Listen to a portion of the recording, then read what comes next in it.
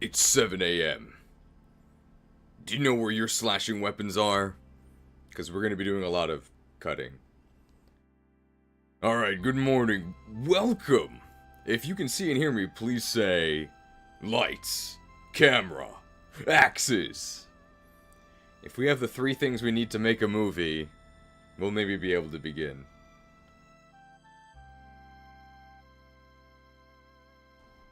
Lights, camera, axes? Alright, excellent. Good morning, everyone. Welcome. Should be able to hear me. Should be some very calming background beats, which might actually be a little bit too calming.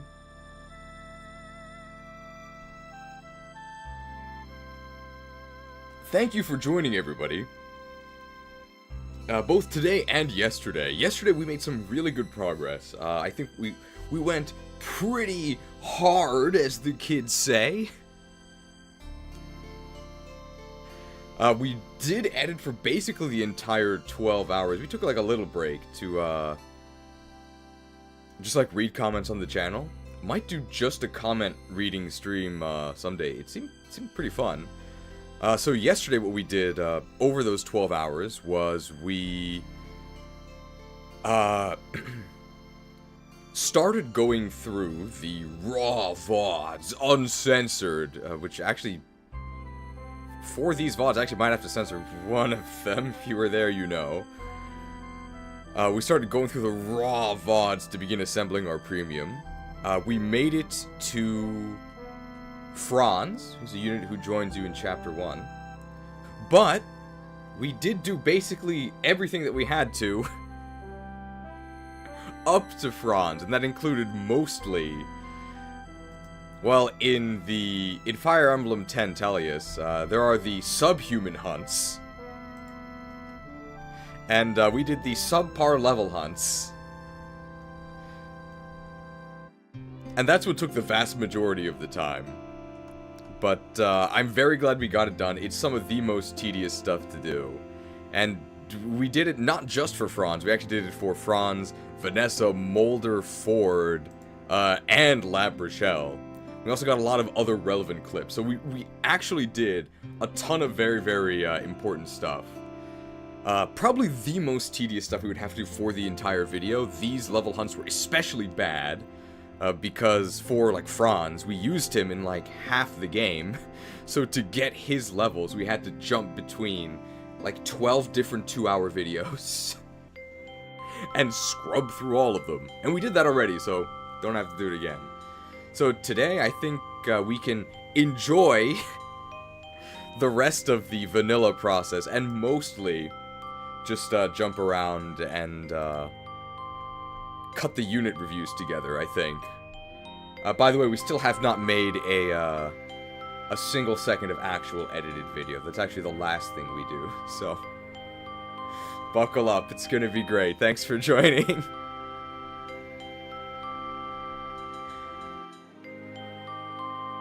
Is this an Iron Man? It is not. About the RuneScape stuff, have you tried Brighter Shores? I have not. Brighter Shores is a new game made by the guy who originally made RuneScape.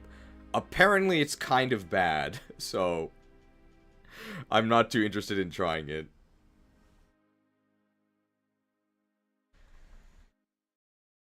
The music should be looping, I think. It's not. We are going to be starting quite soon. Just going to give people a little bit of time to join and continue reviewing what we did yesterday. So, first thing we did yesterday, actually, was make this Gerik versus Grado the Checks list. And we accomplished a lot of this stuff. Normally, I wouldn't make a list like this, but for a video of this scale, where we're going to be going through a bunch of different video clips, it's important to be able to multitask, and people who were here yesterday definitely saw the value of that. And as we find these important clips, we can go ahead and check them off the list. These are just things that we're going to be using. We're not really sure if we're going to need these Sigland fails for Erica, but if we happen to find them, I guess we'll include them. Got stuff for Seth. Maybe we still need Gilliam Gaming, maybe not. Got a question mark there. We did find the Franz the Fraud levels. We did find the Mulder levels, this also took forever. Shadow Slayer is really easy, that's just in the Gorgon chapter. Vanessa the Vile levels took a long time, got those. Ross B&A supports, we found those, fortunately and unfortunately. Don't need anything for Garcia, I don't think. Coleman, we never even used, don't have to worry about that. Archer, we do need to get him capping res, which I believe happened as he was ready to promote in the chapter with all the mountains, the one where Ewan and, not Saleh join you, but Ewan joins you. 99 Slayer is also when he gained Slayer as a bishop. We maybe need the Loot Redditor supports. We saw her C support, but I believe the true Redditor energy comes out in the B and A supports with Arthur. Natasha and Joshua, we didn't use either of them. Ephraim, we didn't reach him yet. We might need his double-blocked Regileaf attack in the Siege chapter against Reeve, the creepy bishop. He ended up getting great shielded by an enemy general like twice in a row, which was really unfortunate. Labrachelle Beast, we actually did find this. We can check that off.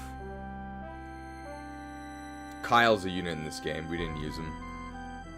Orson, I think we need anything. Tana, I don't think we need anything for him. Amelia, we did get her general promotion. We did get a moment where she doubles a Myrmidon.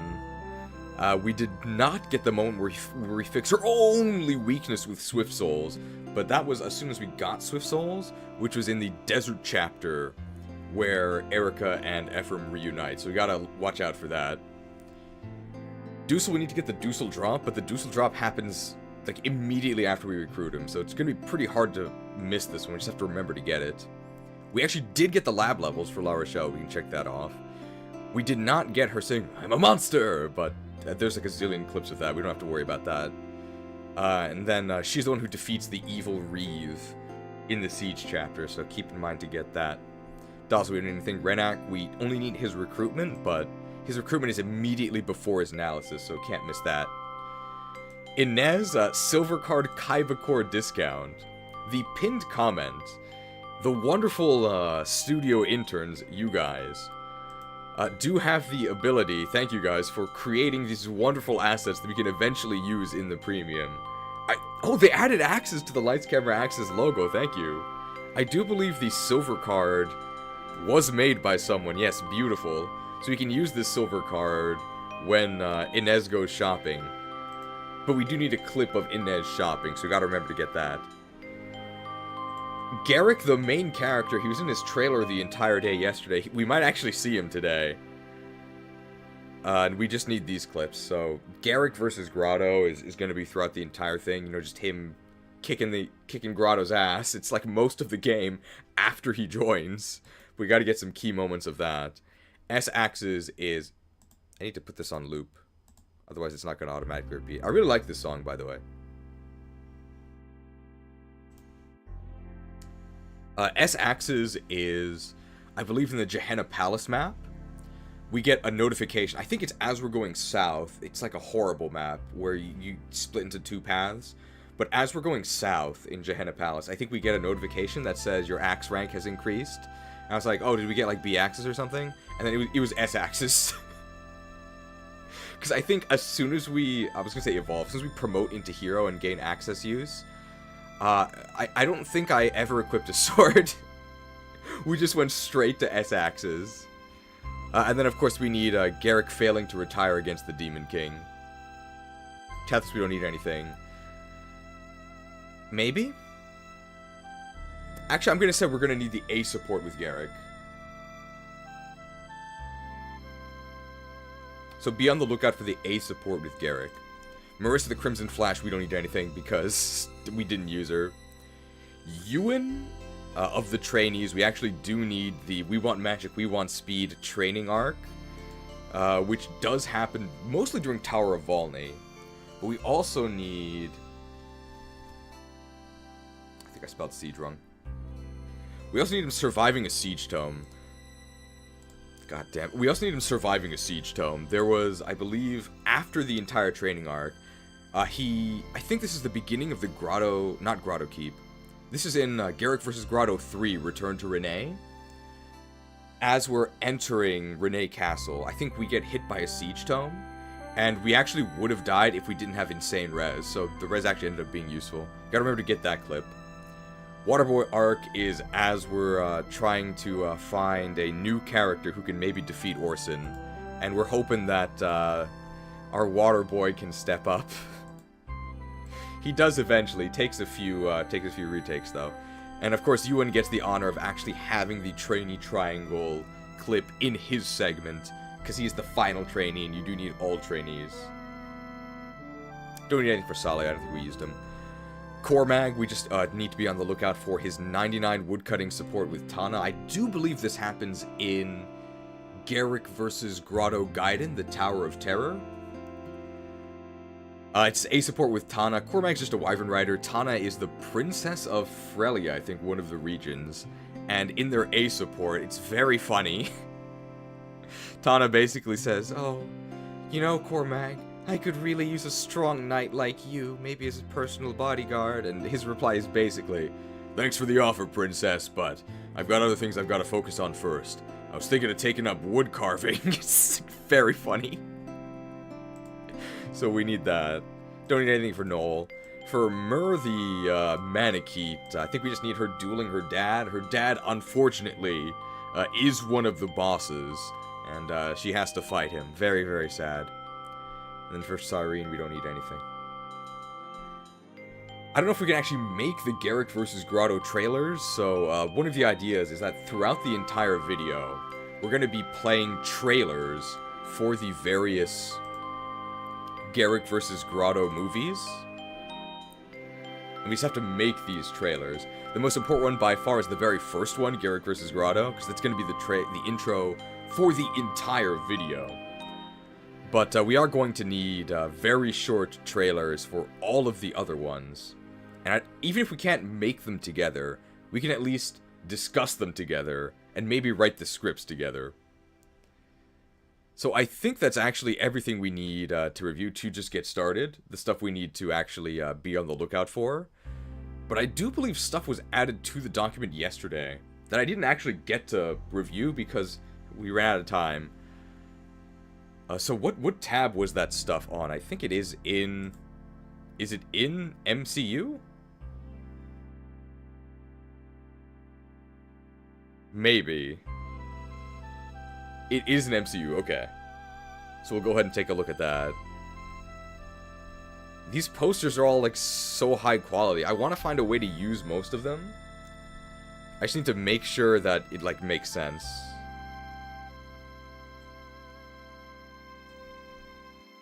This is new. Axis. 80% in Rotten Tomatoes. Very good. Whoever made this, very good job getting the angle of the heads and, like, the connection of the heads to the necks correctly. Very, very good. And also this logo for Axis is great as well. What is it? Is this Friends? But Axis?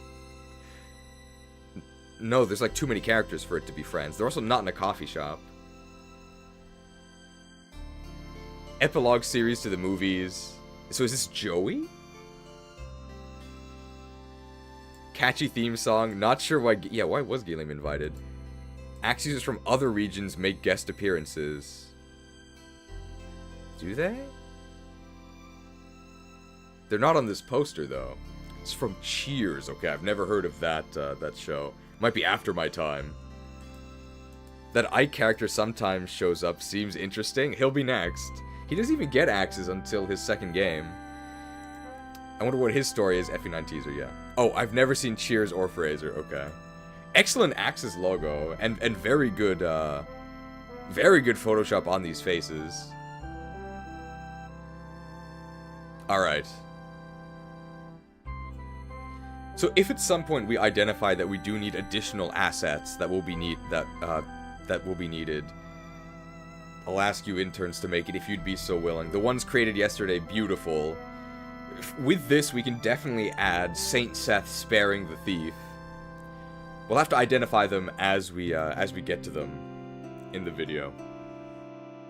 I think that's enough preamble. I think we can begin to slice the next segments of the video up.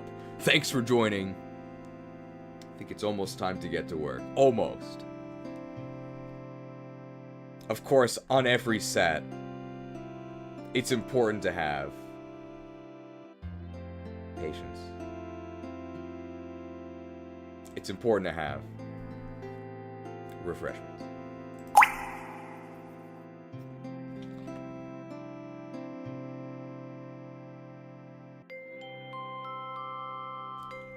refreshed. Has anybody here ever actually worked on a movie set, by the way? I've never worked on a movie, but I have worked on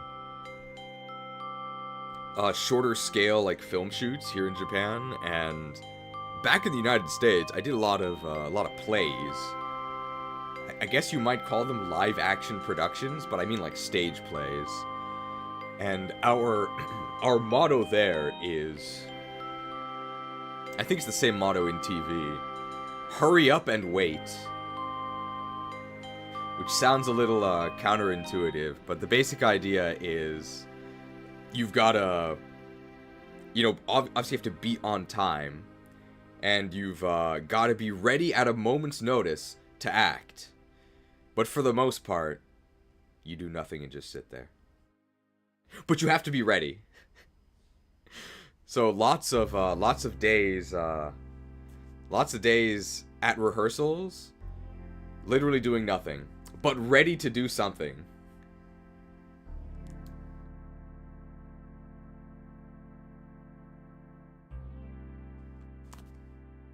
As I'm going through this edit, I might not be able to look at the chat too much, but I'll periodically glance back.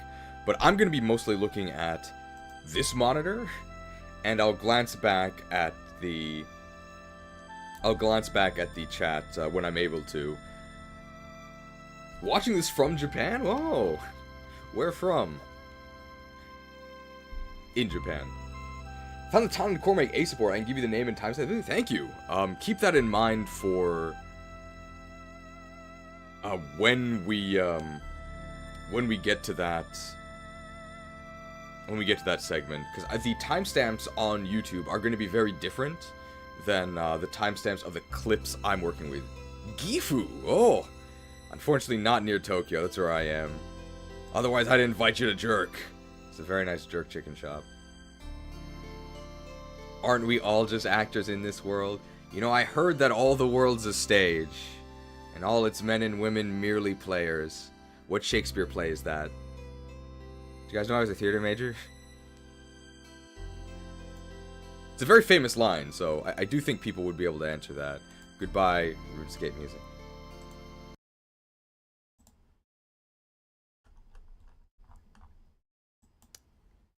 Back to the grind. Who's next? I think it is...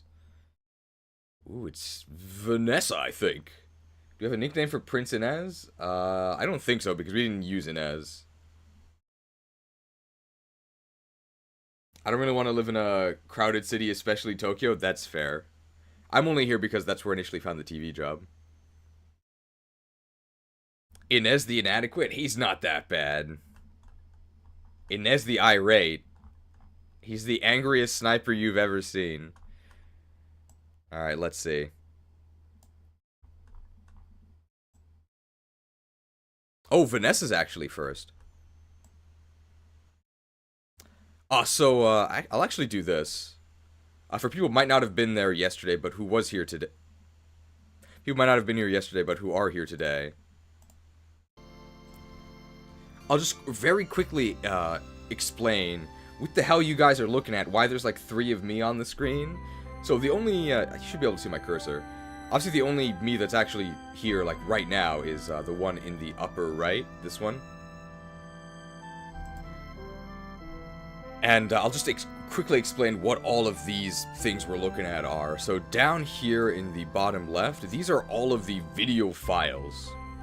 So all the video files, any, like, PNG files that we need, I have to pull them from here, and I'm going to be pulling them onto here, which is our timeline. This is where all the action is going to be happening. And this timeline works on a layer system. So things on higher levels, or higher layers, take precedence over things on lower levels. Not really going to matter for the most part today, because we're just going to be scrubbing. That's the term for doing this. Just going through the video. Mostly we're just going to be scrubbing through one layer. But just to give you an idea of how this works, we've got this image here white out. It's just a blank white image. And if I put it on layer 2, you can see, oh! The only thing we can see is this layer. But let's see, maybe We can go over here. This is where we control all of the effects. Let's go ahead and maybe crop this, remove like part of it. Oh, and now you can see the layer beneath it. Oh, that's how it works. Basically, this is where we can control all of the effects from. Probably not gonna be doing that much today. This is also where we can see a preview of, specifically, a video file that we're scrubbing through. I might use this sometime. Probably the most important part to look at is going to be this area here where Vanessa and Mulder are, because this is showing what is actually happening on the timeline. So this reflects what's actually happening here. And maybe the least important part is all of this stuff beneath my portrait here, because this is where we select the effects. But you don't really have to worry about that. Selecting the effects doesn't really matter. It takes like 2 seconds. I'll just search for whatever effect it is and add it to the timeline. What actually matters is manipulating the effects, which happens over here. So that's why I put myself in the top right, because it's like, it doesn't matter what happens there. So hopefully that's all clear, and we will begin our editing adventure. I do have an actual legitimate question that I don't know the answer to. Apparently, Premiere Pro, which is the program we're using, is referred to as an NLE, a non-linear editor. I have no idea why it's called that, because its main feature is a timeline. And linear literally means line, right? So how is this a non-linear editor? This is a serious question. I don't know why it's called a non-linear editor. Is it because I can... Is it because there's layers? I have no idea. Anyway, let's start. I can edit left or right, I guess, but that's still linear. Open world editor? I have no idea. Why is it called a non-linear editor? I don't think anybody actually calls it that, but the industry term is apparently NLE. Non-linear editor. I don't know why. Alright, let's see. And, audio also works on layers, and just so that it's less sad as I scrub through these clips, I just have like some Golden Sun music in the bottom, but we'll replace that later. Alright, Vanessa review. That's what we're looking for here. Squadala, she is off. Should be starting basically immediately here, I think. Squadala, I am off! That line was in there, right? Welcome, Deaf, to the YTC Institute. Now you can use the... We can include Squadala. She's a flyer. Very well. Squadala! I am off! Apparently because you can edit any part of the timeline at any time, it seems like a linear editor is frame by frame in order. Huh. Well, linear editor sounds absolutely horrible. So I guess we're using... I'm glad we're using an open world editor. That line was in there, right? Welcome, Deaf, to the YTC... Let's see.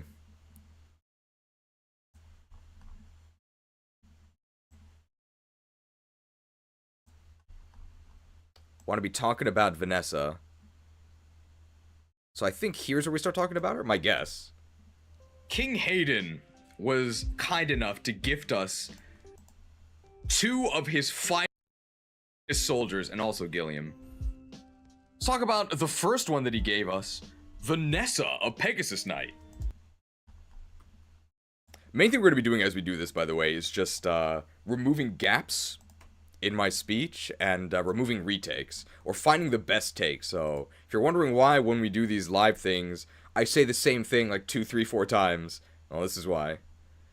Let's talk about the first one that he gave us, Vanessa, a Pegasus Knight. Oh.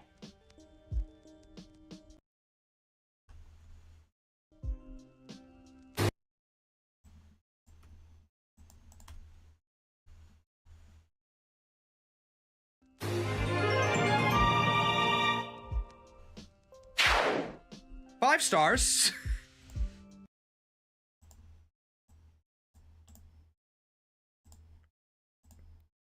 Just to quickly explain why I did this. So, to all of these clips, I've applied some effects to, like, improve my voice and make it sound less bad. But I only want those things to apply to my voice, not to, like, sound effects. So, when I right-clicked this, I removed all of the effects from my voice, but why did I move it down one layer? But that's because on this audio layer, so audio track 1, there's like a denoise effect being applied, and I don't want the denoise to apply to stuff that's not my voice. So that's why I did that, that's why I moved this down. 5 stars.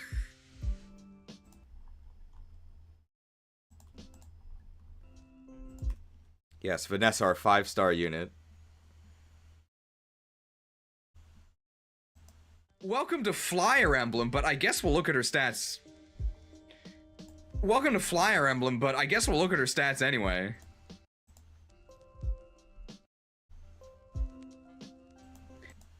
People complained because Florina had bad strength. Well, yeah, Vanessa also has bad strength.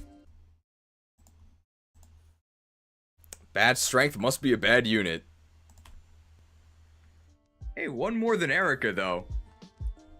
Pretty much exactly what you would expect of a Pegasus Knight. Super, super fast.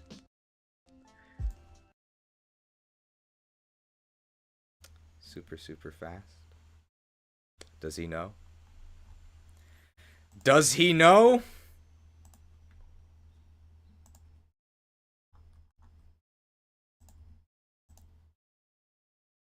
He doesn't know. Questionable strength? She's actually not that frail. 6 defense is surprisingly good. 17 HP is characteristically awful, though. But she's less frail than you might think. She can take a hit. She might even be able to take 2. Ooh. Might.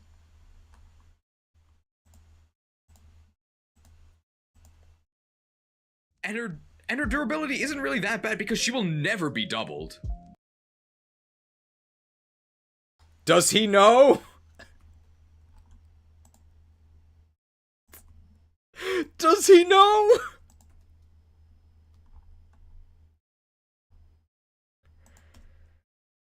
Vanessa. What we can actually do is we can inception it. Cause I think in the premium we can literally put clips of us editing this and saying, "Does he know?"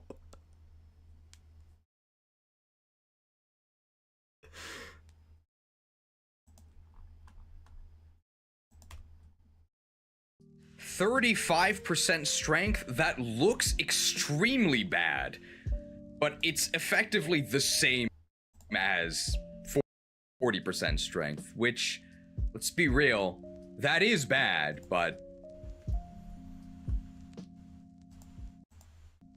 she uses the energy ring really well. It's not tropium. She does use the energy ring really well. I'd rather she definitely does have some offensive issues, but it's much better to have 5 strength and lances than 4 strength and swords. That is true, yeah. Lances at least have decent might. You should put a level up between the review. I don't know if I'll do that because it's the totality of her levels being terrible that makes her bad. So just level ups on their own might not be enough. We'll see though. It's possible I could do that. I think I might just say, like, does he know? 55% skill, pretty good. 60% speed, excellent. Does he know?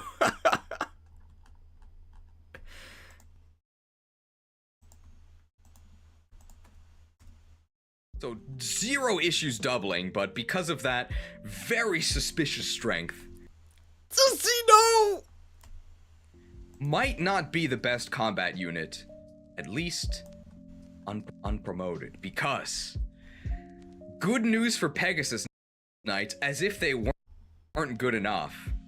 In addition to the Falco Knight promotion, which gives you sword access, wow, you could actually go.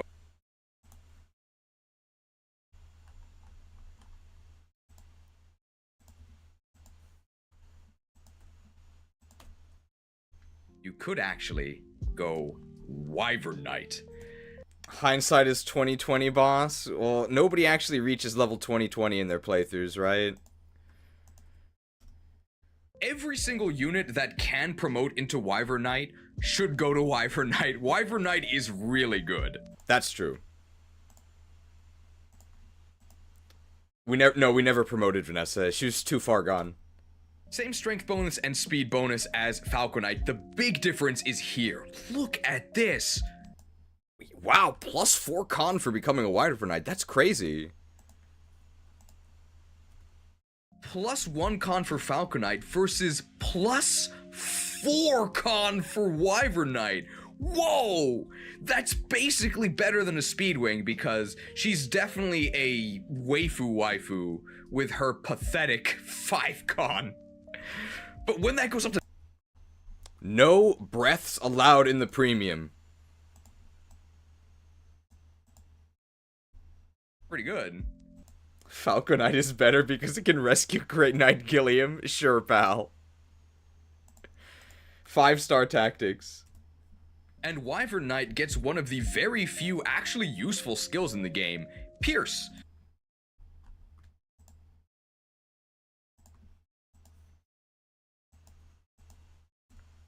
Pierce activation rate is very bad. It's same as Great Shield. It's equal to your level.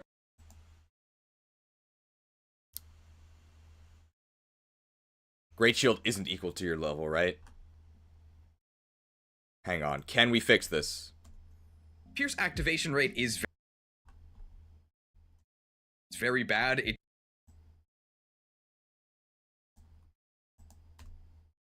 same. Activation rate is very bad. It's same as Great Shield. I think I fixed it. Hang on. Let's try this. Activation rate is very bad. It's equal to your... I think I did it.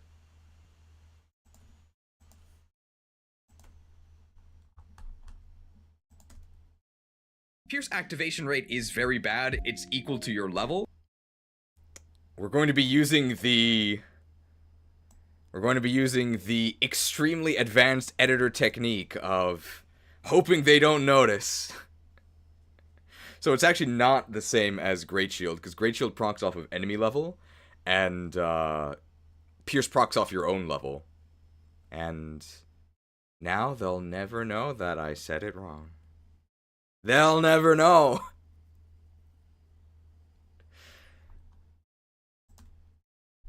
But if Pierce activates, it actually does something. So when you get Pierce, it's basically what we would call Luna in the modern game. So Pierce ignores your opponent's defense, which often means that you're gonna... But we know? Well, only true fans will know. Kill them. It's basically a separate crit chance. Very, very useful.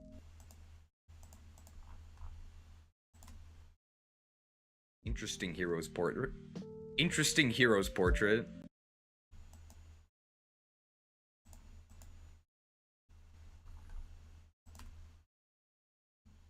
Support list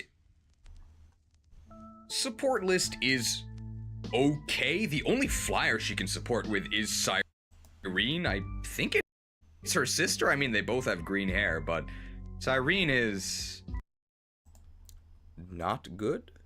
Is that what I say? Not 5 stars. I'll say that much, okay?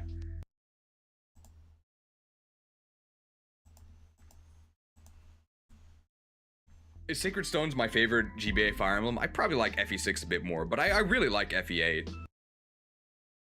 Having played the FE6 Iron Man, maybe FE8's better. The extra HP and defense res for Falco. Oh, I want the con. I guess you could view the con as there's a very minor downside to the con boost from Wyvern Knight, and that's that because of the way aid is calculated, the bigger you are, the less room there is on your dragon, so you're less adept at rescuing, which is Vanessa's greatest utility, but she can still rescue most of the units that matter.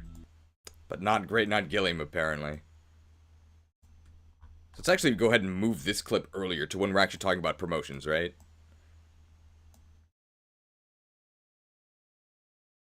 So where do we talk about promotions? Like, here?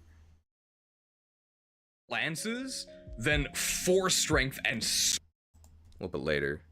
Whoa! That's basically better than useful skills in the game. Pierce. Pierce activation rate is very bad. It's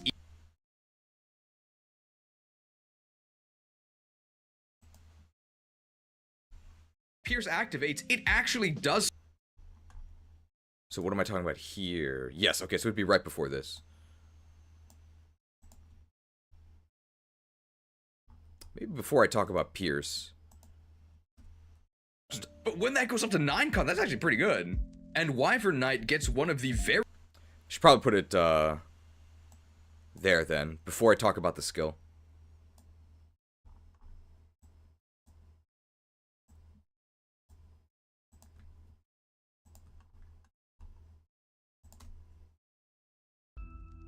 She can't pick up Dussel or Gerik. Apparently there's a Pierce glitch, where if you activate Pierce...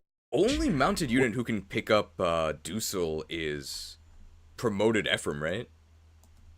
Apparently there's a Pierce glitch, where if you activate Pierce on a ranged weapon and double, so I guess on a javelin, it then freezes the game because it hasn't finished the HP dropping before starting the next animation, so I don't really think we can hold that against Vanessa, but in honor of the glitch, we can play this. Critical error. Now, this should probably go after we talk about Pierce, right? This is literally about Pierce.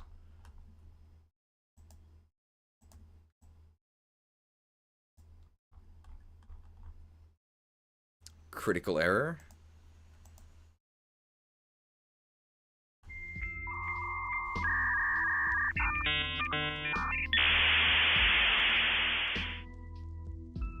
Great programming.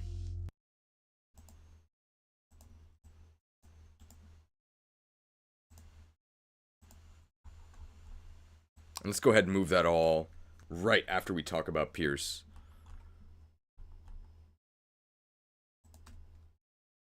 Utility, but she can still rescue most of the units that matter. This is Pierce because the next one is talking about heroes? Good chance. Very, very useful. Yes. Interesting hero's portrait.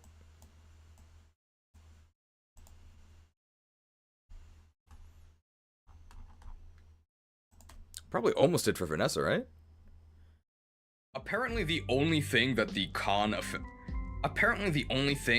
extra bulk of Wyvern Knight affects regarding rescues is Gilliam, who's terrible anyway, and Dosla, who's not terrible, but I'm not gonna be turning down the Wyvern Knight promotion because I can't pick up Dosla.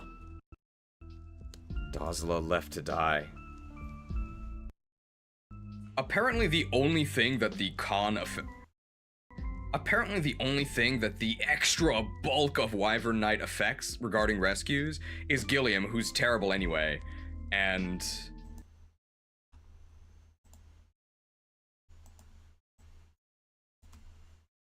Dosla, who's not terrible, but R.I.P. Gilliam. I'm not gonna be turning down the Wyvern Knight promotion because I can't pick up Dosla. Guess we can also add that to talking about the rescue. Dozla the Ditched.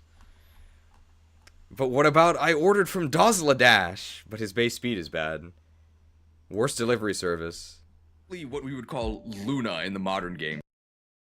Somebody earlier than that. Rescuing, which is Vanessa's greatest utility. So right here. But she can still rescue.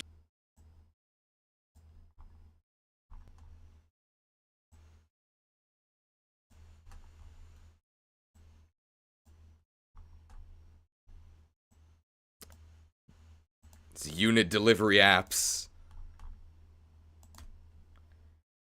Ooh, actual downside to... Definitely... Okay, apparently she also can't pick up Gerik, which actually is kind of a shame, but... Gerik will survive, it's fine. Gerik doesn't need a ride, okay? Maybe I should have gotten all these clips beforehand. Definitely... Okay, apparently she also can't pick up Gerik, which actually is kind of a shame, but... Gerik will survive, it's fine. Gerik is huge. That's why he can use axes, no problem.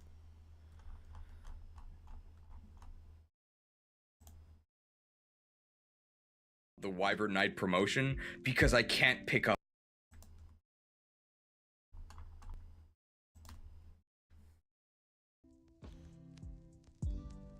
Could put a trailer there since Gerik is mentioned. That's not a bad idea, but my main plan is probably between unit reviews. Early flyer in a series called Fire Emblem. Can't really go wrong with that. This isn't a speedrun tier list, but if you ever watch a Sacred Stone speedrun, it's actually not a Seth stomp. Because it is a Seth and Vanessa stomp. Good unit.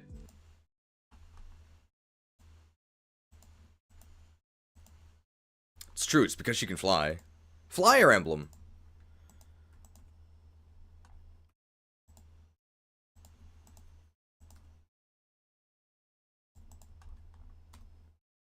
Would be 5 stars if she was just a taxi. Would be 5 stars even if she was just a taxi, but hey, she can also fight reasonably well. Good unit.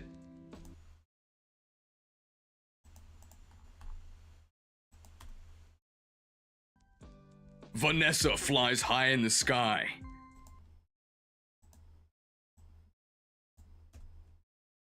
She was just a taxi, but hey, she can also fight reasonably well. He doesn't know. I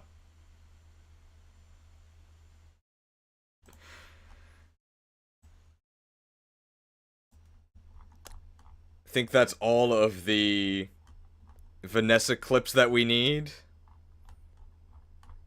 Let's just go ahead and group them all together. And we can actually, I think we can enjoy the fruits of our labor yesterday. And we can go ahead and watch the Vanessa the Vile levels. He doesn't know.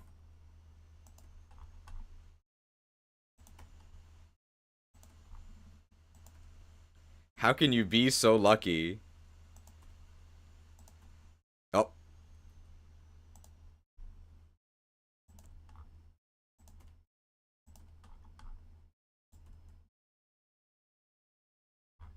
There we go. So this is what we spent. The Vanessa levels weren't that bad yesterday, but you can see. You'll see here what we did yesterday. I think these are Vanessa levels.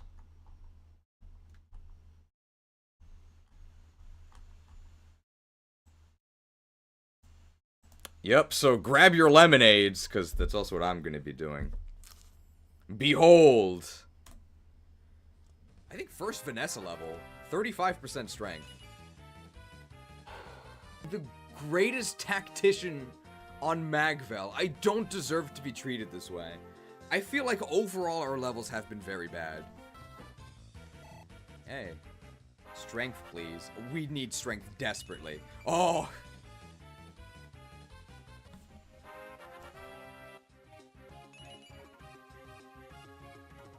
It's not fair. Excuse me? Is this enemy double attacking me? We really need strength. Vanessa's very weak.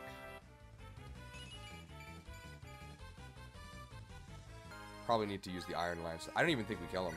Oh, we do. We get doubled by this. Are you kidding me? There's no way we miss, right? Okay, we're fine. We get doubled by a Steel Sword Mercy. We have base speed, by the way.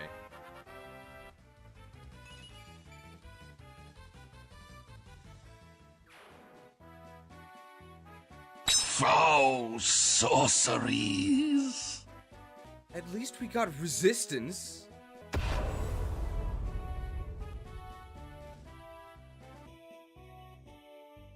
Yeah, Vanessa is based. Base speed Vanessa.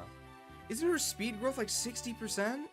And we should get the same cursed level as last time. No, but we still didn't get speed. Speed?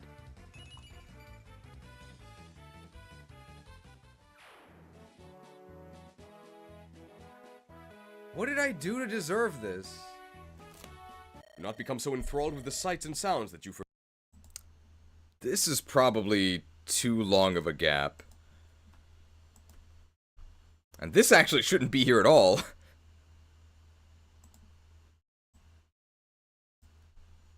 It's actually a good thing we reviewed this. Let's just put that over in supports and dialogue.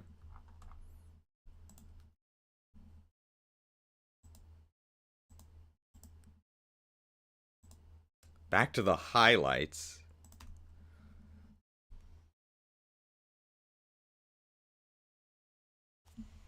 We have like a 60% growth, I believe. Are you kidding me? Shouldn't have believed.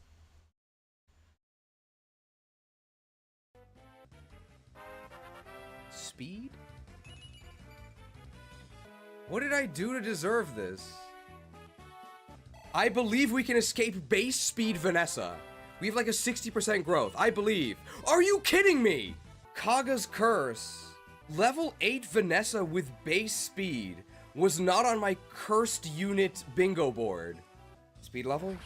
I think we do get a level from this, right? We do. Here's our speed level. It's been so long. It's been so long.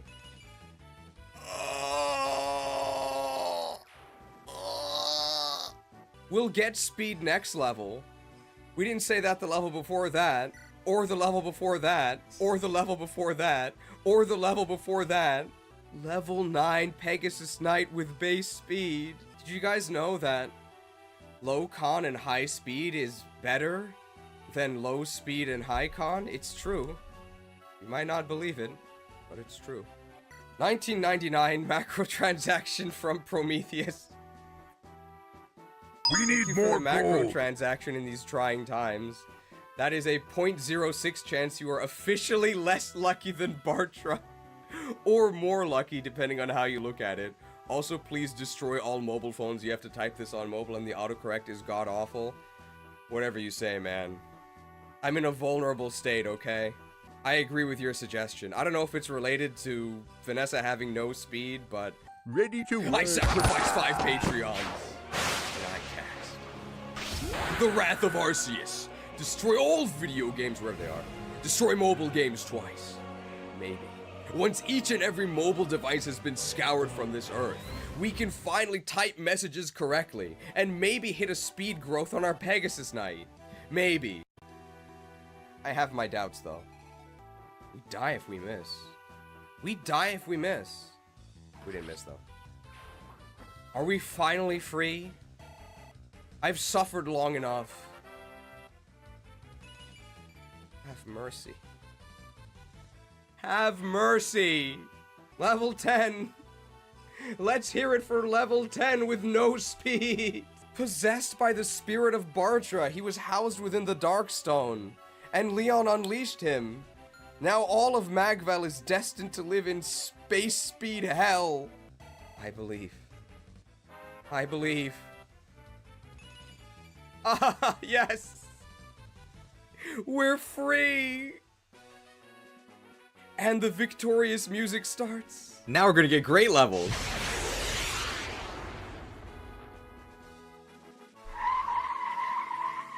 Wait, what are all these clips? Wild speed.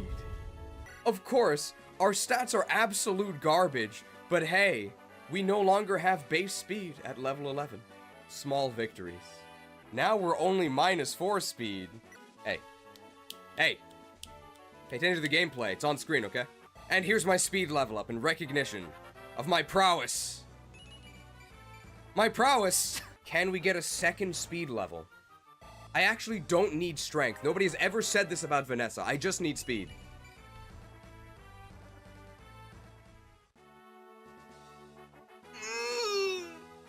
If we recognize that hoarding is a pitfall, we'll be rewarded for our foresight. Bad move, by the way. And we'll get strength and speed. We'll get strength and speed. And we'll crit him. Okay, well, we'll get strength and speed. That part can still come true. That stinking Pablo! He lied to me. He said Vanessa was 5 stars. Did Pablo lie? Is Vanessa 5 stars?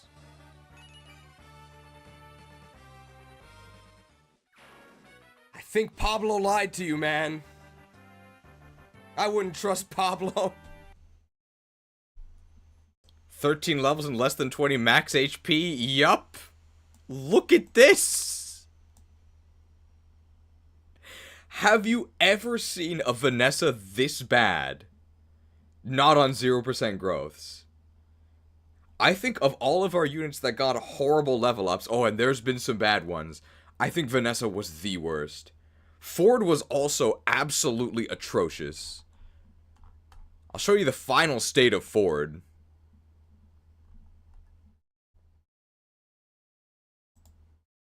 Look at this crap. A good omen. It's maybe a little bit too late.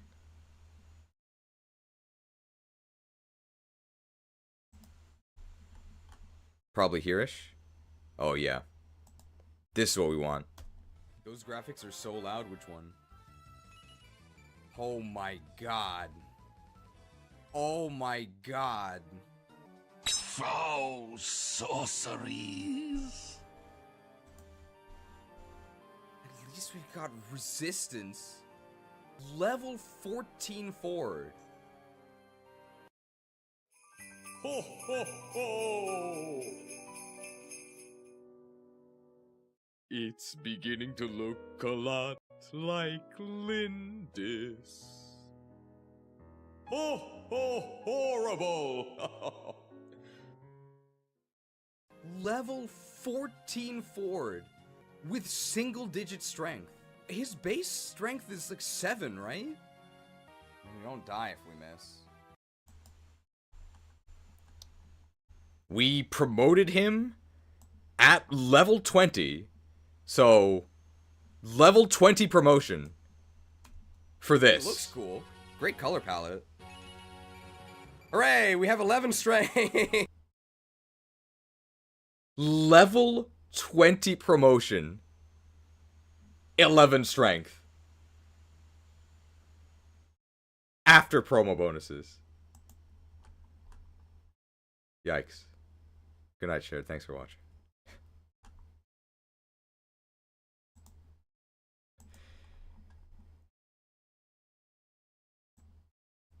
Alright, it's Molder time. When I played FE, I had a horrible Franz that never got strength the entire playthrough and had like -4 defense. We also have an almost 5-minute highlight reel of our Franz the Fraud levels, but our Franz was still actually quite good despite being below average in almost everything, which is the sign of a good unit.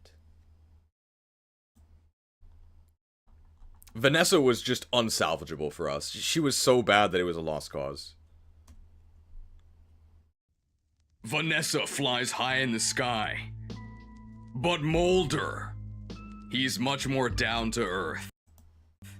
It's Molder. The boulder? The Boulder! I am but a humble curate. Humble Curate Gaming. Did you ever check if your ROM was tampered with? Your red growths were insane and Vanessa was a travesty? I mean, it was tampered with. I added a Lunatic patch. So enemies were stronger than usual. So I think in the vanilla game, she wouldn't have been getting doubled by those mercs. But as far as I know, growth rates were not altered. As far as I know.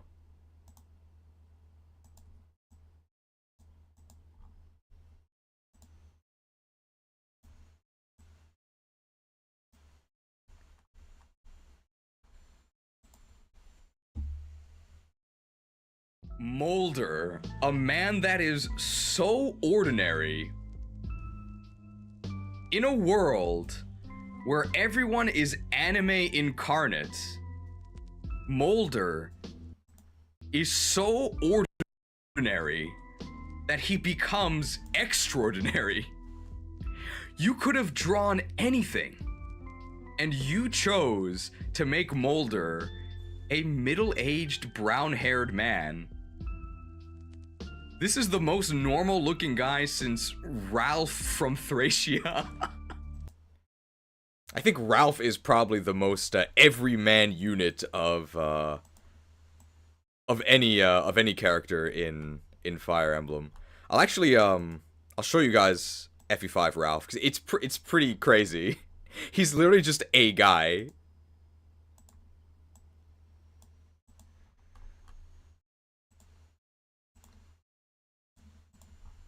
And obviously in the premium, I'll put Ralph.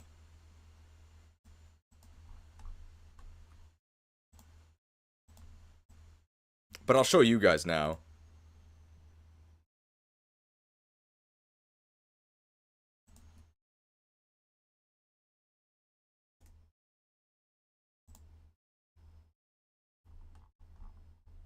It's Ralph. It's just a dude. Ralph. His art makes him look a bit more impressive, but just like his portrait, he's literally just a guy. Like your neighbor Ralph. But in Thracia, Mercenary is actually a promoted class. So they're saying that the everyman Ralph, he's actually this would be the modern equivalent of hero. So he's basically he's saying that the everyday guy who's gonna fight for his village, he's the hero. I really like that they just have dudes like Ralph. Just this guy.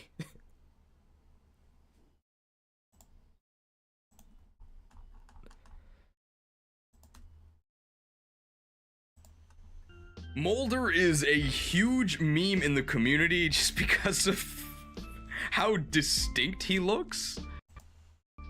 And the reason why they call him Molder the Boulder One luck, by the way. is because it rhymes. Haven't played Thracia, but those stats look pretty good for a game whose stat caps are 20. Yeah. No, his stats are, like, fine. But stats don't matter that much in Thracia. Not that they don't matter at all, but stat caps are not as important as a bunch of other stuff, like FCM, skills, like tons of crazy things. But yeah, no, these stats are pretty good. This guy's 14 con. This guy's huge.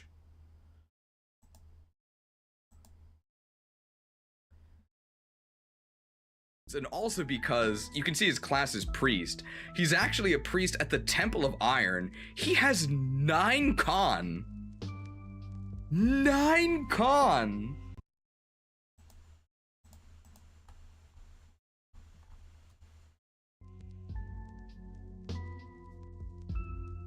Okay, Seth has 11 con. That's the same as Franz. How are we gonna do this? On 9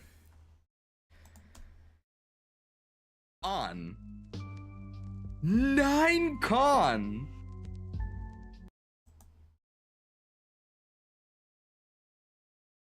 Okay, I will do this. This is...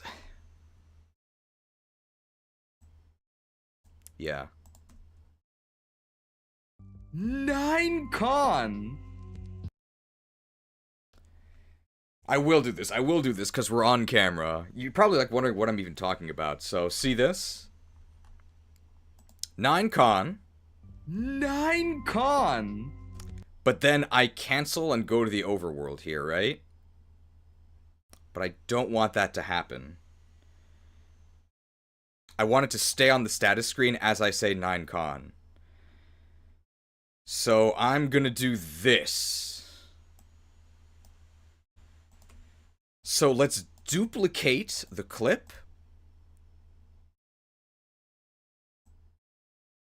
Yes, let's duplicate the clip. On the upper clip, what I'm actually going to do is I'm going to crop the left such that it's only me talking and the chat.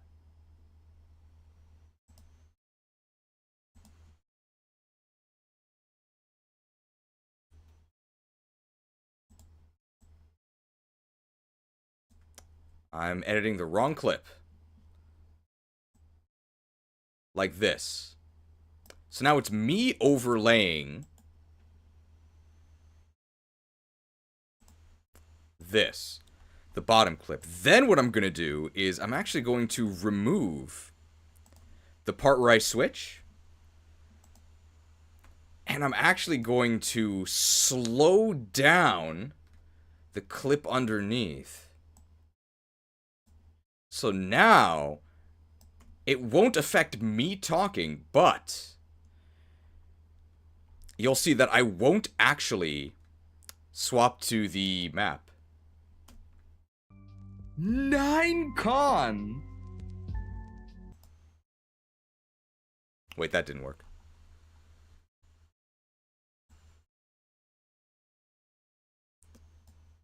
Technical difficulties.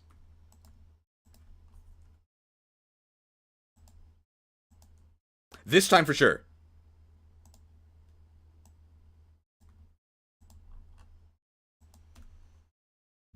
Nine con.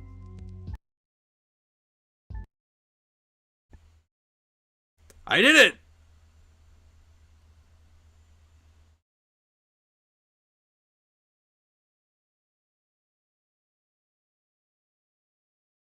So now we can say 9con without the actual map screen changing. We did it! And the viewers will never know. Movie magic. Is it the same shirt as yesterday? I have the AVGN strategy, where I have multiples of the same shirt. Well, I guess you guys will know. 9con. I guess if you really, really look, you'll see that between this clip and the clip I just did, the menu UI elements will move 25% slower if you really pay attention. 9con. 9con. Nobody's gonna notice. That's the same as Franz. Franz actually has to fight using like big metal weapons. Mulder fights using books, and he has 9con. It's actually relevant.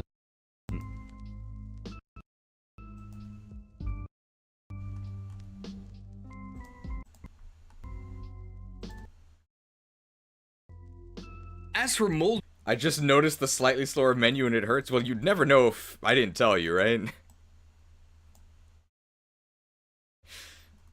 As for Mulder's gameplay, starts as a level 3 priest. He has 4 magic, that's a bit low for his level. He's actually really fast. 9 speed is really good. That's true. 9 base speed as like a level 3 priest. That's actually crazy. Saul from FE6 also has like really good magic and speed, despite clerics not really needing either.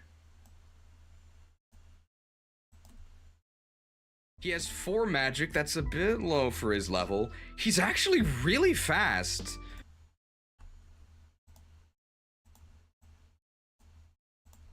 Nine speed is really good. I think he's faster than Franz.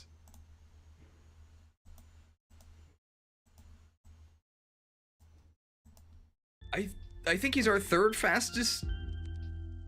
9 speed is really good. He's faster than Franz. Yeah, see, he's faster than Franz. That's crazy. Why is he faster than Franz?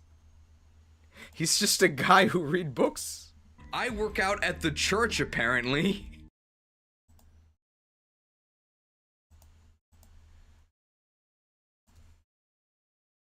They definitely do not call him the boulder because he's unbreakable, though. 20 HP and 2 defense is very bad, but at least he doesn't get doubled.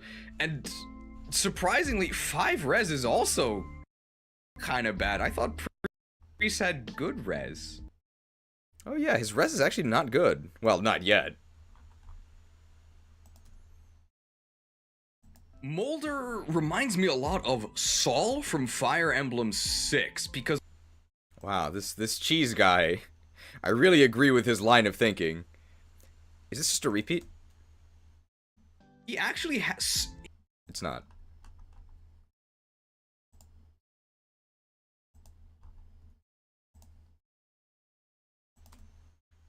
Molder reminds me a lot of Saul from Fire Emblem 6 because although he is a staff bot at the start here, he's actually a super staff bot because look at this.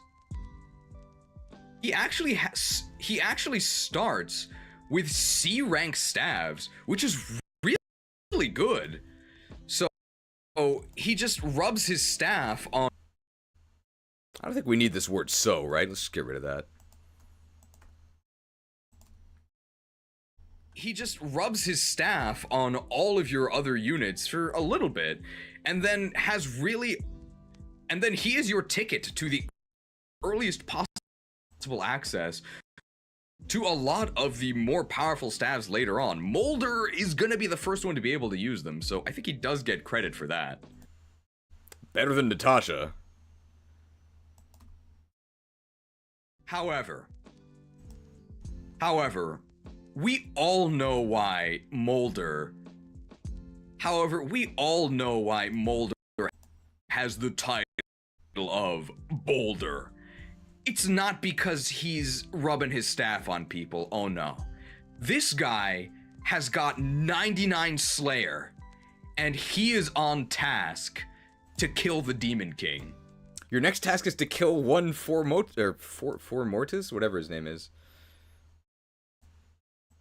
For people who understandably don't know what this means because it is RuneScape, there's a skill called Slayer, which is basically, it's just like MMO quests from other games. And you go to a Slayer Master and they'll say your next task is to kill 10 boars or whatever. And if you are on task, as in assigned a task by a Slayer Master, you can use a piece of equipment called the Slayer Helm, which is, I think, the best piece of equipment in the entire game. It gives you massive accuracy and damage bonuses, but only against your task monster. So because Molder is on task against the Demon King, he gets bonuses against them. It's not literally triple, but that is what Slayer in this game does. Slain. R.I.P. RuneScape, by the way. Normally, bishops are kind of... because light magic sucks ass. That is still the case in this game. However, bishops get the best skill in the game by far, Slayer. Ironically, Slayer not the best skill in RuneScape, but the best skill in this game. I don't remember what did I give Slayer in my RuneScape skills tier list? I think I gave it a B. Hey, Dom Masters is back. How'd the yogurt go? Most skills in this game either do nothing or occasionally do something. Slayer always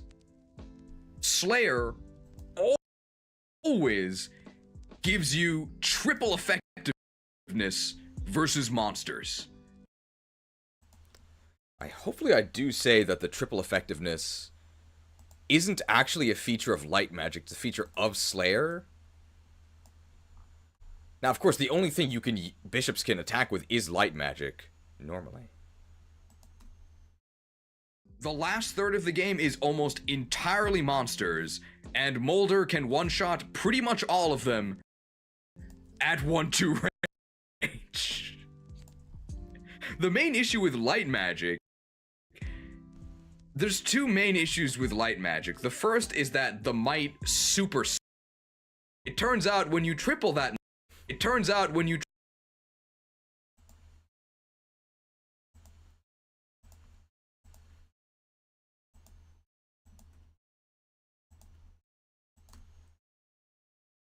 It turns out when you triple that. I should probably listen to this to make sure it's okay. There's two main issues with light magic. The first is that the might super sucks. It turns out when you triple that might, it's actually great. So, no problem there. The second issue with light magic is that, oxymoronically, I hope I used that correctly, it's actually really heavy, but it doesn't. I don't think I used that correctly. I think I probably should have said paradoxically. Or ironically. It actually would have been ironic there, right? Because you would expect light magic to be light, but it's heavy. Whoops.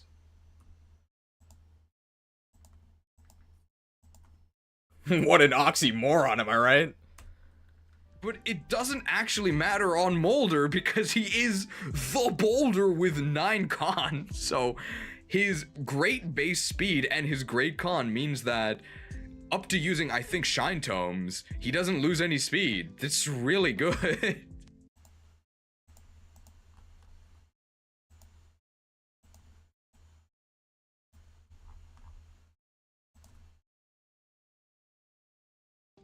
Paradoxically was the word I wanted. Whoops. Wrong. Two issues with light tomes. The first is that their might is we did the terrible. retake. Light does not make might, but it turns out when you triple that might, it's actually great. Oxymoron was the right term? It should be ironic, right? Because it's called light, but it's actually heavy, so that's what it is. I like the way this cheese guy thinks. Second issue with light is that, ironically, it's very heavy. So heavy light is an oxymoron. Okay, so I can keep that. I'm fine. The drama. So it's not paradoxically. The arcs. Does that mean we have to... I think it does. I'm sorry. I'm sorry, Richard Davis. I think the ghouls were... Yep, see ya.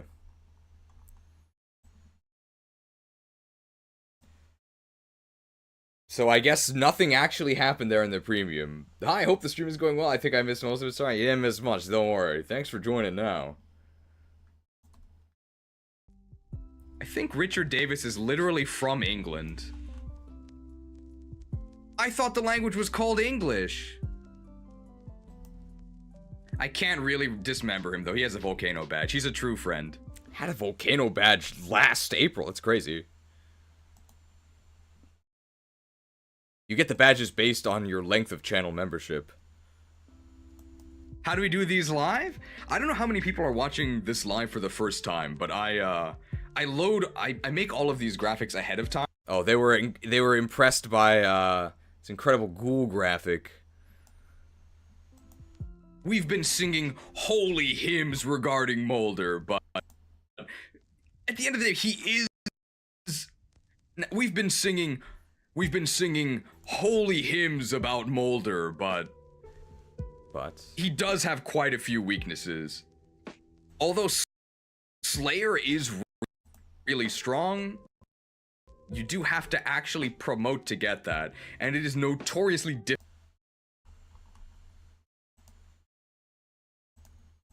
That should work. Oh.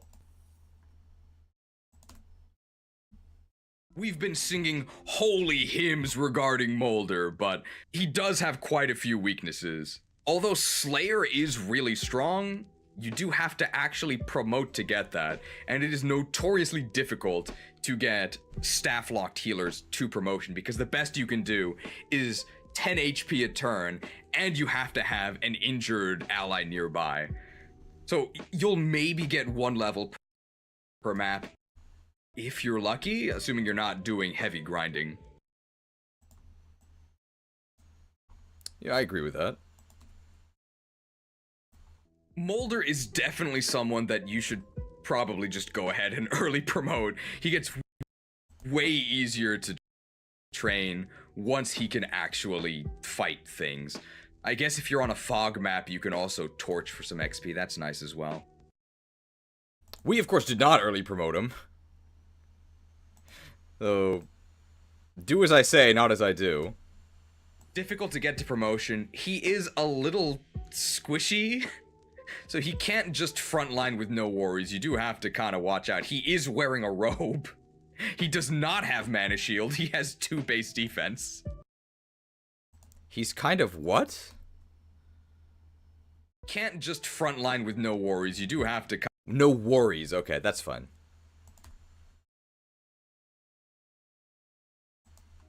And he is infantry. So although I do think...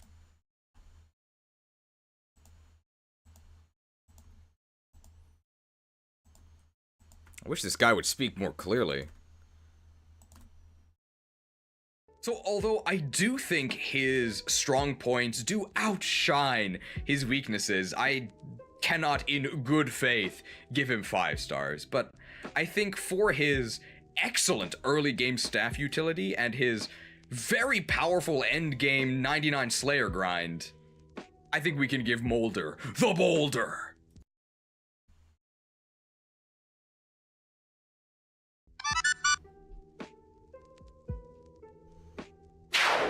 Four stars. That's fine. Just do the same thing we do to all of those pre-made graphics. Did I add? Oh, I didn't. Okay. I was just trying to search him on FUWiki. I literally typed Boulder. Oh, we didn't even talk about his stats. Perfectly fine. 40 magic is... His growths are perfectly fine. Does he know?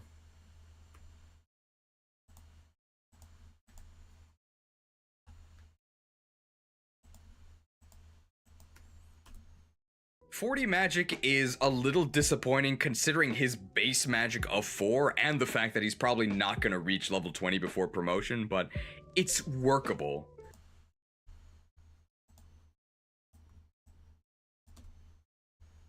.40% speed is also perfectly fine considering he actually has really good base speed of 9. Oh yeah, he has a sage promotion. I don't know why you would ever do that though. Are we sure this guy is a priest? He has 25 res. I thought priests had a ton of res. Don't worry, man. Priests get tons of res. Have faith.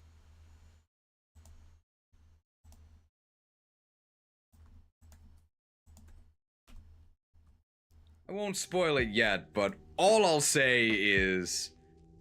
by the end of our run...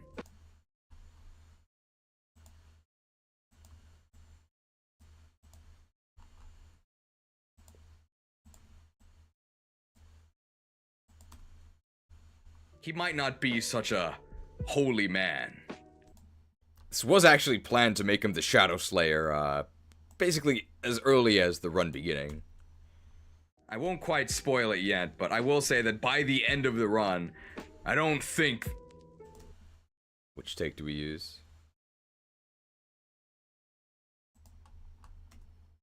I won't quite spoil it yet, but I will say that by the end of the run, perhaps the light will have betrayed Molder. Or maybe he'll have betrayed the light. You'll have to watch to find out. Ooh. We'll use that. Ooh. Might not be such a... Now, where does it start? end of our run. He might not... From here, right? yet, but...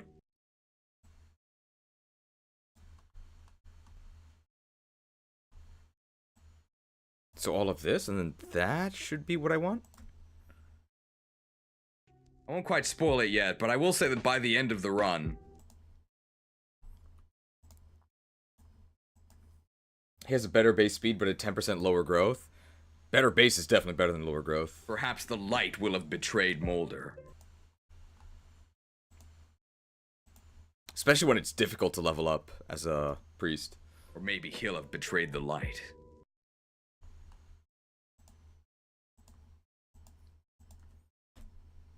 You'll have to watch to find out. Ooh.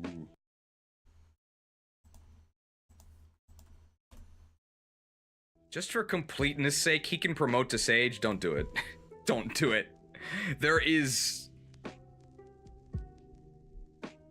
I'm thinking of possible justifications for promoting to Sage. I think we'll leave this gap in, and then we'll add like a loading icon. And maybe like a dial-up noise. I don't know. The whole point of getting anima magic is that it's baseline better than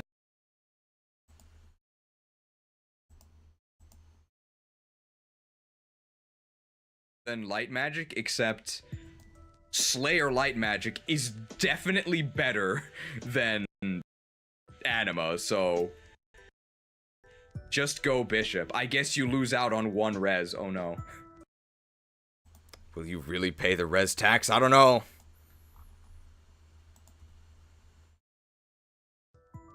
Bishop also gets you even more staff XP, although I don't really think you'll need it. I'm not sure if you'll need the staff XP if you early promote at level 10. Fun fact about Slayer. It doesn't make light magic effective. Fun fact about Slayer. It doesn't make light magic effective against monsters. It makes your attacks effective against monsters. Stay tuned. Ooh. Very spooky. So let's actually put that right after we talk about him becoming evil. Potentially. No spoilers. Is this ooh? Find out. Ooh. Is it too much to ooh twice in succession? I guess we're using round. Let's see.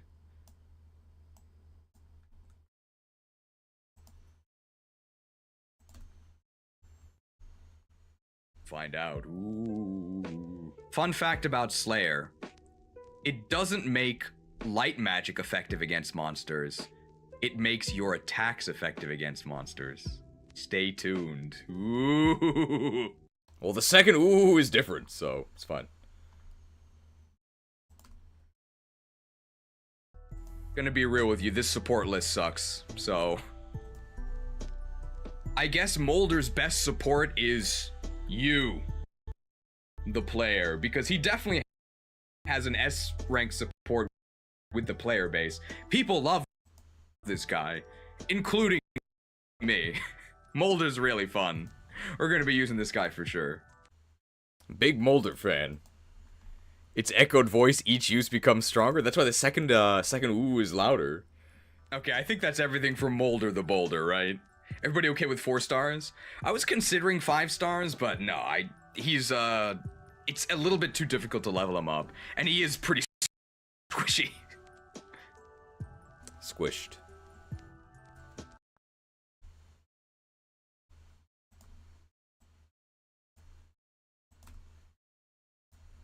You caught a Geodude, right? I don't think I'll leave that in. I don't know if it's a fun fact, but weapon effectiveness actually overrides Slayer. So if you give him the S rank light tome, Oriola, what is it called? What's the S rank? It's not Oriola, is it? Evaldi, okay. Do I just do a full retake? I think I do. I don't know if this is a fun fact, but allow me to illuminate you with this nugget of wisdom. Nuggets! Weapon effectiveness actually overwrites Slayer.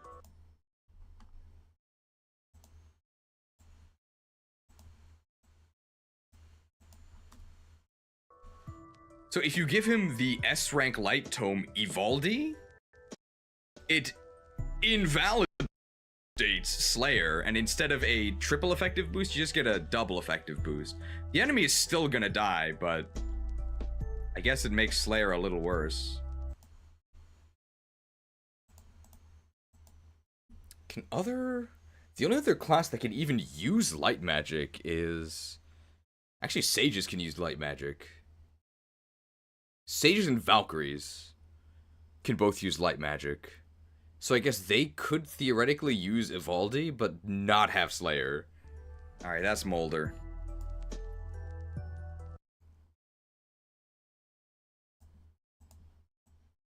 We should maybe put that after we talk about Slayer. It's not like we're going to use Evaldi anyway, right? Is this Ooh? It's definitely Ooh. Ooh. Okay, yeah, that's what I wanted.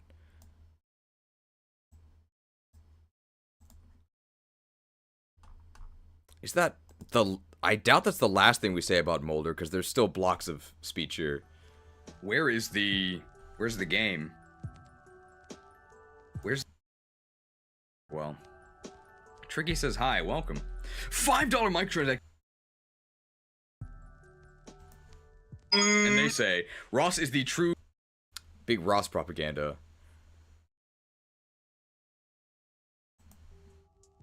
At least on my Discord, link in the description.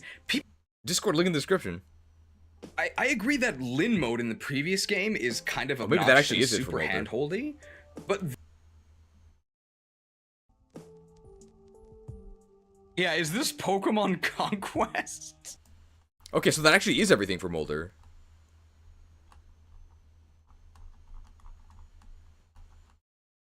So the actual review segments don't really take that long to trim out all the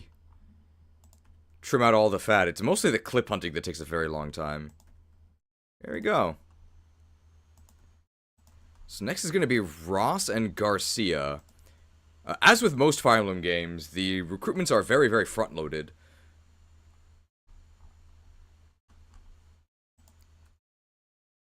So you get a burst of recruitment in the beginning, and then you actually have most of your units for the game. The last unit that joins us is actually Cyrene.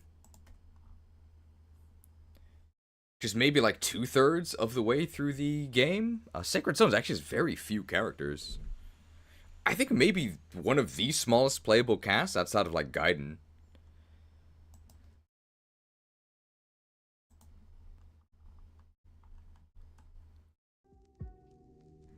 Where? Alright, so next is who? Should be either Ross or Garcia. Okay. Oh, I think this 1 star is for Gilliam and not for Ross or Garcia.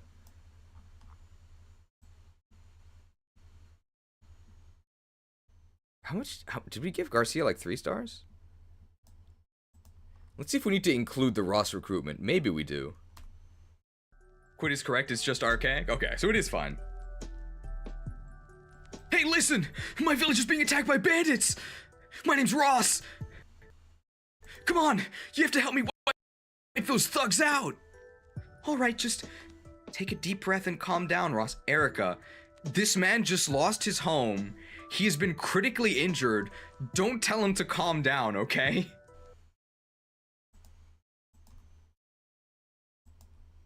Leave the villages to us. We'll drive off the bandits. Seth, take the boys somewhere safe. No! Wait! I'm gonna fight too! But my father's out there all alone, fighting those bandits.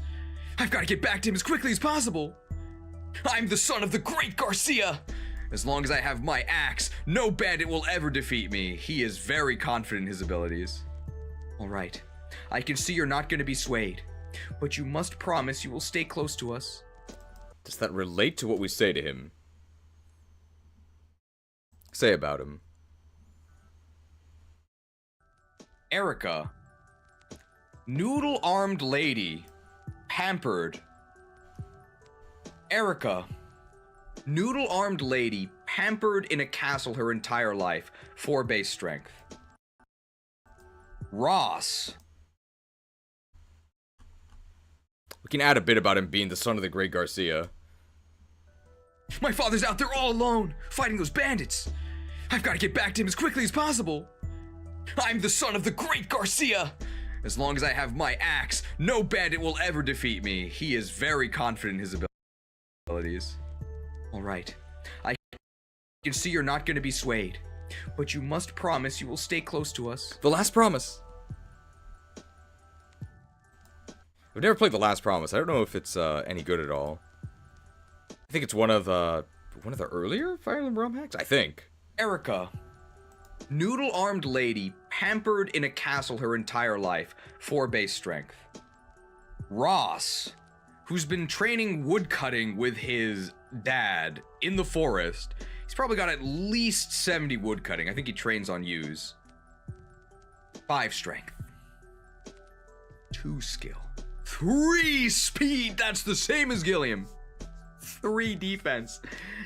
Oh my goodness. Ross basically has been stitched together from the worst parts of all of your other units. Patchwork want to play. Oh, stitched. The worst strength, the worst skill, the worst speed, pretty good luck, the worst defense, literally 0 resistance. 0 res, how could you use this guy? And he has 4 move. That's the same as an armor knight.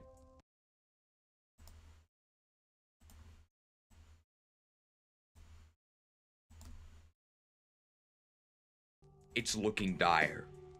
It is looking dire. It is looking like 1-star city.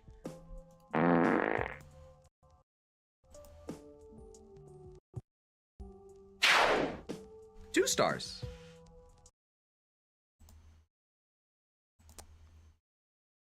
Two stars, not that bad. Good promotion path.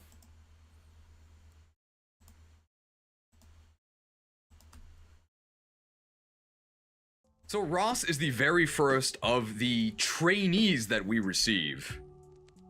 Trainees are beloved by the player base at large. They're training projects by design. His class journeyman.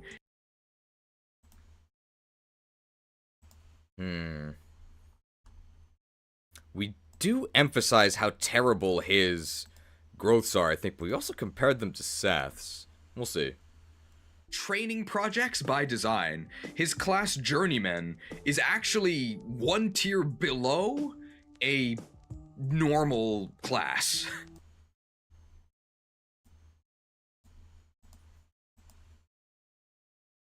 So he is extremely bad at the moment, but he does get better. Let's talk about how.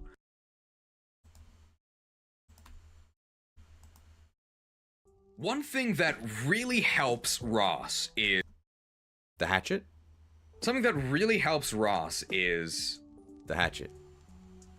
Something that really helps Ross is that he did his mandatory 6th grade reading. Hatchet by Gerik Paulson. A story of a trainee unit who gets lost in the wilderness and has to fend for himself with only a hatchet. And then by the time he eventually gets rescued, he has gigantic muscles and a 15% crit bonus, and he just absolutely massacres all the people who came to rescue him. I think that's how the book ended. It's been a while since I read it. It's not how the book ended. Although he did have some lasting effects from his time in the wilderness. Hatchet by Gary Paulson. 6th grade? That's when I read Hatchet by Gary Paulson. It's a real book.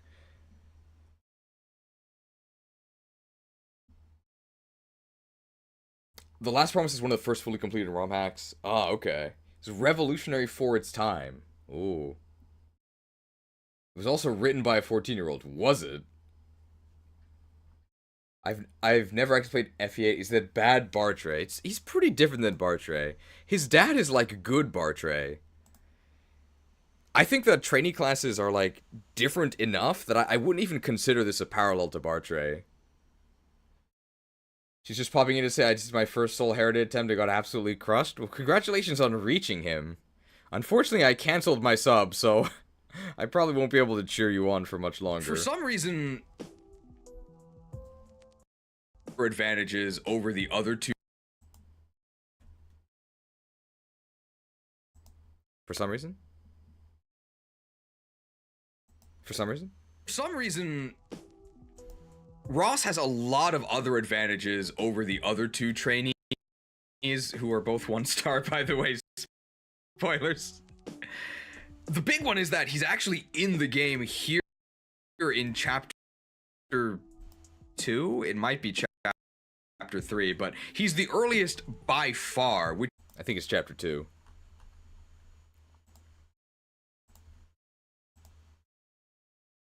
Which is good, because you gotta train this guy.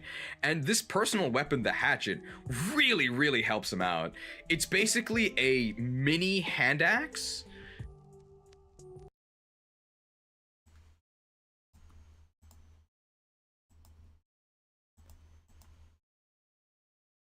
With way better hit, which is super important, because since Ross is basically level -10, even if he just chips an opponent with the hand axe, 1-2 range by the way, he gets like 30 XP.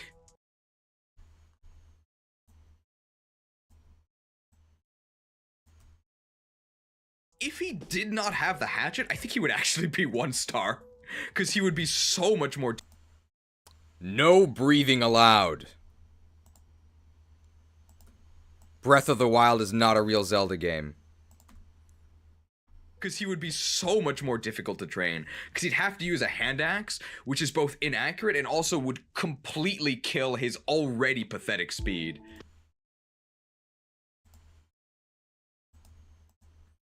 I think, he definitely doesn't lose speed from hand axes once he's a berserker. I think he still loses it as a pirate. Why doesn't Ross, the largest of the trainees, not simply eat the other trainees? Because even though he's the largest of the trainees, he only has 8 con. It does get better. No breathing allowed?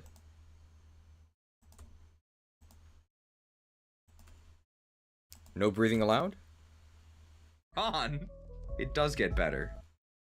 Breath of the Wild is not a real Zelda game. Ian axes, but come on, you knew that already, right?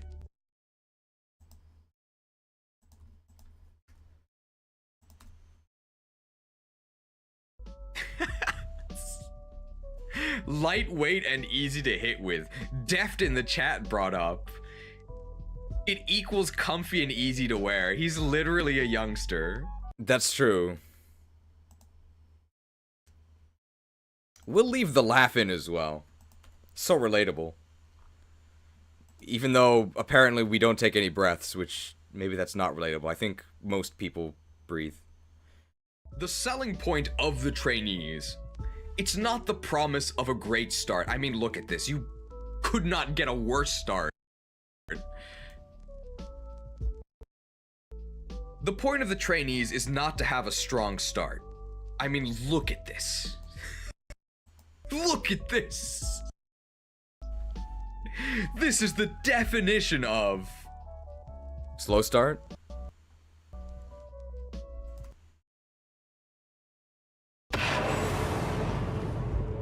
Slow start.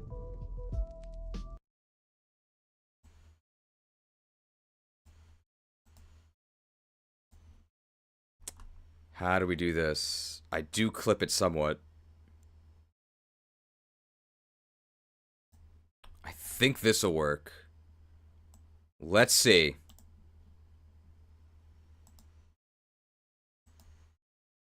So ideally, you don't notice any change in audio effects as the clip goes from just the Sekiro sound effect to me saying slow start.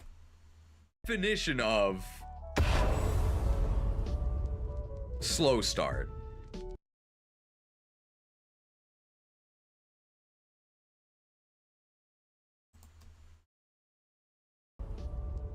Slow start.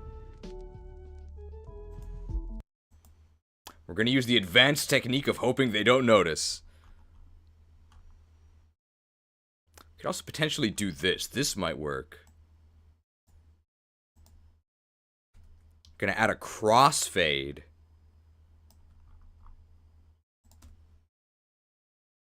Slow start. They'll never notice. Crossed. If you're using a trainee, you're in it for the long haul, right? These bases are terrible, but of course, if you're using a trainee, you're in it for the long haul, right? These bases are terrible, but they're supplemented by his amazing growth rates. Amazing growth rates.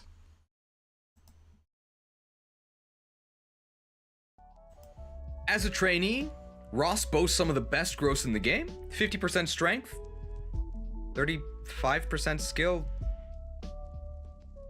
30% speed.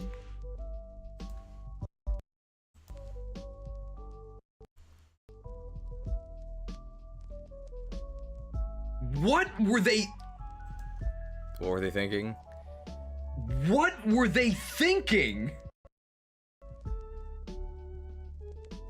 Why would you have a unit that is meant to be the ultimate growth unit and then just give them bad growths? I don't get it. Well, you see, yeah, he has bad growths, but he has more room to grow. That's how it works. If he had good growth, then he'd be too good. Just give him 60%. Just give him 60, 60, 60. And he would be 3 stars. But no.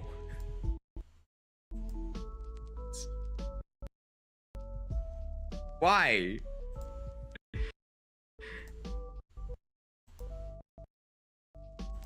I think it'd be fine if he had... Well, looking at all these, I would say like double his growth. That's maybe too much, but... Maybe not his strength growth, but his start is so atrocious that he really does need insane growths to make up for it. As a trainee, Ross actually gets to promote twice, and he does have a very clear path he should follow. Ross's strength is probably going to be just fine. What Ross really needs is speed. He needs all the speed he can get, so he needs to go the route that gets him the most speed.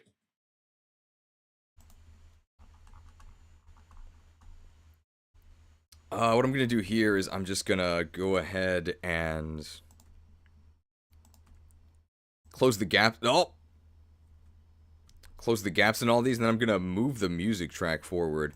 We could also use different music tracks than this Golden Sun one, if anybody has any suggestions. But I think it has to be one that I already have downloaded, because I have to put it in the editor, otherwise the it's not going to actually start and stop. But if it's music you've heard in my videos before, then I probably do have it. And I can maybe, this would be the time I could sub it out instead of the Golden Sun one. If anybody has any suggestions. We can maybe swap it out after we do Ross. Fighter gives him +0 speed. So he has actually 3 promo options if it's your second time playing. Normally he can either go fighter or pirate, but if you've already cleared the game, you can actually go journeyman, and then journeyman again, which is the super trainee. Super trainee gets +15% crit, but it doesn't get any con bonuses, so it's just bad berserker, but it is funny.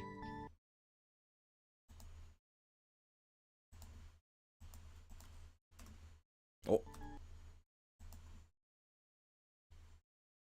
Get these promotion bonuses. Pirate gives +1 speed, fighter gives +0, so you should just go pirate. Does his better base his growth and average stats if both are berserkers, but his speed is hopeless. hopeless. For his second promotion, what would be a normal promotion for most classes, you can either go warrior or... Oh. Your second promotion options actually change based on which path you go initially. If you make the wrong choice and go fighter, you can then go either warrior or hero. Warrior gives you bows, lol, and +0 speed, so don't go warrior. Hero gives you +2 speed. So if you mess up and choose fighter, you can get a little bit of redemption by going hero. But for sure, the best path for Ross is to go pirate. And then if you go pirate, you can choose between either berserker or warrior. Warrior is the same as the fighter choice, +0 speed, but you get bows, lamau.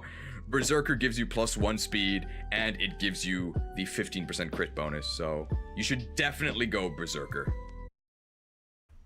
Speaking of pirate, I looked up a bit more of that drama about pirate software. Okay, apparently his name is not Thor. I think it's Jason.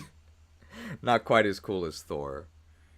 But no, it basically is as silly as I thought. It was that there was a... not quite a wipe. There was a tragedy in hardcore World of Warcraft where some characters died. It wasn't this Jason guy that caused the wipe. It was that he didn't do... it was both that he didn't do as much as he could have done to save his teammates, and that also he apparently has a very conceited, like, holier-than-thou internet presence. He literally talked about how to prevent a wipe like this earlier with the class that he was playing, a mage, and then when the opportunity came for him to do the stuff that would save everyone, he didn't do it. And that's why it's a drama. But it's still kind of silly, I think. For supports, Ross actually has the fire affinity, which is probably the best affinity in the game, and yeah, no, but it's overall, like, yeah, I would agree, a nothing burger. I think it's only a drama because people don't like this guy, which is, I guess, fair. For supports, Ross actually has the fire affinity, which is probably the best affinity in the game, and so does his dad. And he has a very, very fast support with his dad, and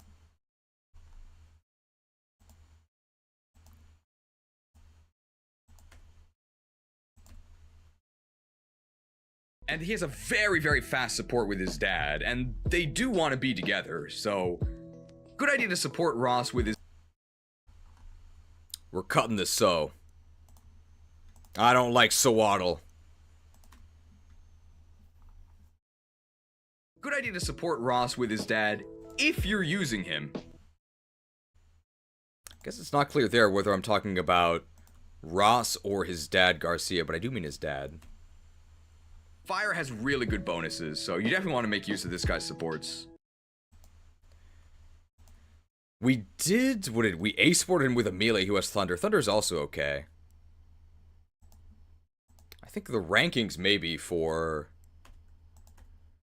GBA support types. Fire's probably the best. Then, Light? Light maybe second best. Then Anima. Then Thunder? I think. Basically, the offensive ones are good. Everything I've described about Ross so far really sounds like 1 star, but...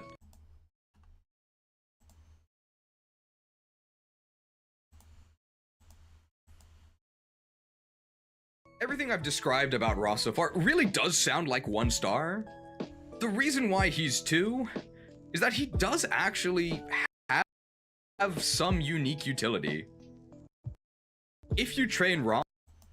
Lightning has no avoid, though. I think that's why I ranked it, like, 3rd, right? Oh, no, I ranked it below Anima, so I ranked it, like, 4th.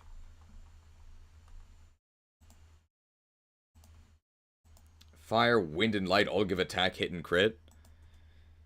How is Wind versus Light? Fire's definitely the best, right? I don't think anybody's in contention about that. He does actually have some unique utility. If you train Ross, he does actually get quite strong. He is better than your other option for a Berserker, Dozla later. I know class-by-class comparisons are a pitfall, but trained up Ross is actually perfectly fine. Class by class. So here's an actual question. Class by class. This actually might take a little while, so I'm gonna put on the gonna put on harmony here. Or it's actually background. So class by class is a pitfall in Fire Emblem because your units don't compete with other units of the same class. They simply compete for deployment slots. So what I mean by that is, it doesn't really matter that Ross is a better Berserker than Dazla, because he's not competing with Dazla. He's competing with, like, Seth. Because you have 8 deployment slots. You don't actually need class diversity. No DEI in Fire Emblem. You need just good units. There's no real reason why you wouldn't use like 12 Wyvern Riders if you had them. Which is also why reclassing sucks. Because then all you would do is just spam the best class and, like, very limited utilities. You'd have, like, 12 Wyverns and, like, a Warp guy. In Pokemon, should you actually compare within types and roles? Maybe you should? I guess it depends on what you're doing, right? But would it be fair to compare, like, Greninja and Meowscarada? Because they're both fast Protean sweepers? I think you would actually directly compare them. I think. But then again, you could also say that they're competing for party slots, and there's only 6. Ross isn't even a better Berserker than Dazla. I'm tired of hearing this. Ross propaganda and Dazla slander. Dazla isn't even good, but comparing him to Ross is insulting. Ross is absolutely a better Berserker than Dazla. What? I think Dazla has like 9 speed. Dazla's kind of hopeless. Like, I think I gave Dazla 2 stars as well. Obviously, Dazla's better than untrained Ross, but literally everyone is. Well, not the other trainees.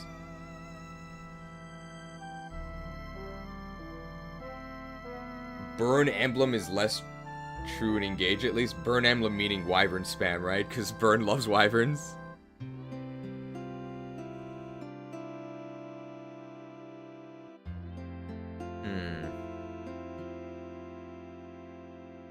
I don't think comparing Pokemon in niches is a pitfall.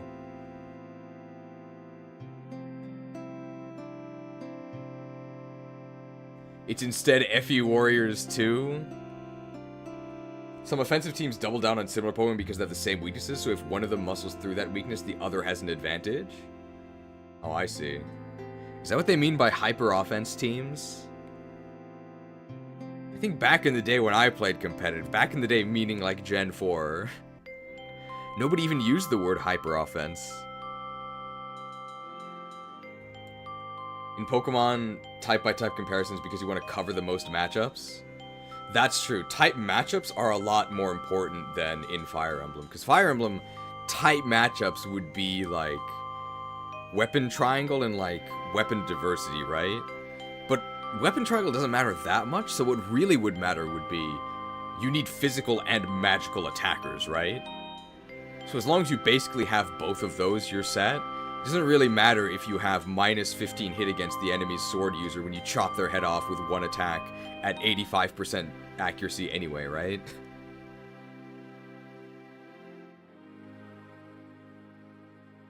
(10-10) 1 Ross has worse stats and Dawson than everything but luck and maybe skill or res. Nobody goes 10-10 promotion for Ross, though. There's no way.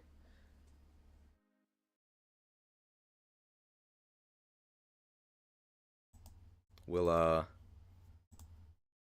play this one more time. There's a reason why Smith Plays Pokemon hates Gyarados because it overshadows every other water Pokemon. Oh, did Smith Plays Pokemon release the Magikarp video or the Gyarados video?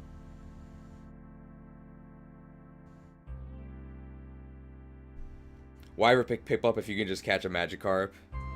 I don't think Magikarp is... He did? I knew he would beat me. Well, we have video evidence that we didn't plagiarize it. I imagine that... Well, I haven't watched his video yet, but I imagine that I don't think my video... We are going to make a video, by the way, called Why Does Magikarp Still Exist? I would imagine that the main theme of his Gyarados video is that Gyarados is just too good for no effort, and it makes other water types obsolete, whereas our video is more going to be about Magikarp's Zero to Hero arc being, like, completely irrelevant.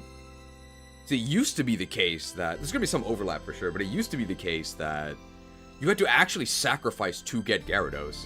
That's why Gyarados was so good. Because you actually had to weaken your entire team and spend forever switch training. Then EXP share came along, and then it became easier to get Magikarp to Gyarados. But you still had to sacrifice. Still took EXP directly away from your other Pokemon. And then since Gen 6, with the advent of Universal XP share, Gyarados is just free. So, like, what's the point? You never suffer, so why do you get a reward? It doesn't make any sense.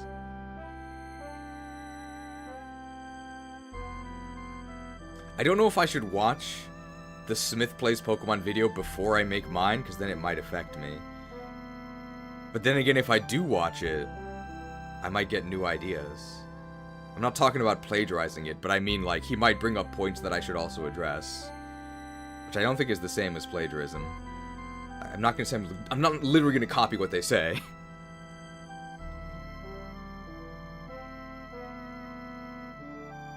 Vortex Autism Warrior came back from a 3-day camp trip and OSRS is on fire. Yup.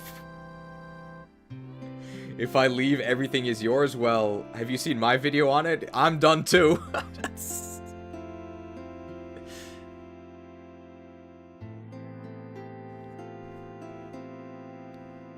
We'll see. I think the dream is to get this Fire Emblem video done, and well, we're a ways away from that, so I guess we'll get back to it.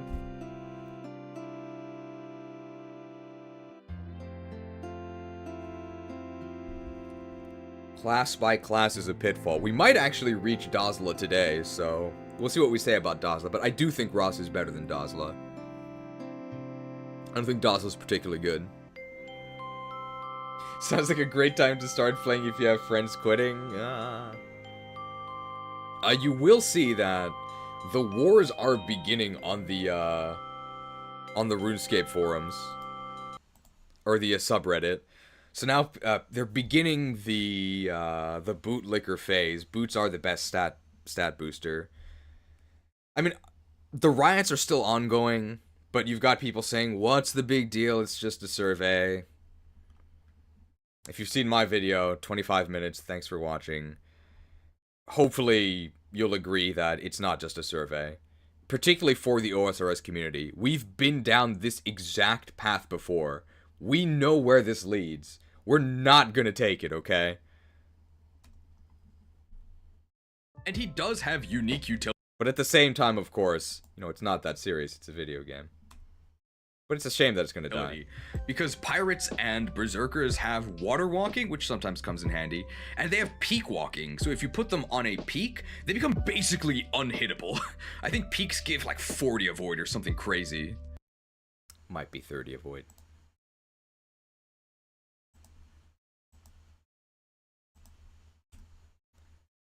Another thing about the hatchet, it's not even his personal weapon, so you can go ahead and trade it around in case you need more accurate access. But I believe there's only one hatchet in the game. So you gotta be careful. Even though in the real world, there is a sequel to Hatchet, which I don't think anyone except me read. I think we'll leave this thing in about the Hatchet sequel. Do we need a secondary production company, Axes Hollywood, for like unit interviews? Maybe. I'll always remember the main character does get rescued, and then the second book is about him trying to reintegrate to society, and then some guy at school starts bullying him, and then the main character turns into Riolu and he starts spamming force palm on him. There's some ridiculous line about how in nature there's no closed fists, just palms, and then he hits the other guy and gets expelled from school, then goes back to the wilds to use his hatchet. I don't really know what that has to do with Fire Emblem. Yeah, we'll leave that in. Force palm. Longer videos make more money. In summary for Ross, horrendous start. Okay payoff, but definitely not worth it. I think that's fair to say. Mostly a for fun unit. But not a complete meme unit like the other tradies who are just absolutely awful.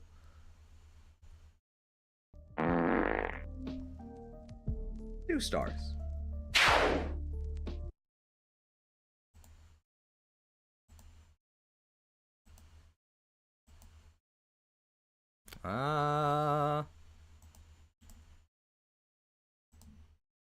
This makes it a bit easier. It doesn't actually matter.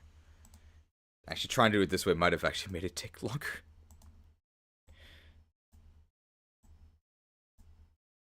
It's fine. Remove attributes. 10 Hong Kong dollar, third one in 2 days. 10 Hong Kong dollar microtransaction from Nazuno Heroine P, mysterious heroine P, who says, "Roses are red, violets are blue. Oh, touchy, my beloved." I agree with the message of your poem, but maybe you need to work on the rhyme scheme. Although maybe it's a, what do they call it, free verse poem? That's something I'll never understand. When I was in middle school, I didn't understand it. Now that I'm a wizened old man at the ripe old age of 30, I still don't understand what free verse poetry is. Isn't that just like normal writing? OSRs would literally rather die than give you Asian servers. Well, calm down, okay? They're a business, they need to make money, and they don't have enough to spare on Asian servers. They gotta pay the CEO of CVC. Not even okay payoff. Both Garcia and Dazzler are better. Ross's ass in what ways considered so much better than the other trainees. I think I said, did I not just, I think I did say he's terrible, right? The main reason he's better than the other trainees is, one, he has the personal one. That means he can actually hit things. That's Amelia. That's another huge problem with Amelia that we're going to talk when we get to her. She can't hit a goddamn thing because of the javelin. The hatchet means he can actually hit things and get chip. Huge advantage over the other trainees is that he's actually in the game. And it's like barely, I think I don't even say okay payoff. I think it's not worth it. I agree he's worse than Garcia. I don't think he's worse than, I don't think he's worse than Dazzler. Dazzler's pretty bad. It's mostly Dazzler's speed. Dazzler's speed is absolutely hopeless. Dazzler's also in much less of the game. But Ross has legit uses. I think you need him for like some water walk skips.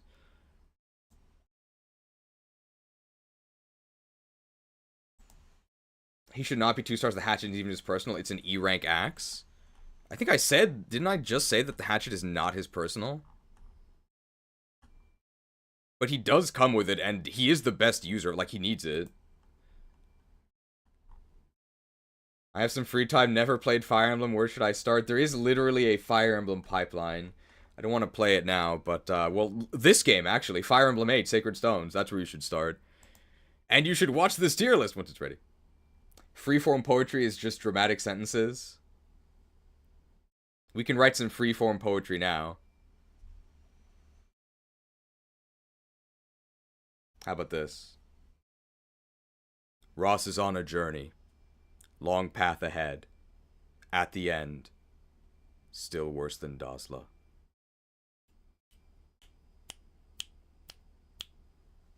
What do you guys think?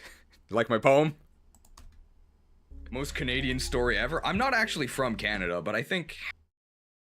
book, right? He should be 0 stars. You'll see just how easy he is to level up.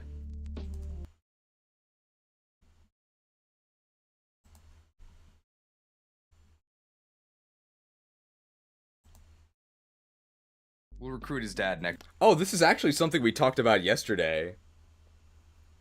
Which is, in Japanese, this is how you clap.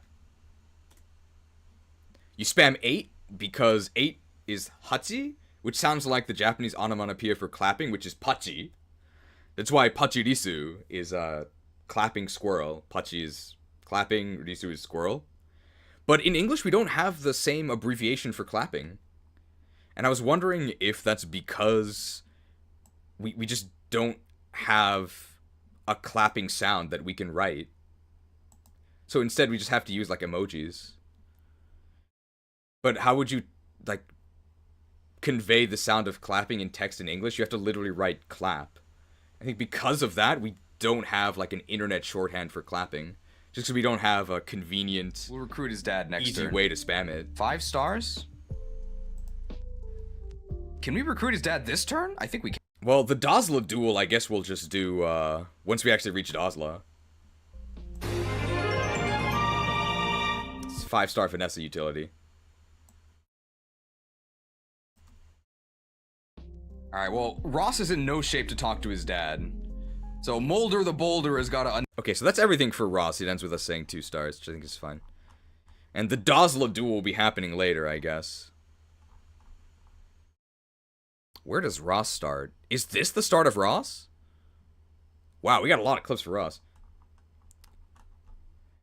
How do emoji get used in Japan? I assume they're used in any sort of professional setting is frowned upon. I get Slack messages with emojis. But obviously, like, emails and stuff, you don't use emojis. Did you know that emoji is a Japanese word? Maybe you didn't know that. Emo is short for emotion. G is letter. So, emoji. Emoji. Emotion letter.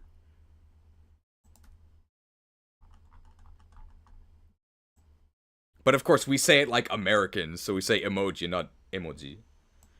Same with karaoke. Karaoke is just Japanese words. It means karaoke. Kara is empty. Oke is short for orchestra. Karaoke. But I have to say, when we do, like, projects with 4 English speakers and we say the word karaoke, I have to, like, ask, so do we say it the Japanese way, karaoke, or do we say it the English way, karaoke? Because if you said karaoke in English, people wouldn't know what you were saying. You have to say it the scuffed English way, karaoke. Most Canadian story ever. I'm not actually... And in SpongeBob, when they talk about the pronunciations for karate, karate is actually much closer. Karate. Kara, empty, same as karaoke. Te is just hand. So it's really, literally empty hand. But of course in English we say karate!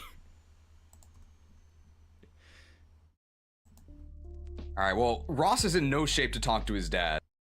Some interesting differences. He's gotta talk to his dad here. Dad! Ross! Boy, what did I tell you? That's definitely not what he sounds like. What are you doing here? That's probably enough. Boy, what are you doing here? Can I say that? I think so.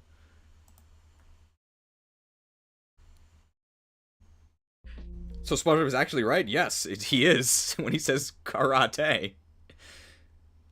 Don't worry about me. Funny that Americans would steal French pronunciations but not Japanese one. Do they really, though? I'm sure, I think Sherrod went to sleep, but I'm sure rendezvous is nowhere close to correct. Hurry up and get yourself to safety. Did you really think I could run away while you fight, Dad? Speaking of English, TikTok was unbanned?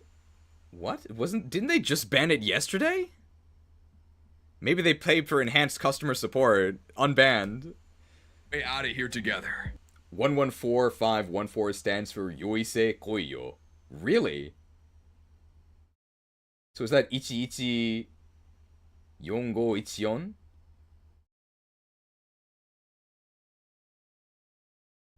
I know there's a abbreviation for yoroshiku, right? Which is what? Yoro... Is it this? Yoroshiku? That's definitely not right. I'm so bad at Japanese. I think Nazuno Heroin P is it knows more of the net slang. And Floofs McGloof knows about convenience. 10 more infections. What a gracious gift of convenience. Nice 10-hit pin missile. Hey, Danny Doyle got one.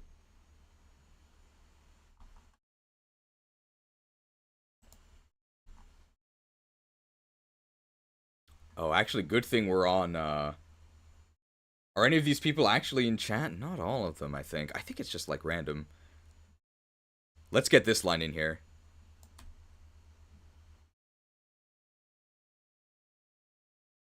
We'll cut our way out of here together. And when we get 99 woodcutting, we'll throw a big party. I think he actually is canonically a woodcutter. There's no way I'm leaving. I'm fighting just like you, a fighter. Ross, all right, listen to me. We'll cut our way out of here together. And when we get 99 woodcutting, we'll throw a big party. I think he actually is canonically a woodcutter. So what we need for that is next week we're gonna play Frozen Throne. Unfortunately, something I ordered for the stream is not gonna arrive in time. We'll do it anyway though. But we are gonna do a greatest hits of Warcraft 3 lines, and then we do have to remind me to get footage. There is one of the final missions of the human campaign when you're in Northrend. So we're gonna just pack up and leave? That's correct. The roads from here to the shore are held by the undead. You'll have to find your own way back home. To hell with the undead! We'll cut our way through the woods, men! Remind me to get footage of that. Lots of woodcutting.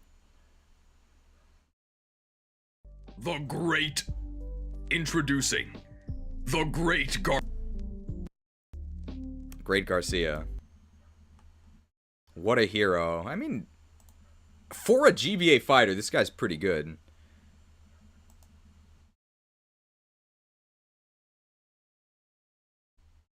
Currently going through the pain of fistfuls of fish days in Three Houses. Can you think of a more tedious mechanic in the series? Hope the editing is going well. I think the editing is actually less tedious than Three Houses fishing. I don't like Three Houses, particularly. Fishing is part of the reason why. Introducing the Great Garcia.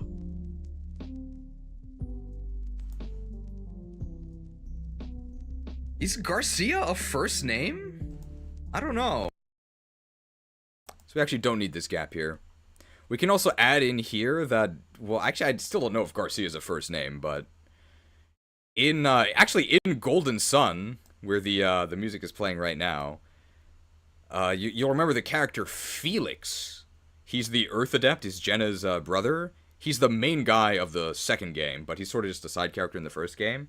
English, his name is Felix, but in Japanese, his name is Garcia. Is Garcia a first name? I don't know. I only know about Cherry Garcia, which is not anybody's name, it's just an ice cream. And that's where we can put the Cherry Garcia edit that I believe Lab Agent Ash made. Very impressive edit, because it warps around the ice cream container. 8 strength? That's a little bit low. Isn't this guy like a professional woodcutter? 7 skill's actually pretty good. 7 speed is actually decent. This guy's base stats are actually, like, fine. This guy's base stats are actually pretty good. Yeah, I think Garcia's stats are fun. I think this stuff is just repeated, so this should work if I do this. Oh.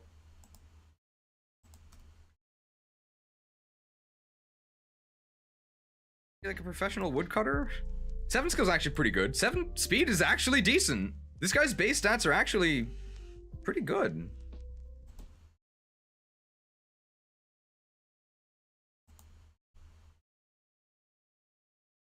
Comes with a hand axe. Comes with an iron axe. I think his con is like really good. He's huge. So no speed loss from axes. And he's not even promoted yet. I described Dorcas as a hand axe with a heartbeat, and I gave him 2 stars. I think I'm actually gonna give Garcia... What did we give Garcia? 3 stars? We'll do that at the end. Okay. Okay. These base stats are actually kind of fine. I think his growths are gonna make and break him. These base stats are actually pretty good. These base stats are actually pretty good. I think his growths are what are gonna make or break him. I hope he has a good speed growth. So with that, we can actually replace this last thing we said here.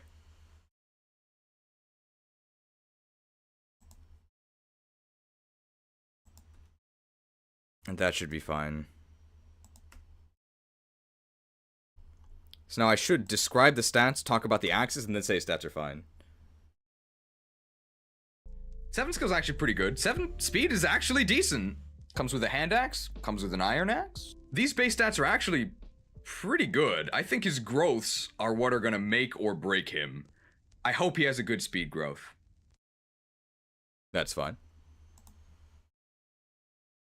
Ex-professional woodcutter IRL? Wait, are you actually an ex-professional woodcutter IRL?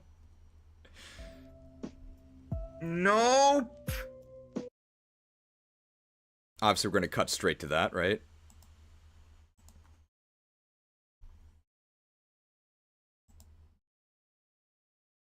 Anyone know Gotrex and Felix? I am not sure who Gotrex is. I know Felix the cat. 20% speed, that is the same as Dorcas. Unfortunate. This guy's got 99 woodcutting IRL, and he plays RuneScape. They must be related. I chopped a log once. It was fun. 65% strength is really good.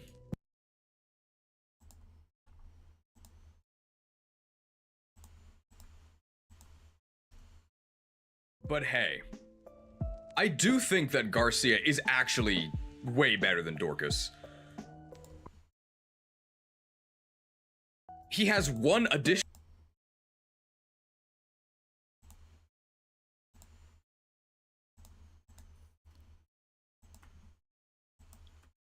Comes home from his woodcutting job to farm woodcutting in OSRS. Hey, farming's a different skill.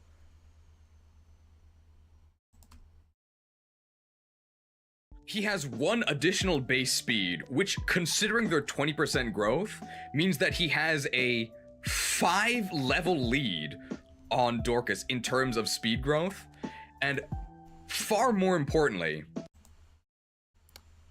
he has a speed bonus promo, right, in Hero? Garcia has the option to go Hero instead of Warrior. Yeah, Warrior having a 0 speed bonus in FE7 is just such crap. Same as when we discussed Ross's promotion choice. Warrior gives you Bo's Lamau, and it gives you 0 speed.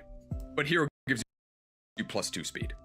So, considering the 1 extra base,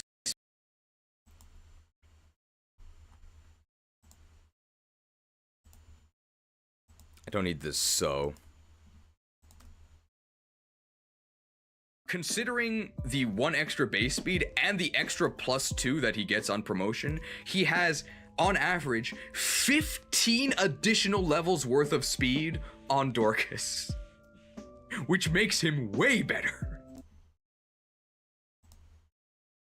Yeah, that's crazy. It's actually 15 levels worth of speed advantage. This is so... that's wild. Because that was Dorcas's main issue, that he was way too slow. Garcia is also too slow, but less so.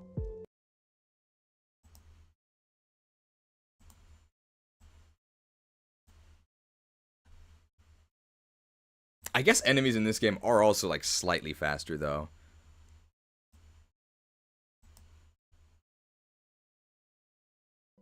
In terms of supports, he has the same great fire affinity as his son. Good support, great affinity runs in the family. So no matter who you support him with,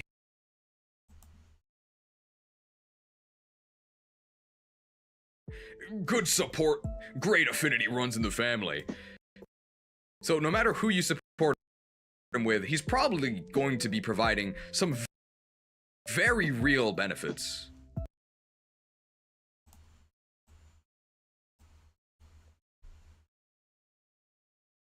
I had so many jobs, man. Woodcutting articulated moxie dumper driver? What is that? Heavy machine operator. I now wash dishes. Ooh, in like what kind of restaurant? I'm guessing a restaurant. My tree removal company was called Able Trees. Well, we know that trees are unable to do much in the context that we know them in. No fan of grass types. Tosseless support. Despite 20% growth, Garcia is still roughly equal in speed long-term with Ross, remembering why that guy is 2 stars. I described Ross's biggest issue as speed, right?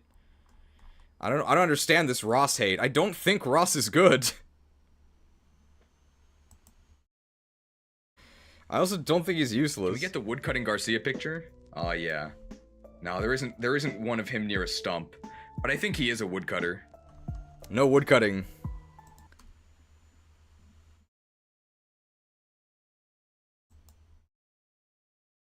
To his son, Garcia is going to be compared to his son. Can we get the woodcutting Garcia picture? Oh yeah. No, there isn't one of him near a stump. But I think he is a woodcutter. Maybe it's just my imagination, because I think his, like, default pose, it kind of looks like he's, like, resting his axe, like, near a stump, but I might just be making this up. I don't know if he's actually a woodcutter.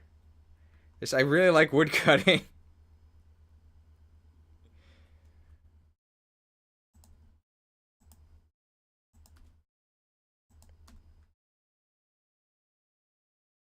Compared to his son, Garcia is going to be compared to his son, Garcia is going to be statistically ahead for a very long time. I think we ended up giving Garcia 3 stars. I don't really think people think Garcia is good. I don't either, but I mean, he's better than Ross. For a very long time.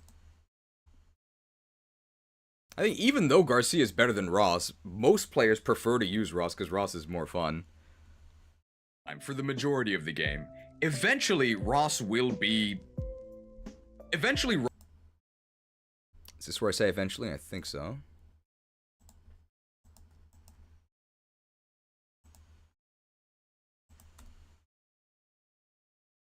Eventually, Ross will be better, because he can access the Berserker class, which is probably better than Hero Garcia. This has got to be me saying but, right? But by that point, there's been so much investment that you can't really justify Ross being better than Garcia.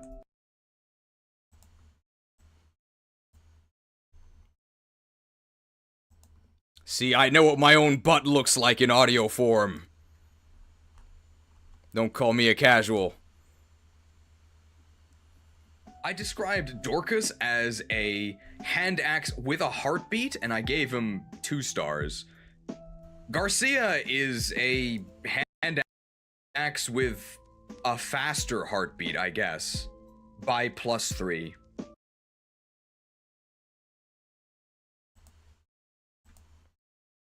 I think a faster heartbeat is actually bad, by the way. +3 speed.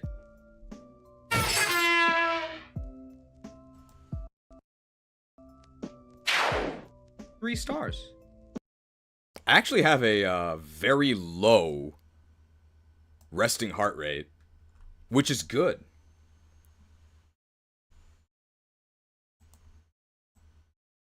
So the more cardio you do, the stronger your heart gets, and the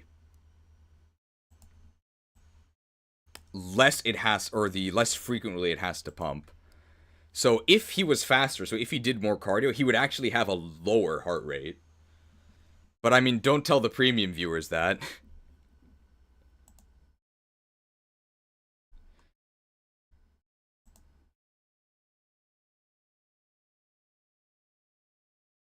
I think my resting heart rate is like in the 50s.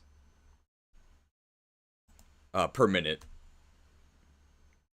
Pretty reliable. But I'm also really small, so that helps as well. Pretty reliable 1-2 range bruiser.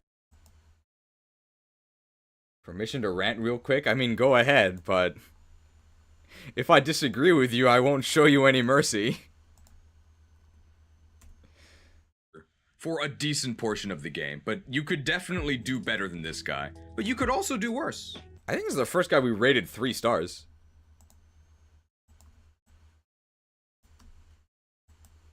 Would I describe him as the Great Garcia? No. Is there a word for mediocrity that starts with G? Did we ever find a word that starts with G?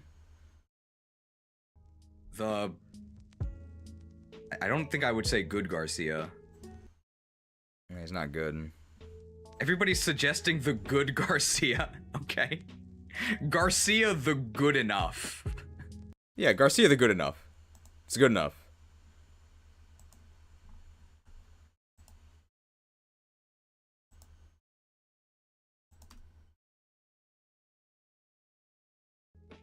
I guess that's his title. Great value Garcia. I like that one. Great value Garcia. Is he a great value, though? Everybody okay with 3-star Garcia? It doesn't factor into the rankings, but his support with Dazla is really funny. Okay, we can bring up the Dazla support then, because we do actually talk about it here. I think I do describe what happens in it. It's one of my favorite supports in the game. He and Dazla, who's a berserker, discuss reclassing. And they're not very good at using magic. Very fun support. You should read it. Very fun support. I like it a lot.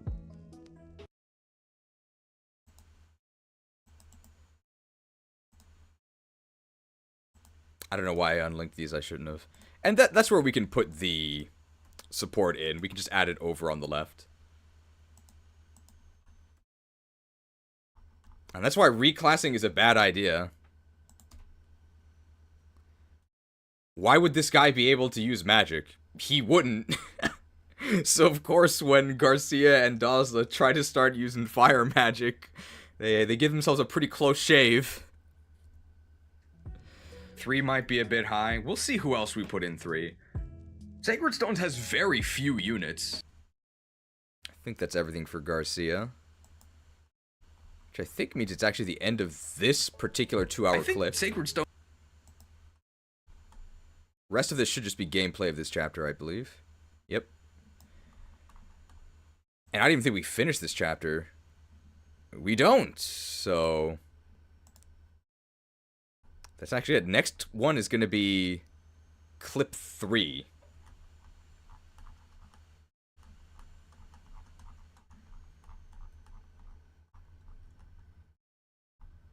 Is this really all there is for Garcia? I feel like there would be more clips. Maybe not. Is this the start of Garcia? Dad! It is! Wow, we didn't have that much to say about Garcia. Alright, let's just, get all these back.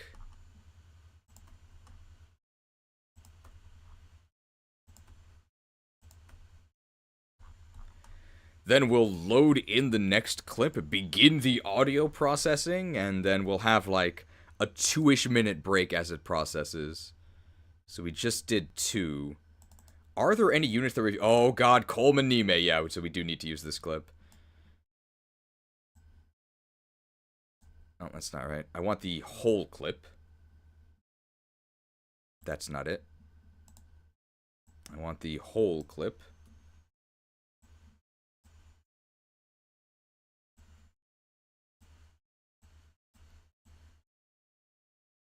Oh, there's a lot of units in the next one. So Colm, Nime, and I think the Magic Duo.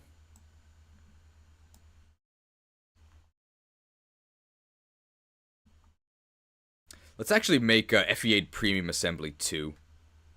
I think I actually would do that at this point. so give me a second here.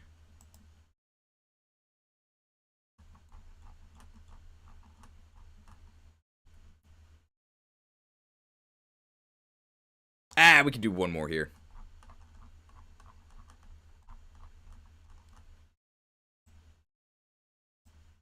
I see messages. I assume that people are going to be arguing about something. I can't participate yet. Give me a moment here.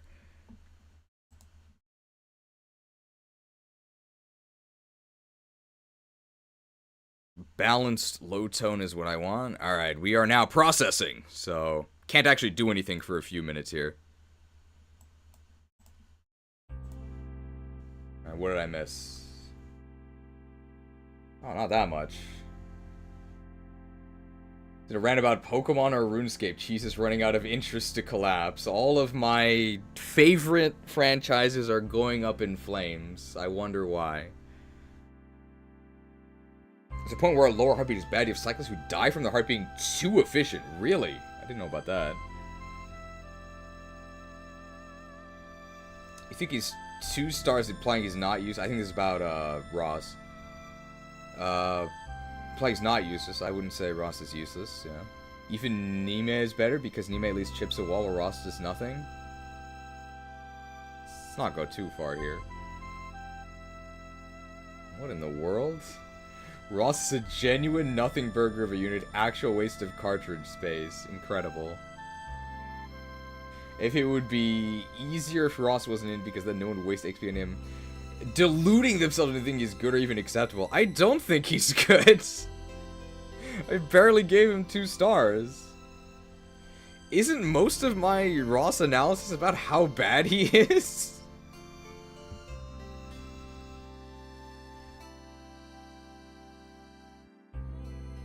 I don't think he's good, but I also don't think he's useless. Doesn't take that much to get him to contribute. He's most certainly better than Nami.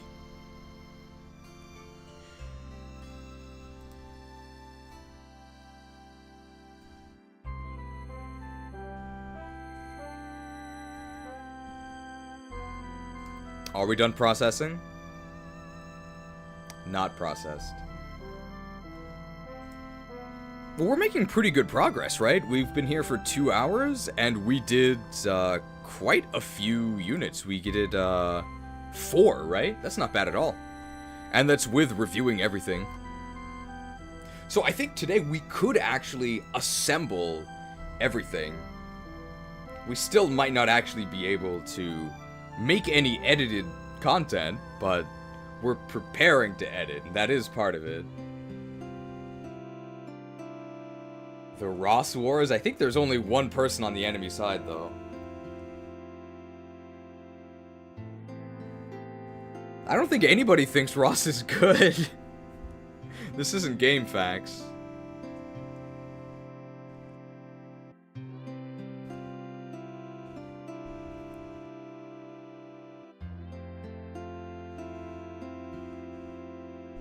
I also don't think water walking is a meme strat, which is something that one of them said. There are some very shallow rivers. It's very useful that Ross can cross them. The river as you enter the castle with Orson. I don't know what castle that is, but we're going to be coming up on that map soon. And then, of course, water walking to chop Selena's head off. That's something we literally did.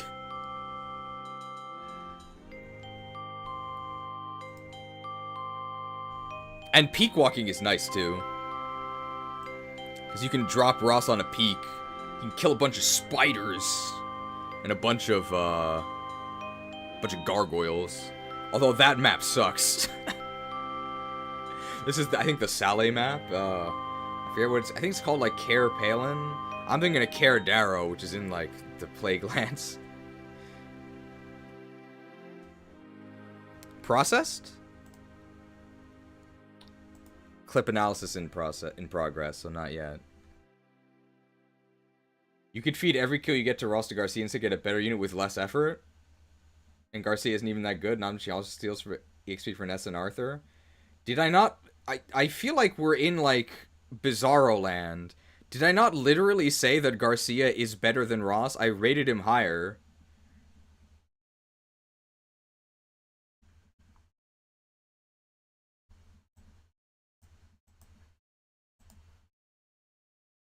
Ah, there we go. Processing done. Pretty much exactly as the music ended. Alright, who's next?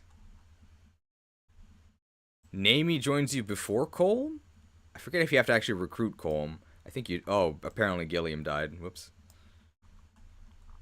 The ghouls will win the debate. They're great at discourse.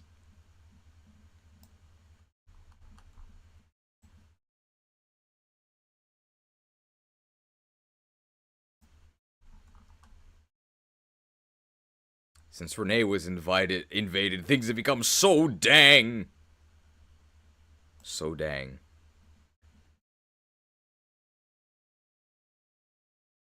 Don't think we need any of those cutscenes. Sniff.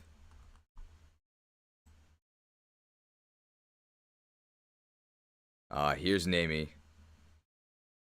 Gotta be at the start of this phase, I think. We already reviewed her, but I guess we'll look at her stats anyway. Namie. Oh, did we review her? Oh, yeah.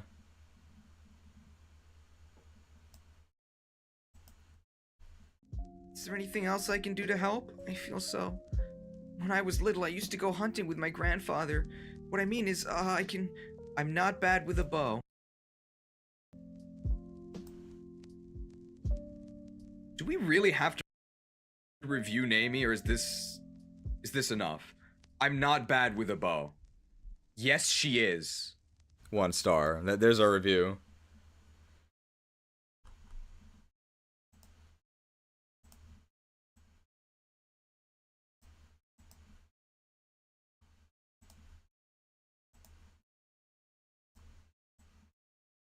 Oh, is this the first you don't... No, we rated Gilliam 1 star as well, right?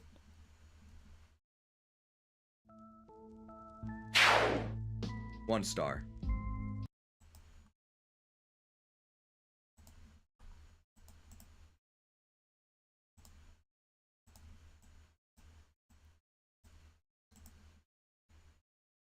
Attributes removed.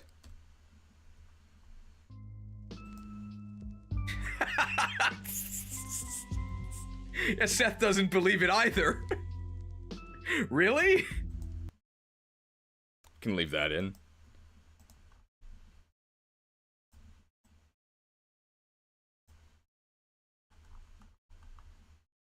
And then we talk about her stats as the chapter begins, right?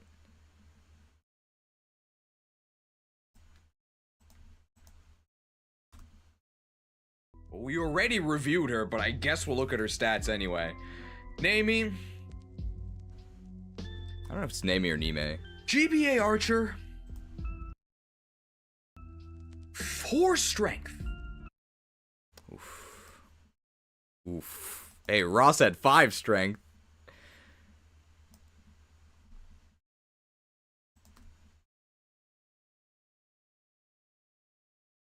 Why do they give them the worst weapon type and terrible stats?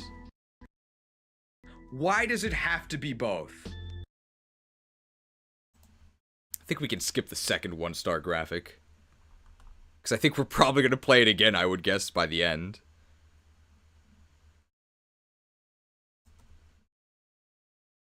Horrible stats. Okay, growths. Horrible stats. Horrible stats. Horrible class. Okay, growths. Adios to Nime here. Hopefully there aren't any more Ross riots. 45% strength, that's 5 more than Erica. And 60% speed, actually really good. Like, these growths are actually, like, not that bad. Unfortunately, Archer! Archer! In an enemy phase focused game. No. No. No. Cut this out a bit. It's mostly fine.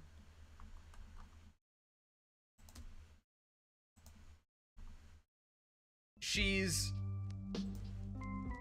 If you promote Naomi to Sniper, I'll give you $100. I don't believe you. I think I'll leave that in. Then again, we'll never know if they were lying because we didn't promote her to anything, so maybe he actually would have paid $100 if we did that. Naomi is very comparable to Rebecca, so that's...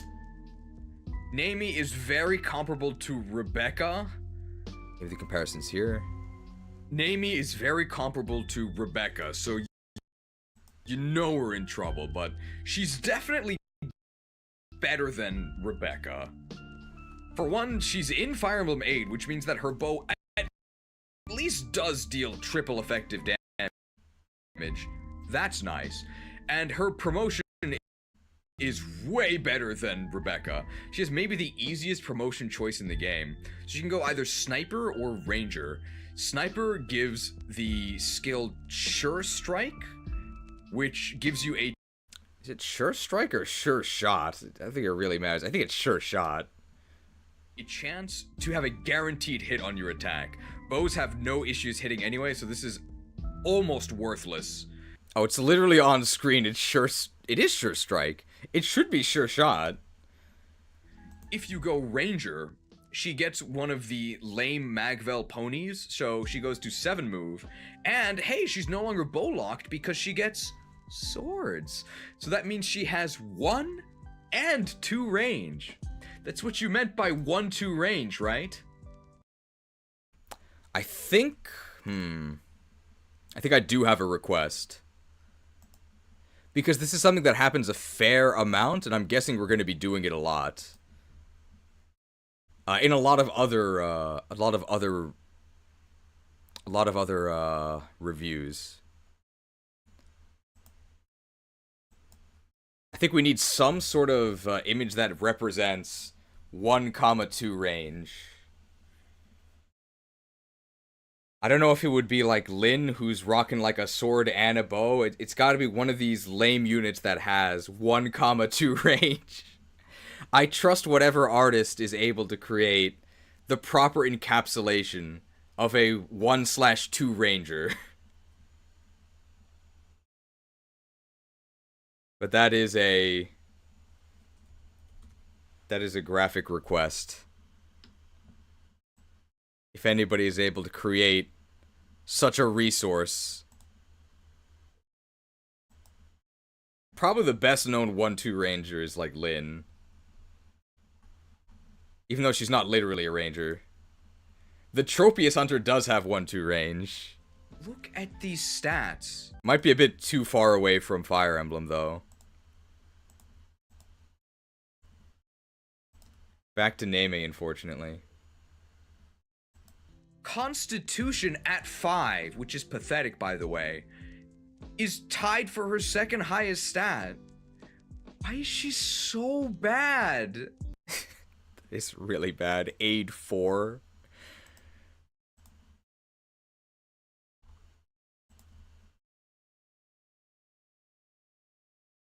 What is this fanfic portrait? She doesn't look like this. That's true. AI waifu upscaling. Heroes. Probably the best thing about Naomi is that she is a fire affinity. Probably the best thing about Naomi is that she is a fire affinity. So Fire affinity is good. I think her support with Colm is really fast. So she does give good support bonuses. And her support with Colm is like instant. It's so fast. Unfortunately, it's support with Colm. Neither of these guys should be fighting anything. But it's not like either she or Colm should be fighting, so I don't really think that counts in her favor. I wonder what we gave Colm. I think we gave him 2 stars, because thieves aren't that useful in this game. Anything else to say about Naomi? Will we use her? No, because we already used Rebecca. I don't want to use another archer. It's fine. We don't need Naomi. I'm not gonna do it. Should you use this character? Nay. Nay! Because her name is Naomi, and she gets a horse and those nay. Fun fact about RuneScape, there's unicorns, but there's no horses.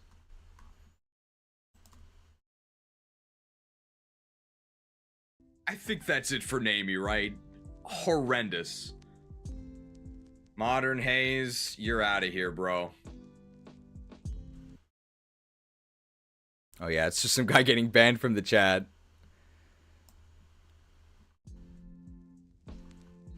Geeked on Hammers on a different audio track. We never ban anyone. It's fun when we get to do that. I don't think there's anything else to say about Naomi. She's so bad. Silver lining to the clouds that are raining on Naomi's parade. She's not the worst unit in the game. That's true. Silver lining to the clouds that are raining on Naomi's parade. Silver lining to the clouds that are raining on Naomi's parade. She's not the worst unit in the game. I wonder who we gave the absolute worst unit in the game title to. It's either Amelia or Ewan. I think we gave it to Amelia. I think Amelia is the worst. Even though Ewan is later, training Amelia is like basically impossible because she can't hit anything. And you don't really get anything for training Amelia, like there's nothing special. Ewan is even later, but he is like easier to train because fire magic is very accurate. And you can get like a combat capable summoner, which you can't get otherwise. But Ewan's still the other candidate for worst unit in the game. Not really high praise here.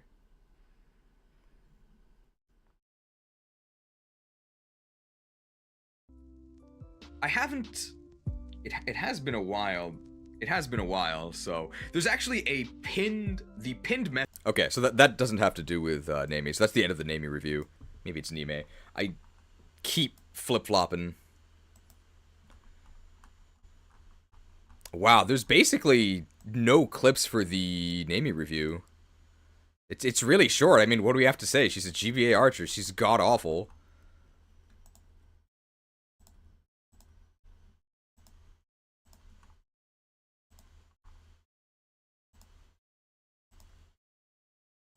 I wonder how long this is going to be in total. I'm guessing it's actually going to be, despite the lower character count, it's probably going to be comparable to the FE7 list.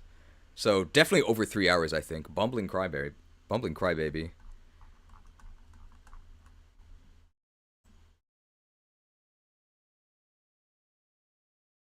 They matched on Bumble. Okay, let's see if we need any of their, Oh, that's their support, not even their recruitment. I don't care about their recruitment. I need theirs. I don't care about the support. I need their recruitment. Which is right there. And we'll see if we need to incorporate any parts of their recruitment convo. So we'll, I guess we'll just listen to it first and see if there's anything we need to add. But I doubt it. Maybe just the end of it. He's not even a red unit, so we don't really have to trust him. He has blue hair and he's really fast. So he's like Sonic. Alright, let me see if I missed. I'm guessing something about the Ross riots.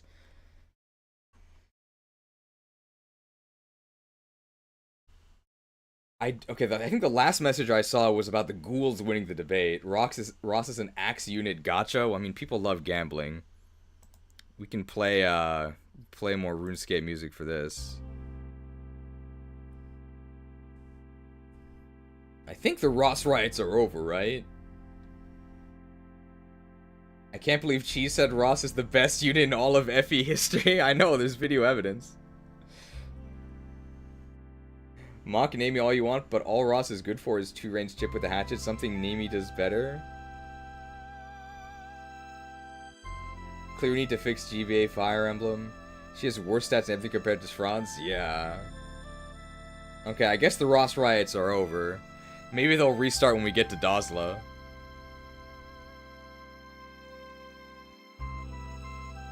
Naomi's best feature is the thief she's stapled to the thigh of. Unfortunately, is Is this the worst game for Fire Emblem Thieves? Fire Emblem Thieves are very bad in Sacred Stones because I think there's buyable chest and door keys.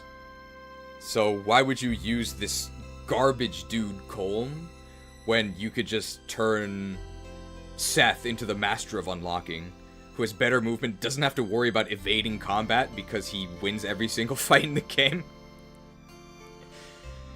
And there's not really that much stuff to, like, use the steel command on. And although Thieves can promote, like, Rogue is very whatever and has, like, lame animations, and Assassin is complete garbage. You really don't need Colm, because you also get Renak later anyway, who's just better. Quick question, do the Ranger ponies have the Nomad bonus of reduced terrain penalties? I think they do.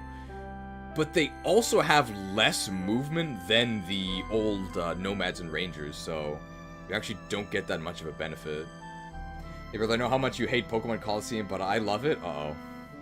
Uh-oh! You walked into the wrong neighborhood. Stealable Energy Ring. Small Vanessa has been made. There really wasn't a Small Vanessa? Well, we're definitely going to be using that. Sick of the rogues. Alright, well, I'm glad that we can live in peace from the Ross riots, at least for the time being. Alright, let's go. Probably just the end of their recruitment, I would guess. Is this Sonic? He has blue hair. Ha! And not a soul saw me. These bandits are easy picking, just like this door. I guess I might as well start with these chests here. People love Sonic. Other phase. See, I agree Perfect, with then we can recruit past right now. cheese so often. Talk. Colm? Amy, what are you doing here? I told you to wait for me, didn't I? Couldn't. It's too dangerous to wait, so I came to find you. I know she means it's too dangerous for him to be here, but it sounds like she's saying it was too dangerous to wait. Come on. Let's go home, huh? We don't have a home. Don't you get it? Look, just leave everything to me. I can take care of it in a flash, but I don't need a clumsy oaf like you tagging along. Oh. What? Oh, this is ridiculous. We'll talk later. Don't leave my side, Amy. Alright. He can call her an oaf, I think.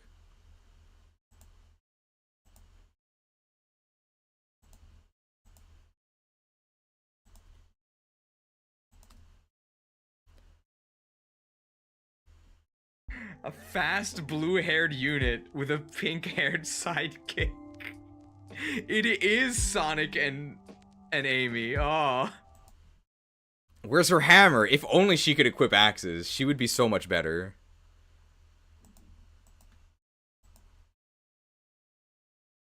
Are we sure we can trust this guy? That portrait makes him look pretty roguish, although he's not a rogue, he's a thief. He's literally a thief. Isn't he the reason why we're here? Because he already robbed us. And now we're just gonna let this guy fight with us? Bosba's bandits. I don't think so. Although, He's a blue unit. I mean, he is a blue unit now, right? This would be the first time we would play the trust graphic, but I think we're going to save it for Joshua, because Joshua's the first, like, red enemy recruit. He also has a sword. I trust you. Colm. He's a thief.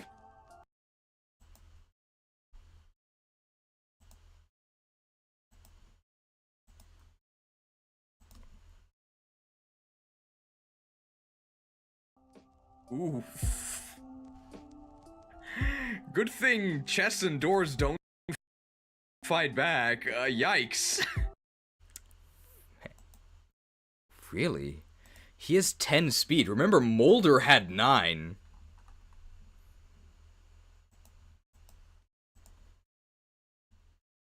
Normally, I think that thief utility is worth 3 stars, but Sacred Stones is an all-time low. Okay, apparently Sacred Stones is an all-time low for thief utility. At least that's what I thought.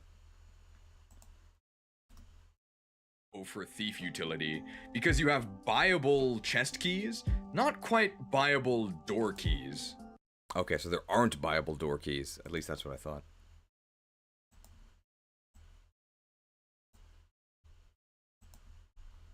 I guess Dorcas isn't in this game.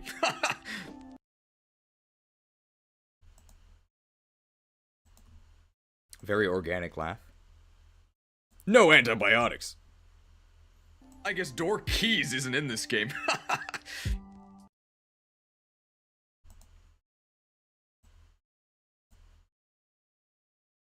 Are we going to request door keys? I think we are. I think that's a formal request. We're going to do it. Master of unlocking. Door keys.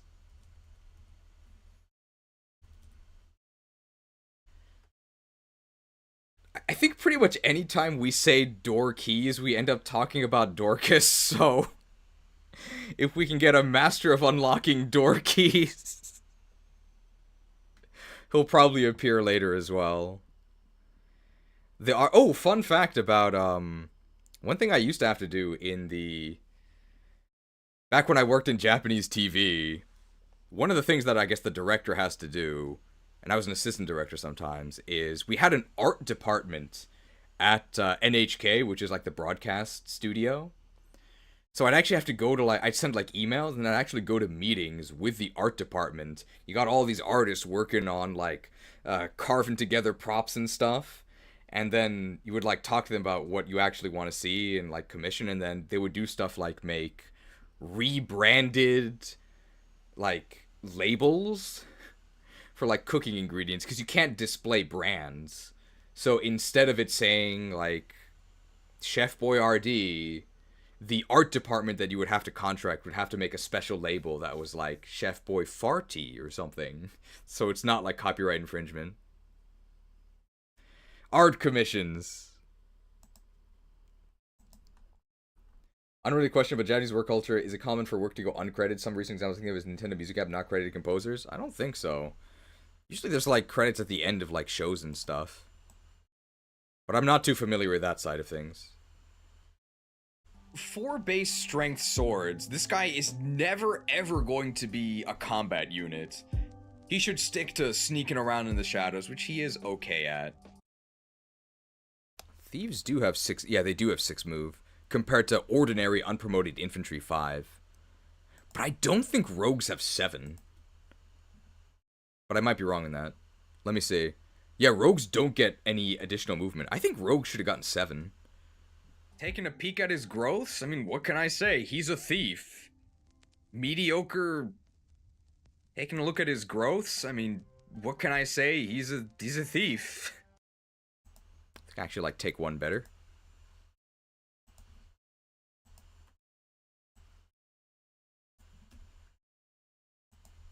Taking a look at his growths, I mean, what can I say? He's a thief.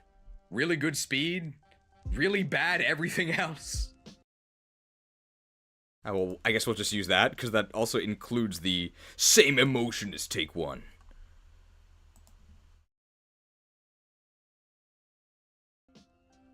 Thieves in this game, not only can thieves promote in this game, they actually, like with all other classes, have a branching promotion.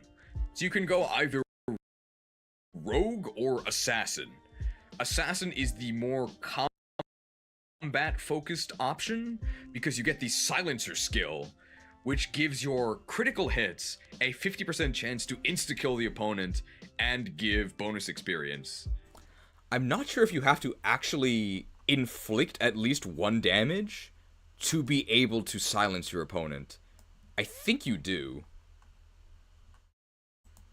Colm is so weak that his critical hits might not kill the opponent, which means that silencer might actually do anything. Might actually do something. Do I do a retake?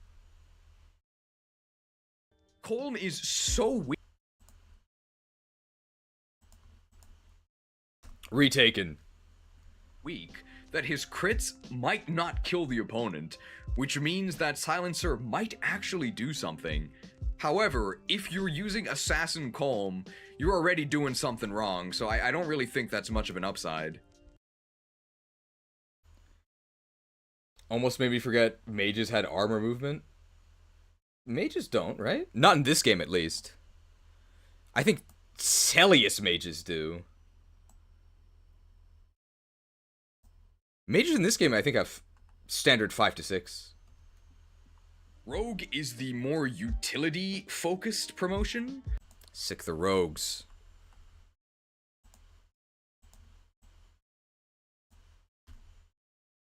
The upside of Rogue is that they can pick locks without having to expend lockpick durability, but Assassin is the more creed-oriented choice. In Japanese, we say asakuri. A lot of 4-syllable shortenings, like pocket monsters, Pokemon, Asakuri, Assassin's Creed. Everybody excited for Assassin's Creed Shadows? Delayed again to March. But you have more than enough lockpick durability without going Rogue, and you get a Rogue for free later. And you get a Rogue later. Rogue is the more... Oh wow, total reset. Also, Assassins can't steal, for some reason. Also, Assassins can't steal. They can only kill, but they can't even kill, so actually Assassins are just useless. One of the worst classes in the game. It's true. I think eventually we would do a Fire Emblem GBA classes tier list. Well, Assassin's not the worst because there's archers, but Assassins are probably the worst that are not archers. Rogue is the more utility-focused. Okay, so that means I actually don't need... I don't need this initial clip about rogues at all. So these should both be talking about assassins. Rogue is the more utility-focused promotion. Also, Assassins can't... Good thing I checked. I actually don't need this one either.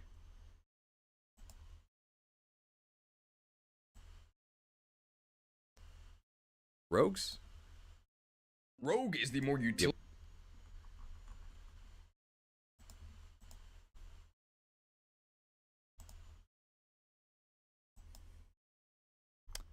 I think probably Assassin is saved. Yeah, I was going to say, Assassin is saved from being the worst class because Jafar is an assassin and Jafar is good, but wow. I wish he wasn't an assassin.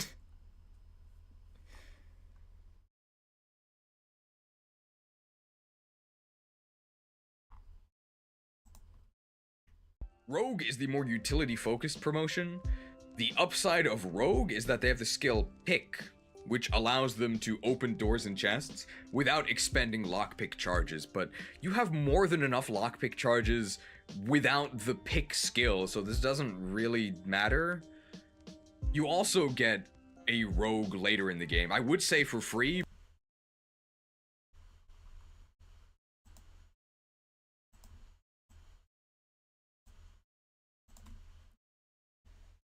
Get a Rogue later in the game. I would say for free, but you have to do some shenanigans to actually get them for free. Otherwise, you have to pay for them, and they're probably not worth it. Speaking of not worth it, training this guy. It's not worth it.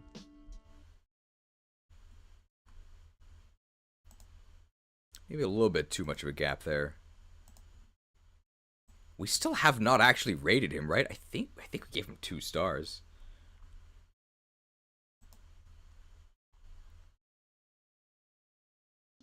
Look at this grin. What are you smiling about? Ugh. Fire Emblem heroes, some very strange portraits.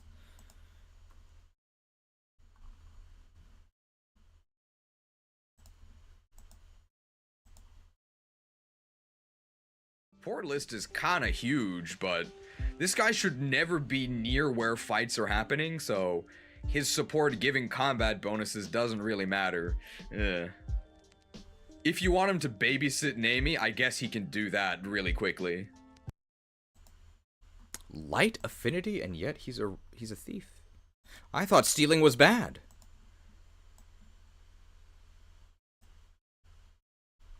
Renak has a dark affinity. This guy is basically an energy ring steal. This guy steals you an energy ring, and that's about it. That's more than some other people can do. This guy basically steals you an energy ring, and that's his greatest contribution. Energy ring gives you...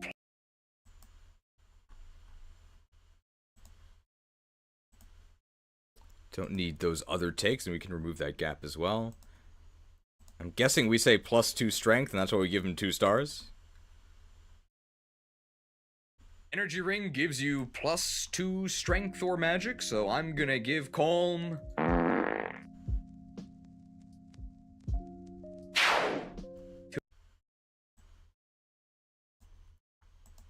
Are Tellius Thieves worse than Sacred Stone Thieves because they're both pretty bad? I thought Tellius Thieves were pretty good. They have things to steal.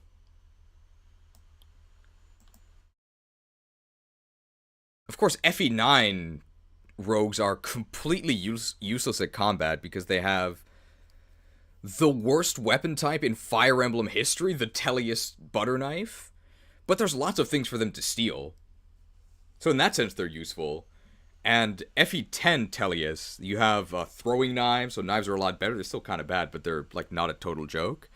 And Part 1 Soth, who is a rogue, is probably, I'm going to say, the most important unit in the game. I don't know if he's necessarily the best, but he's the most important. Har is probably, I would say, the best. But if I had to play the game either without Har or without Soth, I would choose to play without Har. You don't need Har. He's just really, really good. You need Soth. So there's no way I would say that Tellius Thieves are bad. 2 stars. Very low rating for Thieves.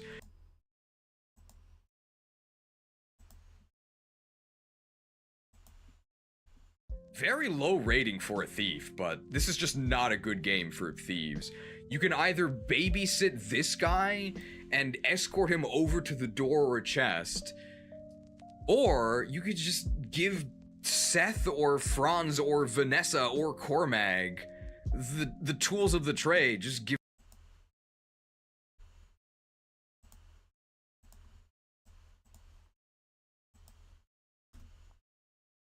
key or a chest key and have them do it. They're more mobile and they don't have to worry about getting ganked on the way. People know what gank means nowadays, right?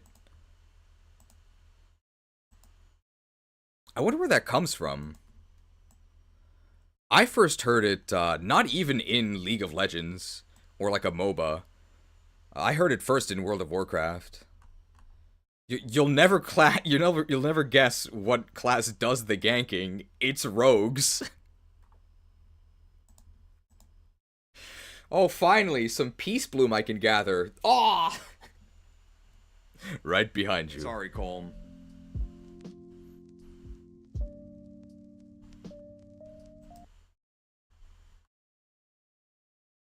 But I also played a spellcaster. Warlocks who are very vulnerable to getting ganked. Not really anything you can do once you get cheap shot. Any good steals on this map? Oh, I rated Colm too early. You can snag an antitoxin on this map, but only with Colm. Oh. Is he even fast enough? I mean, we can include this, right? On Lunatic, can he even steal this? He has 10 speed. Equal speed can steal, right? Doesn't have to... He's equal speed can steal, okay, yeah.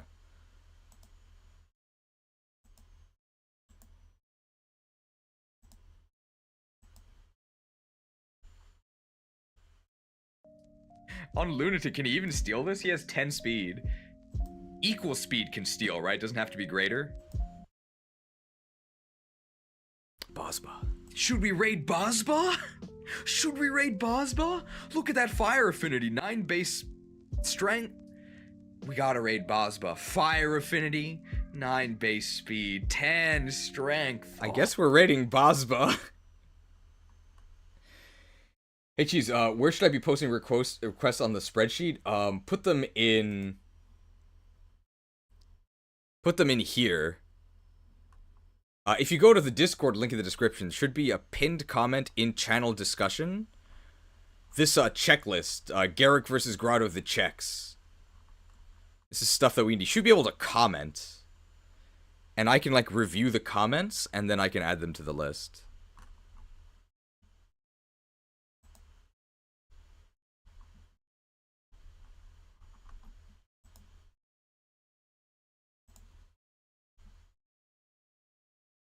Antitoxin game, I think, is the last thing for Colm.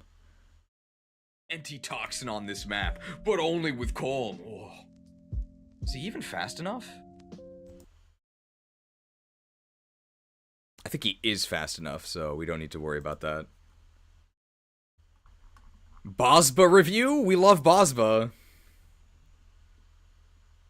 Look at that honker, though. That nose is huge.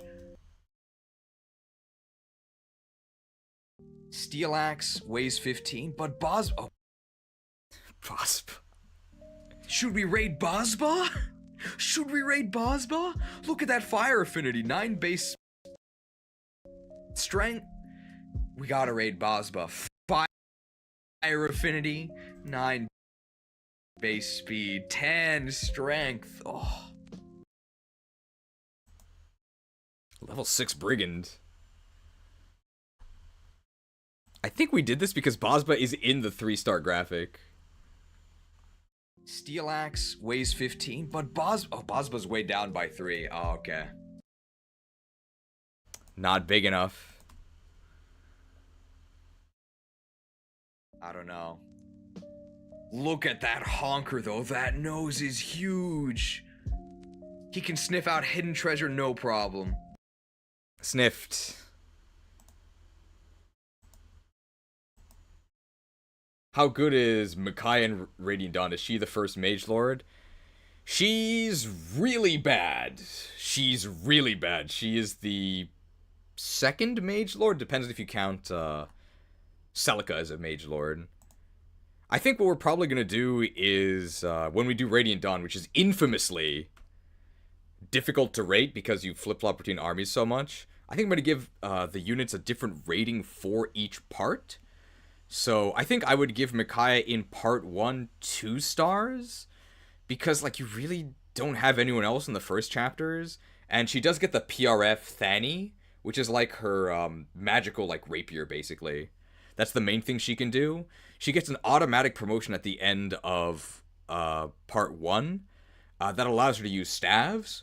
So on part 3 she's like a staff bot, like barely. And then probably part 4, I think I'm just going to give her 1 star. She's terrible. So 2 stars part 1, 2 stars part 3, 1 star part 4. Very, very, very bad. I think her main issue is that she needs babysitting, but so does everyone else in her army. They're all scrubs.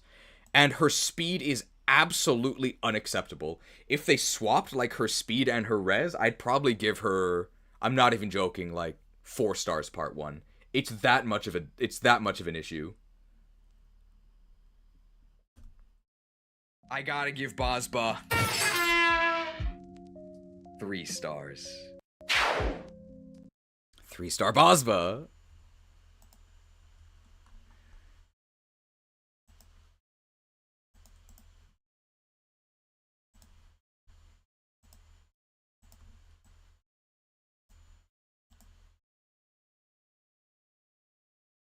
Wait, that's the opposite of what I wanted to do.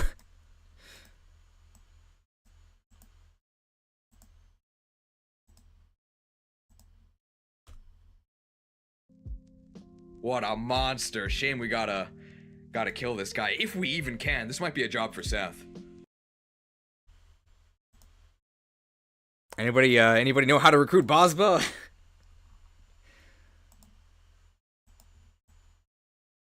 I wonder why they give enemies affinities. Makai, with that 90% res growth, your magic will not save you. I mean, Effie, Fire Emblem stats tier list coming up later, but part of the reason why all these clerics who have, like, incredible res, you don't even send them against magic units, right? Because res really isn't that important to your bulk.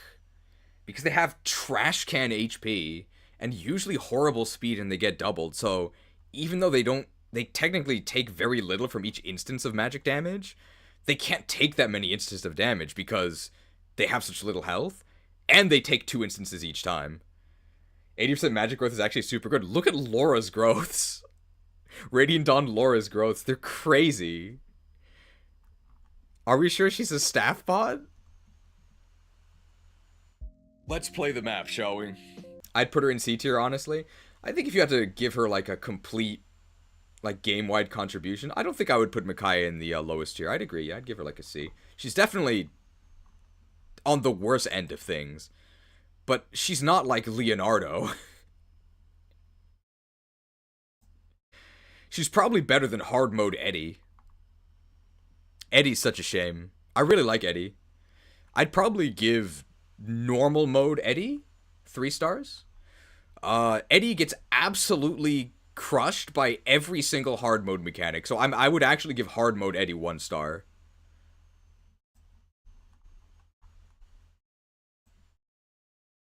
No weapon triangle, and all you do in the initial chapters is fight bandits, which is when you would use Eddie, so he just gets his head chopped off. And he gets less XP. So he falls behind and he never catches up. 1 star. Such a shame. On normal, he's a lot of fun. Eddie is fun, but you have Zyark, so he's useless class by class. Pitfall. Eddie's fun, but you have Zyark, so he's useless. How good is Nephany in Radiant Dawn? She's okay. I think I would give Nephany 3 stars.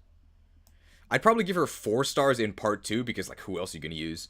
And then once she's in the Grail Mercenaries in part 3, like 3 stars, she's perfectly okay. She benefits a lot from transfers. She's really good with transfers. Because she's weighed down by her Steel Great Lance in part 2, and she doesn't have another weapon. But if you manage to transfer her strength and speed, she basically gets +4 speed. Because she gains the speed from the speed, and she also gains speed from the strength, because she gets weighed down less. Makes her way, way better, but we're probably not going to be counting... I imagine we probably would not be counting, transfer bonuses. But we should probably note that she, like, really, really, really likes transfer bonuses.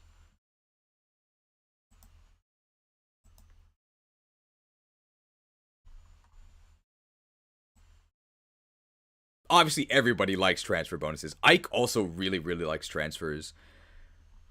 Ike really wants a speed transfer, and his best growth in Path of Radiance is speed, so he actually is very likely to get one.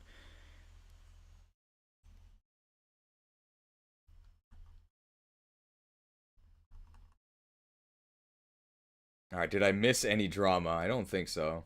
What difficulty should be ranking FE10 on? English normal, JP hard? Probably JP, or probably hard mode. Even though I don't really like hard mode. Bozba's probably B or A. No way Ross is rated the same as Colm. You cannot tell me a free energy ring is equal to one of the few actual HP thieves in the series. Number 1 Ross hater.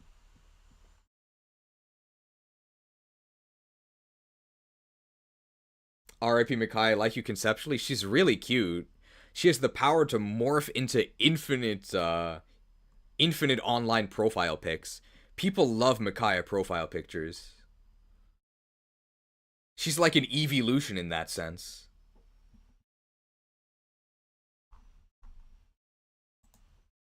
She's probably evolution tier when it comes to becoming a profile pic within the fandom. Alright, what's this? Arthur?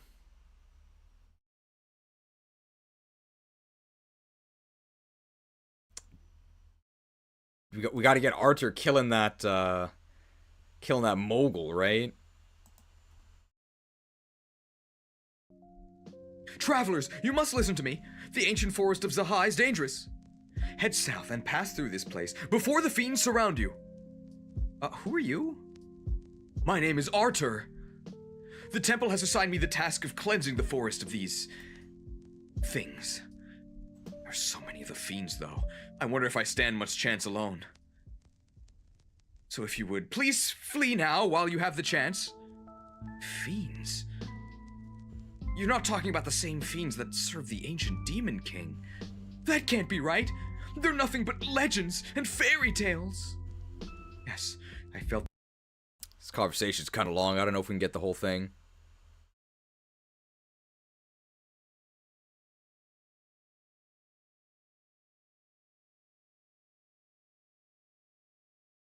Shadow Seth.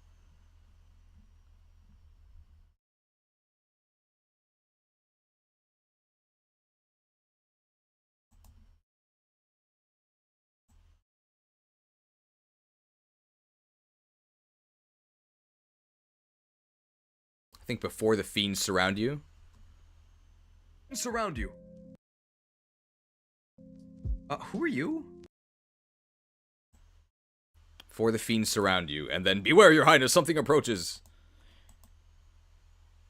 And then Arthur defeats one mogul. We're saved. Beware, your highness. Something approaches.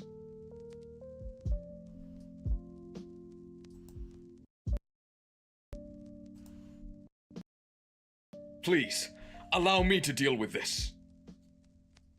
Evil shade, may the blessed light drive you from this land. Important that we're a level 10 Paladin, of course. He does get a scripted crit.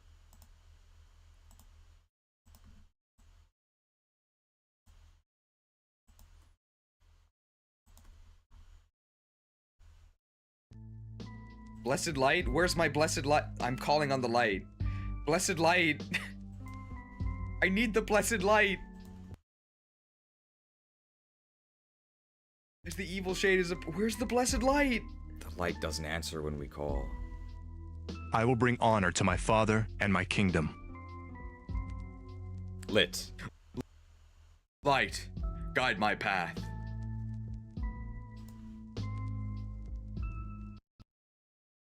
Six damage. Oh!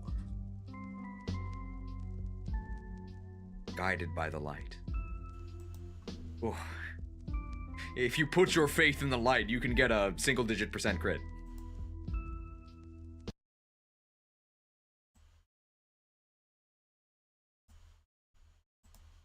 We can include that. And I can restore the game sound to the actual battle.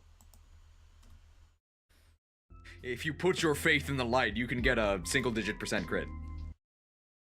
I think that's enough for the Archer recruitment, and then we can go ahead and just talk about the... Oh, here's the Ross promotion.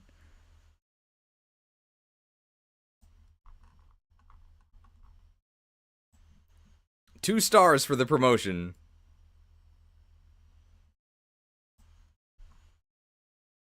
Oh yeah, let's look at this side by side after 10 levels. Ooh, 13 strength. 13 strength, that's really good. We got the battle prep music. Archer is force deployed. I think this has fog, right? So should we get calm?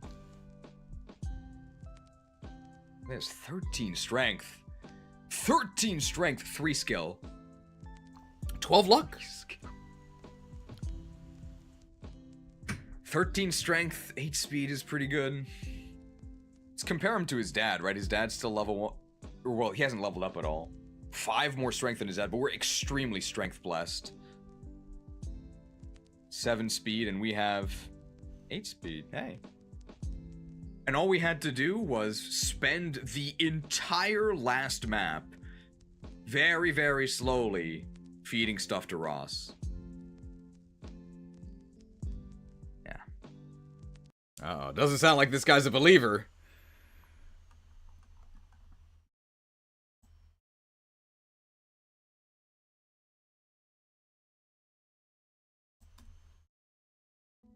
That a snag I see. Snag. Yet another snag swap. Yet another snag swap challenge. How can you be so creatively bankrupt?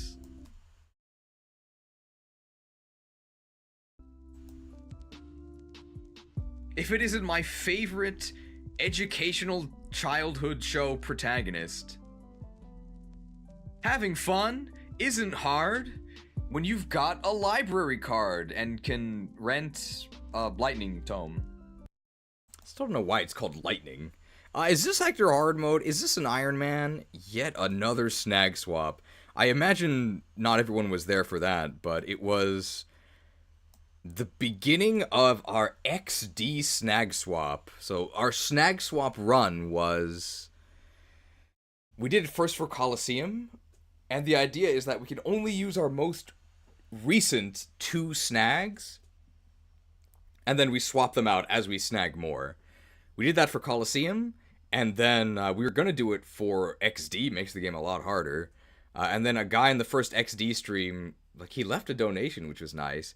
And then he said, well, if it's just another snag swap, I'm out. I'm not interested. It's just going to be the same run.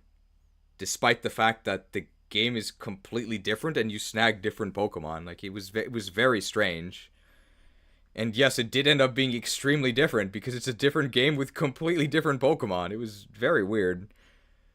It's Arthur, the monk. Mages? Unlike Molder, Arthur actually can fight. And unlike Molder, he can't heal.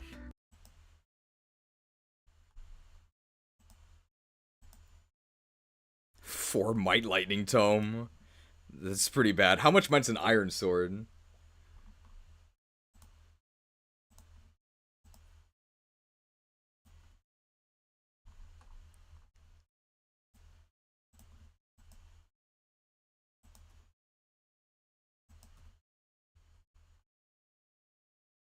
So Arthur is just a combat unit, at least until he promotes. He's like Nega Molder. Nega Molder,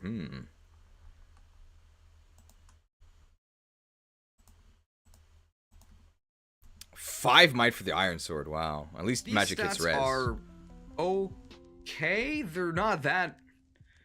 These stats are okay, I want to say. 6 magic, 8 speed? Yeah.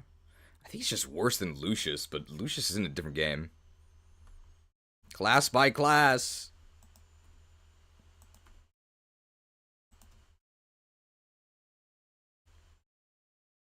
Luck is definitely not okay. This dude is liable to eat a crit at some point. I guess you just have to hope that doesn't happen. Yeah, 2 luck's very bad. Maybe he just won't get counterattack?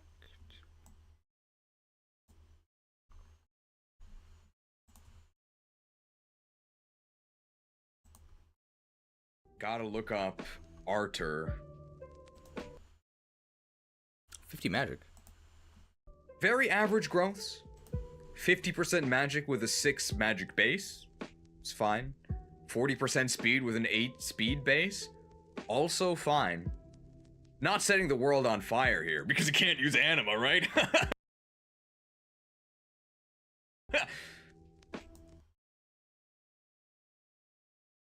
Please subscribe.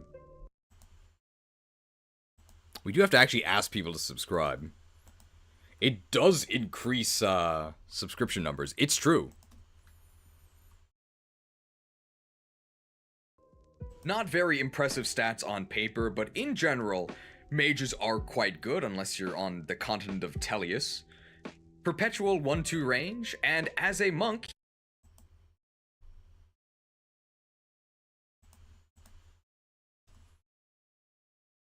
he has 2 promotion choices. He could go to Sage. I don't know why you would ever do that. It's a terrible idea. You get Anima Magic, who cares, and D-Stabs. Or you could go Bishop. Gives you C-Stab. Hopefully our discussion about Slayer is shorter here, because we did already talk about it with Molder. Much better immediate staff rank, and far more importantly, you start your Slayer grind, okay? Abyssal Demons are right there, you gotta go get a whip.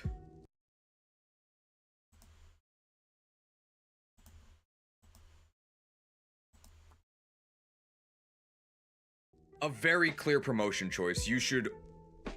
A very clear promotion choice.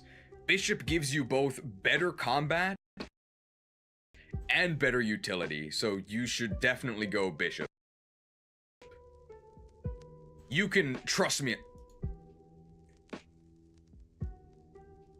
What did I mess up there? Arthur is a combat unit. Arthur is a combat unit. Arthur is a combat unit. Sage offers worse combat. I see, okay. So I don't need that at all. And worse utility than Bishop. So you should just always go Bishop. This is a real no-brainer.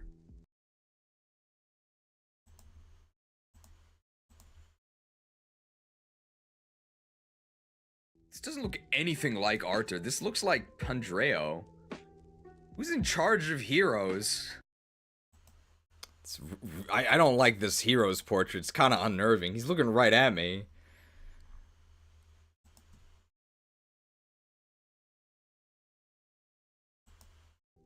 The support list is kind of okay. I believe Ice gives crit avoid, which you might actually need because his luck sucks. So if he does have a support partner in range, at least he probably won't get crit. He probably won't get crit anyway, but if he's supported, he definitely won't get crit. Wow.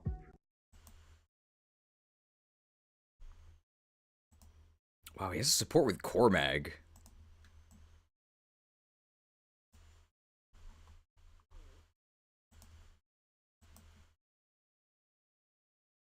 Difficult for a mage to... Really difficult for a mage to be bad, unless your name is Nino. And luckily this guy's not Nino, he's Arthur.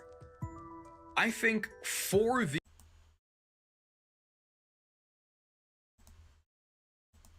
Usually there's not that many Nino defenders, so I think I'm safe to say this.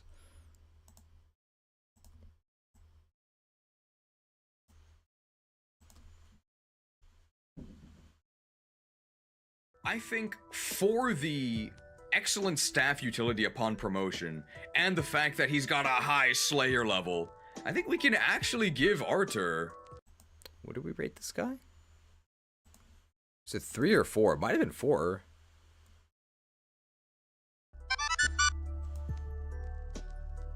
Four stars. Yeah, I think it's pretty good. I think we gave loot 3.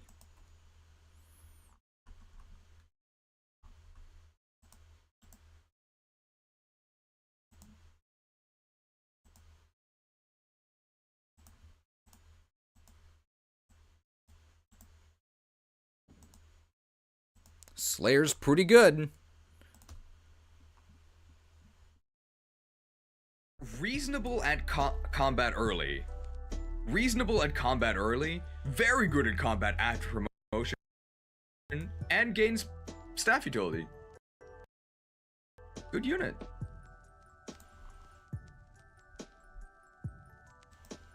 He ain't no Molder. The community doesn't love him as much as Molder, but he's basically reverse Molder. We already said, I think, Nega Molder. I think that's everything for Arthur, although we're talking a lot here. He is overall slower than Molder, though. He has less base speed for some reason. And he also gets weighed down by heavier tomes. But Arthur is at least buff enough to hold the base lightning tome. He has 6 con, and lightning, I believe, is exactly 6. I believed. Why aren't I a bishop? Sure, we can add that.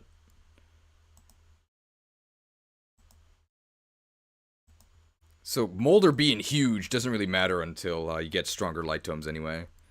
Stronger light tomes, lol.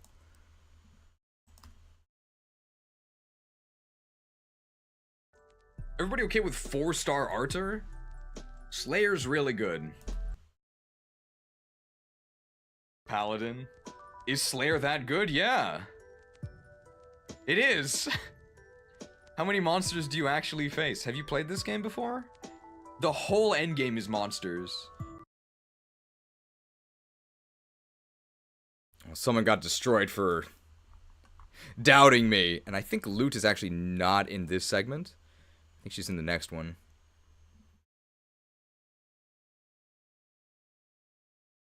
Hey, look! In a rush to rescue Loot. We're fine. I think first Vanessa level, 35% strength. Wow, so easy to find that level. It's right there. There's no way we would spend like 20 minutes looking for this one clip. They could make a spin-off movie out of it.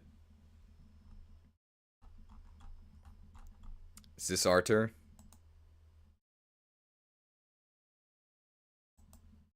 He actually starts before this.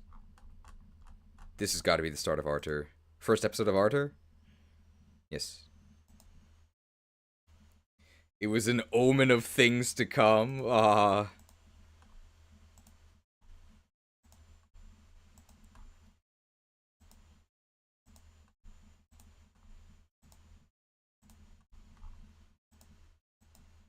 There you go. Is that everything for Arthur? That is. Very nice. Is this Bosba? The Bosba review is so succinct.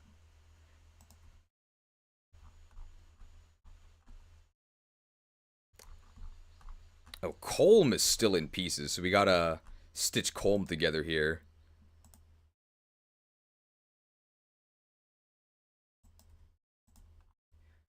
Gotta be careful to make sure that we don't accidentally recruit Bosba here. I think this is Bosba.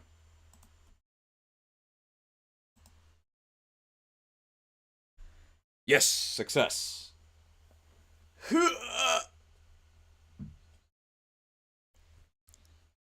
Alright, that's some pretty good progress. We're doing well here. This is, of course, not actually an hour and 40 minutes, because I have all these gaps in the timeline, but still a significant amount of stuff that we've prepared here.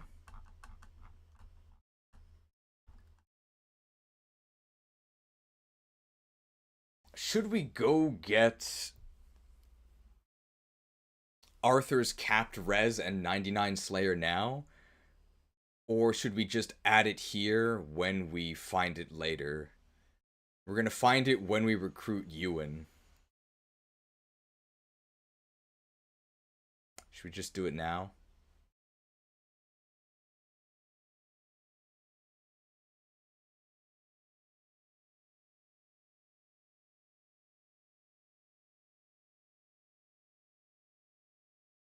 I'm thinking.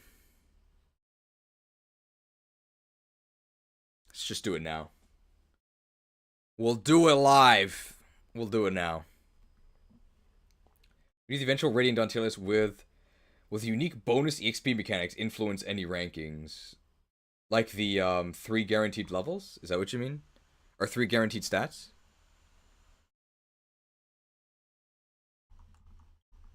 Alright, so we've got to go to the mountains. It's actually a fair bit into the game, so I'm gonna... It's near the end of Erica. I'm gonna guess 27. Let's see how close we are. Am I the greatest editor in Magvel? Nope. Too far. Yes, okay. Well, I mean, I'm not really sure why they wouldn't matter. The bonus EXP level. So yes, I will be counting them. Although obviously it's harder to get them in hard mode since you have less EXP to begin with. Well, Arthur is in this clip. Oh, this is it. Here we go. This is just about when he promotes. Yep. Cap res! Perfect.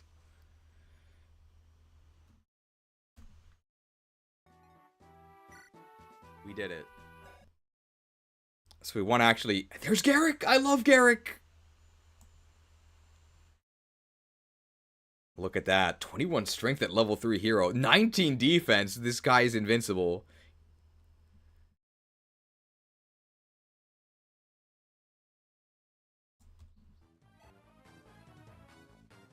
thought Firefang bypassed Wonder Guard. Oh, that's good. Okay, here we go. We get to go to... We get our Slayer Max next level. Perfect. Hey! We did it! We did it! Max Drez!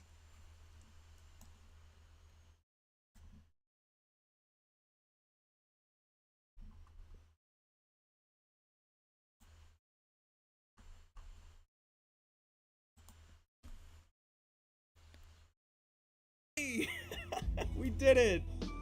We did it! Magic, speed, and of course res. We did it. Capped res. Capped res!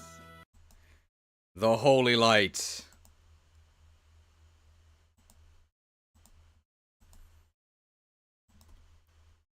Then we get 99 Slayer. Your magic shall not save you. The final boss is a mage. What is Leon gonna do?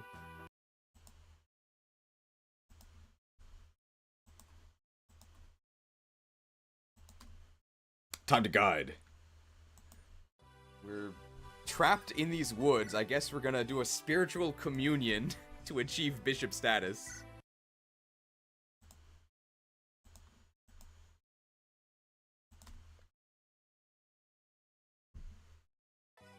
Do have to do an interview, so please prepare your interview answers. I don't know if we need to interview. Arthur, is it? You've been with our army for quite a while by now. You constantly espouse your faith, which has been rewarded. I do see a green number on your stat screen. That number being resistance, which we all know is the best stat. Please tell us in your own words why you're qualified for the rank of bishop. I have capped res. No magic will save them from the holy light. Capped res can use the barrier staff. Immediately after promotion, right? The res is out of control. Capped res and captor is true. Green number good, I won't betray the light. I got married, I can kill any monsters. I'll rip and tear until it's done. Late game tank, Slayer. I need the con to carry the weight of salvation. Ooh, I like that one. He needs the con to carry the weight of salvation. Alright. We're hoping to get the weight of salvation. I have to impress Loot. Okay.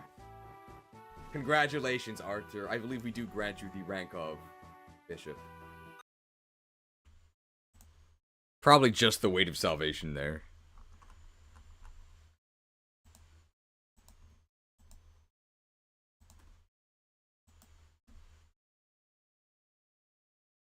Alright. Arthur, is it?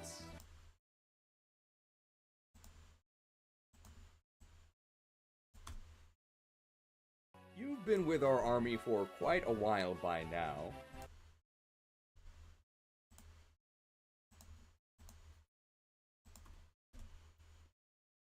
You constantly espouse your faith, which has been rewarded. I do see a green number on your stat screen, that number being resistance, which we all know is the best stat. Please tell us in your own words why you're qualified for the rank of bishop. Then it's near the end, this one, I think.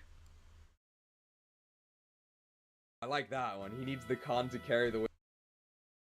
I was a fool. One earlier. I got married, I can kill any monsters. I'll rip and tear until it's... Is it this one?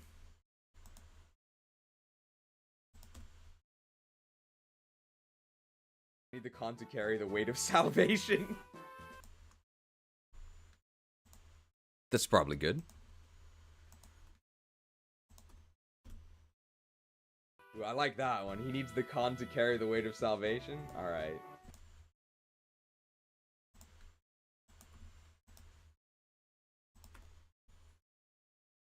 We're hoping to get the weight of salvation. I have to impress Loot. Okay, we don't need this one. Congratulations, I think we can jump right to being promoted, and then I think our next combat we get 99 Slayer. Hey. We get speed, right? I hope. Nope. You now use stabs. At least we've got 22. At least we've got 22 res. So much res. Wow, 12 speed at 12 speed is really bad for our Archer.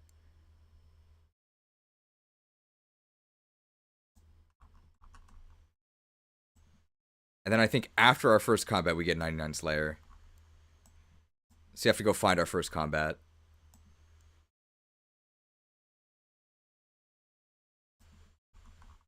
Oh yeah, we did end up using Joshua a little bit. I think we wanted to make him fight Gerik. Oh, here we go, 99 Slayer.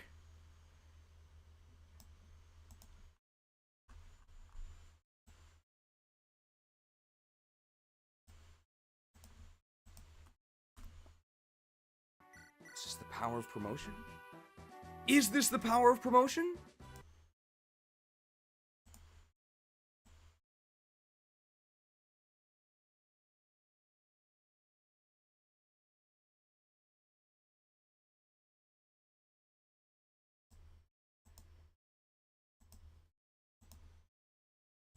Ooh, although we actually do the Molder review before this, and Molder's already the Shadow Slayer, but I guess we'll include this.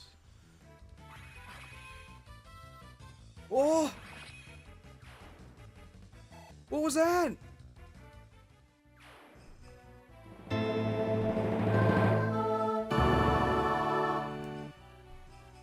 Depart, foul creature! 99 Slayer, we did it, guys. First 99 in the account.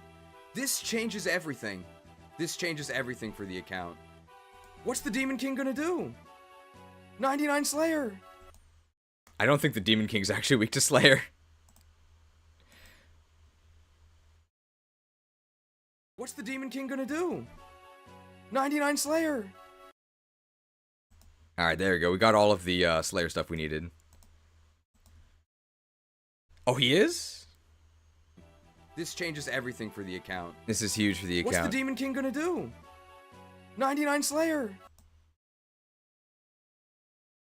Maybe I didn't notice because we still didn't like damage him with any of our Slayer units.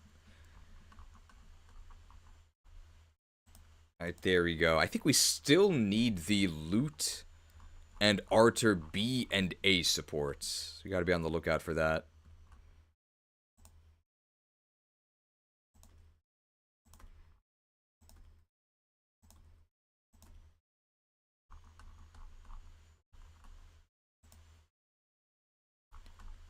Success! Alright, next has got to be loot. Who's after loot? I'm actually not sure.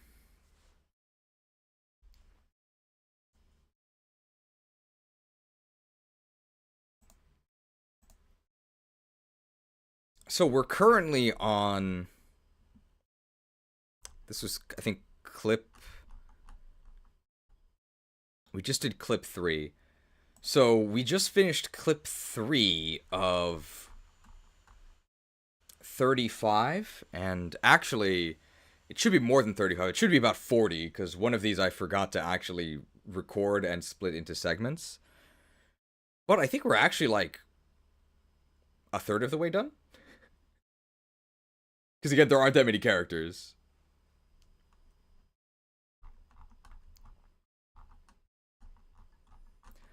So don't give in to despair just yet. Still far away from the finish, but it's not impossible. Alright, let's do this.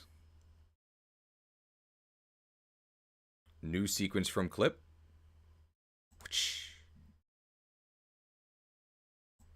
And let's go ahead and call this one...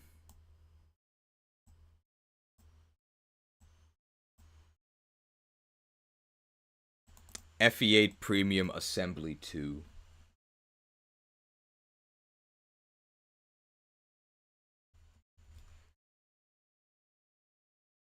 Or assembly.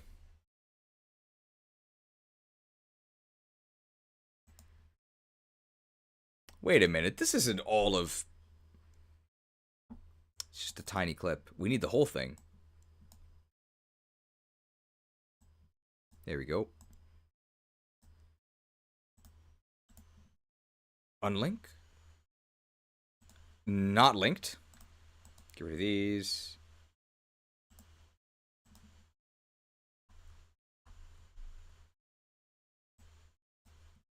Alright, we'll add the audio.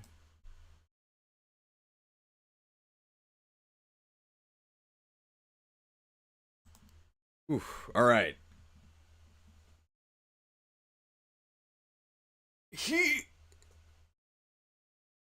Maybe, we do start to go a little insane doing this, so maybe let's take like a short, maybe like comment break. It's almost been 4 hours. We could do that. Answering comments is fun. Let's do that. Any requests for the comment answering soundtrack? I don't know if we need, we can do more. We actually didn't finish this. Let's just do this.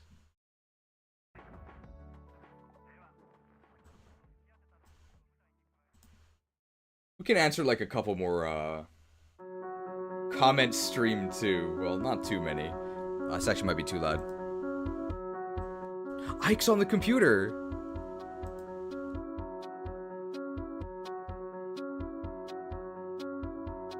Community is what I want. Hui! Not too long of a break, but just to get our wits back. Let's actually just check the checks. Because I think we can progress something. So Garcia's just done. We did laugh at Coleman Navy. Can I do a flip like in real life? Keymaster Dorcas has been made. There's two. Okay, let's see about 1-2 range and Master of Unlocking Door Keys. Is this safe to clip? Is this safe to click? I do trust Snake Man versus Arbok, but I'm not gonna click a raw link to Imgur. I'm sorry.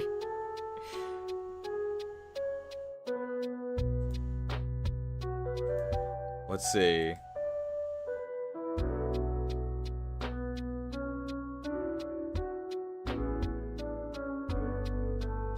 I think it just has to load here. Lights, camera, axes, fumbled. Small Vanessa.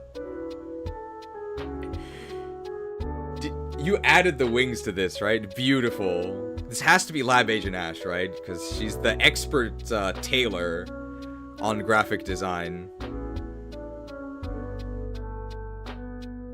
Nice armor.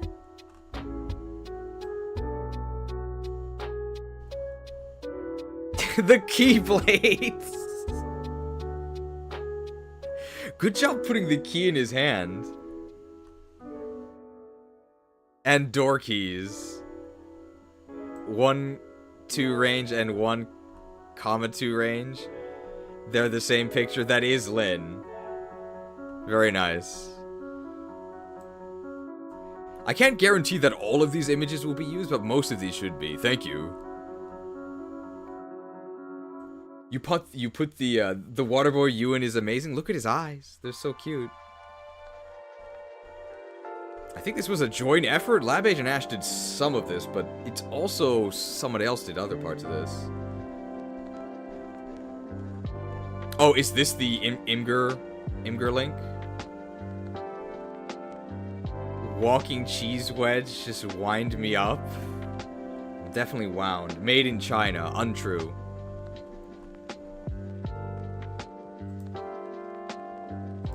We can check these off. Well done.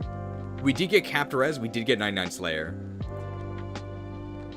you want Joshua versus Kalik? Maybe, but it's kind of long.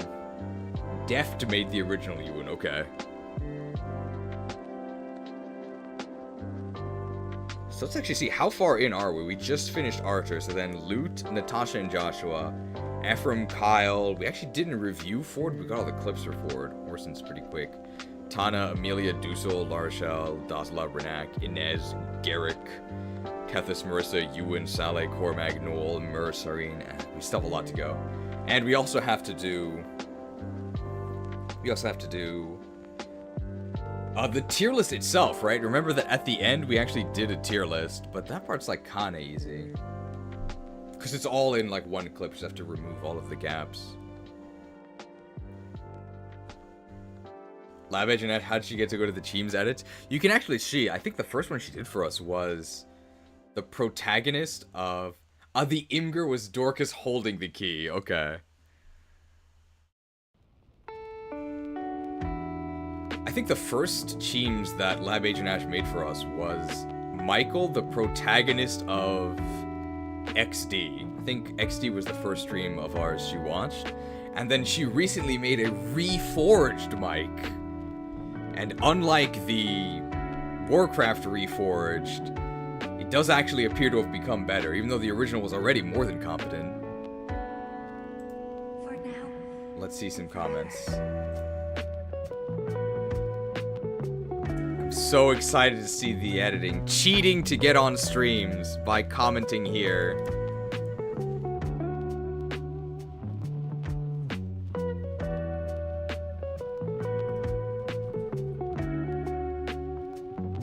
Cheated.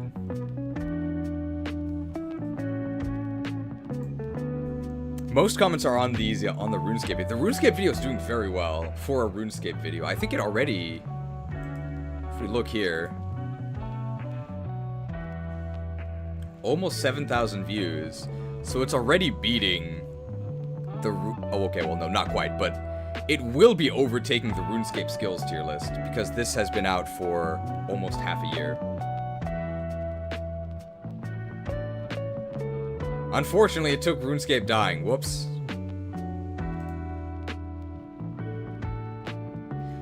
I maxed a month ago. Couldn't have come at a better time. If this is truly implemented, so be it. Goodbye for now, boys. Yep. Don't worry, it's just a survey. I am so happy.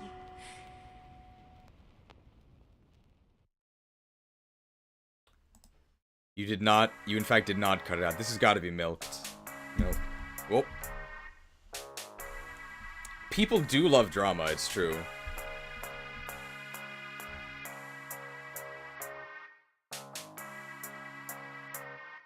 Comment on...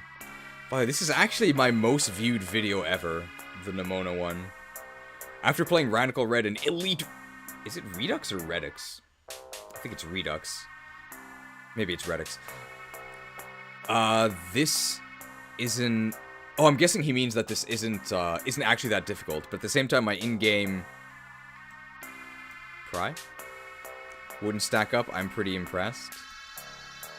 Well, of course. YouTube has to... Or, not YouTube. Game Freak has to make sure kids can win.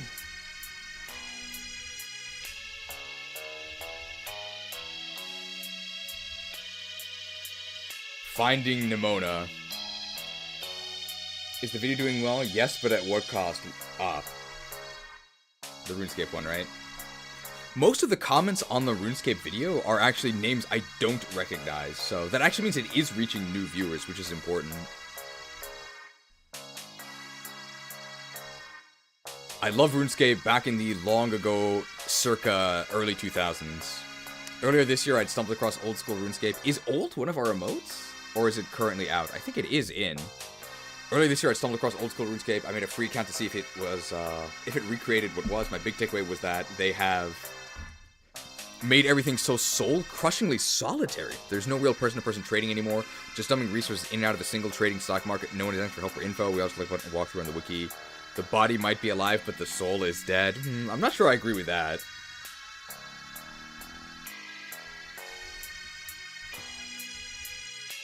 Did kill the selling lobbies 200 GP meta, but there is some group content.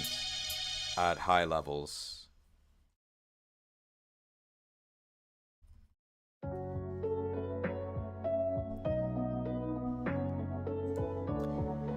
Paying $10 for membership and it has ads is crazy. I would be willing to pay $1 max for that. I honestly would be at most happy to pay $5 for no ads. Why is RuneScape so expensive? I mean, I know why.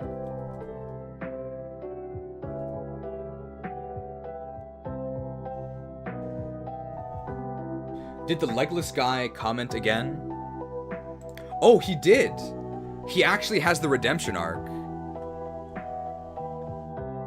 So the legless guy, he really liked Octillery, and he really liked Claydol in the Ore games. And then we replied to him basically saying, like, sure, those Pokemon are like kind of okay, but the pre-evos are so horrible that they're actually not okay. And he said, you're right, the pre-evos are terrible. So actually, we're friends now, I guess. No problem. Controversial take, I'll actually defend the bond system. I feel like we're not going to be friends with this guy. Uh-oh. People are always going to want to buy gold in a game like RuneScape. If you just let people sell gold for cash, this seems innocent enough. The problem is that if you can earn $1,000 or even $10,000 selling RuneScape gold, as some people have done, there's a huge incentive to get RuneScape gold any way you can, including scamming and hacking. This used to be a very real problem. Bonds are purchased for real-world money and can be traded for in-game gold and redeemed for 1 month membership. It's actually half a month, but that's pedantic. There's not really any way to make real-world money using bonds, which eliminates a lot of the incentive for hacking and scamming. Of course, gold selling still exists, but the rates are low, so they have to undercut bond sales. It seems most people purchase gold via an official legal method if one's available, even if it's not the best rate.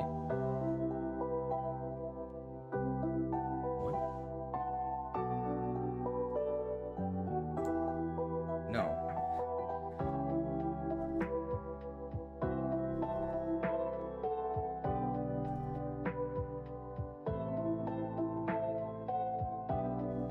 Buying gold from third parties is a bannable offense because it... Jagex themselves have said it undercuts the entire spirit of the game. But suddenly it's okay to buy progression because Jagex themselves now profit from selling you the golden progression.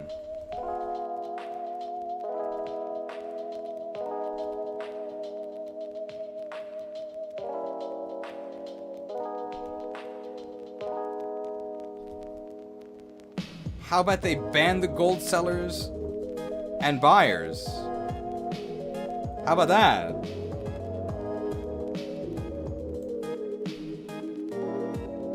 I found Empoleon to be so bad I had to ditch it. Gen 4 starters eventually.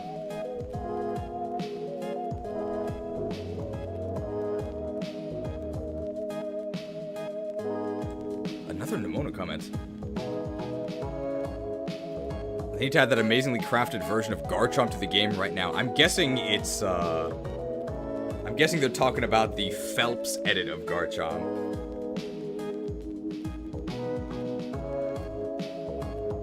Pokemon League gold medalist. Soy.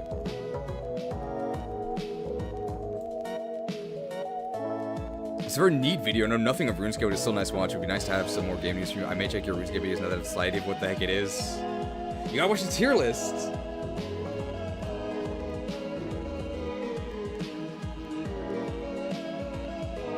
Where I also rant about bonds.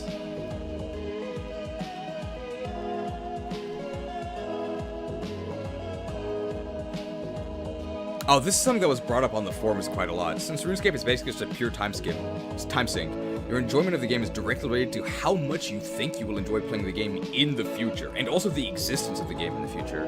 I'm not super bad at the situation on a surface level, but it makes it easier to take a long break since I'm much less confident about whether I'll enjoy returning. I'll maybe see you around someday. Probably not.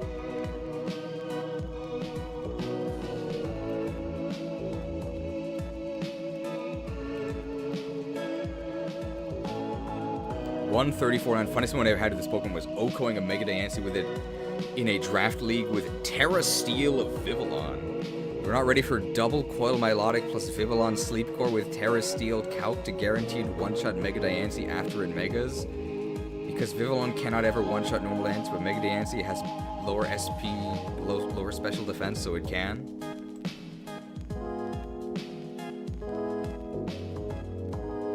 The true value of Spinef!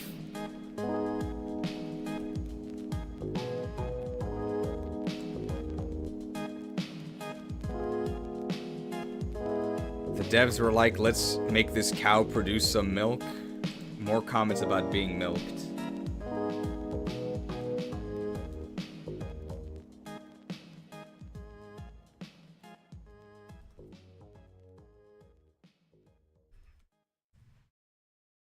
$9.35. This talk reminds me of games on Steam. Ever find games from like 2010 or even older, but they still want you to pay the full retail price like it was just released? Might I interest you?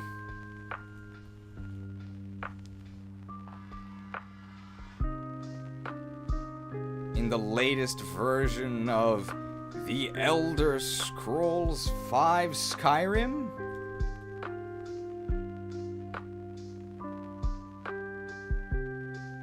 Does anybody actually go on the Steam forums? I'm not really sure why you would discuss a game on the Steam forums.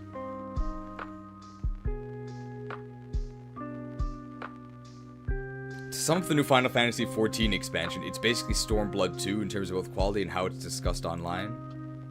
I think the Final Fantasy XIV expansion I played during was Stormblood. I thought Stormblood was okay.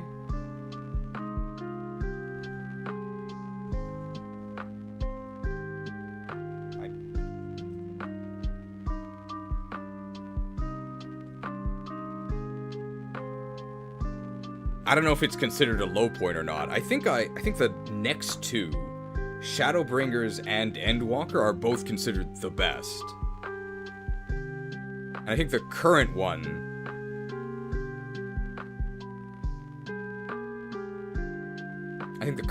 is not considered okay. It's called like Dawn Trail.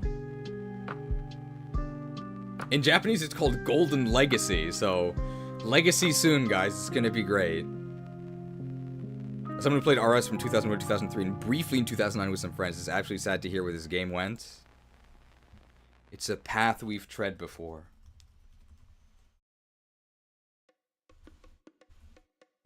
Very sad. Ross and such things. Are we rating him 2 stars? He understands us, though. Maybe we'll rate him 3 stars. Just give him a human emoji.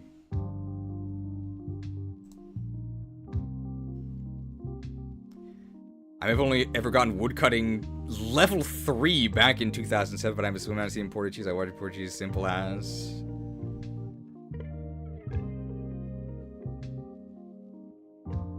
Gotta get to level 10, maybe 15. It might be 15. Gotta get Oaks. I think it's actually level 10. Nice comment. In addition to being hilarious and matching my comedic sensibilities perfectly, nice to look at. Wow. I combed my hair. Nobody ever leaves nice comments. But I will leave a parasocial note.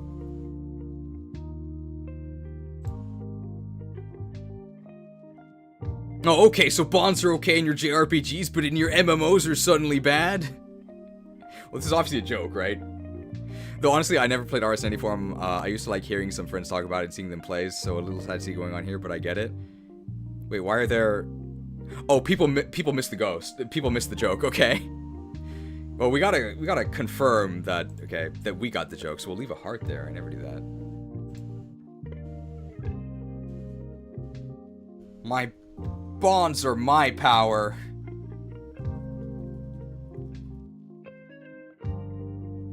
And then we'll just spam the Japanese word for bonds. Bonded.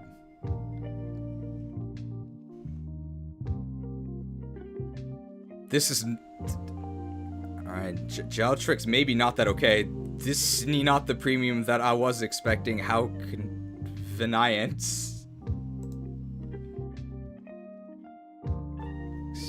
For... Zybo Red just leaves a sad face. Zybo Red might be in the stream. Feels bug. As a current Final Fantasy XIV player, Dawn Trail is just kind of okay in terms of story, but the current content out right now is great with an exclamation mark. I heard the story was the issue. Let's see. Can we... How many more RuneScape comments are there? If we can answer all of them... Yeah, we can answer all the RuneScape comments and then be done. It's not that many more. Luckily, it happened to be nothing. It's just a survey some people got, but the players were pissed, so I don't think it'll come through. I don't know for sure, but they responded to it today, and it's crazy. I've been stuck for almost 2 years. I didn't know you played. You should add me. And remember, with the one character, you don't play RS3 and OS, but it's ridiculous. I play about 5 characters total in between main, Iron Man, Group Iron Man. Oh my goodness. This guy pays for 5 accounts?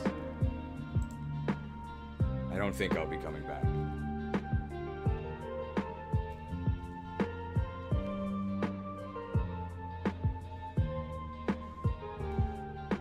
Oh, Otomachi Una canceled. Otomachi Una shows up in the stream sometimes. And they're a big RuneScape player, so wow. Oof. Did you get the Infernal Cape?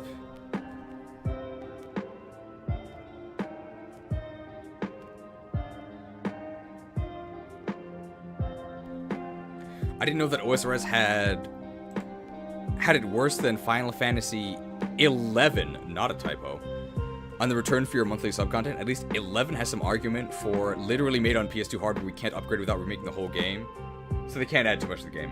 As for 14, ignoring the grifters, I'd say in combination to a commonly perceived lackluster story, what 14 has essentially pigeonholed itself as being for most casual players, so any drop in quality affects them more. A lot of long-standing issues have not really been fixed or gone through a long stagnation that have sort of boiling pointed with Dawn Trail due to not having much to post, I think this is main story game, like Endwalker did. To keep a lot of the drama short, the fanbase did not do well with those long sparse periods of Warlords of Draenor happening. Uh-oh. Well, Legion came after Draenor.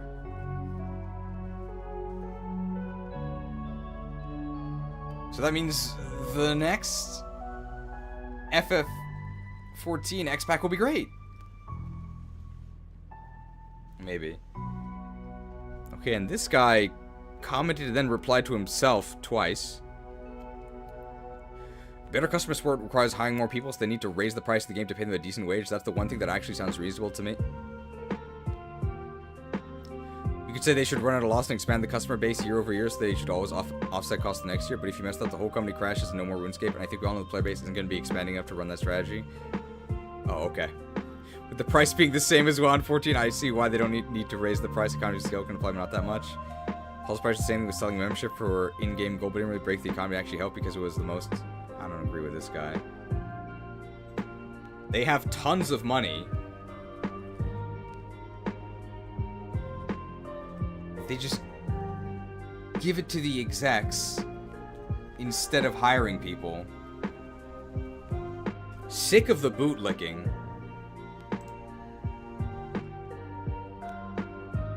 This guy says 10 out of 10 video. Thanks for watching.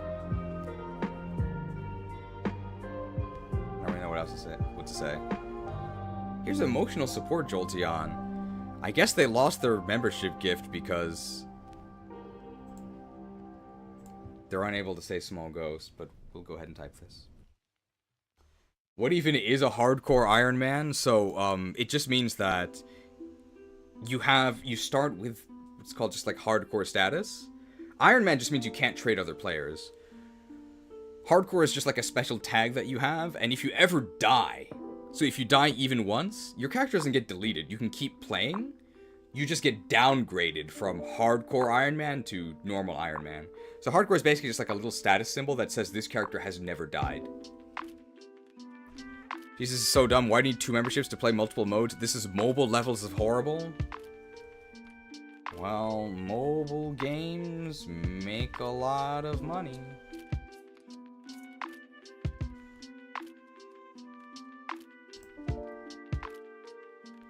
Glad I never got into RuneScape. Peeking into RuneScape YouTube is like peeking into a crack house, and I mean that in the nicest way possible. You don't have to mean it in a nice way. The people that play RuneScape are deranged. This is huge for the account. I remember quitting because I tried to grind mining levels, but the foreign fraud economy in RuneScape was in full bloom, so every mining spot was taken. Yes. It's a huge bot problem. Beep boop.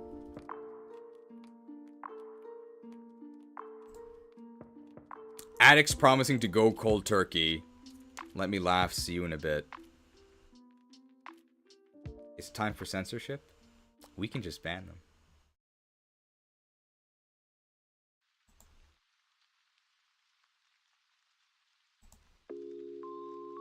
One like, though. What's the red YouTube symbol next to the comments username? I think it means they have YouTube Premium, I think. Oh no! Publicly subscribe to you. Oh, okay. That's what it means.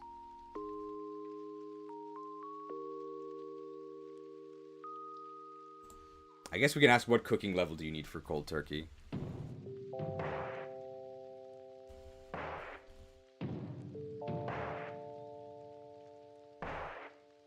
Probably more respectful than this response deserves, right?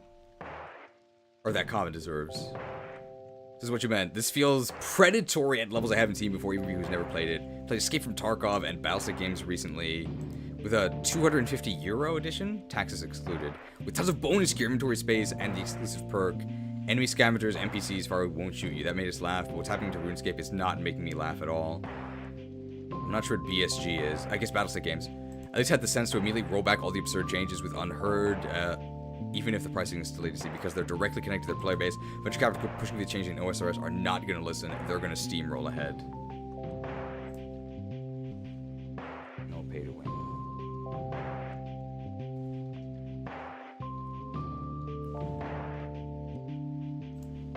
Thanks, Vulture Capital. I'd rather be a vulture than a vulture capitalist. Don't you see?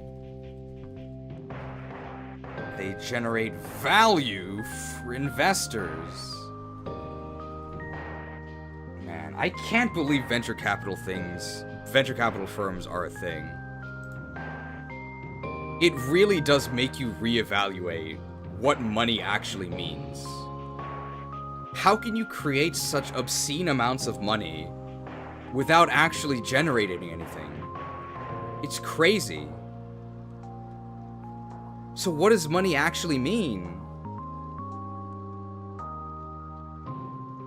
They can sod right off with this. What a way to make me uninterested in the game. Sod is actually a World of Warcraft feature. Let's make sure that he knows this is a joke, so you have to type actually.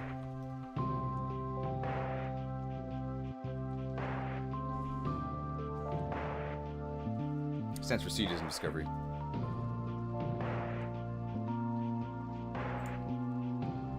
This guy's laughing. Not again.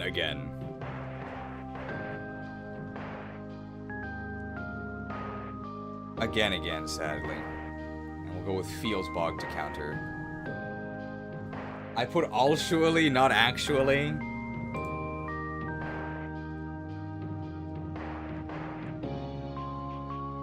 I'll leave it. Never surrender, never apologize. Actually. The EU private data laws would have killed original RuneScape as it was too old to comply and not enough money for it to be worth it. Oh. That was old RuneScape, right?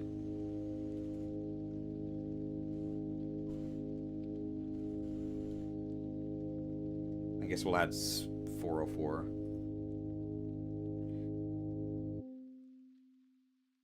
We as a species have learned nothing about loans. Do venture capital firms actually... I would assume they, like, what do they offer to the firms they buy? Is it just loans? But then they get to control you? That's horrible.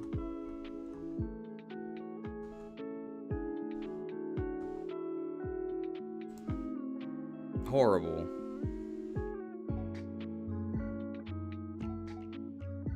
Well, back to the office. Paused.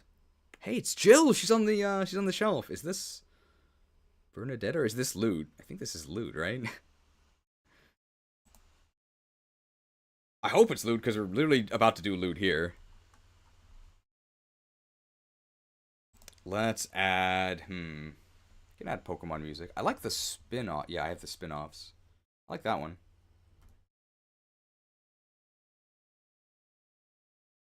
Let's add this.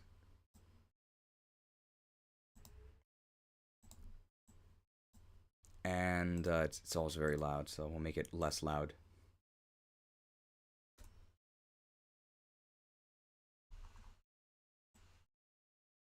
Gotta be recruiting loot soon here.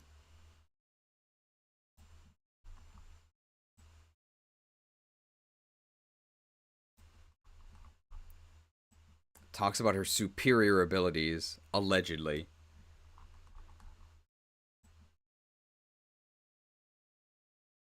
Oh.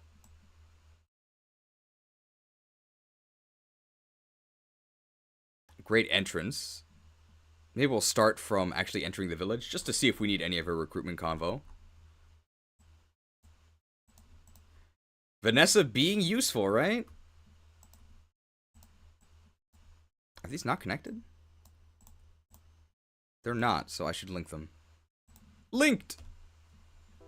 Well, now our turn... No, our turn doesn't end as we recruit... recruit Loot, because she has her own turn. Do we need Stalwart Signs? We'll see. What does she actually say? If you know so many words, why don't you use some of them?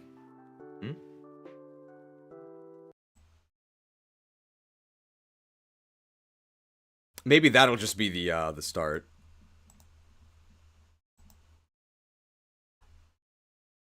If you know so many words, why don't you just use some of them?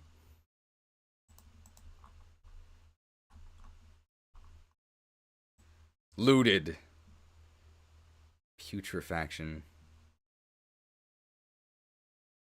So superior. We're gonna rescue Loot out of here, so we just want to be next. We're gonna put her in a forest. Well, well, well. If it isn't Loot, the Prodigy. Prodigy. I think all of her stats are worse than Arthur's, but her luck is better. She's also level 1 though, so she's a lower level. The 3-con. Oh, the 3-con. I think all of her stats are worse than Arthur's, but she is also level 1 while Arthur is level 4. I think all of her stats are worse than Arthur's, but Arthur is also level 4, whereas Loot is level 1. Her luck is better. Wow. Man, how do I agree with past cheese so often? It's not like I've rewatched this recently, so I guess I just have the same thought pattern. It does make sense, right? He's literally me. Loot is a unit that I think is extremely overrated and underhated. I don't think she's bad, but she's Lilina in Fire Emblem 8. Oh, hang on. I see.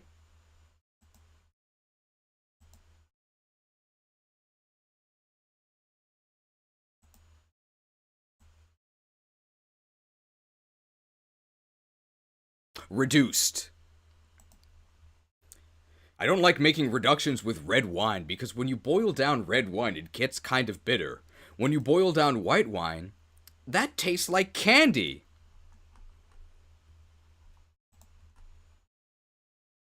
Anybody else subscribe to Adam Ragusia?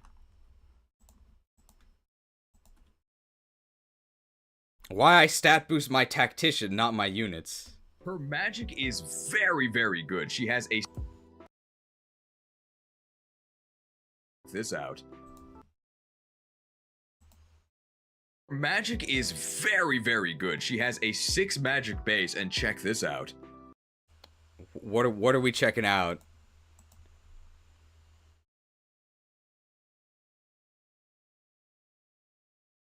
Lute has more defense than Arthur? Does she? Oh, Arthur only has like 2, right? Good evening, Cheese. Looking very much forward to this video. Remaking FE8 in LT. And love watching your Fire Emblem con. Thanks for watching. What's LT, though?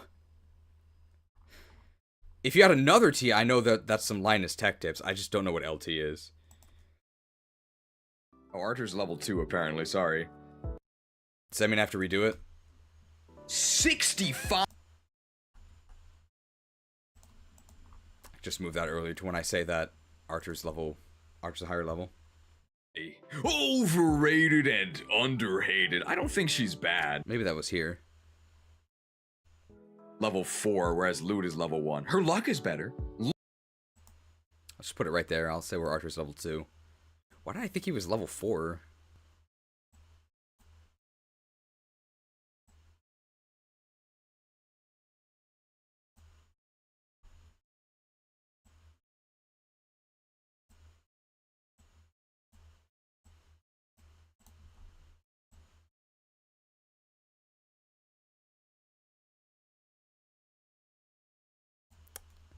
Usually doesn't quite, it's not quite this tedious when I do it by myself, but as in like the lag on all these actions, but it is a little bit laggy.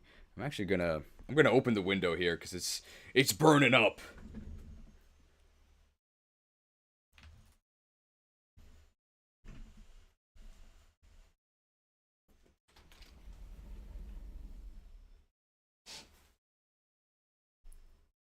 My landlord did request. I actually didn't get any complaints from neighbors, but sometimes there's like construction workers outside, and they're wondering about the mysterious English that they hear. So I just need to be like a little bit quieter. But I don't think we're gonna, just a prediction, I don't think we're gonna be doing anything crazy on this editing stream. So I'm not too worried. So from a quick search, basically VC, meaning venture capital, firms give funding to places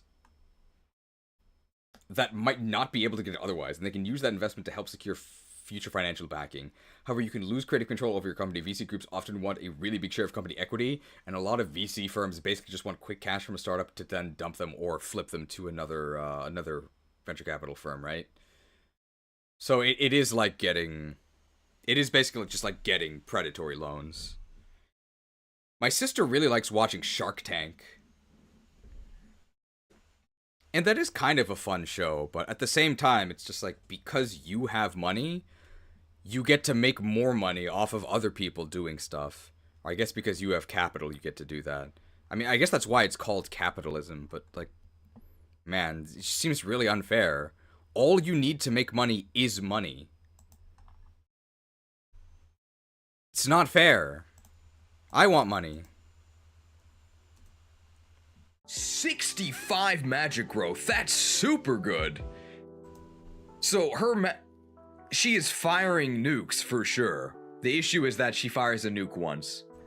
45 speed. That's actually like not that bad. I think her base speed is really bad though.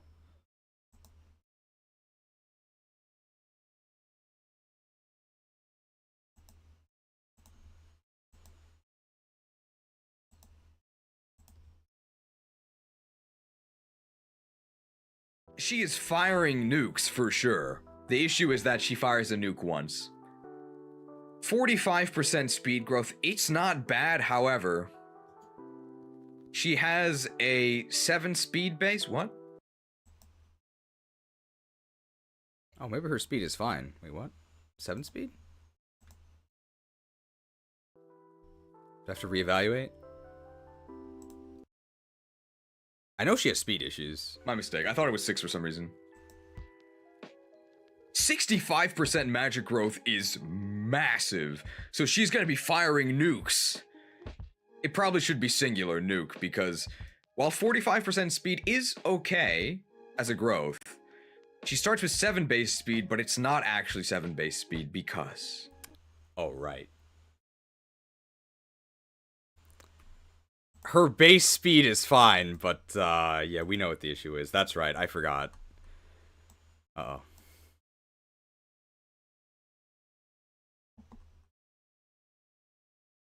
What's it say in your book there? Written text? The future is not written. That's the issue. Uh-oh. The future is not written. We do have a venture capital firm in the... in the chat. We need more gold.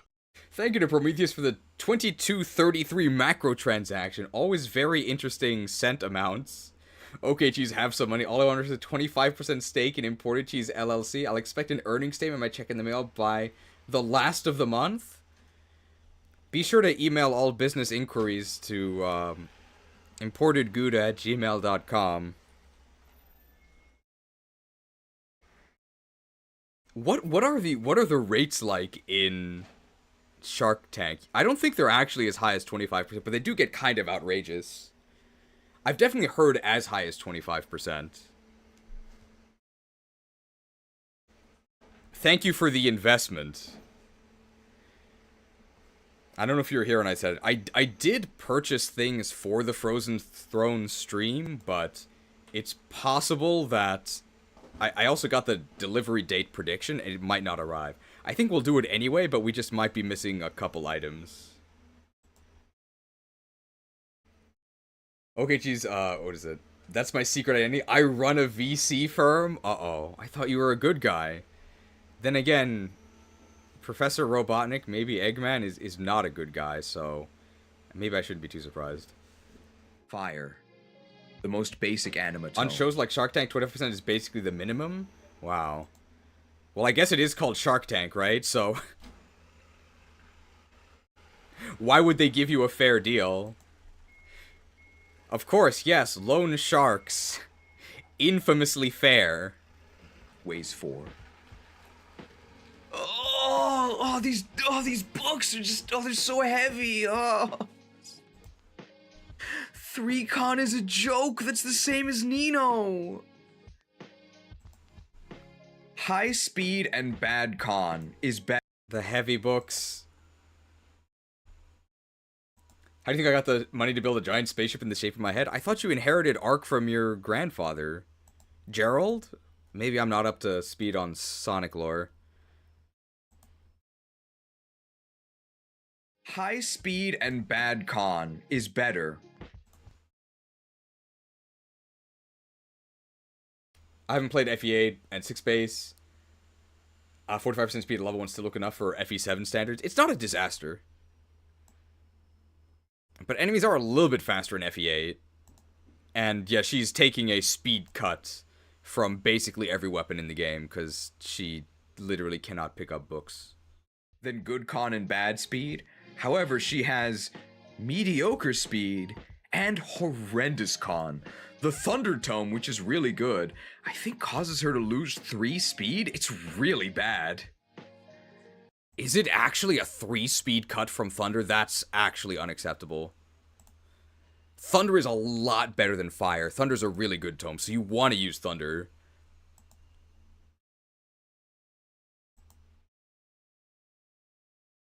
There is a solution, and it lies in her promotion. She has 2 promotion choices. This is another one that is pretty obvious. If you go Sage, you get Light Magic, LOL, useless. And you get a higher magic cap. Now, normally... Whoa, the timeline is like freaking out here. Shouldn't be lagging this much. There we go. Just gonna delete all these little gaps here, because I think all the stuff I'm saying is correct.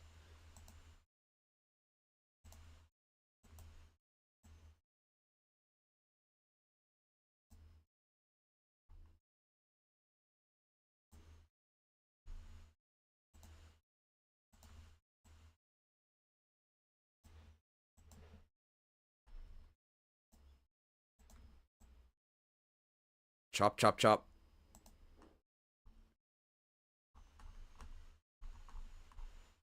Oh no. Where do I actually start talking? I'm kind of lost now. Here? Because I think this is me saying horrendous. It's a small loan of 1 arc station. I paid it back. With what investments? How did you afford a pyramid base? That apparently the American government knows about anyway, so not very secret. I've only played Sonic Adventure 2. Thanks for reading the comment. She's LT is an engine for making FE games. Oh, I got some cool features like voice clips from heroes. I'm a monster. 3 choice promotions in pair up and much more. What about tier 3 promos? I love tier 3 promos. Thundertome solidified Eric's placement. Thundertome really, really good in GBA games. 3-con wouldn't be such a disaster if 3-con wouldn't be such a disaster if there were a few lines of weapons that benefited from a low-con stat. I think it's more that she needs more base speed. That's the big issue. And 3-con is terrible. There is a solution, and it lies in her promotion. She has 2 promotion choices. This is another one that is pretty obvious. If you go Sage, you get light magic, lol, useless, and you get a higher magic cap. Now, normally, caps don't really matter. However, Lut's magic is so ridiculous that she might actually be able to reach the 30 magic cap of Sage. However, all that... I think what I might actually do is...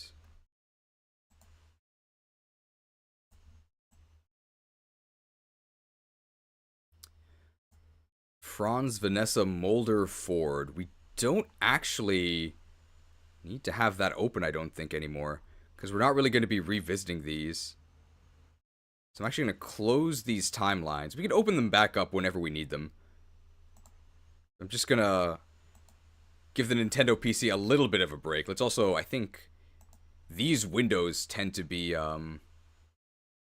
very, very heavy on, like, memory usage. So I think I'm just going to make them smaller. And hopefully it lags a bit less now. Talk about a really good magic cap. Magic cap. Now, normally, caps don't really matter. However, Lut's magic is so ridiculous that she might actually be able to reach the 30 magic cap of Sage. However, all that being said, you should definitely go Mage Knight. Mage Knight is much, much better. It actually gets more magic earlier because... Oh, I see.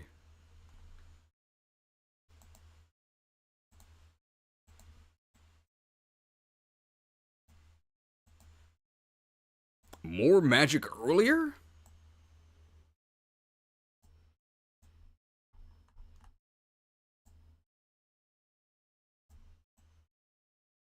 Because you get the +2. Yeah, it only has less magic until you hit the cap. I think I'm actually just going to... I think I'm actually just going to, like, exit this. That should help. It's just a text document. Come on, PC, you can do it. It actually gets more magic earlier because of this. It actually has more magic until the cap because you get +2 magic instead of +1. But you also get one of those lame Magvel ponies. You get 7 move. And far more importantly, con +3. So you base... Oof. I don't know why this is lagging so much more, because it wasn't lagging this much beforehand. What is this? I know I repeated something. It actually has more magic until the cap because you get +2 magic instead of +1. But you also get one of those lame Magvel ponies. No, it was before this that I repeated. It was this? It actually gets more magic earlier because of... Yes, so I just need to remove this part here. Adobe is fighting for its life. I don't know why, because it was fine before. Well, not fine, but better.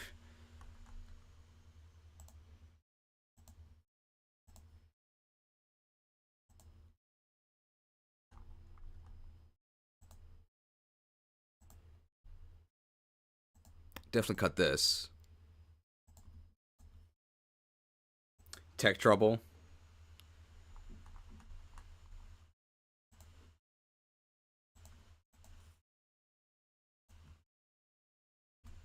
And far more importantly, con +3. So you basically get +2 speed because she's weighed down by everything. So I think Mage Knight is the clear choice. It's, I think, strictly better. It's overwhelmingly better. Can't say strictly better because then people will yell at you on the internet. Very difficult to say strictly better, but overwhelmingly better? Actually, It's overwhelmingly better until you hit magic cap, if you even do that. And afterwards, it's probably still better. Do you really need 30 magic? No, you're fine. With only 25.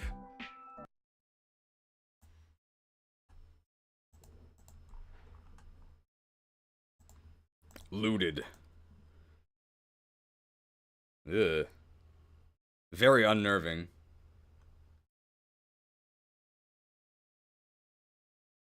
I'm glad they got rid of the con stat. It's not quite as offensive in Engage. I just don't like it. I like con in Path of Radiance, where it mostly affects shoves. And like my friend Ando, I have 3rd-tier promotions, yes! It's also 3 choices as well. Lords, Dancers, and for Myrrh? Promoted Myrrh.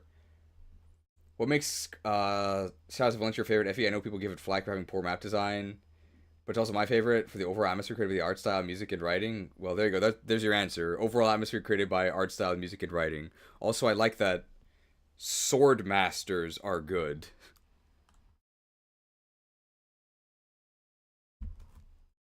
I wish there were axe units, though. I do like axe units.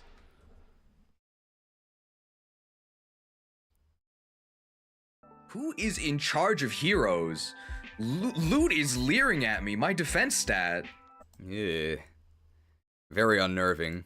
Loot the leering. She's analyzing me. She can see that I show no sign. She's analyzing me. She can see that I show no signs of putrefaction. I must not be one of those revenants. We cut that part of her recruitment, but I think we can still leave that in. Not putrefied. Supports? Oh no. Are you sure, Loot? Get a closer look. Perhaps I'm more putrid than you thought. Maybe I shouldn't have just called myself putrid. We can leave that in, that's fine. If we're doing that, then maybe we should extend her recruitment to include the putrefaction. I think we will. We can be putrefied.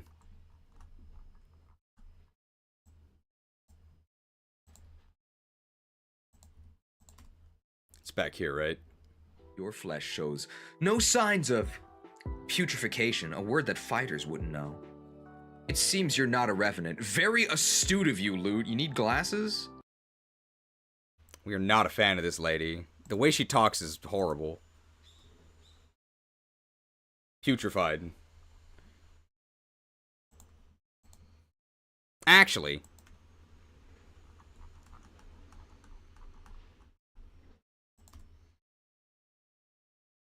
Her support list is alright. Anima Affinity is fine. Her support list is alright. Anima Affinity is fine. Could support with Arthur or Ross. Pretty reasonable. Noel's pretty late, unfortunately.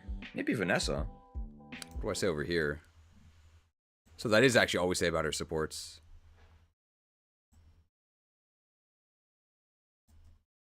Her support list is... Yeah, so we just need this. I think Adobe has recovered.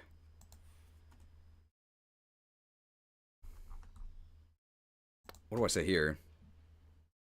Support with Ross. We're not going to be using Loot, I don't... Oh, that's just a comment. Okay. Like we said with Arthur, it's very difficult for a mage to be bad. She's not bad, but her start is really disappointing. She has serious doubling issues until she can get to Mage Knight, at which point, then she's probably fine with doubling since she can finally work out at the library and lift the books. Kind of disappointing start, perfectly acceptable payoff. 3 stars. I think she's literally on the 3-star graphic, so definitely 3 stars.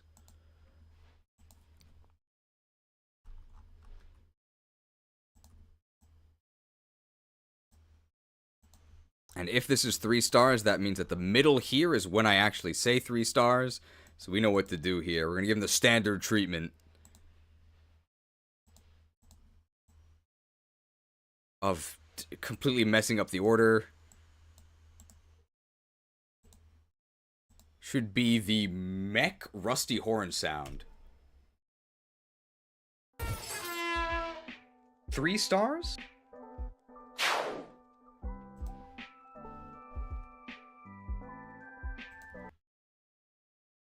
Five-star Redditor. She is so obnoxious.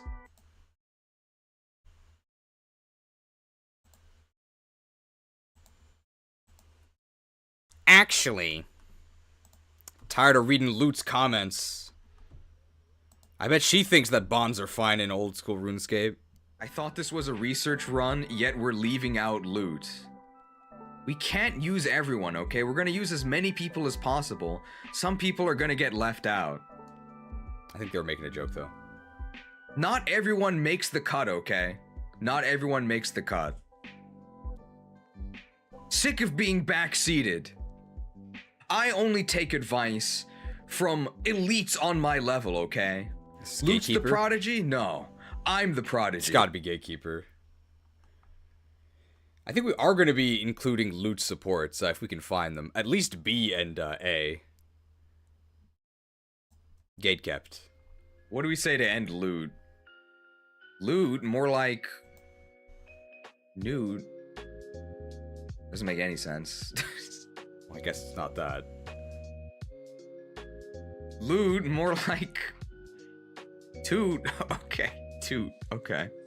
I like that one. Loot? More like... toot. Stinky. Sure. It's fine. You can add a fart. Let's do it. I love farts. Hilarious.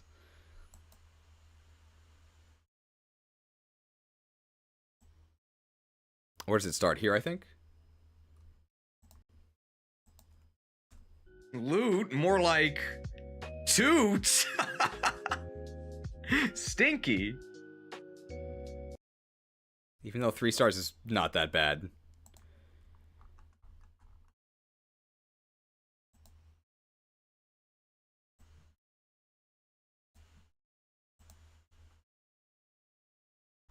Okay. And this is the start of loot, so we'll just go ahead and condense all this. And that's the last thing for this map. Next is Natasha and Joshua? What even is our analysis of Natasha? She's just terrible molder.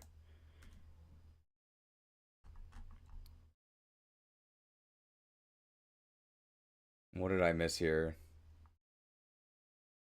Does Magvel have lane points to like compensate for smaller map design compared to FE6 and 7? I think they just wanted to nerf horses.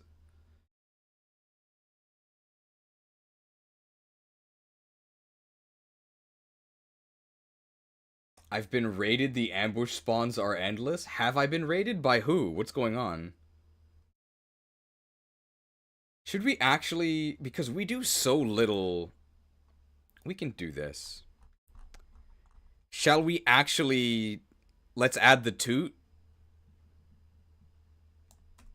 Toot! Let's do it. High class edits only on this. Alright, let's do it. Let's do it. So step 1. We need small loot.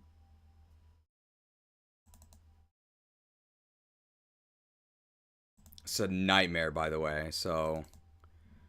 she should be right here.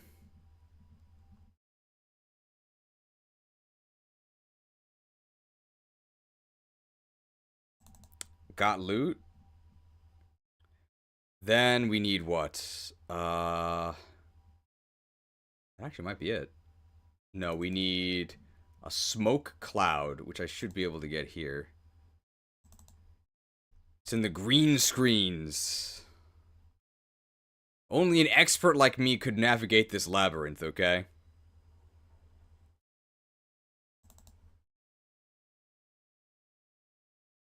Not that one. I think I do have a smoke puff.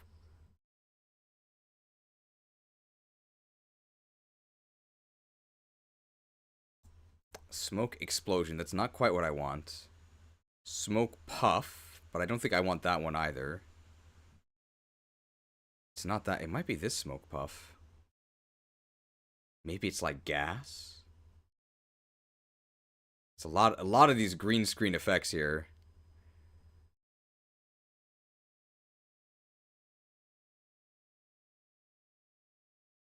It's not a fire. Oh!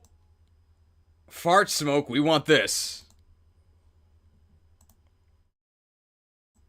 Okay, so step one is actually going to be this. We're going to put everything here. And we don't need all of this stuff in the background, right? We want to kind of blur it out, but I don't want to blur myself out. So what we're actually going to do is this. We're going to make a new item. We're going to make an adjustment layer.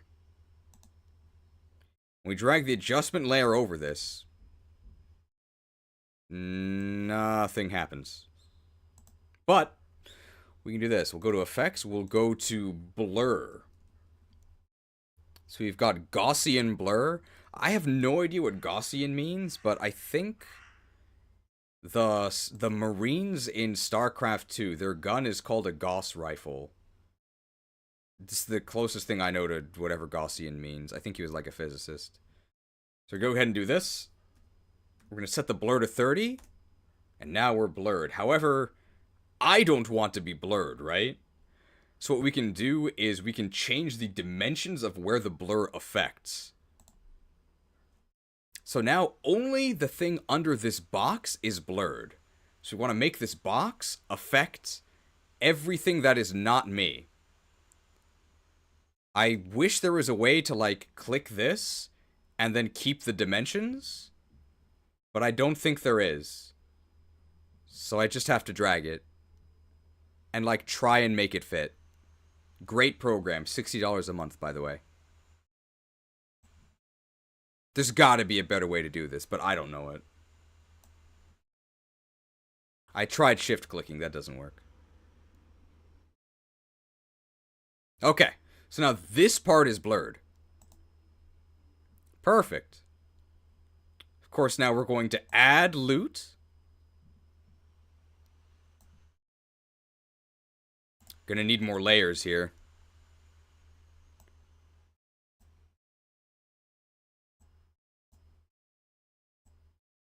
We gotta make sure that loot is actually... Well, she's gonna take center stage, right? So we'll put her there. More towards the middle. Maybe a little bit offset. Then we've got to grab the, I think the fart smoke. It's like in the perfect state already. Oh, that's beautiful. Beautiful. It's even already the correct color.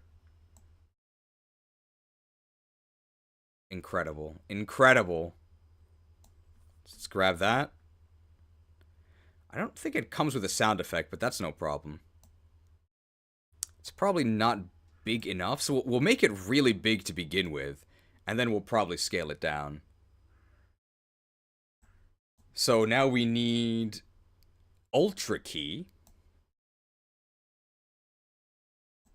And now, for whatever reason, I have no idea why. So you'll see here, I'll take the key color. This tells us what color we want to remove. Obviously, we want to remove the green, right? So I'll select this. And if I mouse over the part that I want to select, it doesn't work. Okay. So what I have to actually do is I need to actually move my entire window, Premiere Pro.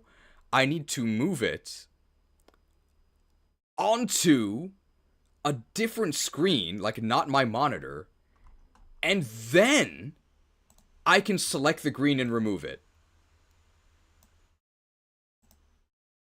Why does it work that way? I don't know. It's really annoying. And of course we have to add a fart sound.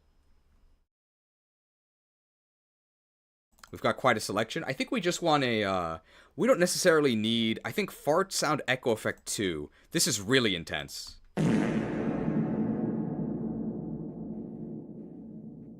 That's far too much. Let's have some class, okay? I don't like that one either, though, because it's not really cute. We want it to be a little bit cute. Not that one. No. No. No, too wet. Oh. No. Too long. I like this one. I like this one. Let's go with this one.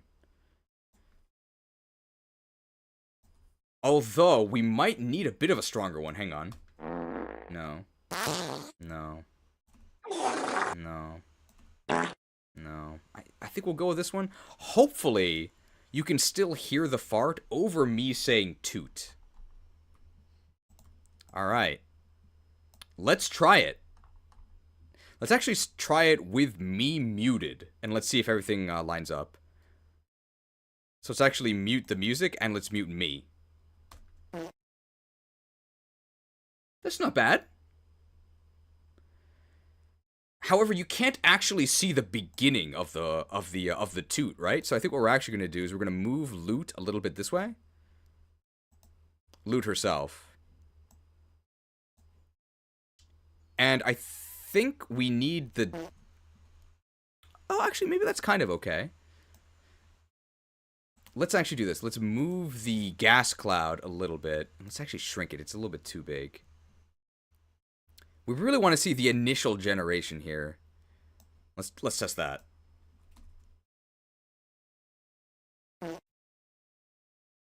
pretty happy with that. Although, no, we need the tail to be visible, right? We need the tail to be visible. Because it has to escape. So we need to move this for... Oh, there we go. There we go. There we go. All right, let's try this.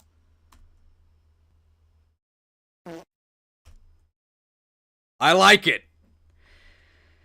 How does it sound with my audio? Toot! Perfect. Perfect. Thanks for joining our editing stream. I hope you enjoyed. I'd like to give a special thanks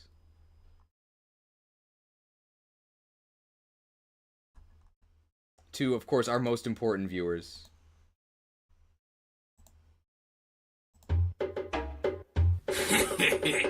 What are you buying?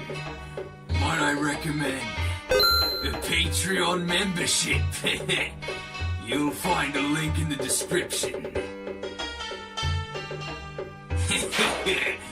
Come back anytime.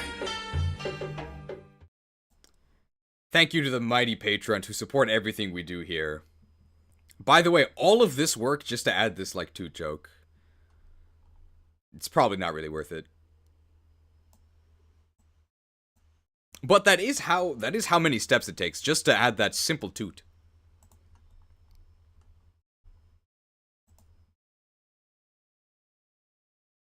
Loot? More like... Toot! Stinky. There you go. Edited. I think that looks pretty good. And now you all know the legend. All this work just to generate a couple Steam points. Sure, it's fine. Alright, what's next? Natasha, right? Is she even in this? She might be in the next one. No, we just started this. She's got to be in here, and she joins right at the start of the next map. The Empire's Reach. You appreciate the fart joke? Cultured viewers only.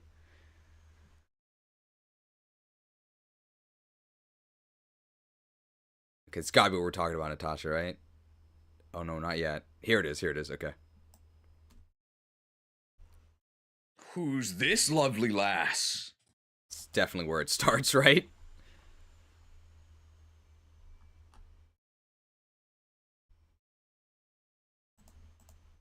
The last class.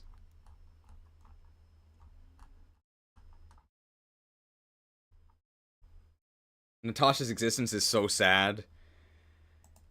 She doesn't beat Mulder in anything, right? I think her magic growth is like slightly better, but I think she has horrible base magic. Like almost non-existent. And her staff rank is much worse. And she joins later. It's like, it's so bad. I guess maybe if Mulder died. Who's this lovely lass? Feeling sick? It's Natasha! Cleric level 1. Who's this lovely lass? It's Natasha! An underworld... Underworld cleric. Who's this lovely lass? It's Natasha! An underworld cleric! And then I think we say feeling sick looking at her stats, because they're very bad. No real utility. Well, I mean, like, as a staff user, she does have utility. But you would expect more. And just super outclassed by Mulder. I think it's actually not a pitfall to do class by class, because you do actually need a staff user, but you only really need one. Or maybe two, and Mulder's just way better. So not a pitfall.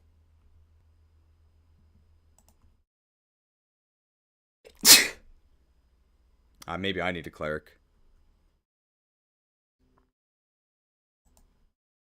Putrefied.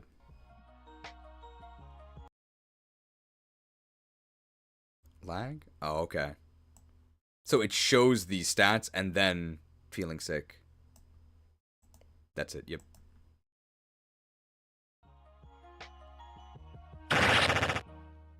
Feeling sick?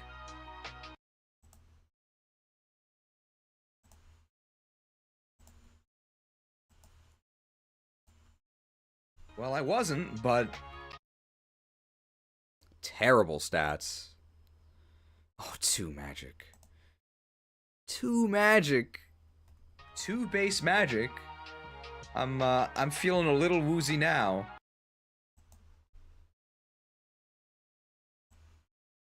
I do believe in the stats tier list, I'm going to give magic a lower rating than strength. I'm going to put strength in A because you really need it. Because enemies have defense, but magic you don't really need. Still nice, but usually low magic is kind of okay. Although obviously you'd rather have better magic. Worse than Mulder. Later than Mulder. I think she's worse than Mulder in literally every way. Except her magic growth is better, I think. I think we actually need all of these statements here.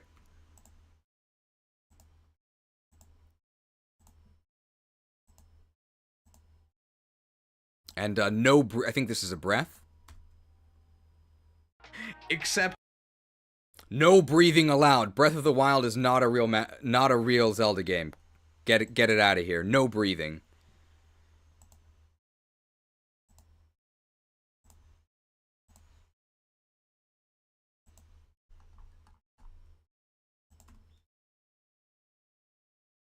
she also has more resistance. Wow. Ooh, maybe I undersold her.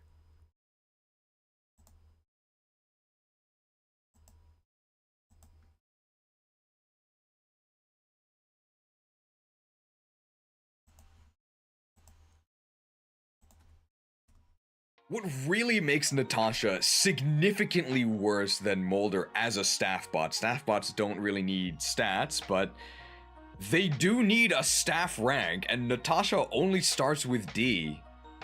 Why? Yeah, I think Mulder starts with C. So she's very bad base staff rank. Staff rank's very hard to raise as well. It's like mystifying. Why is she so bad? Natasha is the unit that Kaga would have wanted. In Kaga's games, you got the good units early, and then if they died, the punishment was that you had to use worse replacements. Well, nobody died, but they still gave us Natasha. What did I do to earn this punishment? Punished. One of your players got Natasha to become a better dodge tank than Joshua with plus 255 avoid. How do you even reach a number that high?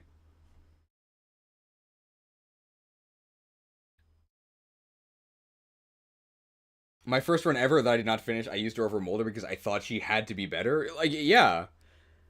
Just like you would assume that the trainees have to have good growths, right? Because why would they make them so awful if they didn't have better growths, right? Of course they have better growths, but they don't.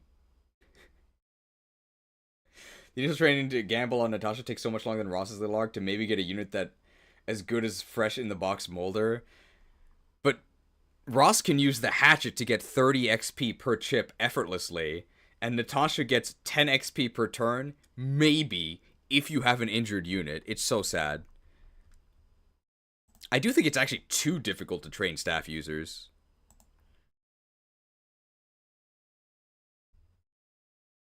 Growth-wise, 60 magic is really good.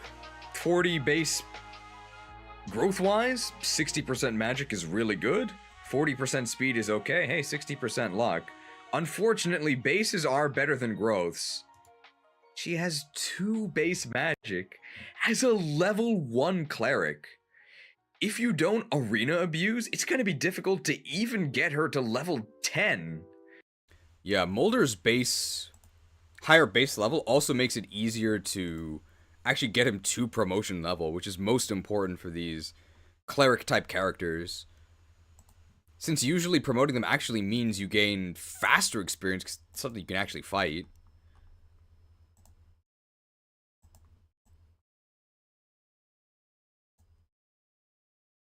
Makes a big difference for these guys. Extremely difficult to level up. Molder's level lead is really, really significant. She'll get good magic eventually, but that eventually... I think I need all of these, right?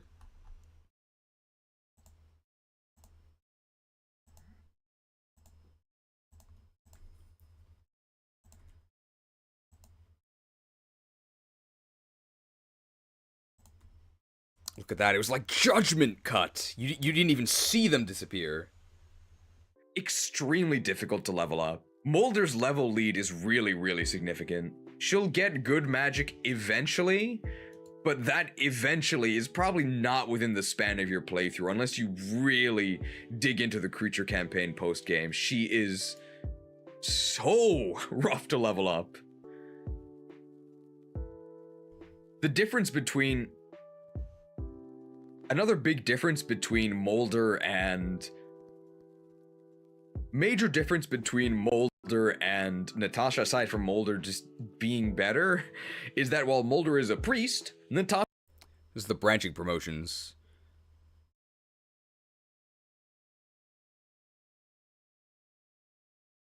What do we think about Bishop versus Valkyrie? I know I think Bishop is better, but Valkyrie does get a horse, but it is a Magvel pony. Natasha is a cleric. They mostly function the same, except their promotion path is actually different. Instead of Sage, which Molder would never choose, Natasha gets to go to Valkyrie, which she might choose. Valkyrie is the mounted... Unlike in FE7, Valkyrie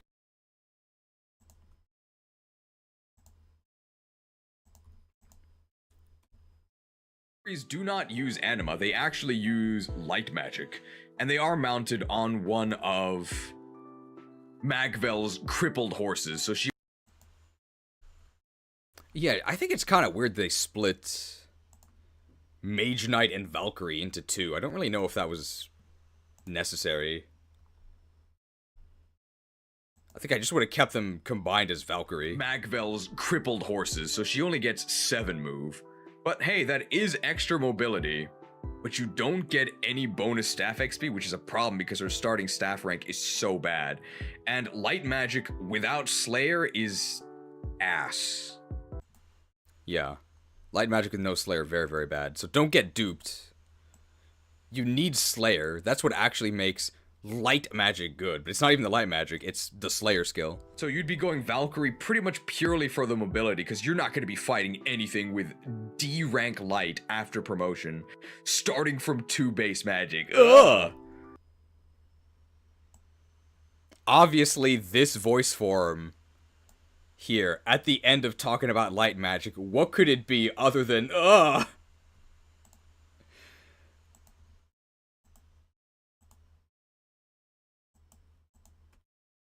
She does still have the luckily for her, she does have the same option that Mulder does, to go Bishop. And with Slayer, she can actually... Luckily for her, just like Mulder, she does have the option to go Bishop. I think it starts here.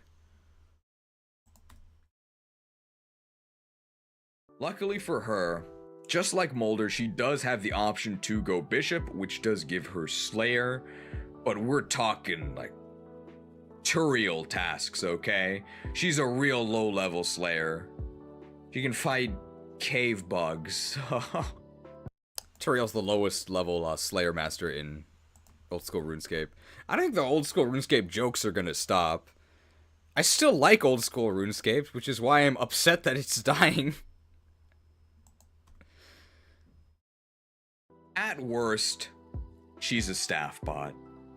She's not useless, and she's okay upon promotion, but good luck getting her to even the earliest possible promotion. She's so underleveled.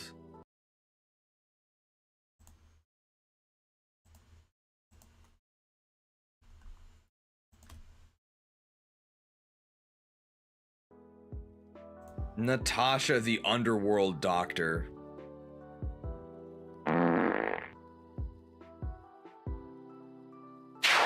Underworld, underwhelming. 2 stars. 2 stars. Yeah. I think I'm fine with that. Being an underleveled staff bot isn't the worst thing ever, right? It's not like she needs stats to fight, but since one of the things that bishops can do in Sacred Stones is actually fight, it'd be nice if she was better at that.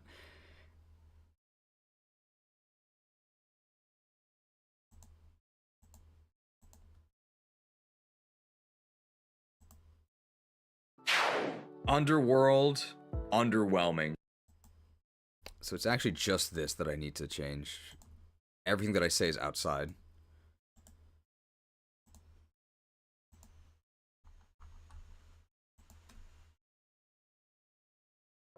Any other comments about Natasha?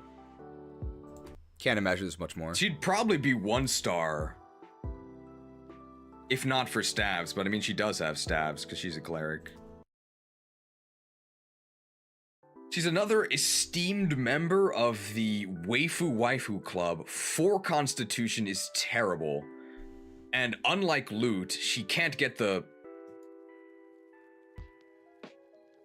Another esteemed member of the Waifu Club. There's a ton of them in this game. 4 Constitution is terrible, and remember that Light Tomes, great name, are actually quite heavy. Of course, got a rip on her horrible con. At least it doesn't matter until she promotes. And she's 1 bigger than Loot, but the tomes are more than 1 heavier, so I guess that kind of offsets that. Unfortunate.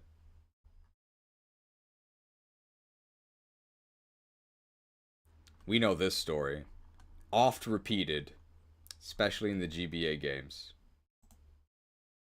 The future is not written.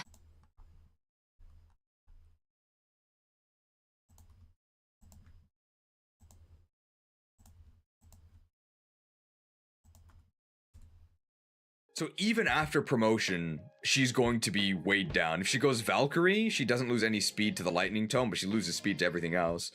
And if she goes Bishop, she actually gets weighed down by every single light tome. Wow.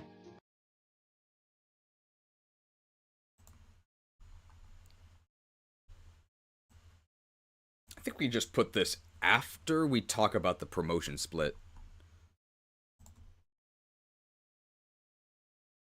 You can fight cave bugs. And that's probably fine.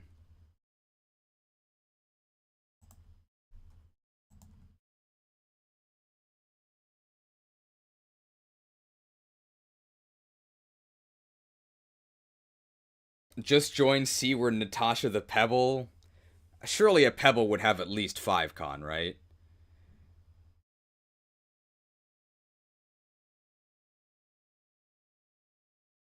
Okay, the Ross riots are out of control.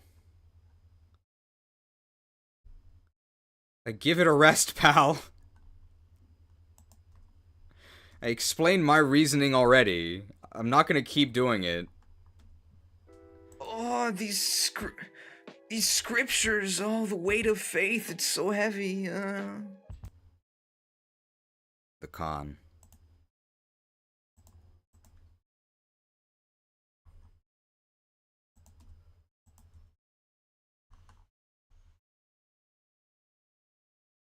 I think 2 stars.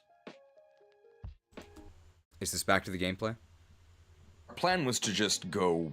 There's the gameplay. So we gotta add being unable to pick up books. Is this it? But good luck getting her. Is it here? It's here. And there's room for it? And I don't think we need any clips of Natasha. So we're fine. There you go. Alright, that's Natasha. Next is Joshua. Wow, not that much to say about Natasha. But yeah, staff bot. With, I guess, worse programming than Molder. Although botting will get you banned. Be careful.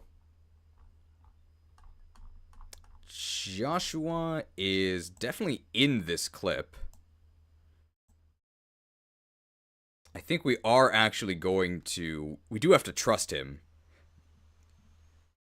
You gotta win the coin flip to recruit him. There it is.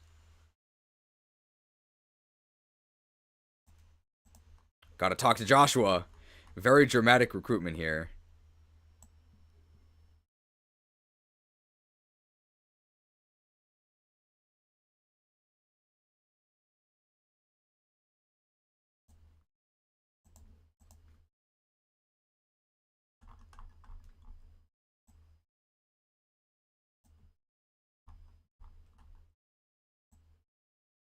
I don't really know what we say about this guy. I think it's just that he actually has really good stats. Like, his combat stats are very, very good. He's very, very fast. Double tags everything, but of course he's a sword unit, so... Whoops. Look at this guy. You're that man I met. Are you here to capture me? You've been hired to silence me, haven't you? He's not an assassin yet. Yeah, Grado's paying the bill. They want you dead, you know. But don't feel bad. It's nothing personnel, gal. Wait, please. It doesn't matter. I think we could skip all the stuff that she says about the Emperor being crazy. We'll say it's nothing personnel, and then we'll call it, and then she does win the coin flip, and then we trust him, I guess. We can even add in the call it graphics since we...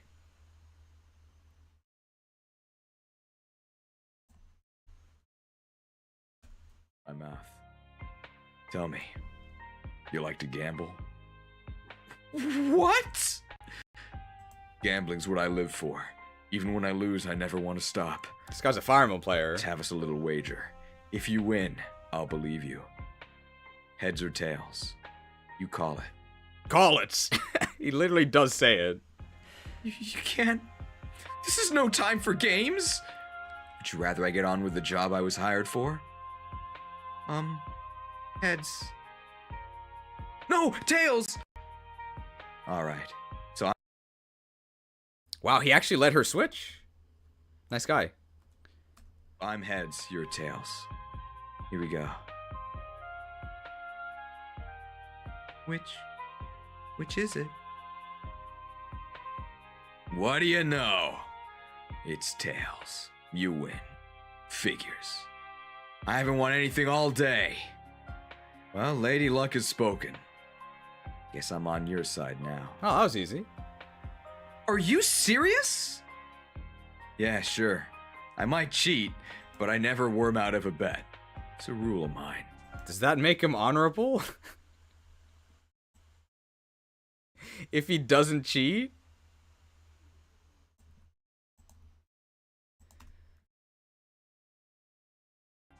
Oh, thank heaven. Thank you, blessed light, for your protection.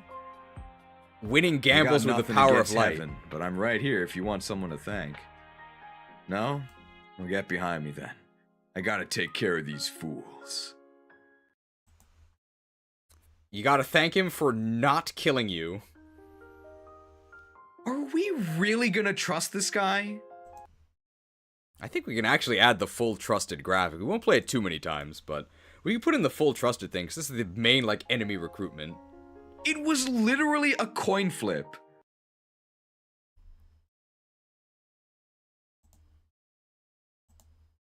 And hey, longer videos make more money.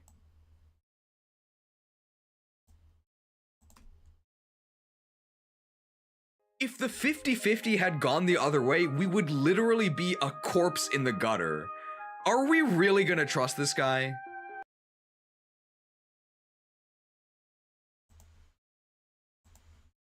I don't think we need to analyze the numbers, but obviously if Joshua attacks Natasha, Natasha stands no chance. I don't even think he needs to crit to kill her. Because he obviously doubles her, and I think just his base damage kills her. Well, he is blue, so I guess he is on our side now. And I think this gap is me trying to find the trust graphic.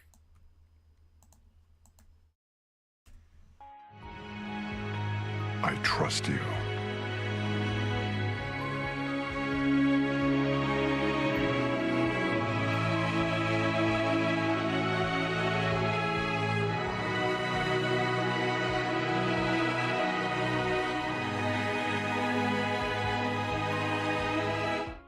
Trusted. Wow, incredible graphics for the Game Boy Advance. Really great detail on the sword. My only criticism would be they forgot his hat. Maybe I could even add the hat. It's too much work. I'm not going to add the hat.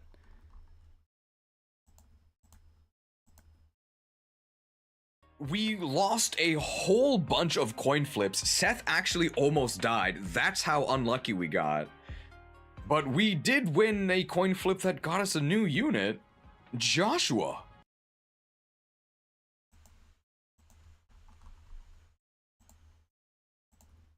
I think Joshua's stats are like shockingly good. They're very, very good. It's just that he's a sword unit.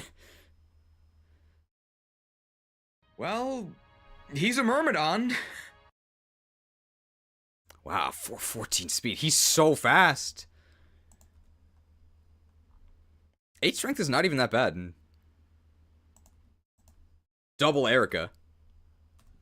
With better strength than you might expect, 8 strength is not that bad. Of course, he's got extremely good skill and speed, 13 and 14 respectively, very, very good. Hey, 5 defense isn't even that bad. It's pretty bad, though. Might actually come in handy now that we're on... Might actually come in handy on Lunatic mode, where most of our other units are actually not doubling. If you go here, he would probably be 4 stars. Yeah, I think I would agree with that. I think we ended up giving Raven 4 stars. And Raven's basically this, right? Raven, I think, has like 16 base speed.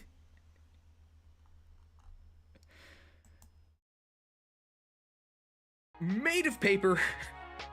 24 health, 5 defense. Oh yeah, 24 health is bad.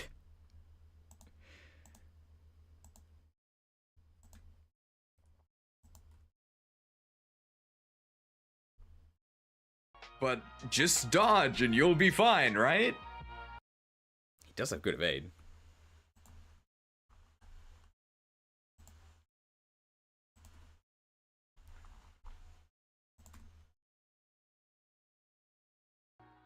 What are his growths? I bet he has mediocre strength and really good skill and speed.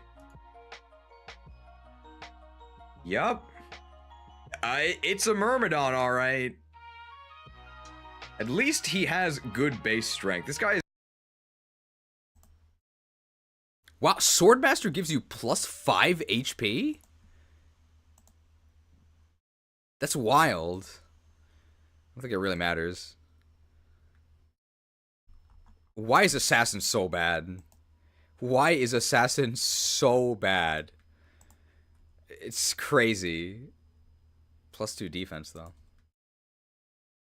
At least he has good base strength. This guy is almost exactly the same as Guy from Fire Emblem 7. I guess he's a little bit slower, but not in a way that actually matters. Yeah, 55 speed. Guy had 70. 80% HP growth, that's kind of high for a Myrmidon, right? I forget what we gave this guy. We either gave him 2 or 3. I think we ended up giving him 2, but saying that he was probably 3 on Lunatic, I think. I've literally never heard the word Myrmidon used outside of FE. What about Naga Myrmidon? Looks like it's my lucky day. $2 microtransaction from Karen Dude. Thank you for the microtransaction. Unfortunately, not something we can add to the premium, because it's not really relevant, but we can add the Naga Myrmidon. You'll be seeing Naga Myrmidons next week, probably.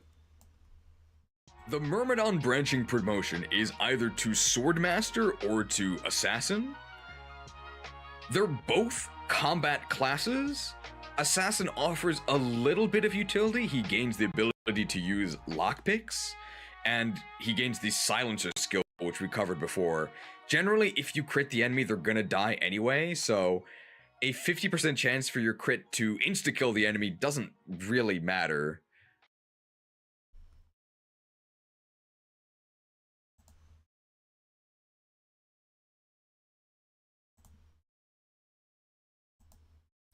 It doesn't display... I think for Berserker, it did say that you got 15 critical. And then I don't... And here, I don't think it says you get plus 15 critical for Swordmaster, but you do. I wonder why it doesn't say so.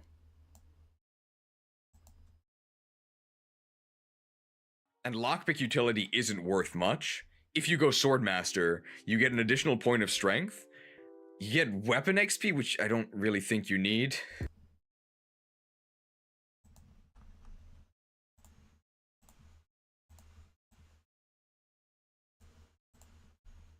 I think in our case, our promotion basically gave us S swords. And you get the 15% crit. So I think that Swordmaster is the superior choice.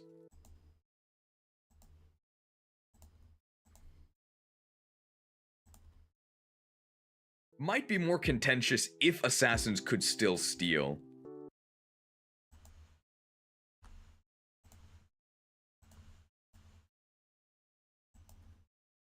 Unfortunately, neither of these promotions gives Joshua what he really wants. You'll never guess what that is. It's the ability to escape Swordlock, which you probably guessed. He doesn't even get 1,2 range. He just gets nothing. Unfortunately, neither of these promotions gives Joshua what he really wants, which is the ability to escape Swordlock. So this man is perpetually going to be attacking at 1 range on player fate. Yeah, it's probably better than the other one. 1 range heroes. Not even, well, actual heroes don't even have 1 range. Ugh. Is this hero's portrait? It looks like he's ready to take my order at McDonald's. It does really look like he's got part-time worker energy.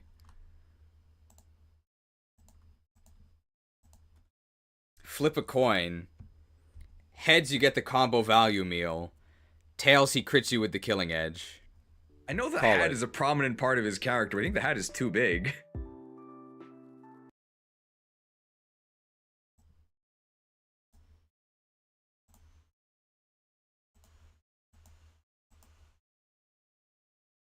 Just put the killing edge in the bag, bro. What is this hero's portrait? Heroes must be destroyed. It's gambler skin? I guess it makes sense to have a gambler skin in a gacha game. Has the EU banned gacha yet? Support list is okay. Support list is okay. I guess he pairs well with Gerik, because they both want to be frontline fighters. He's got a wind affinity. Hey, isn't Gehenna, you know, the Desert Kingdom, the Kingdom of Wind? They have, like, wind swords there. Pretty suspicious.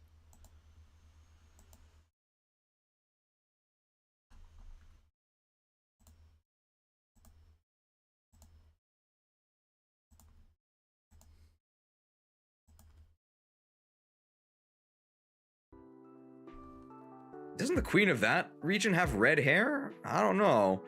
I have a sneaking suspicion this guy isn't some humble sellsword. I guess he hides his secrets under his hat.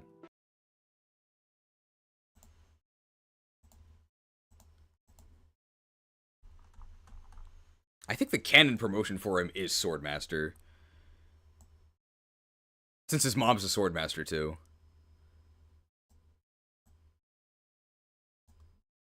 Joshua unfortunately suffers from classic GBA Myrmidon problems. Joshua suffers the unfortunate fate of all Myrmidons that are not Rutger. Or Fear. How do I phrase this? Lock, sword lock. In an enemy phase focus. Maybe it starts here. Joshua unfortunately suffers from being a Game Boy Advance Fire Emblem that's not in Binding Blade. Game Boy Advance Fire Emblem. Footlock, sword lock. In an enemy phase focused game where the vast majority of combat happens on enemy phase. I think somebody pointed that out, though, so I think I redo it. Joshua can never do that. The most he can ever do is kill.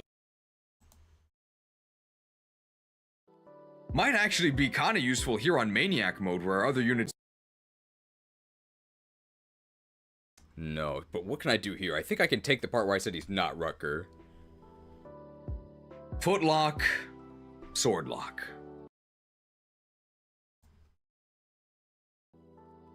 Joshua suffers the unfortunate fate of all Myrmidons that are not Rutger.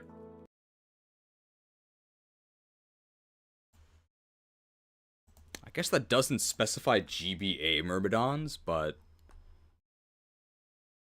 Are there any games where Myrmidons are good? I think they're good in one of the Arcanea remakes, and they're actually pretty good in Radiant Dawn. Just not Edward. On hard mode. Footlock, Swordlock? Footlock, sword lock. In an enemy phase focused game where the vast majority of combat happens on enemy phase as enemies funnel to you and you hand axe or javelin them down. Joshua can never do that. The most he can ever do is kill one unit on player phase. He's very good at doing that, but that is not very useful, unfortunately.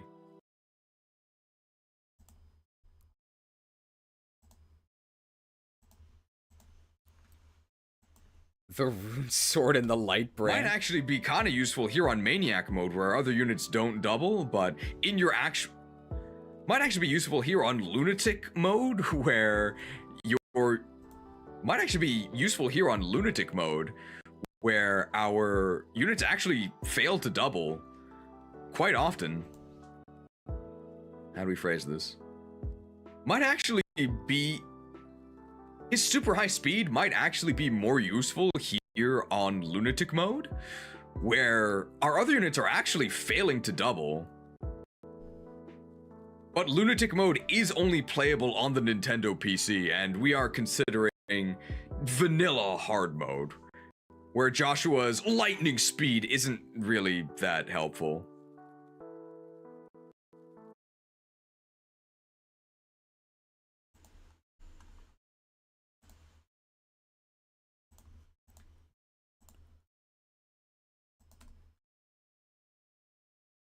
Pains me to do this. I know people love Joshua. I think we did give him 2 stars. Pains me to do this. Pains me to do this, since I know people love Joshua, but we already know that it's not his lucky day.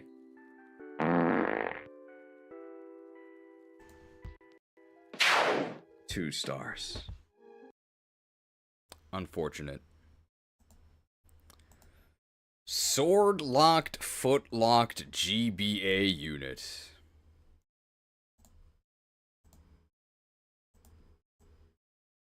R.I.P.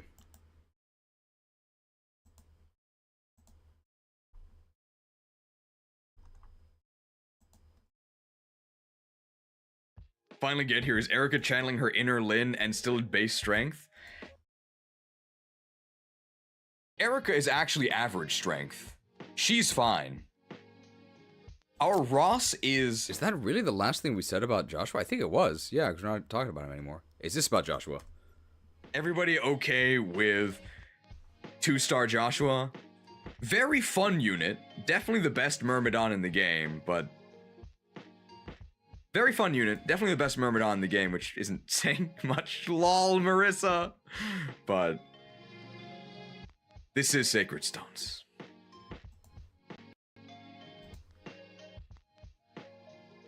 Hey, we've got a boxed in Archer. Free XP.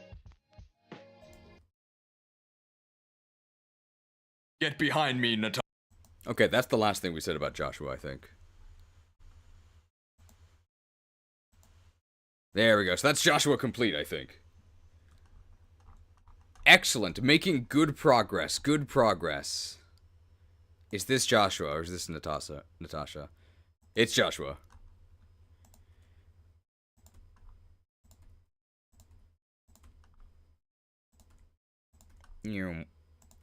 Wow, we said a lot about Joshua. I think this is mostly just complaining about sword lock. Is this... I want to go here. Yes.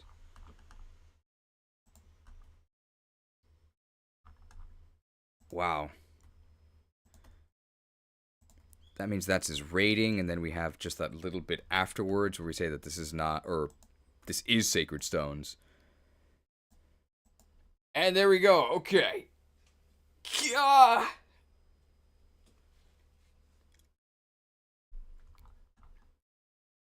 Who's after this? It's not the route split yet. It's gotta be Ford and Kyle. And Ephraim, right? All 3 of them. And Orson. 5X? Yep, it's gonna be 5X time.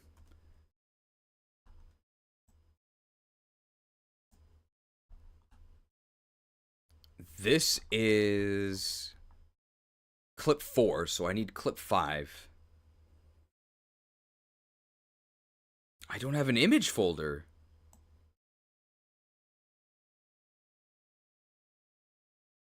I should make an image folder. Images. We can put loot in the folder. She'll fit for sure. At least the Ford levels are done. Huge relief.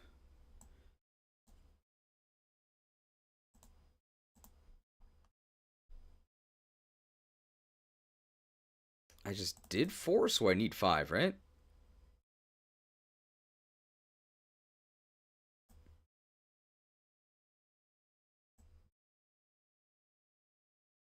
We're very excited that we got Seth to defeat that guy. Oh, here it is. Okay.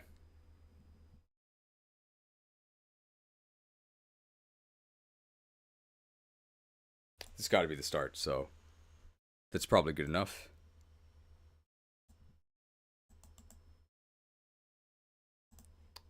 Unlink. I think we gave all of them 4 stars?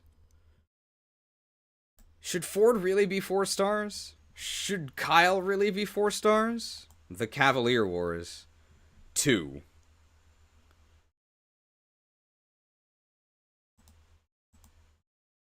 Alright, we can hit him with the balanced low tone, and then I was neglecting the chat for all of Joshua. I was just mesmerized by his hat, so I can catch up with everything that was said. Does Lara Shell become a gambling addict because of Joshua? I think you can put gambling in videos. I don't think that's illegal, but I'm surprised at how unregulated gambling is in the United States compared to elsewhere in video games. I know the EU bans a lot of gambling mechanics in games. Certainly bans them in games aimed at kids. I think this is rated T, though. But I don't think you can gamble in T-rated games. I think. I'm not a lawyer.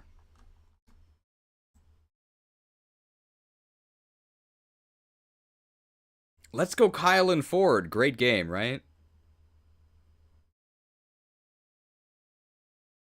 Now, where do we start with the review? It's got to be almost immediately, I would assume.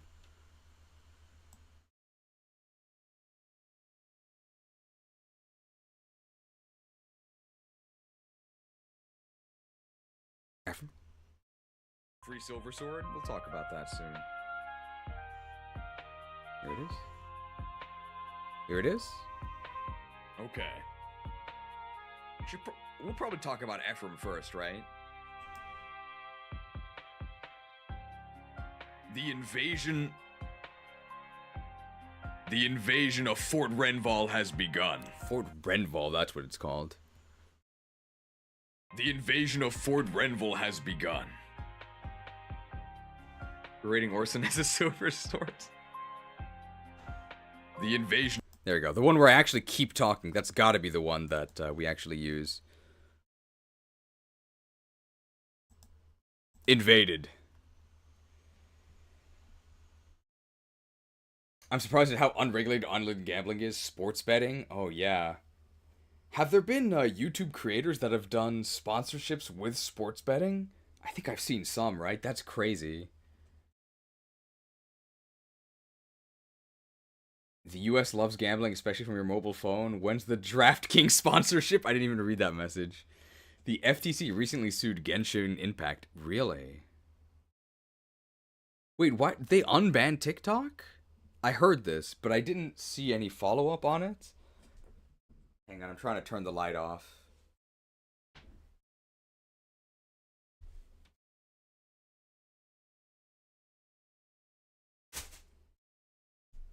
Darkened.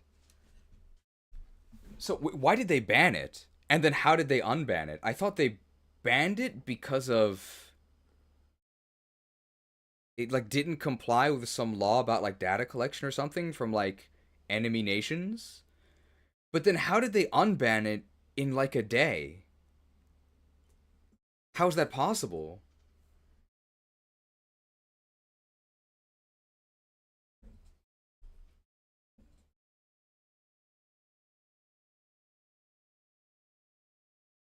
Of Fort Renval has begun, led by the daring Prince Ephraim, who cockily exclaimed, "He doesn't pick fights he can't win." Cocky guy. Well, he can pick a fight with pretty much anyone, because there's really no way this guy can lose. Wow, he has 11 speed. He's so fast. Fire affinity, too.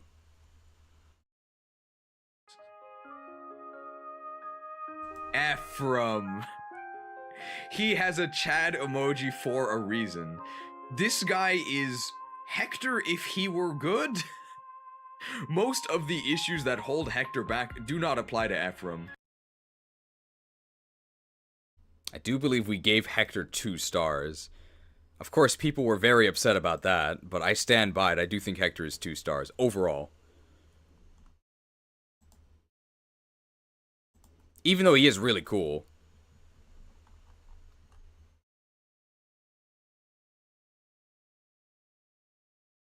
I like the tweet in Critical Hits channel, as in the Discord channel.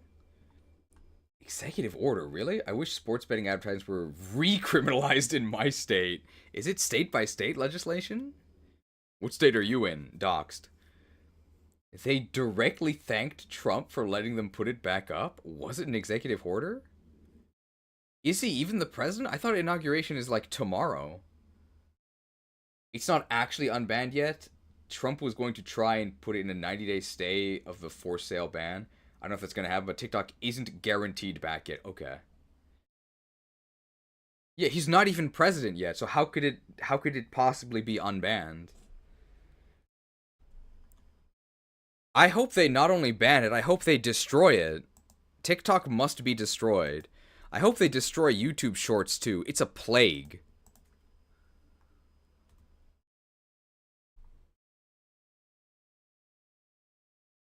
Ephraim and Erica are twins. Erica is the fast, weak, and frail one. Ephraim is the fast, strong, and bulky one. Yeah, Ephraim just says everything.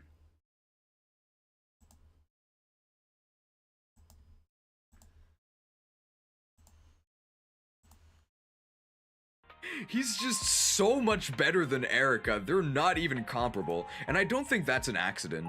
Story-wise, Ephraim is supposed to be way stronger than Erica, and yeah, he is.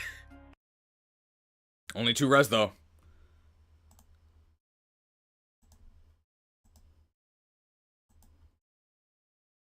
Level 4 with 8 base strength, 9 base kill, 11 speed, 7 defense. Remember that our Arbor Knight Gilliam had 9 defense.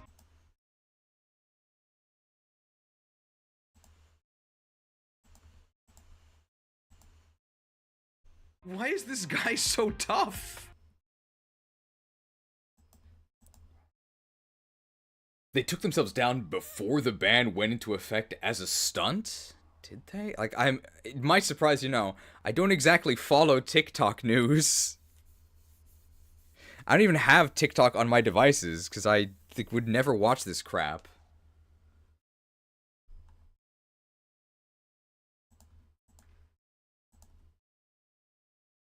Ephraim just has really good base stats. And Ephraim just has really good base stats. And if that weren't enough, look at this thing. When I was a kid, I called the Reggie Leaf.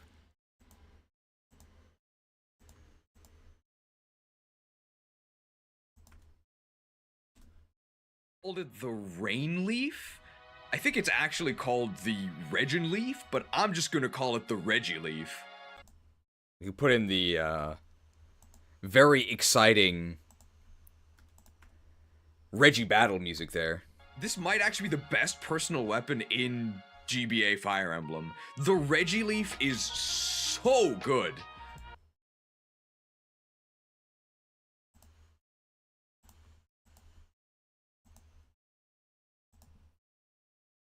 "10 might, 80 hit, 10 crit, and triple might against cavalry and knights." You can just one-shot horses with this thing.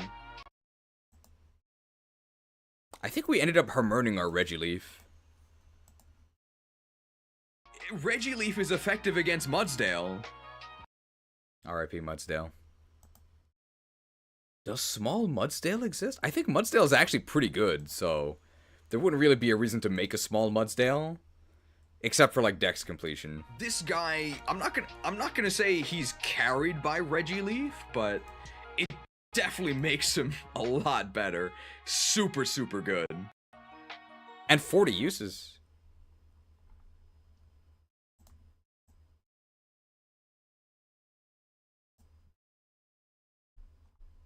$45 uses, it's even better than I thought. Is the Rapier 45 uses? Small Mudsdale doesn't exist yet? What Oh, you guys just started on Gen 6, right? We've already established he's got great bases, but how are his growths? We know that growths are more important than bases, right? 55% strength, 55% skill, 45% speed, 50% luck, 35% defense, 25% resistance. Great! Great! I actually don't think we have to change any of that. Great! 12:48 p.m. still live streaming. Do you think I'm some sort of casual? When you have It hasn't even been 6 hours. When you have bases this solid, and growths this... With both bases and growths this solid, you can't really go wrong with this guy. I really want to know what they were thinking with the Great Lord promotion. Why they just make it Bad Cavalier? It's so sad. Maybe it's more that Cavalier's overpowered, though. He's a super, super good combat unit. It's also very weird that one of the rarer unit types in Fire Emblem, at least on your side, is the Infantry Lance unit. Whereas I think in our world, you know, planet Earth, Infantry Lance unit is like the default soldier for like most of human history. Swords kind of suck. When we did Fire Emblem 7, one of the more controversial ratings was Hector. We gave Hector 2 stars. Mostly because his promotion timing and his promotion bonuses were both absolutely atrocious. Ephraim is basically... This feels like a retake to me. Hector, if his promotion was way better. So Ephraim's... Not a retake. I guess I felt wrong. This past cheese guy's a loose cannon. I never agree with him. Promotion is significantly earlier, still quite late, unfortunately. But instead of getting nothing, he actually gets a whole lot out of his promotion. I wonder if we mentioned that promoted Ephraim is the best rescuer. I don't think he's the best rescuer, but he has the most capacity to rescue out of any mounted unit. He actually gets a whole lot out of his promotion. He gets plus 4 HP, plus 2 strength, plus 3 skill, plus 2 speed. Look at these bonuses. Plus 2 defense, plus 5 res. The final boss is a mage, guys. He's going to be easy. Plus 2 con, not that he even needs it, but sure, I'll take it. And plus 2 move because he gets his very own crippled Magvel pony because he does promote to Bad Cavalier. But hey, at least he's going to be a Bad Cavalier with really good stats. Oh, I think we can also get as an Ephraim clip. I do think he has that very funny dialogue versus the Demon King. You would expect that the protagonist's dialogue against the final boss, you know, the main antagonist, would be like something really deep and profound. He kind of has that versus Leon. Where, you know, he talks about how... like, Leon was always weak. You'll never beat me, Leon. It was never in your character. You stand no chance against me. And then, when he fights the Demon King, I guess the true final boss, the only thing Ephraim says is, Demon King, I'm gonna kill you. It's kind of funny. You would expect it to be a lot deeper than him just saying, I'm gonna kill you. We gotta talk about Sigmund, right? When we reviewed Erica, we were really eager to mention her effective personal weapon, the Sieglinde, because we were really grasping at straws.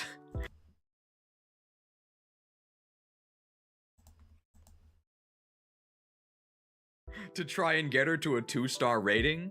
There's so many good things about Ephraim that I forgot to even mention. Not only does he get the Regileaf, he gets the other best weapon in the game, the Sigmund. Garm might be better than Regileaf. You can one-shot every single monster in the game, except for, like, the final boss. Sigmund is crazy. I think it also gives you +5 strength, as if he needed it. Absolutely crazy personal weapon. The other best personal weapon in GBA, aside from the Regileaf, which he also has.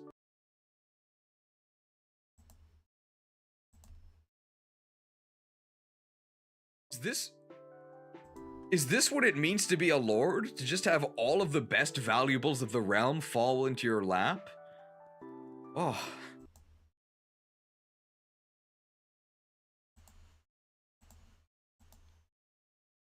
Ephraim gets right to the point. It's at the end of his spear.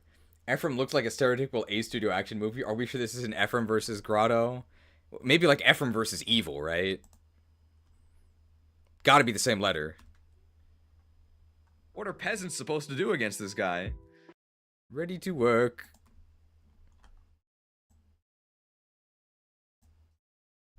Do we have a small peasant? Like the Warcraft 3 human peasant? I don't think we do, right?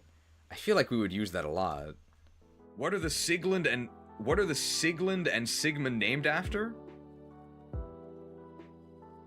They're named after famous siblings. Don't look it up.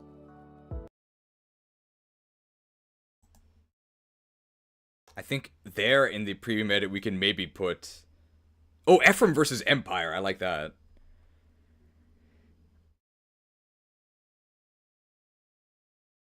Doesn't Ephraim have a line in Heroes about people spreading disgusting rumors about him and his sister? I think he does say that. But then why do they have the weapons Sigmund and Sigmund? It is a little suspicious. I looked it up. I should have listened to Past Cheese. I told you. I told you not to look it up. Look at gallant Ephraim bringing holiday cheer. Festive Sigmund. Festive Sigmund.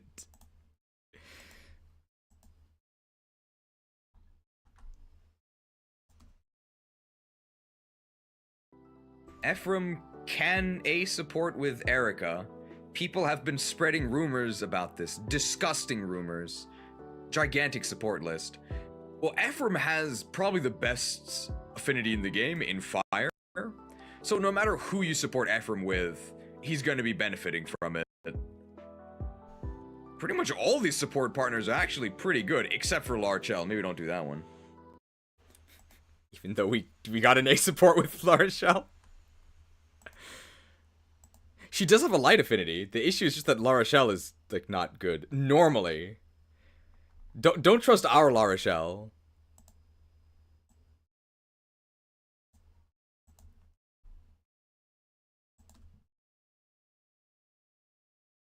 Deucel's anima affinity is pretty good, and let me tell you, you're gonna be using Deucel, so maybe consider that one. Deucel is on the 5-star graphic. She's inefficient. Yeah, it's really strange that you get La Rochelle so late, because you normally get your Troubadour kinda early. But I think that's kind of the point of her character, right? She's not actually supposed to be good. She's supposed to be, like, mostly, like, all talk. Doesn't Ephraim get more on his normal routes? More of what?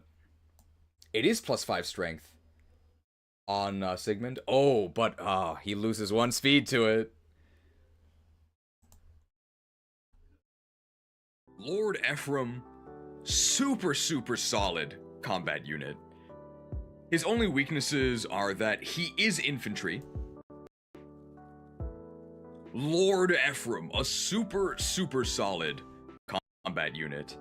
He doesn't pick fights he can't win, and there's not many fights he can't win. Lord Ephraim, super solid combat unit. He doesn't pick fights he can't win, and you'd be hard-pressed to find a fight that he can actually lose. His main weakness is that he is infantry until his promotion, and his promotion is quite late. If he could actually promote whenever, I think I would actually give him 5 stars. He's that strong. Unfortunately, he can't. So I am going to have to dock him some points for that. Docked. Is Ephraim the strongest of all pre-Avatar lords in FE? No. Yeah, Sigurd. Sigurd's better.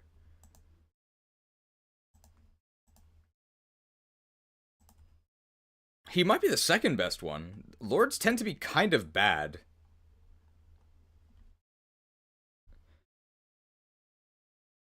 Sigurd is a major outlier. I'm still honored to award Ephraim a very high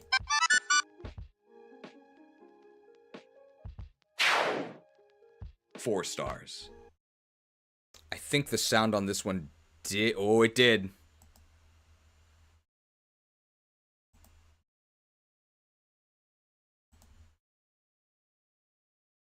This is it, right? Yeah.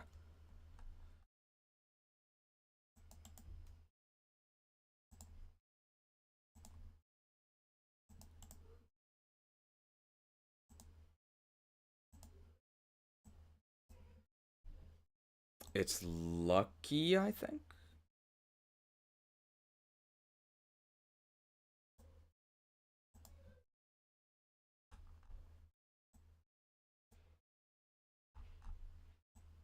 Nope. -8. And let's see, does it work? High. The viewers will never know. I replaced it. 4 stars. This guy's really good. No shame in a high 4-star rating.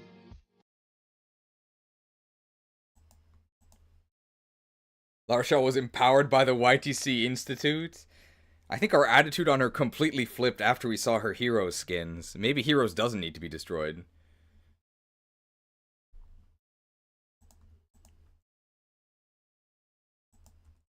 I have my studio headphones. I caught the squeak too. I can see it in the waveform. My college was actually founded by a guy named Ephraim, which is the only guy named Ephraim I've ever encountered, even if it was his ghost from like 200 years ago when he died. Ephraim Williams, very exciting name. Is Noel 4 stars because Summoner? You know it. I like summoners. Fun fact, the college I went to was founded by a guy named Ephraim. I've been lightly doxxed. The only guy I've ever met named Ephraim, even though I've never met him because he died like 200 years ago. I think that's better.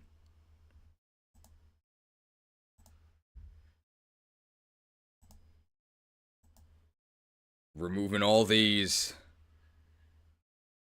That also means I have to remove the previous take, which is this one? My college was actually...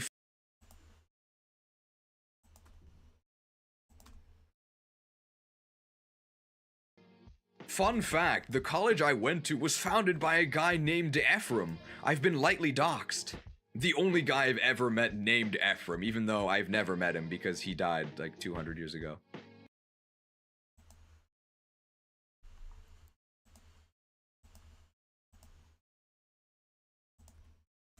If you know anybody named Ephraim in the modern day, leave a comment.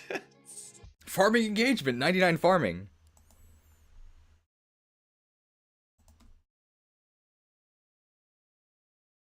I think that's everything for Ephraim. Everybody okay with 4-star Ephraim?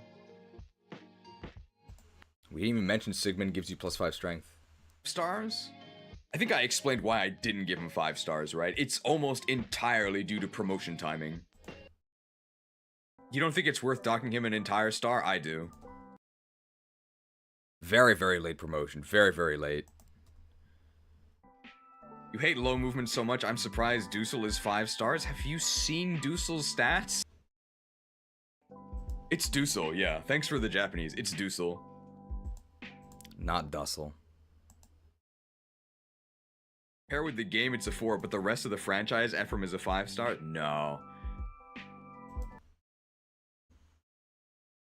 Kyle and Ford. So there's everything we're for okay. Ephraim.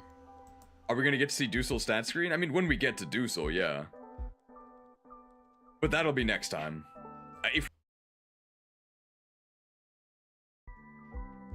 you actually don't remember his stats? I didn't either. I looked them up yesterday. They are nuts. Talking about Dussel's stats here, I think. Okay. Ho ho ho! Kyle and Ford, the Christmas Cavaliers. Merry Christmas!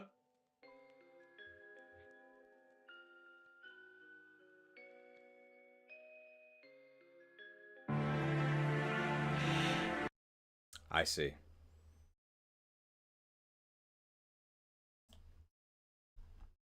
The War on Christmas Calves.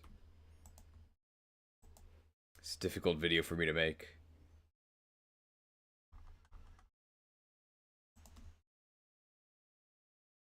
Hey, Cavaliers. The Holiday Calves. Happy holidays. It's the Holiday Cavaliers. Not cancelled. Kyle and Ford.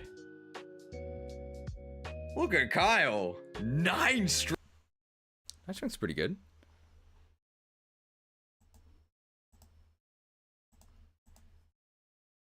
Ephraim is only 5 stars in Heroes. Festive Sigmund feels like a forbidden combination of words. I still can't believe Kyle and Ford the Focus aren't 5 stars together. What do you mean by that? If you combine their ratings, I think they get 8 stars, right? I think we gave them both 4. It's just basically impossible to be a bad GVA Cav. Remember, of course, that our lackluster Ford the Focused was... This is on Lunatic mode, so... Enemies aren't actually going to be this strong. The mount, the weapon selection, it's just too good. It's just too good. That's kind of a lot. 6 skill, 7 speed, 6 like 9 defense. Remember our armor knight, Gilliam? He had 9 defense. How does Kyle manage to pack on all that armor? Oh, I'm feeling the holiday spirit. Kyle's pretty okay.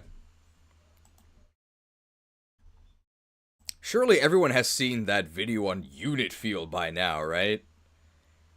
The Cavaliers are always very strong. They feel so interchangeable and indistinct. They're not really fun to use, but they are very good. How's Ford?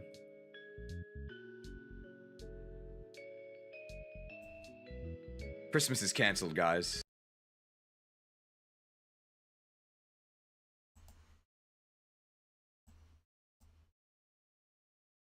Do we have any sort of Grinch emotes? I feel like we should.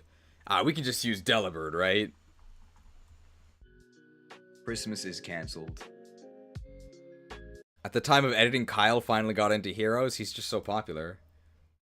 I'm playing along with the Ford is trash meme a little bit. I do think that the Ford hate is a bit overblown, but... Does he know?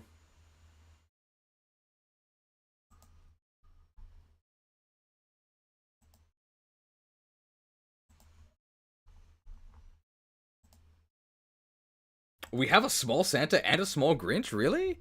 I must have missed the holiday boom, sorry.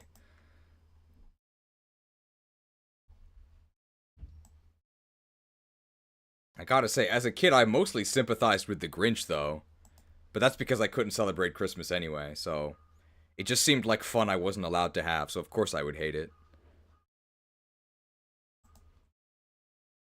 Wiz made them, okay. Ford is trash meme a little bit. I do think that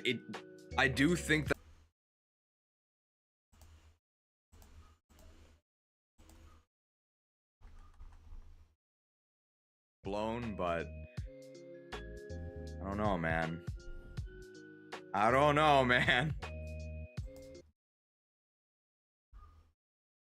We're gonna review Kyle and Ford together because they're basically the same, although one of them is definitely better, and it's not this guy.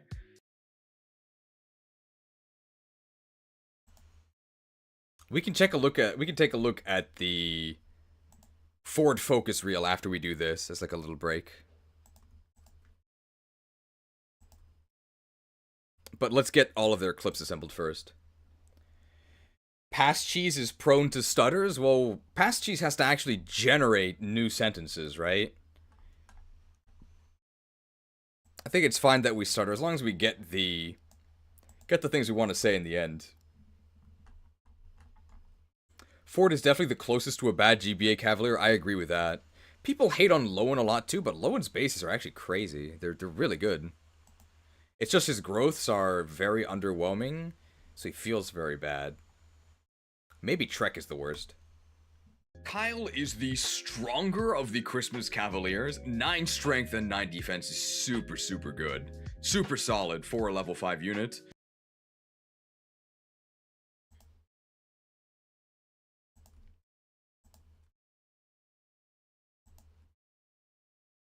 Kyle is the stronger of the pair. Definitely looks like it.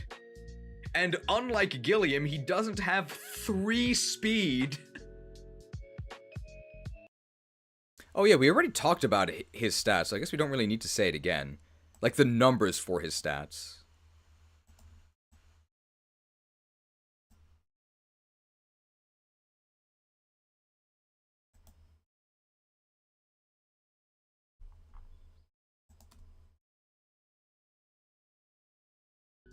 And unlike Gilliam, he doesn't have 3 speed and 4 move. He makes Gilliam look like a total chump, as if he didn't look bad enough already.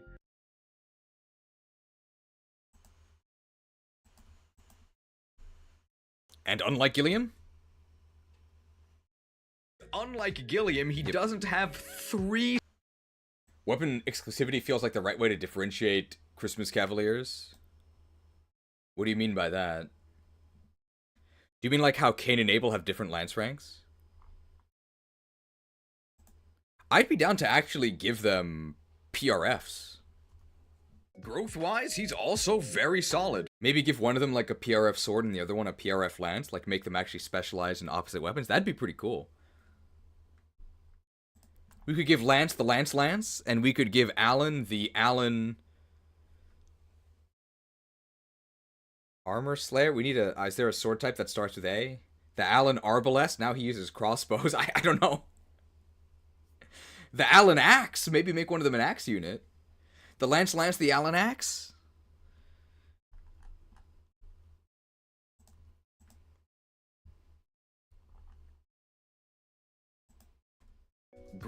We can give Marcus the Marcus Musket. Hey, how'd you get that? I thought this was a medieval fantasy. Would he even be stronger? Growth-wise, he's also very solid.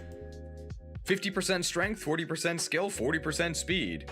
Remember, this is the slow Cavalier, so I'm sure Ford's got a real speed lead on him. Oh, one gets axes and swords, one gets lances and swords. That could work as well, yeah. A lot less work than giving them PRFs as well.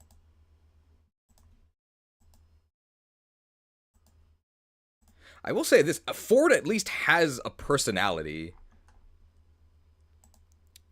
He's a lot more affable than Kyle. His stats are a lot more laughable, too. For promotion choices, just like with Franz, I would recommend Paladin. I do kind of like how Oscar and Kieran only had access to lances and axes. Yes.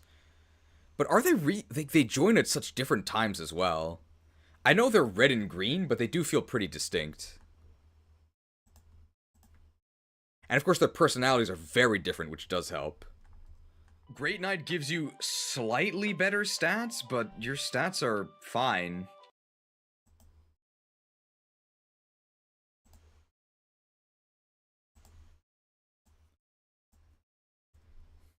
I don't think that +1 speed and axes is worth effectively -2 movement.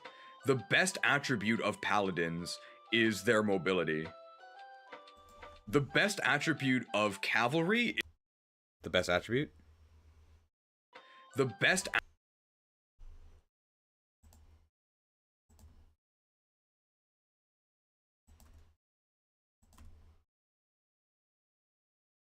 The best attribute of cavalry is their mobility. Why would you sacrifice that?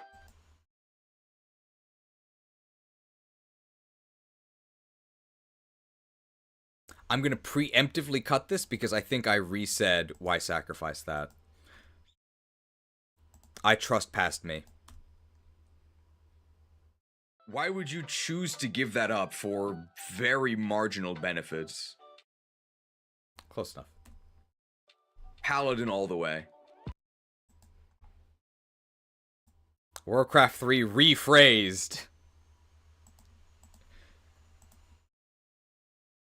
Don't be seduced by axe access, okay? 2 weapons is enough. You don't need all 3.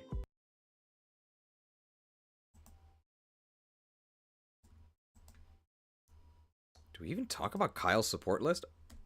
Great Knight. Great Knight can use Garm. Yeah, Garm is really good. Garm, the S-rank axe.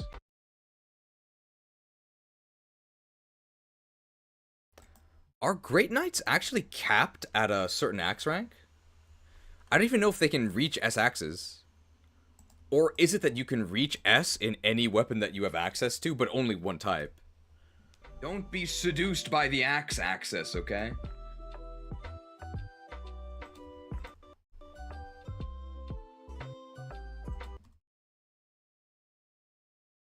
His personal ice affinity is kinda whatever, but hey, he's got 2 pretty good support partners right here, and 3 other units that technically he has supports with. Really? Kyle has a support with loot. I wonder what they talk about. Only S in one type. Okay, so you could theoretically get S in axes and use Garm, but probably not.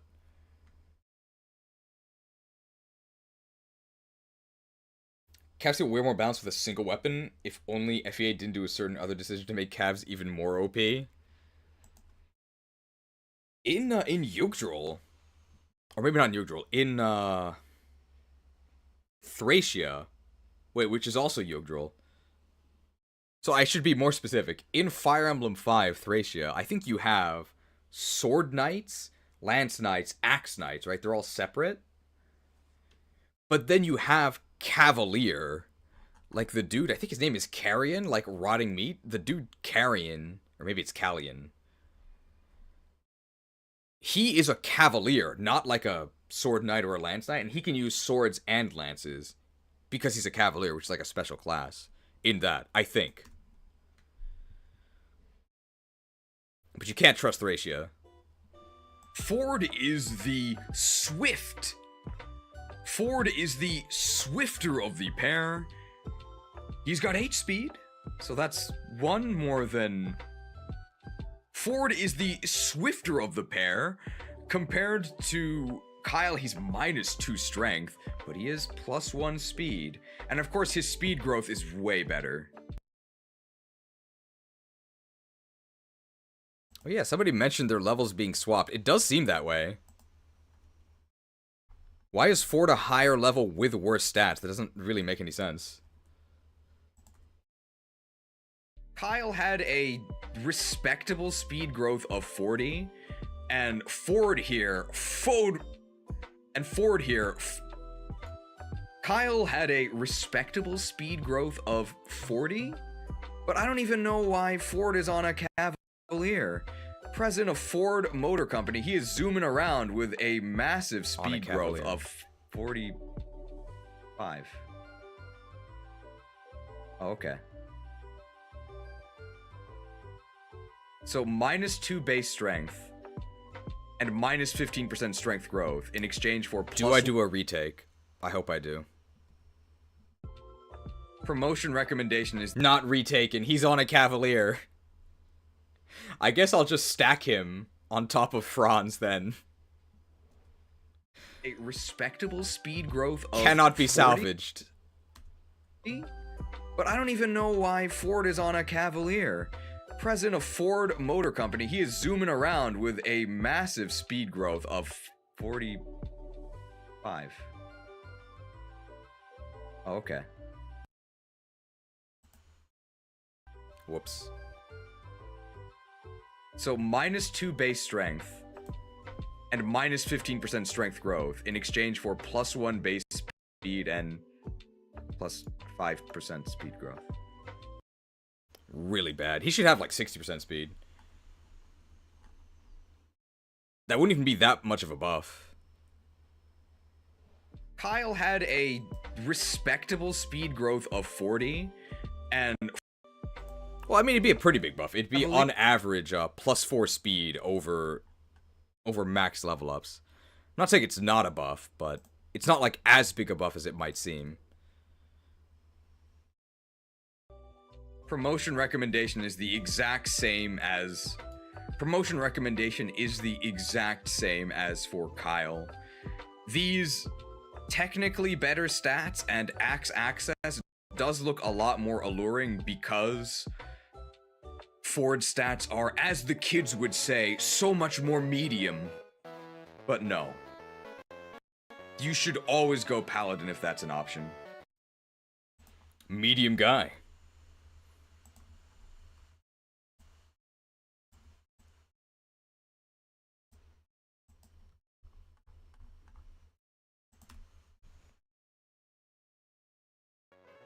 Ford's support list is actually a lot better than Kyle's. This is a really good support list. All of these units are really good. The only loser here is Ford himself. And Erica, I guess.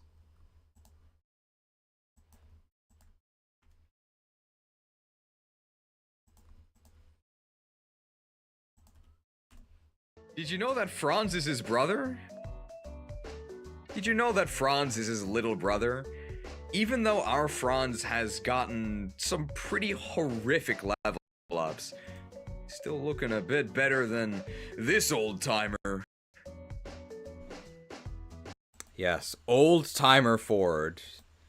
I'm not sure how old Ford is in the story, but I imagine he's probably younger than most of us watching this right now. The Christmas Cavs are a pair, and although I do think there is a significant difference in their performance, Kyle is definitely much better on average. I do think that the Ford hate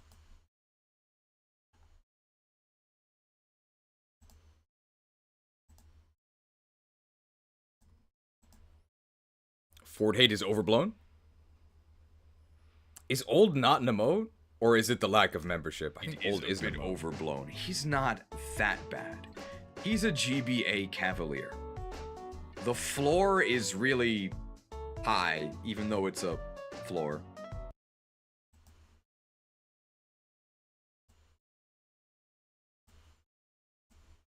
Lack of membership, unfortunate. Did you cancel your membership too? I put out that monetization survey. I'm going to give them both 4 stars.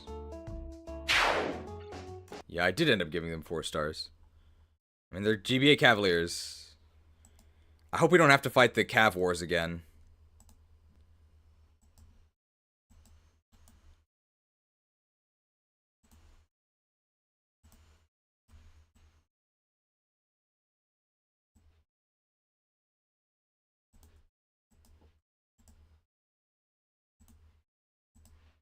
Attributes removed. But definitely on opposite ends of 4 stars. I wonder if in our final tier list that we did at the end, I wonder if we downgraded Ford to 3. We definitely considered it.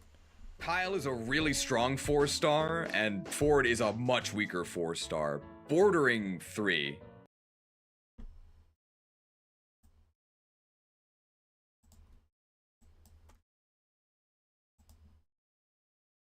in the end, the question of which Cavalier should you use does come down to the same question it always does when considering Cavalier pairs. Which one gets the better level ups? And because Kyle has much beefier bases, it's probably going to be Kyle, because he can afford some stinker levels and Ford really can't afford them. It took this entire time. It took this entire review to actually make that terrible joke that you all already saw coming. Predicted. I think this is the Pokemon TCG music.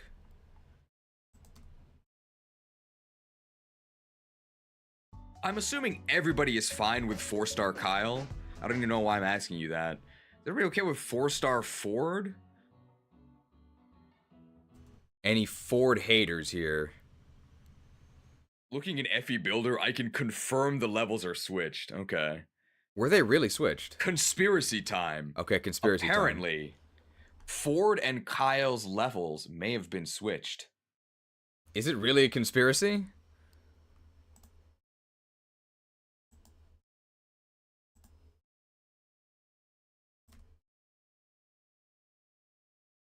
That would make Kyle's better stats with a worse level make a lot more sense. I guess we need the Illuminati music there. Illuminati downfall with some spicy drama. I think she's still in the banner of the subreddit drama subreddit. Or no, YouTube it's drama. It's just a theory, subreddit. okay? I don't know how, but it's just a theory, okay? Trust no one. Build an army. Fire Emblem.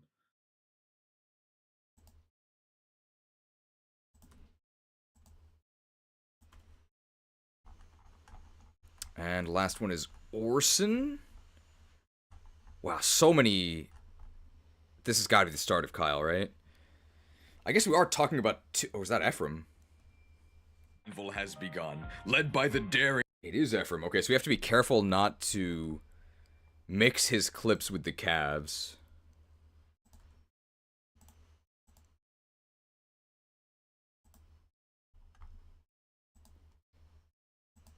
The YouTube drama subreddit, I'm not a huge fan of. I browse it sometimes, but a lot of the drama tends to be very, very overblown. I guess you might have expected that, right?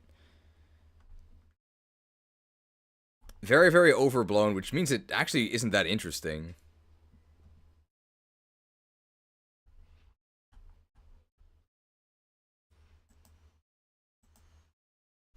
But at the same time, everyone on the subreddit has no mercy because they're there for drama.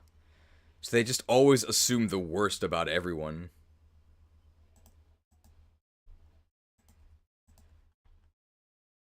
In their defense, usually YouTubers are pretty evil. The cheese drama situation is crazy. Have we had channel drama? The biggest was probably the Discord mutiny. Almost exactly a year ago at this point. It was in very early February. We're about 2 weeks away from the Discord mutiny anniversary. I think that was the main drama. The Palaworld drama.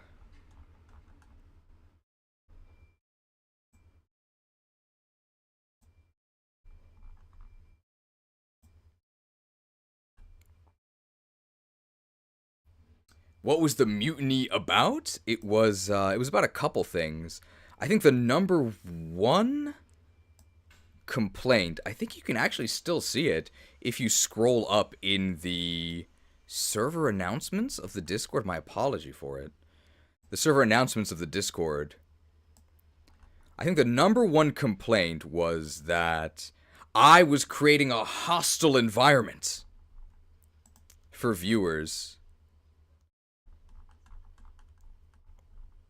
Because Some of the graphics were too mean-spirited. I was trusting the viewers that a graphic where I, in a silver wig, summon undead ghouls to rip you apart for asking basic questions, I trusted people would be able to tell I was joking. Apparently not. But some were very mean. Apparently the Kanto expansion pack hotline was too mean. I've had enough of people being illiterate. But that was the main complaint.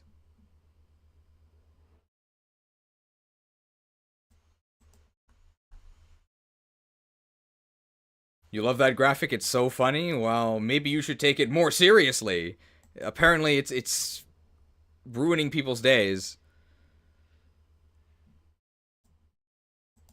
I think my favorite line will definitely be, I think it was the husband of the... You did pin the drama, so it's pinned in the channel discussion. You can review it for yourself. My favorite would be the, I think the husband of the person who sort of kicked off the revolt, who described me regarding the way I talked. If he spoke this way in real life, he'd get punched in the gob. Do you think that if I disagree with someone in real life, that I shout about summoning my undead minions? Really silly.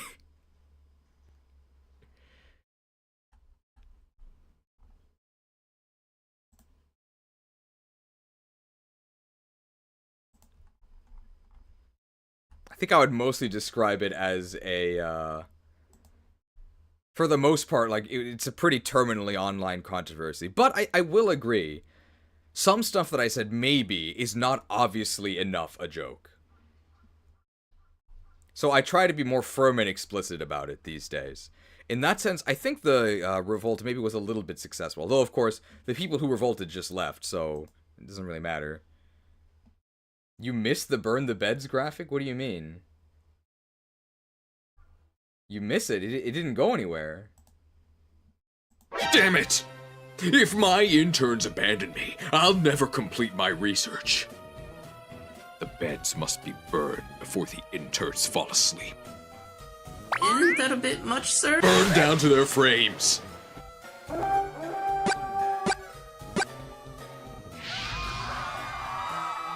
No one goes to sleep until our research is complete.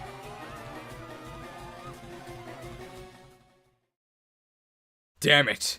If my viewers abandon me, I'll never compile these Ford level ups.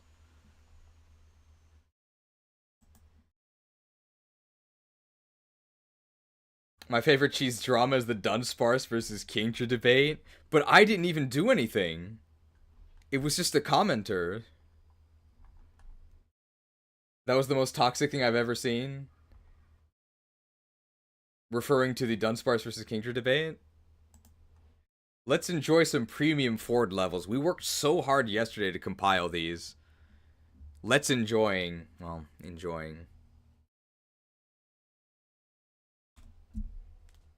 Ford level?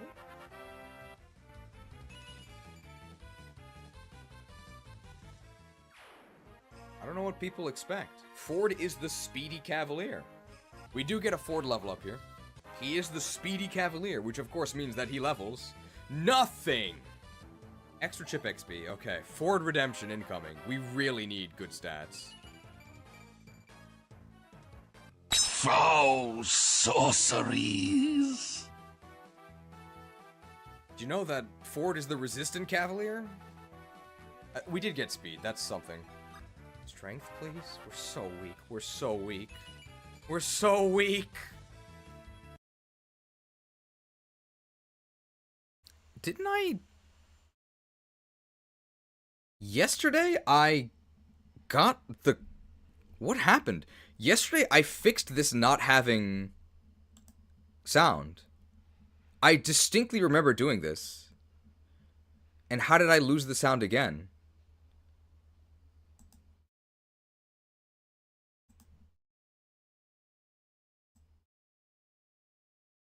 How's that possible?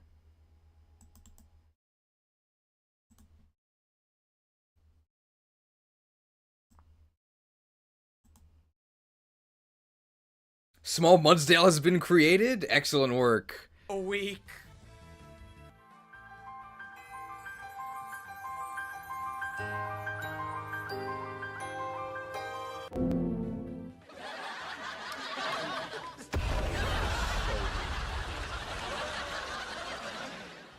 And we're the Speedy Cavalier. I actually want, I think, a different track. I think I want the bottom one.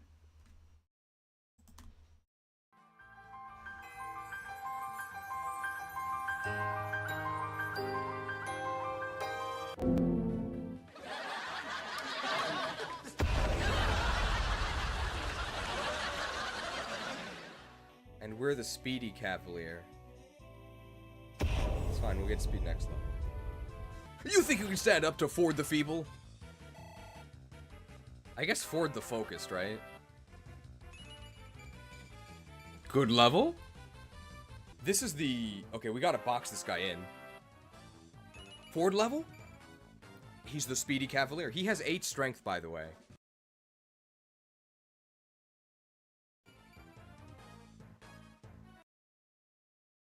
So loud, which one? Oh my god. Oh my god.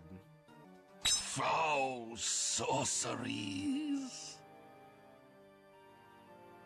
At least we've got resistance. Level 14 Ford. Ho ho ho! It's beginning to look a lot like Lindis. Oh, horrible! Level 14 Ford with single-digit strength. His base strength is like 7, right? We don't die if we miss.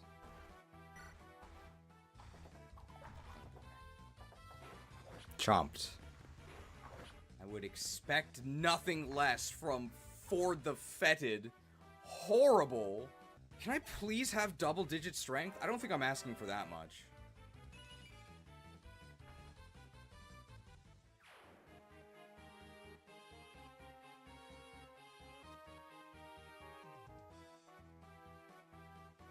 I think we just leave that clip. Double-digit strength, please. We're level 17. Yes! Yes! Level 17 with 10 strength. Peerless power.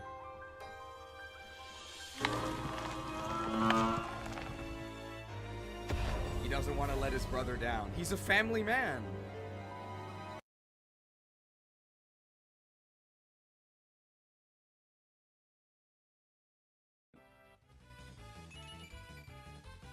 Strength. Ford the Flaccid. Horrible. Okay, is that level 20? Level 19. It's not fair. I feel a wave of darkness emanating from the heart of the Grado capital. It's not fair. We're level 19. You can set up to Ford the Focus. A good omen that we crit on our final level. Redemption.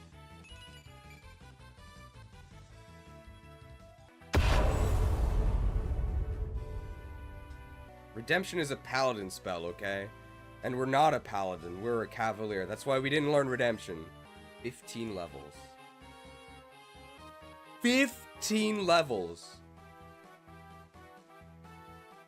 For this. Might have been 14 levels. Use this on a worthy cavalier or knight. Yeah, sure. Ford, is it? Well, I've been monitoring your performance closely.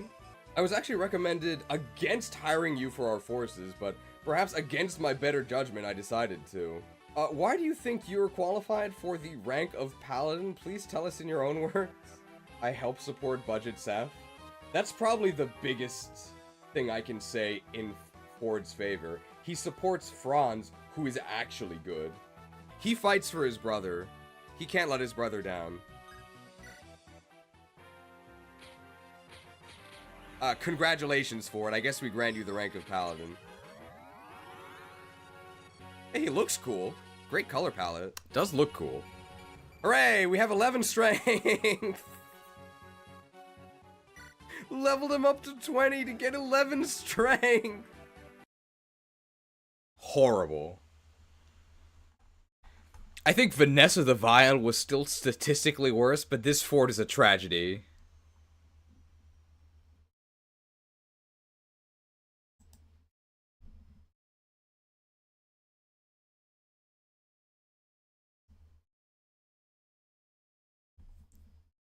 So did we... I think we got 3 strength levels?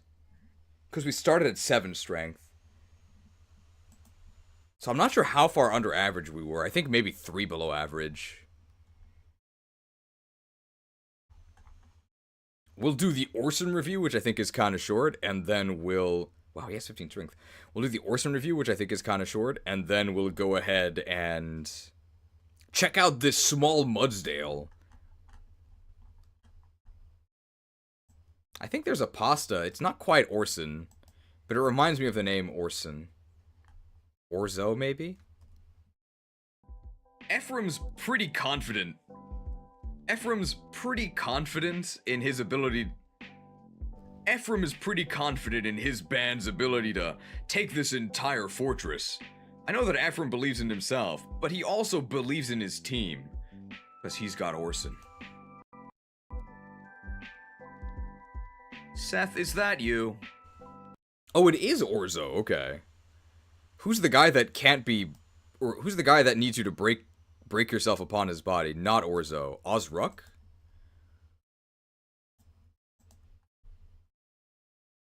Who's the Nintendo puppet guy? I don't mean like a puppet of Nintendo. I mean he's literally like a puppet. Arlo? We're getting really far removed from Orson.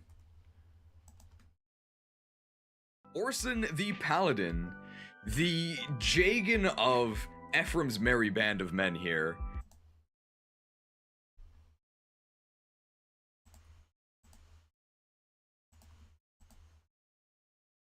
If I did a Lunatic run, I had to promote a level 11 strength forward who wasn't my best unit, I'd end it all. We did end the run eventually. 15 base strength, 13 skill, 11 speed, 13 defense, 7 res. These numbers look pretty good to me. Whoa.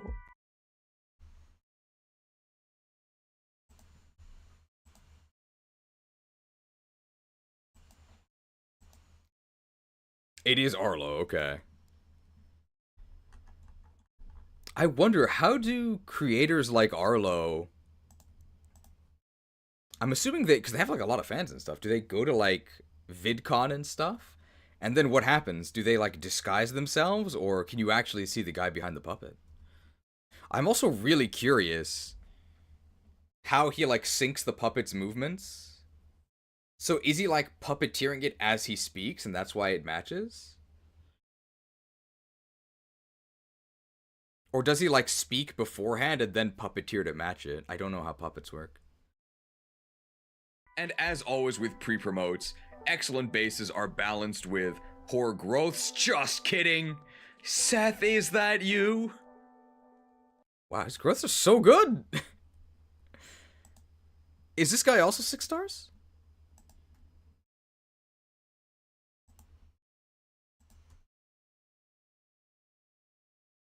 Actually, Seth, is that you? I think these are the exact same as Seth's.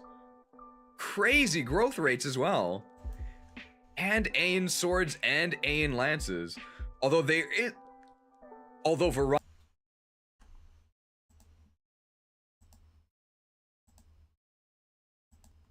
Is this variety is the spice of life? Is that what I'm saying? Variety is the spice of life. And instead of the silver lance, he has the silver sword, which is probably worse overall.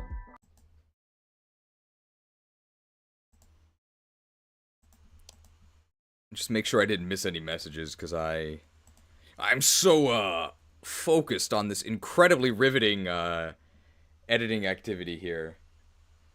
The cloth cry. I'm glad you liked the cloth cry in the opening of the jar. I miss pasta power. Please bring me back for the next FE run. We can consider it. If I don't make any... I'll probably have to make some new graphics for stuff, but we could bring back pasta power.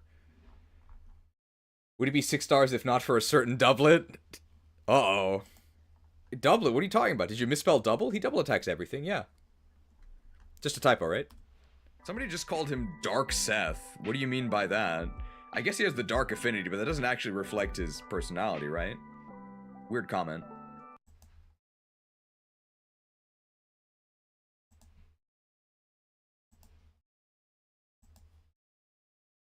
Yeah, be careful if you make typos. I'm not quite Jagex, so I'm not going to ban you for typos, but watch out, okay? What's with this hero's portrait? He looks kinda sickly. I guess it's like an alternate universe thing. He's really tired from carrying the team, guys. That's all. He just needs to sleep.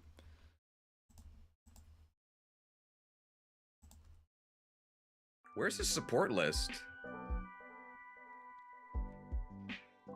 Maybe they just haven't updated the wiki yet.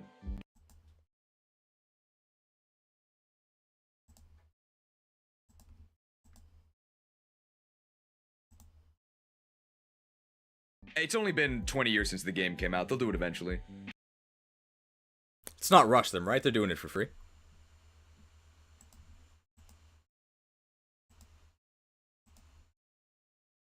Fun fact about this map, because you don't have convoy or shop access, and your weapons could potentially break in this chapter, soft locking you. Is this the One thing that free silver sword? One bonus mechanic is that if you actually run out of weapons, it's not actually in his inventory, but in dire circumstances. Oh no, I'm just lying. I'm actually tricking myself here.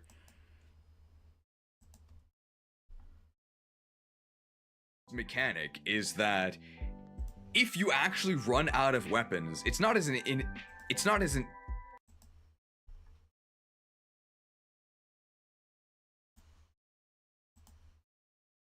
I wonder if it's actually possible to run out of weapons on this map. It probably is, right? Especially if you just like drop and discard your weapons, just making the map uncompletable. I think there is a mecha video, which is can you softlock FE7 with just ways to make as many maps on FE7 as impossible, like as possible. But I don't think he ever did one for FE8. I was kind of shocked by how low the views were for that video, because I thought the video was pretty interesting.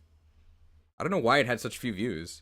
But sometimes there's just like not really an explanation for why videos get low views. It's very strange. It's not actually in his inventory.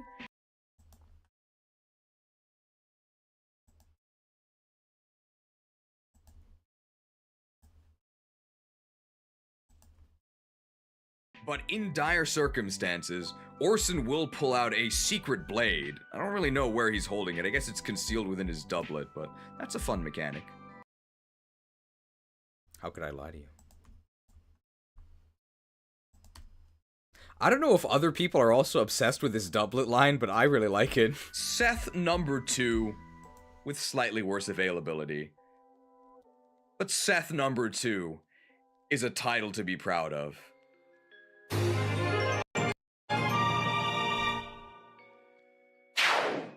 What do we rate Orson? Well, 5 stars. Excellent in this map. Yes, Orson Well.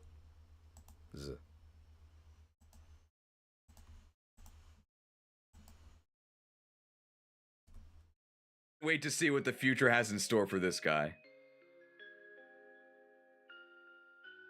It's gonna be great, guys. I guess it's gonna be great, guys, is the end.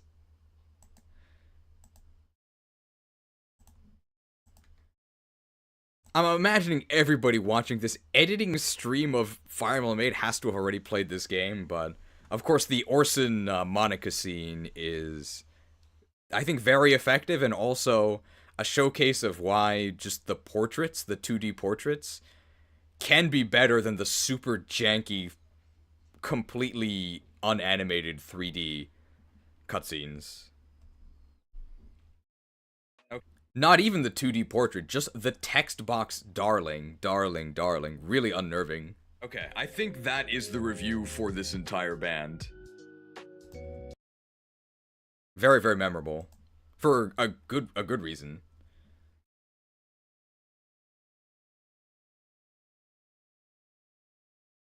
Okay, some people say that Orson falls off after this map. I don't know what you guys are talking about. Bases like this would carry him for the entire game. Something pretty crazy's gotta happen in order for me to not deploy this guy.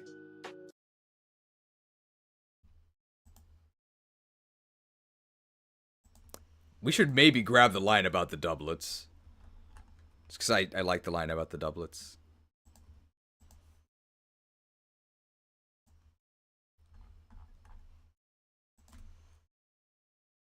I haven't played any Fire Emblem game, actually. You should start with this one, Fire Emblem 8. Right. There's a lot of enemies on this map. Let's get to it. Do you know that people hate this map? This is probably one of the worst maps in Fire Emblem 8. I don't mind it too much, but just because I really like killing things with the Regileaf. But yeah, it does take forever.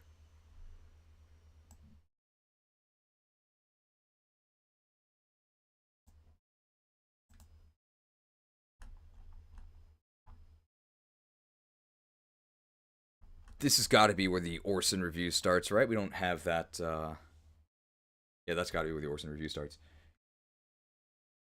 It's fun. I think Fire Emblem's in a much better place than Pokemon.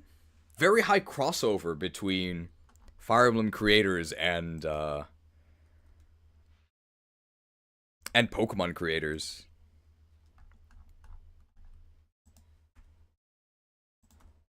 But Fire Emblem has changed a lot, whereas Pokemon really hasn't. There's a lot more variety between Fire Emblem generations compared to Pokemon ones. I guess Fire Emblem is also an older franchise. Because Pokemon started in like 1995 in Japan, I think. Like 1998 for us. And Fire Emblem is like very early 90s. Like 91 or 92 or something. Very, very old.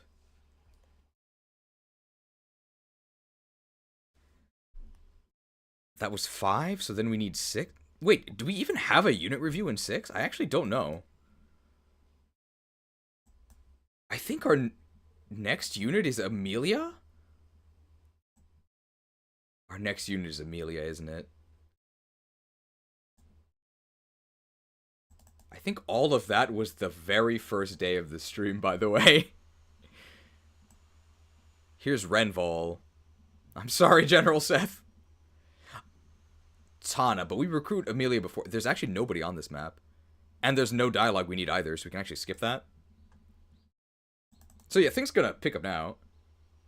Yeah, I think the next unit we get is the split. So the only thing we would need before the split, because we already got all these level ups, is the doublet line, which is coming up here. It's like right here. Renee has fallen.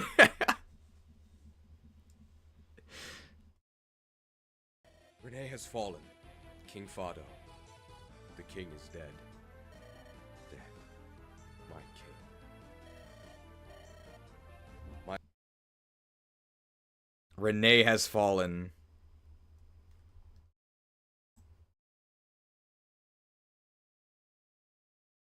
Oh.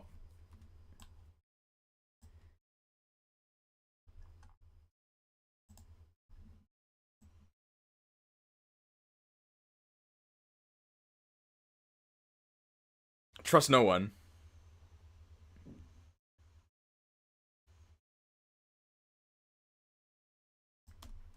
Sir Orson. I'm sorry for this, but please give me your weapons. Seth? What are you talking about, Seth? Can't you see I'm unarmed? Do you think they allow prisoners weapons? What kind of injury have you taken that you suggest such foolishness? I guess I never really noticed this before, but he's basically saying here that Seth got bonked on the head, right? And he's not thinking straight. Very rude of you, Orson. If I'm mistaken, then I will give you all due apologies. However, there are questions I have that I cannot answer. Too many questions. Why did no enemy reinforcements come from the castle during our battle outside? That last chapter was really easy. How would you escape your cell and yet leave Prince Ephraim in chains? How do you know of the tie between the bracelets and the sacred stone? Seth, there is some misunderstanding here. Why? Why do you conceal a blade within your doublet? What? The reveal! You haven't changed a bit, Seth. If only Erica had been alone. You, however, simply will not be deceived. Curse that nose of yours. Orson, what is the... Orson, why did you betray Renee? My fondest wish will be granted. Seth is the smartest character in the game. He is. He's like, he's maybe of... I don't know out of all the Jagans, but he's definitely one of the more involved Jagans in the story.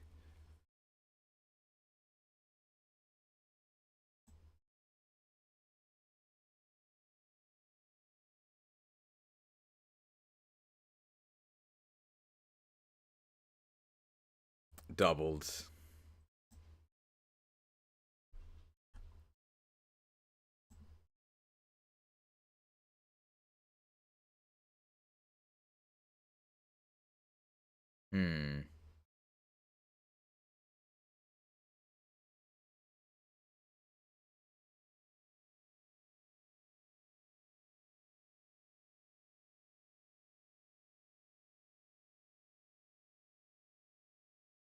Maybe starting from here? Why did no enemy reinforcements come from the castle during our battle outside? That last chapter... We can do this. Sir Orson, I'm sorry for this, but please give me your weapons. Seth? We can do this. Then I think we can jump to him saying, like, are you crazy? Did you get bonked?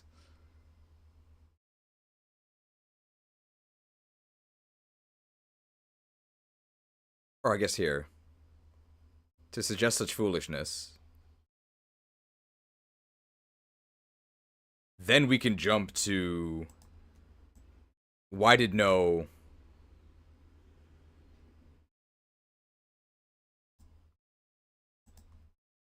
Why did no enemy reinforcements? Why did no enemy reinforcements come from the castle during our battle outside? That last chapter was really easy.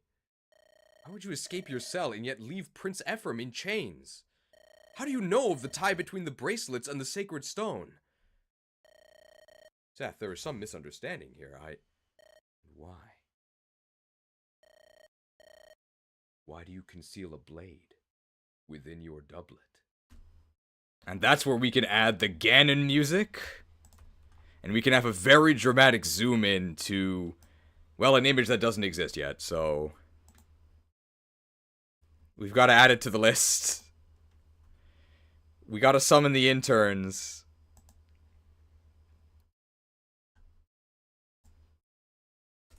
We need the, Orson the Equipped? I'm not sure. Orson, he's very sneaky. But he has to have the blade concealed within his doublet. Orson the...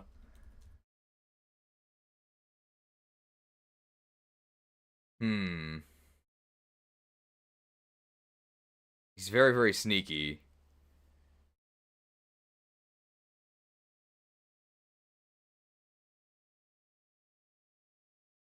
Concealed... Oh, the concealed doublade.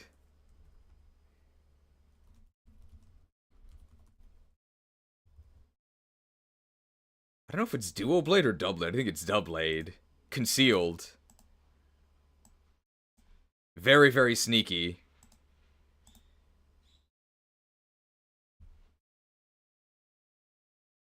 Oh, we have to get the double blocked Regileaf. I think we're going to focus on just getting everything cut together. And then as we come across stuff that we need to find, we'll retrieve it.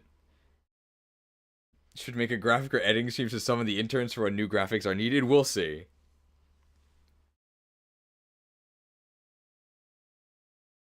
We gotta find the Mudsdale.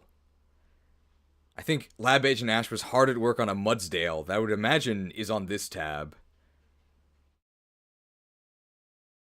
I don't think I ever commented on this hot garbage that is gonna be here soon if I refresh this. It's loading.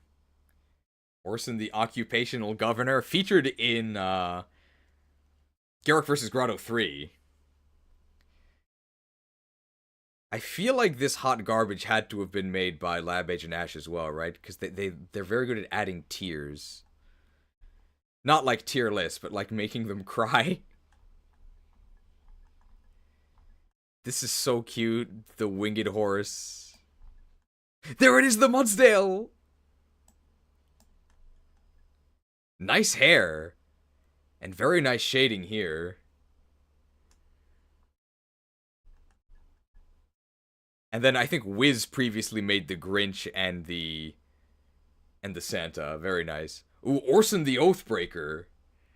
Is that like his actual title though?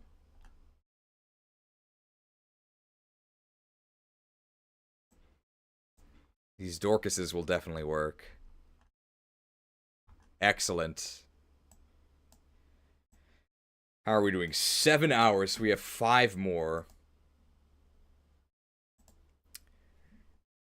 Do you think we can actually... Let's see, we just did Orson, right?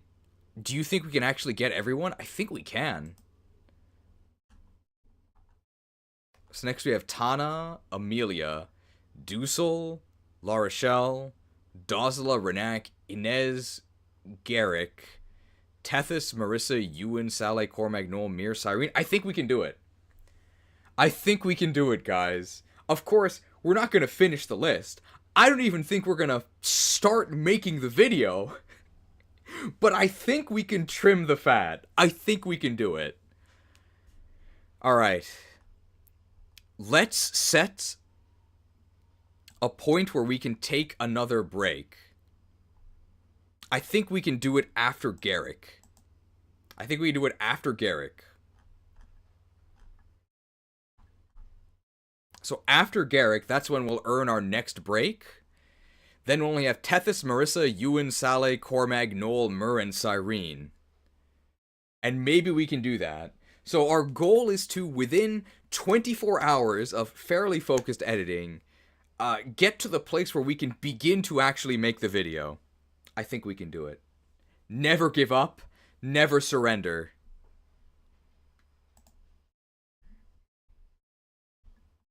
We might be giving up and surrendering, but not yet.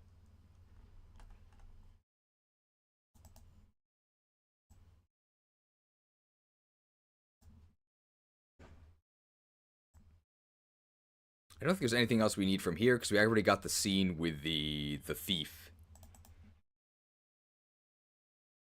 We're too slow to finish unless we move very fast at the end. I mean, if we don't finish within the next 5 hours, I'll just do it by myself. Don't think we need any of this. This is the start of the route split.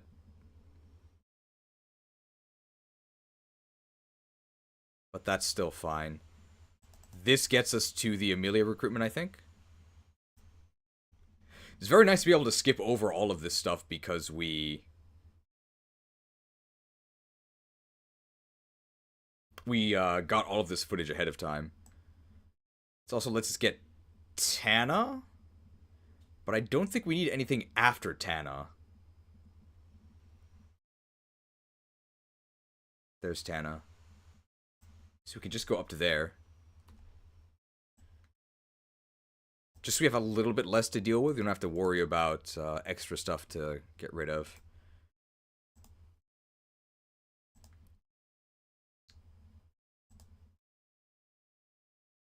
Balanced low tone.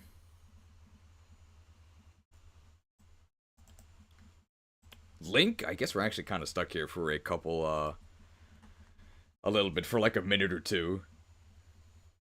Should I take out my sword or doublet and give it to the next person?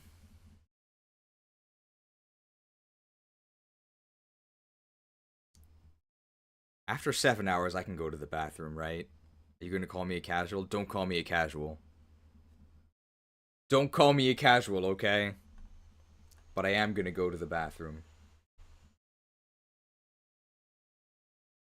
In the meantime, I guess you can enjoy this this arena battle.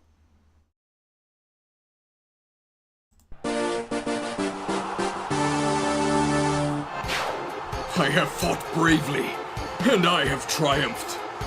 Have I not earned my rest?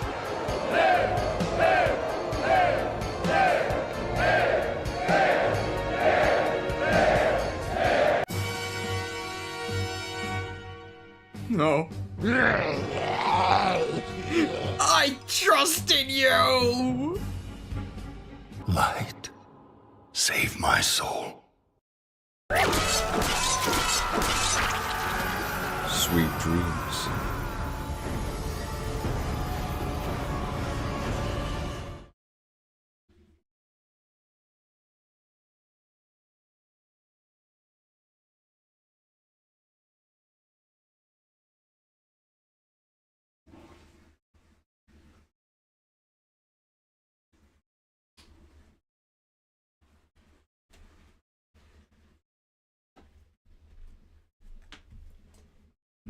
I never make it in time. Thumbs down. Tana, or I get told multiple times Ephraim's wife. I don't know if he has a canon pairing.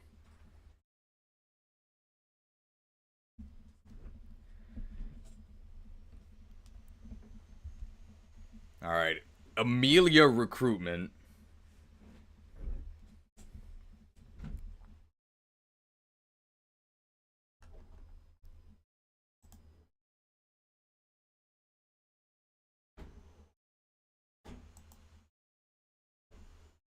Are you alright? It's not surprising you fell over from that stance. Can you get up? Oh. Ah, hey, don't make fun of me. I'm a soldier of Grado. Prepare yourself, Frelian dog. Wait a minute. Big recruitment. Everyone loves this unit.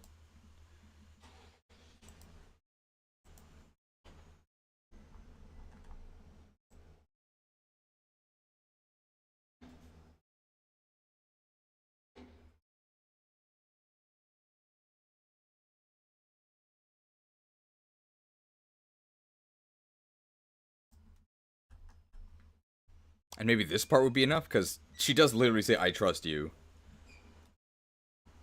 I've heard Prince Ephraim takes female prisoners and uses them as palace slaves. If I surrender, will I be forced to work in the palace too? No, don't be silly. Prince Ephraim would never do such a thing. I think.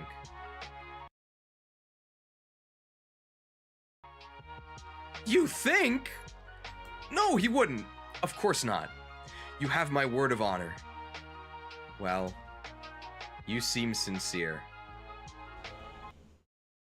And then I'll just edit in the I trust you, but just the I trust you.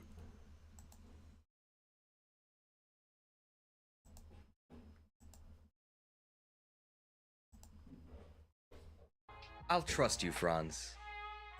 Really good graphics for the Game Boy Advance. They even got the guy with the blonde hair right.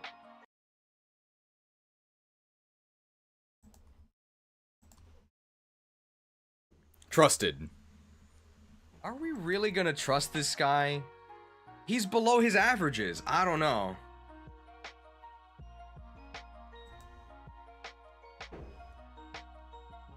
Alright.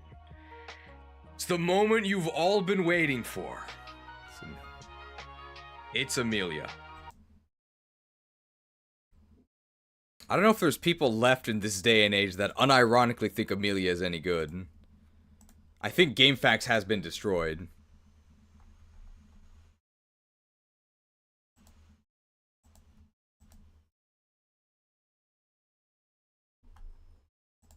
But certainly back in the day, people really liked Amelia. I think there is a video that Mecha has where he, I think, like, talks to, like, a person who does think Amelia is good, and it's just, it's Pitfall City. It's, like, kind of painful to listen to. Alright. You've been patient. It's the moment. It's Amelia the Recruit.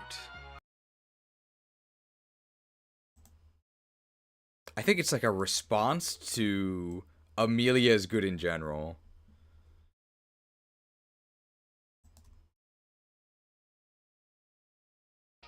Level 1 recruit, chapter 10. 4 strength, 3 skill, 4 speed, 6 luck, 2 defense, 3 res, 4 move, 6 con. Hey, 6 con's actually okay.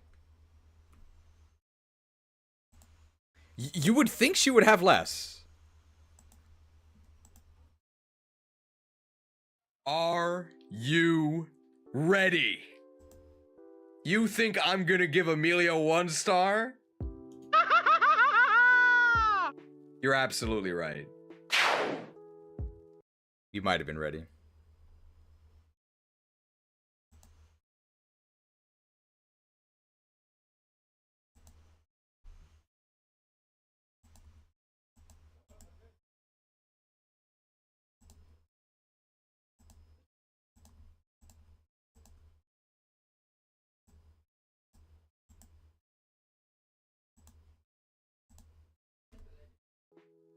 Yeah, there. I don't know what you want me to say. Okay, there's really no surprises here. Is Amelia the worst unit in the game? If not, she's second worst. She's really, really bad. Really bad. But at least she has good growths. Does she? Does she?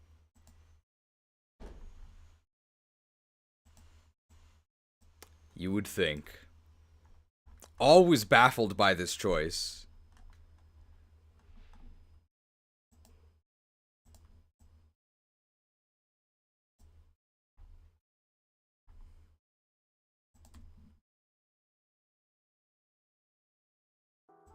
Just kidding, of course.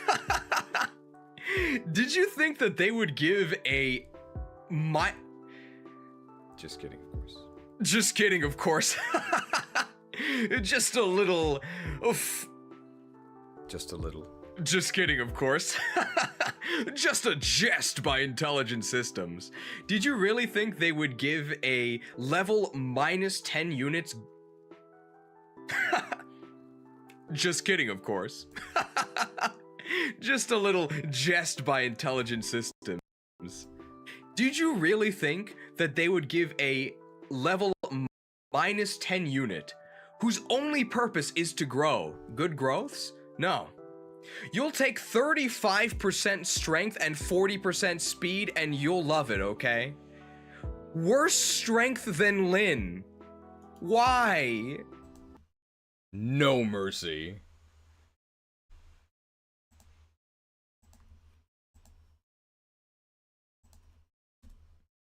I just don't understand. Why, if she had 100% growth.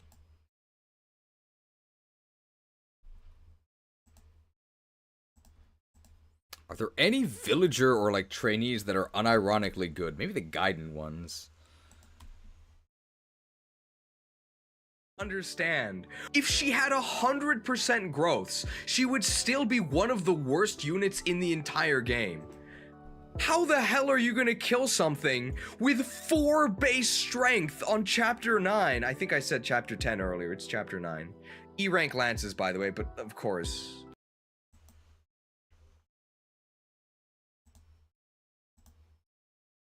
Most is good in conquest with investment. Is she? I mean, I guess she can use bows, right? Isn't that Three Houses kids? Cyril or something? Cyril is actually pretty okay too, right? I hear, but I've never used him.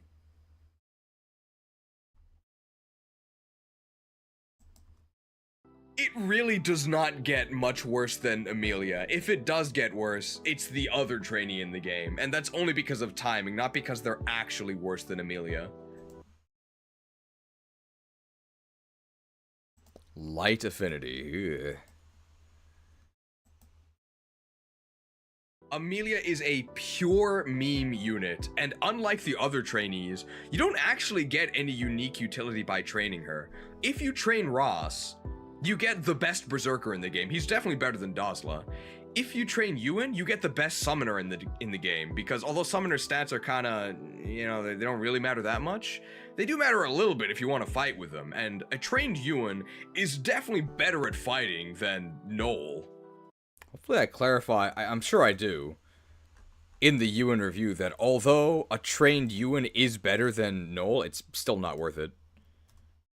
With Amelia, you get either the worst Cavalier in the game, or, and I can't believe I'm saying this, the worst general in the game, which is probably worse than Gilliam, because at least Gilliam starts at level 4 instead of -10 on chapter 9. Oh!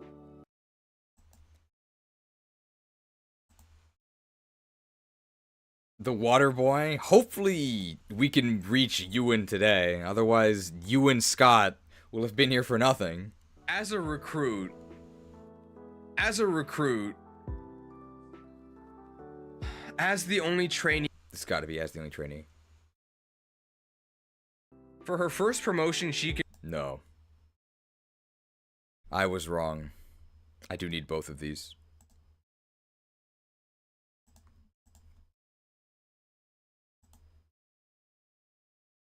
Removed? Removed. As the only trainee recruit, she has a unique promotion path. For her first promotion, she can go either It's a little harsh. I'm actually gonna add more tail to this. Tailed. Cavalier or Knight. If you've completed the game once already on both routes, you can actually go Super Trainee. I believe Super Trainee does actually get crit, which is kind of fun. I think Super Trainee does get crit, right? I think. And then Super Pupil gets all the magic types. As the only recruit trainee in this game, she does have a unique promotion path. She can go either Cavalier. Uh-oh.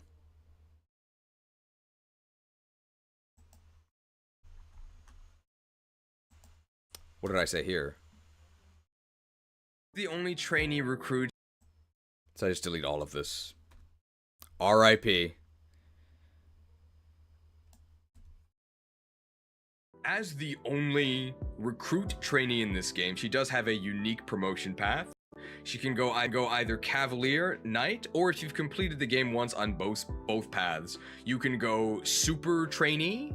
I believe Super Trainee does get crit upon final promotion, but it's still definitely a bad choice. I'm actually not going to say it's the worst choice, because I think there is one that is worse. You'll never guess which it is. You'll probably guess.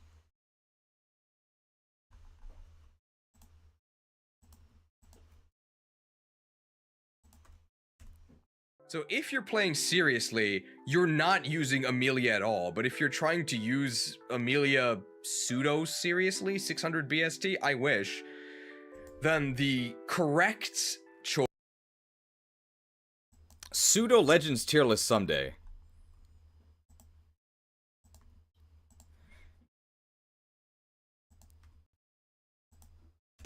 Big backlog of tier lists to do.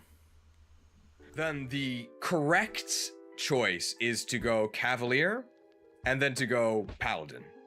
If you have the option to go Paladin, you should always go Paladin. I suppose if you had the option to go Wyvern Knight, you would rather go that. But let's be real here, okay? If you're using Amelia, it's because you're trying to meme to the max, right? And if you're gonna meme to the max, the only way to do it is to go Knight, and then to go General, okay? Amelia is good in General, and you know, that's what we're gonna do. And you can trust us, okay? We never make wrong choices here on the Imported Cheese channel. Please subscribe. If she goes General, be sure to give her Swift Souls, okay? It fixes her only weakness. What should we put there for the wrong choice that we definitely make? Lots of candidates. I'm sure we've made tons of mistakes.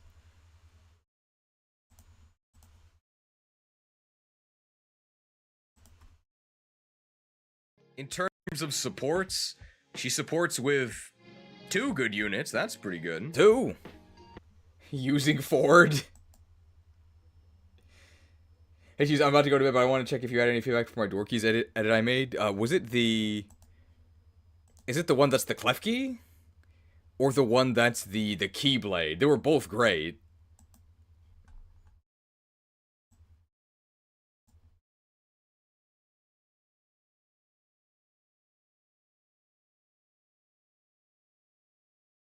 I made Amelia's training promotion between Soldier Knight or Wyvern Knight. Well, definitely Wyvern Knight then. The key one. I like how the key matches his shirt. Hey, wait a minute. Wait a minute.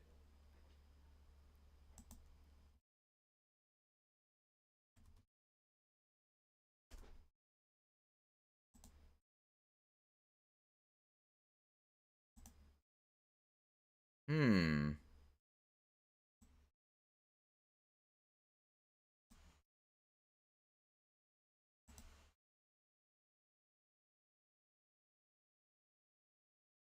Hmm. 99 wood cutting, he's a bot. I never realized this. He's got the default fit.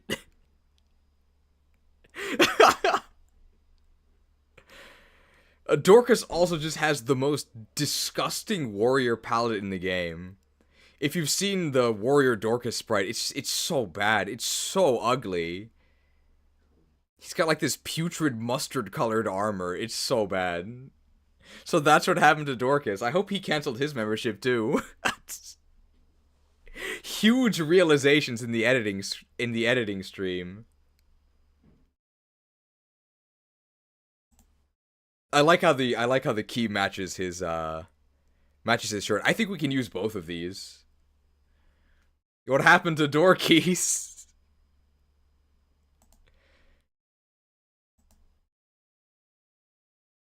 Someone sent me a disgusting TF2 trade offer just before I joined stream and saw the Dorkies bit, so the edit came naturally.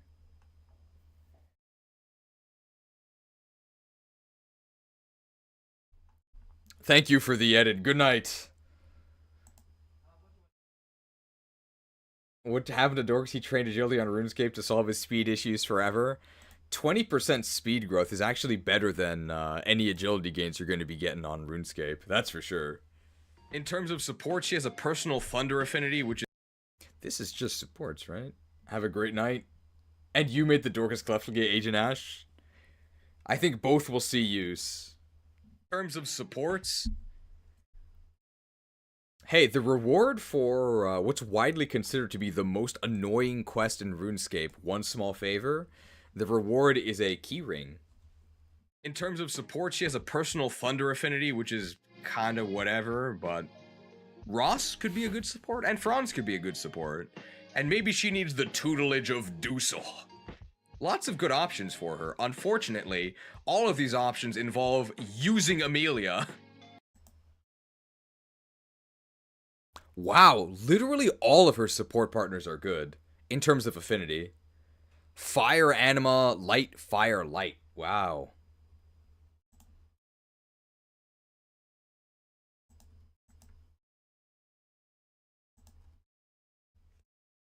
There's no force either on Earth or on Magvel, no king's ransom you could pay me to convince me to move Amelia above 1 star. There's no force on Earth or on Magvel, no king's ransom you could possibly pay me to convince me to put Amelia any higher than 1 star. Such conviction.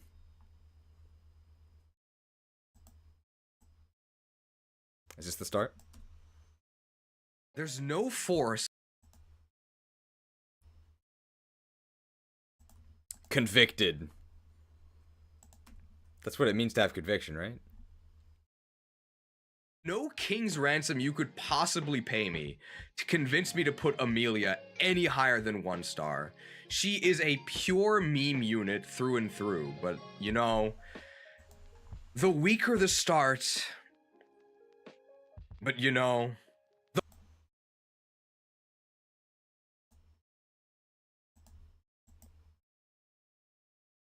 But you know, the more sour the start, the sweeter the end will be when we finally have General Amelia plowing through the enemy ranks. Gotta remember to get the Swift Souls fixing your only weakness. The journey to get there is gonna be rough. I'd say saddle up, but we're not going Cavalier. The rocket is on the launch pad. We are ready to take off. We just need the fuel. Oh, it's not saddle up. He says buckle up. So buckle up, because it's gonna be one hell of a ride. 1 star.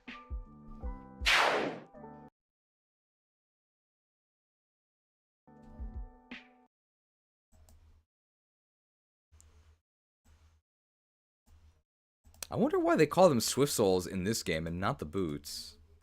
I don't think they ever use Swift Souls again. Feeling sick. Diseased.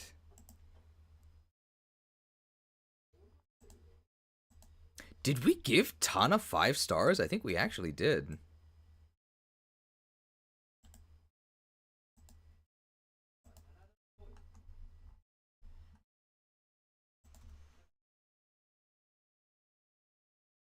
We should probably mention this while we are talking about Amelia. On Erica route, she does appear twice, so you can steal her Speedwing the first time, like using the steal command, and don't recruit her, and then when she reappears, you can then recruit her, and that way you get 2 Speedwings. That is unironically probably the most useful way to use Amelia, if that counts. 1 Speedwing for each star. Maybe that usage of Amelia gets 2 stars.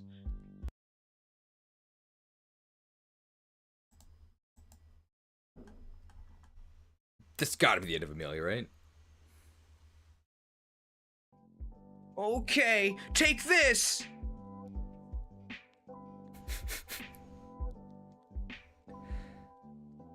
Not only does she get doubled by the archer, she also gets 1 shot. 1 shot, 1 star. So sad. It's not gonna be that bad on vanilla, though.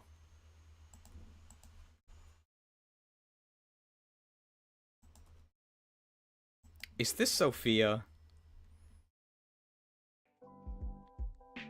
She's level 1 cheese? As if that's a defense. I'm aware she's level 1. I wish she was level 1. She's level -10.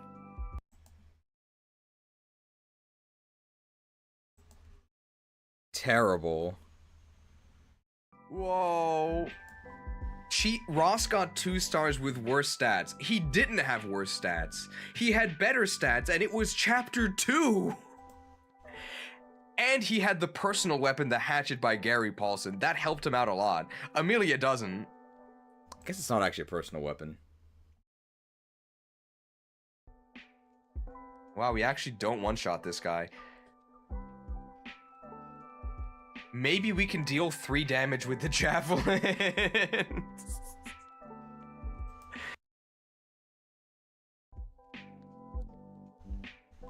You know what? You can tell Kago, okay? Tell him that after he left, they added a trainee to the game who has terrible bases and terrible growths. Why? Maybe Kaga would have wanted it, though. He made some pretty bad units.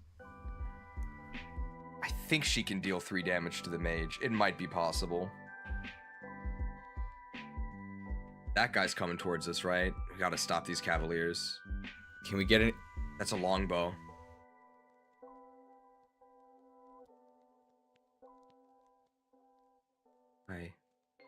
I did well, didn't I? You did not. Ripperoni.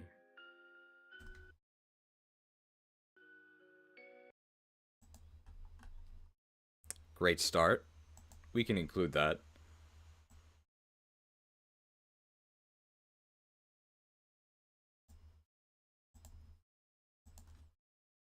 I think she can deal 3 damage to the mage. It might be possible. That guy's coming towards us, right? We gotta stop these cavaliers. That's a longbow. I guess it's a skill issue.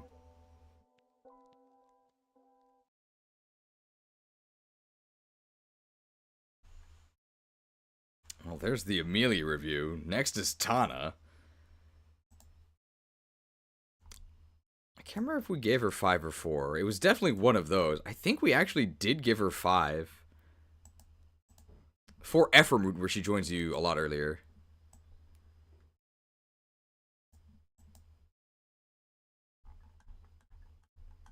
Engage would have been so much better if it wasn't so anime. I like the mechanics for the most part. Just the character designs are horrendous, and the story is a joke. I don't know what happened to having, maybe not good stories, but at least acceptable stories? There's maybe only one Fire Emblem game where the story is actually good. And thus the Tellius games. I think I would actually call it good. And not like... Not in the same sense that it's good for a Fire Emblem game, as in how Gen 5 Pokemon has such a good story. I think it actually just has a good story. I like it. Still pretty bad for a JRPG, though.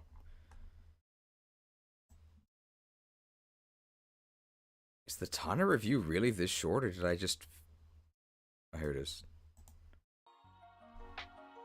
And nothing else to steal, right? So then we can focus on just getting towards Geb. Geb. Okay, let's talk to this chick. Tana?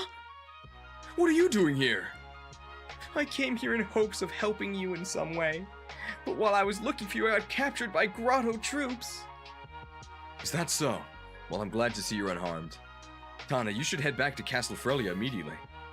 King Hayden must be worried about you. No! Ephraim, I came all this way so I could help you! And yet, here I am, Helping you. Ah, well, Yes, that may be true, but I've been so worried about you, Ephraim. Why'd they let her keep her horse? Or Pegasi. I see. Ah, please don't look at me with those teary eyes. If you're really determined to help, then you're welcome to come with us.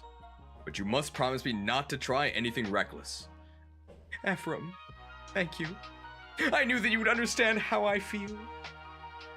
Does Ephraim really understand how she feels? I don't think we need any of the recruitment. Well, I agree with Ephraim's decision to let Tana come with us. Doesn't have any weapons. 7 strength at level 4. Maybe we actually do need some of it, just to say you can come with us.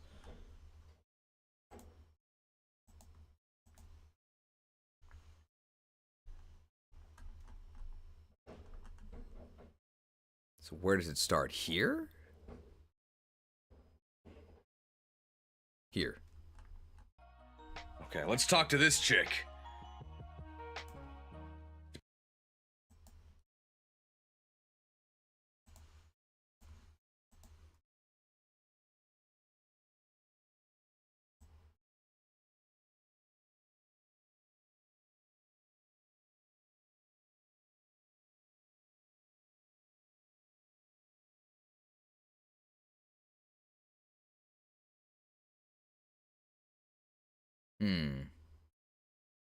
How can we shorten this?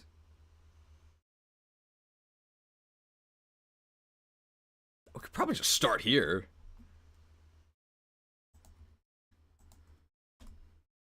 I see.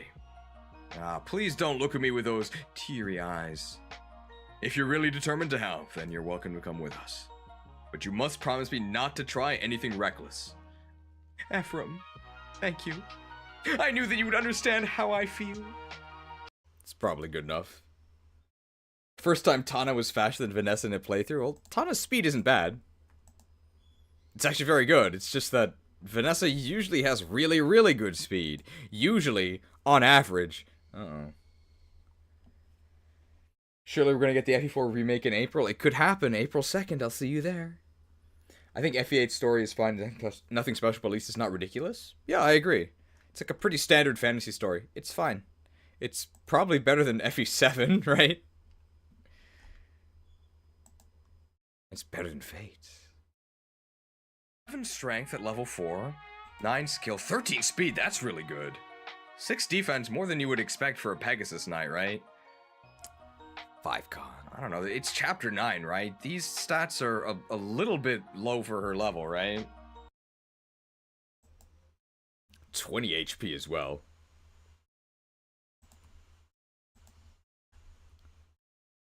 Hey, Amelia actually has 1 more con. She only has 5 con.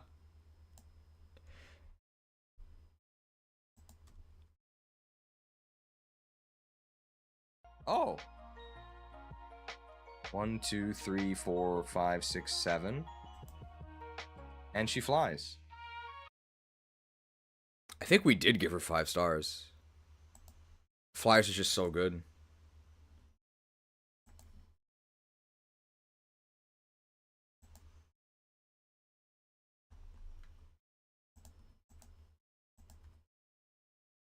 Yeah, this is the 5-star sound.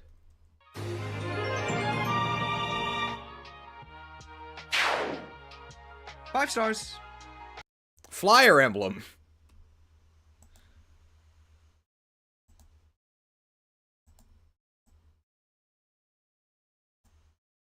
How many units do we give 5 stars? Not that many. But if the Cavs get 4 stars, she should just get 5 stars, 'cause she's just a better Cav. Oh no, she can't use swords. Oh, and Wyvern Knight promotion is really, really good as well. Isn't she faster than our other Pegasus? We don't talk about that, okay?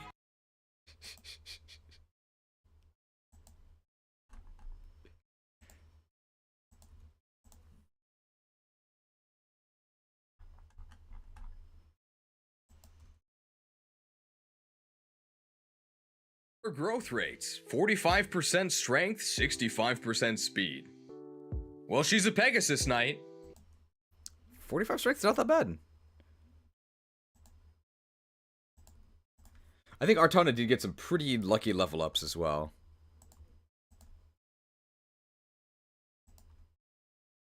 She's Vanessa, but she joins later, so Vanessa is much better.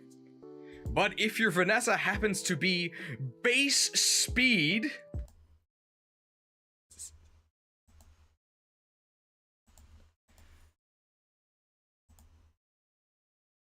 She's Vanessa, but she joins later. Hey, if your Vanessa happens to be base speed while approaching level 10, then I guess... How many retakes do we do? She's basically Vanessa, except she joins... Is this another retake?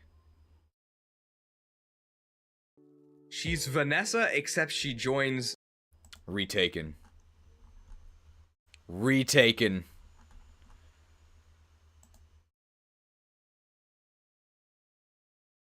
.5% strength, 65% speed. Well, she's a Pegasus Knight.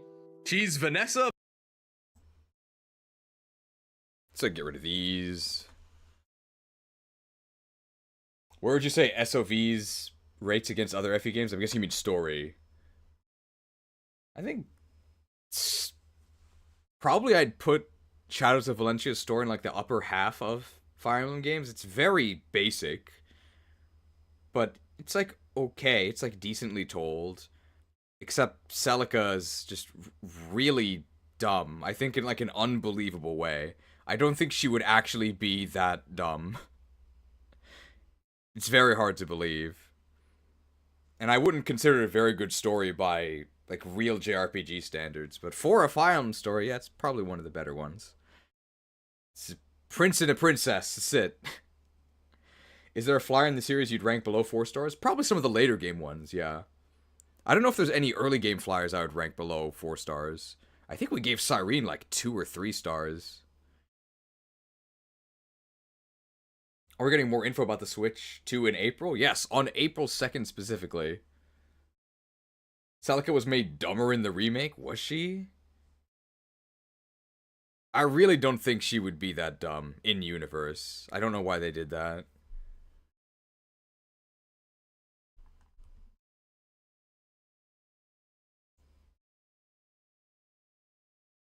Except she joins later, so on average Vanessa will be better, but if your Vanessa happens to be far, far below average, say perhaps with base speed nearing level 10, then Tana might actually have better base stats. Oh. 5 HP for Falcon Knight. Wow, why do you get more HP for Falcon Knight than Wyvern Knight? Not that it really matters. They call this series Fire Emblem for a reason, though, so Tana is still really good. I'm trying to think of who the worst early game flyer in the series is.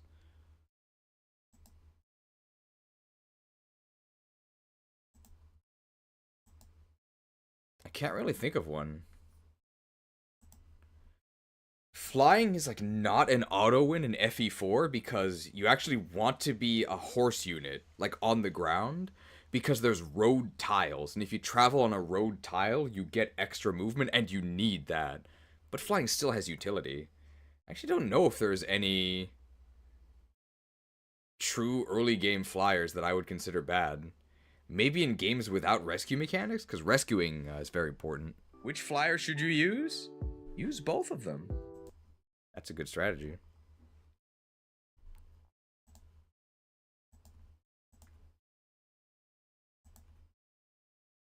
How is Tsubaki in Fates? He's probably pretty good. Male Pegasus Knight. For promotions, exact same choice as Vanessa, and the exact same verdict from me. Absolutely go Wyvern Knight. Who cares about swords? Lol. And so he added Berkut. His personal skill is really nice. Is he the one that has basically the same one as Ferdinand? The one where he has bonus evasion if he's at full health? And hit, yeah. So it's the same as Ferdinand, right? Or close to it. It's showing her Erica route inventory, but on Ephraim's route, she's a humble prisoner, so she just doesn't have anything in her inventory, but her stats are the same. Man, that reminds me. Just because, like, I'm thinking about Three Houses now. Let's see if we can go see this. Maybe this will work if I say like, hang on, give me a second here. I gotta make sure this works. I think it will.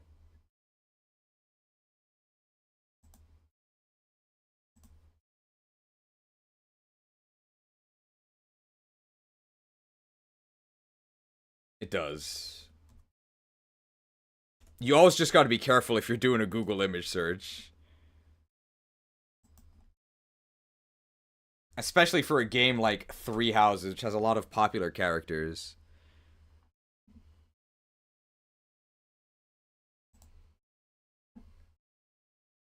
It's just one of the reasons why I can't really get into Three Houses. It's just like, look at this. Like, look at this. Do you think this is enough? This is just so much crap.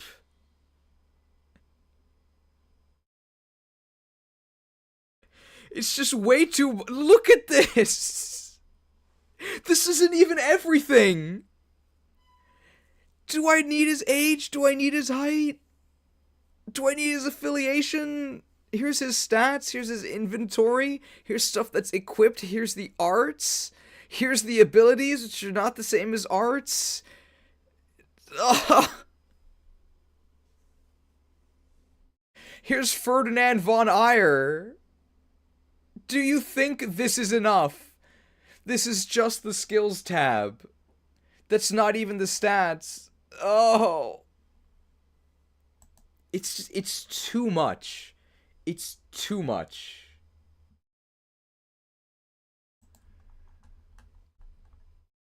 Maybe I'm just a casual, though.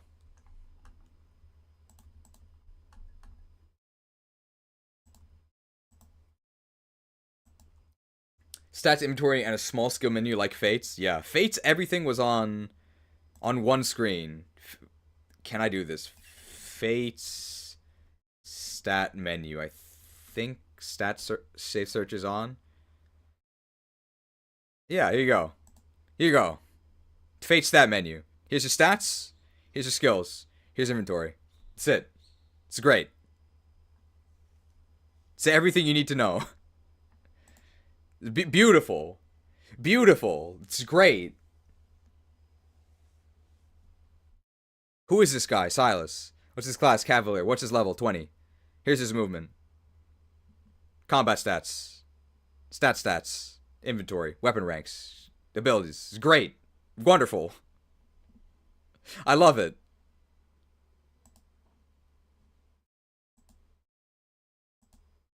What is this?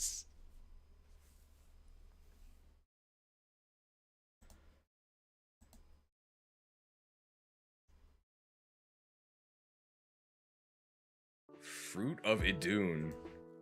Do we dare click on this? Speaking of safe search. Tsubaki sucks at Pegasus with a speed growth of 35 and 25 res, good starting stats and growths. Are those personal growths or his total growths?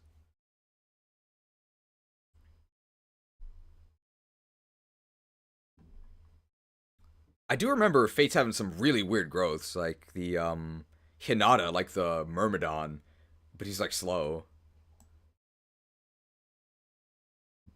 Do we dare clip?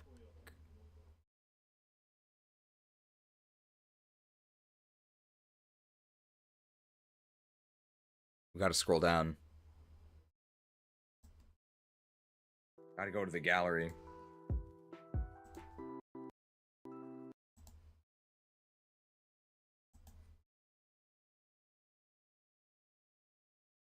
Maybe it is hypocritical though that I like intricate stats, but I don't like the three houses stat menu. I think it's just too much. You can build your own character. It's this one.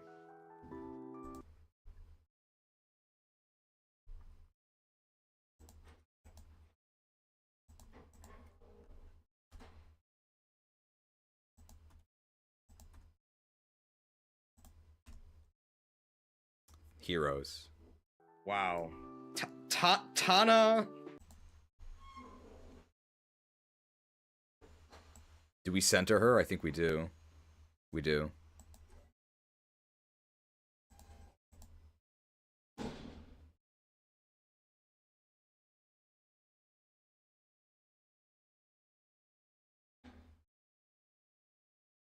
Loading? Tana, noble and nimble. 5 stars? 5 stars?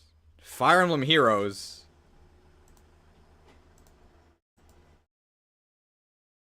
I mean, they do this on purpose. How much money do you think people... How many people's life savings do you think were squandered in pursuit of this skin? I guess calling it a skin is correct. Look how much skin there is. You can't do this on online. 5 stars? Exploitative.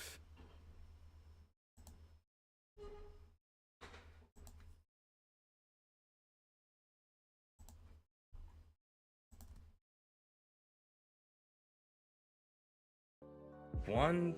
She has so many hero skins. Why is she so popular? Ephraim support. Wow, actually this support list is really good. And by really good...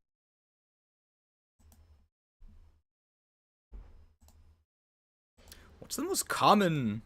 I think the most common hair color for Fire Emblem Royals has to be blue, right? I can't think of many blue-haired commoners. Everyone's a royal. So many hero skins. Why is she so popular? Ephraim support. Wow, actually this support list is really good. And by really good, I mean she can support Ephraim and Cormag. And both of them have a fire affinity, which is really good. She's a wind affinity. I guess that's okay. Cormag good support for sure, because they both fly. Tana's own personal wind affinity is whatever. Castor and Barst, they do have blue hair. Any other examples, though? Just those two? GBA Flyer. GBA Flyer, 5 stars. She's not Cormag, but who is? Oh, Cormag is.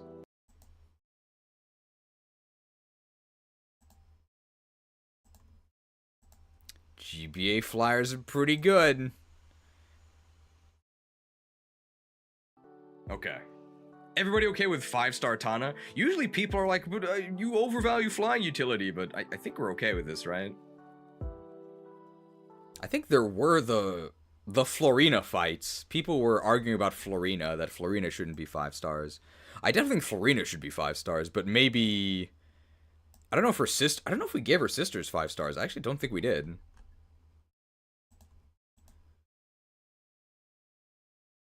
But the Florina fights mystified me. Florina fights only applying to... non-Lin mode. Lin mode Florina, nobody was fighting. Somebody in the chat reminded me not to forget about her triangle attack. I totally forgot about her triangle attack. She can triangle attack with Vanessa and Cyrene. It's a total gimmick. But it does exist. I would never dedicate a run to setting up a triangle attack. Alright guys, just like we practiced. Dumb binge disease going to sleep, but keeping the stream on. True fan, thanks for watching. Good night. Going to finish a playthrough of AC6. Is AC6 Assassin's Creed 6? I would guess. Low-key, Falconite is better for her than Wyvernite. The only thing Wyvernite gets her is more con, but her speed is overkill, and Falco has better promo bonuses, including bulk. You're wrong. I'm not going to explain why, but you're wrong. Do we leave that in?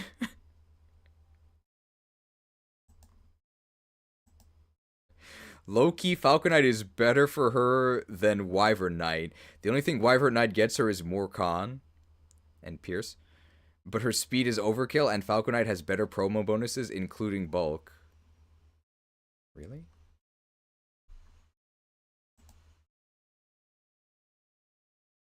Does it have better promo bonuses? I don't think it does. Maybe it does. Hang on, where are the promo bonuses? So when we see her stats, we see the promo bonus. Those aren't her stats.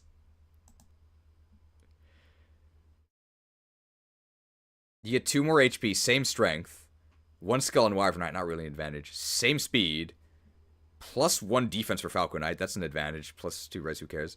Minus 3 con, and she only has 5 con. So this is actually a 3 speed advantage, because she actually gets weighed down by everything. And movement is the same. And you get swords, which are useless. And you get Pierce as a Wyvern Knight, which is just extra crit chance, basically. No, Wyvern Knight's way better. Wyvern Knight is way better. I don't know what that guy was talking about. I think we'll leave it in, just because it's so crazy.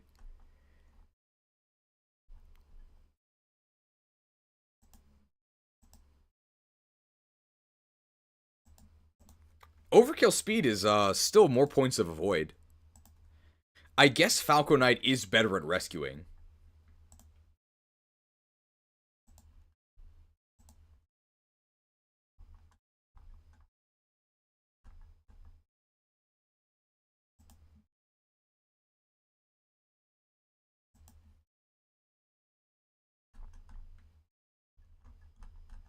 Is this the start of Tana?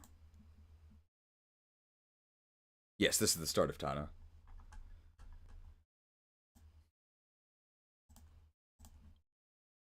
He did apologize for the Falcon Knight propaganda. Oh, right, he did later. I think we were still arguing with him in, like, the Tower of Volney. Like, this war waged for quite a while.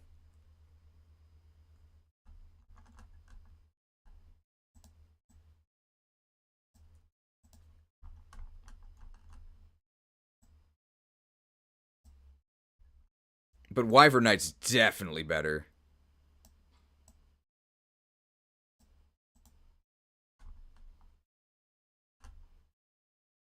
Did I not consolidate this?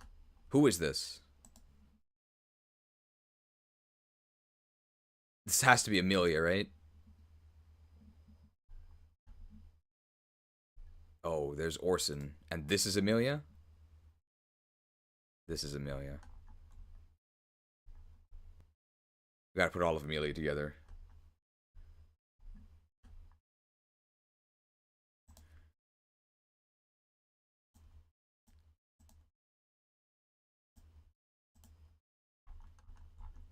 There's a... Is this the end of Amelia? Yes, because this is where she gets destroyed.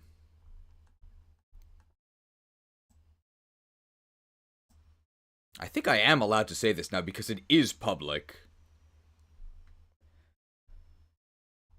Let's just get the next thing on the timeline so that we're not wasting XP. Who's actually next here? Is it Oh, is it Dusseltime? Oh, it's Dusseltime. It's Dusseltime. Which actually means that it's this it's actually a different clip. But it is Dusseltime. Oh, it's Armored Core 6. I guess nobody calls the Assassin's Creed games by their numbers, right? I have no idea how that would even work. I think it's also like Kingdom Hearts, right? Where Kingdom Hearts 3 is actually like Kingdom Hearts like 9. It's just that most of them are not numbered.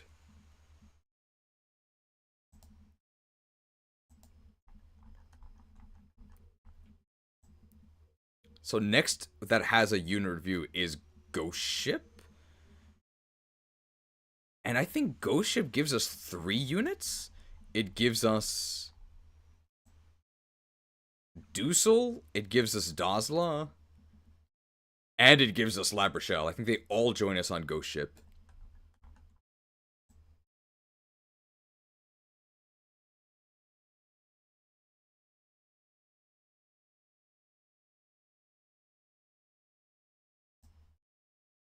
This has got to be where we start talking about Dussel for sure.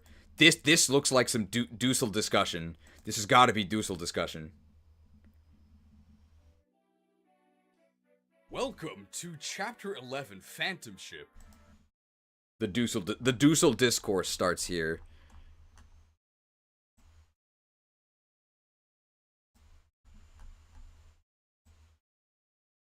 And this is the one I messed up and didn't record the audio track separately, so there's only one audio track here. Whoops. So I have a... Don't call YouTuber a fake job, okay? I have a job as a online content creation expert and YouTube consultant. Not, well, sort of. It is a project that's actually doing quite well. YouTube.com. It's, I don't think I can show you the back end of this. I don't think I'm allowed to do that. But if we search Anime Mind Probe, this is a channel I am now involved with. And I think I'm actually in the credits of the videos. Ooh. The channel's doing really well. 814 subscribers! And we started like a week ago. Although we've been working on the videos for quite a while. So if you like high-quality anime interviews, I'm actually very serious about this, be sure to subscribe to Anime Mind Probe. I think they're actually like real videos. And as a YouTube consultant, I can say this, we are testing different thumbnails. These are the anime creators that we like interviewed. There is a 98% male viewer base. So, my suggestion for this thumbnail test, you'll never guess what it is. You'll probably guess what it is. It's to swap who should be in front. We're still waiting to see results for the test. But we put this guy in the middle because he's actually the founder of this anime studio. And we actually have his interview done. But you can see here, at the very end, this is me, actually. A place that has created legendary anime for over 50 years. a home to some of anime's most famous creators, Madhouse. Professional narrator. Sort of. Not actually in a studio or anything. Look at the credits! Who's this guy? It's me! Very exciting. So don't call YouTuber a fake job. It's kind of a fake job. Please subscribe to Anime Mind Probe. Hey, Droomish is back. Welcome. You're just in time for Doosel. We love Doosel. So the Doosel discourse begins here. And we gotta make sure to get footage of the Doosel drop, which it happens immediately, so I don't really know how we could miss it. I think the Doosel review is really short. It's basically just his stats. They're crazy. Welcome to Chapter 11, Phantom Ship. Infamous for being... Let's do this. by far the most difficult chapter in an overall easy game. Easy game. Ephraim, our fearless leader. Ephraim is our fearless leader, but I, personally, am extremely scared, okay? This map is very spooky. And Ephraim is just a teenager, okay? I need an adult. I Need an Adult is also the feeling you get playing Radiant Dawn for the first time. The prologue chapter, prologue 1, with just the Scrub Squad, the Dawn Brigade, it's so rough. I Need an Adult. Luckily, you do get an adult the second prologue, Nolan.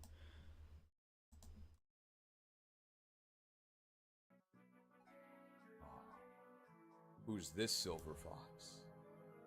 It's Daddy Doosel. He's finally here. Now, I can hear the commenters already, okay? People are gonna complain that he's only a 6-move Cavalier. It's true. I feel like just being around Ephraim and Larchel's Andrew would make me feel a bit better. Nice folks in this game. We meet both of them on this chapter. Now, I can hear the commenters... I guess we met Doosel already, but we meet, or Larchel joins us this chapter. Commenters already, okay? Cheese, how can you rate Doosel highly? I don't think my subscribers actually talk that way, but gotta make internet straw man. I can hear the commenters already, okay? Cheese, what's so great about Doosel, okay? Isn't he a great knight? One of the...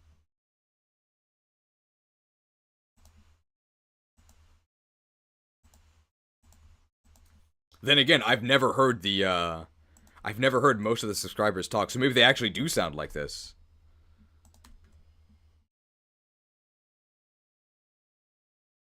I can hear the commenters already, okay? I think it starts here then. Give me your best, make up a chatter to prove your worth as a streamer.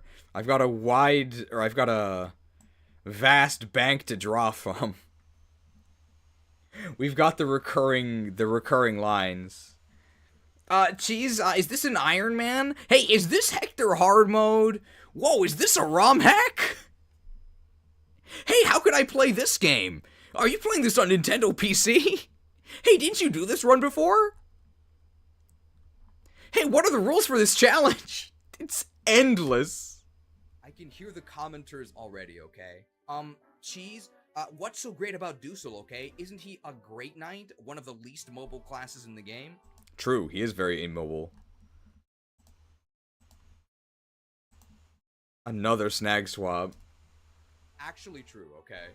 So Great Knight, unfortunately, has 6 move. You can't even see it because we're on a boat, but they have 6 move, which is the same as promoted infantry, except it's probably the worst movement range in the game, because being a cavalry unit means you do suffer increased terrain penalties. Normally that's not a problem because you have 7 or 8 move, but when you have 6, you really feel it. That doesn't mean that the mount is useless. You still do get the ability to canto after trading, and you can help with rescue chains, but I'm not gonna lie, the mobility is not great. Poor mobility.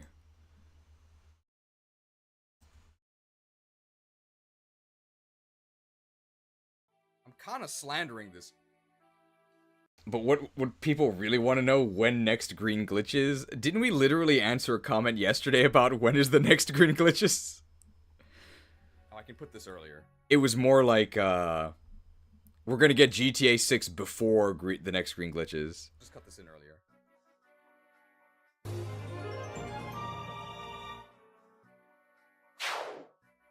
Five stars, bless up.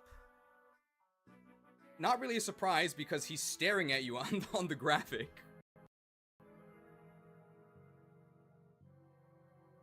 I'm gonna cut that in before I have people criticize me in the premium. Well, I guess I should cut that in before I have people criticize me in the premium, right? Glad I left those directions for myself.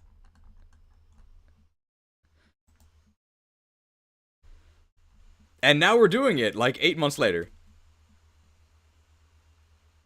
One of the least mobile.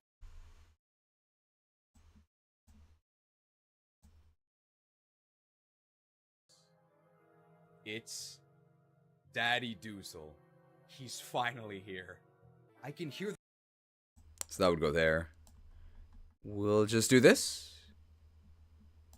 And people will never know that we did it out of order. They'll never know. Well, you might know, but the average viewer will never know. Pushed back another 2 months with endless options for renewal. I'm gonna cut that in before I have people criticize. There we go. No longer criticized. So for those of you who are saying that movement is the most important stat, you are right. And because his movement is mediocre, he should be rated more low. For those of you saying that movement is the best stat, you're correct. And that because his movement is very mediocre at best, he should not be 5 stars. I've heard your argument. We hear your criticisms loud and clear.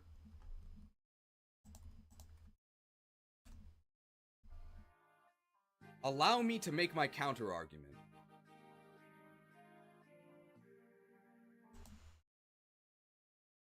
Counter-argument's taking a bit too long here.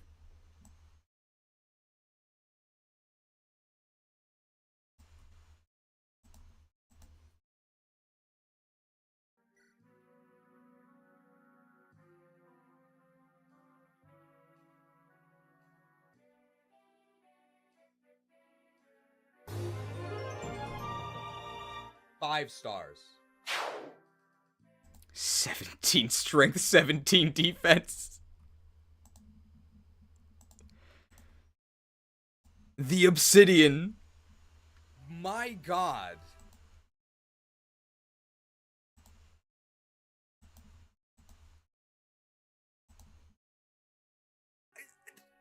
I'm speechless. 17 strength, 12 skill, 12 speed.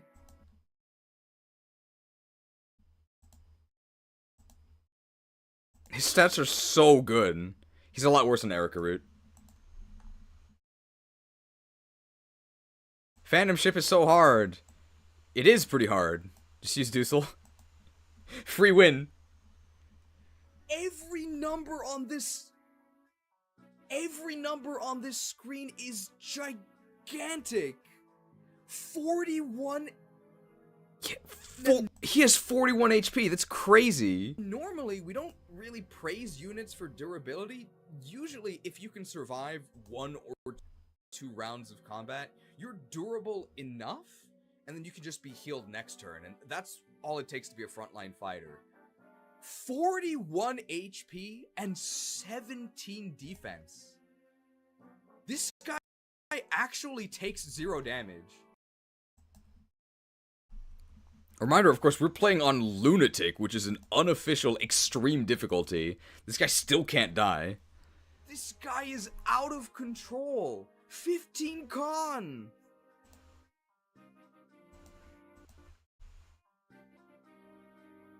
No issue using axes. He actually has no issue using other weapons either. Oh, he also has really good weapon ranks, right?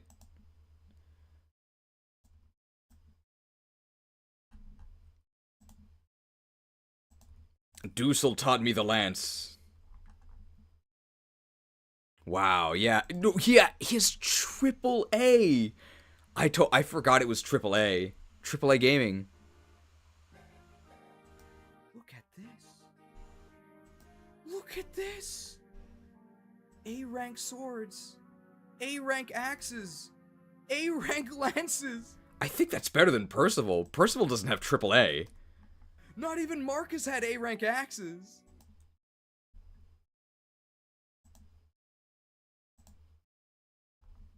Totally bonkers.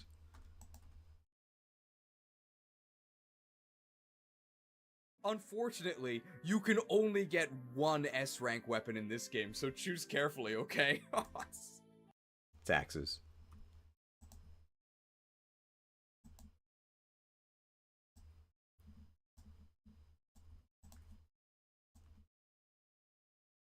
It's kind of ironic because his official title is the Obsidian, which I believe is actually quite a fragile rock. Except this guy...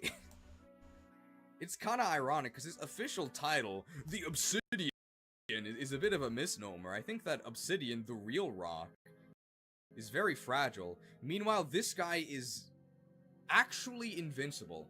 I don't know how it's possible for this guy to die, even on this Nintendo PC Lunatic mode patch.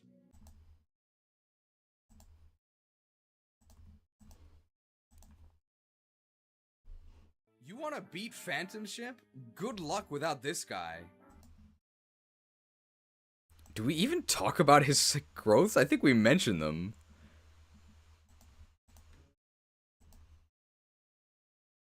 Dusel especially stands out because one of the trends in Fire Emblem 8 is that for the most part, the pre-promotes you get are kinda okay.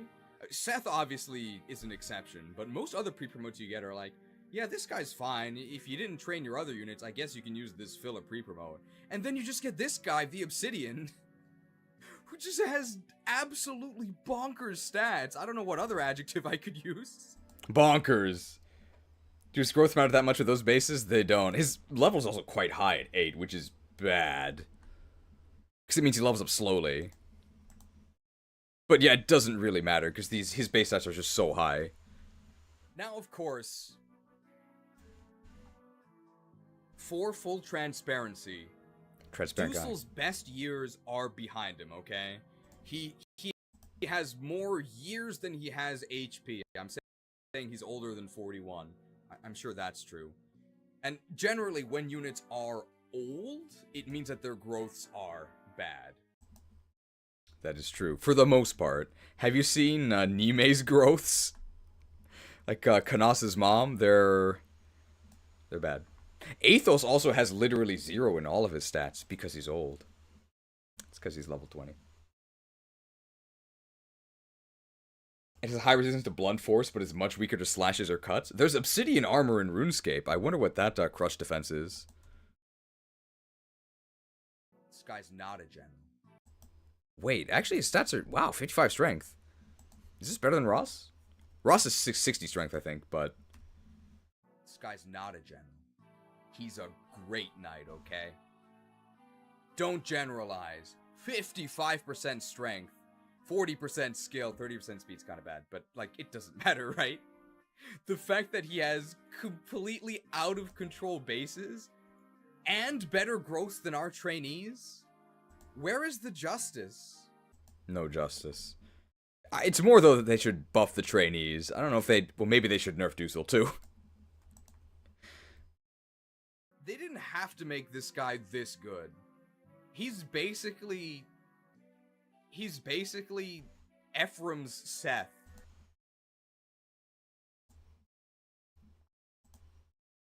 Hopefully at some point we do mention that he's a lot worse on Erica, because his join time is completely different. Except that he's not available Chapter 1, so he's not quite 6 stars.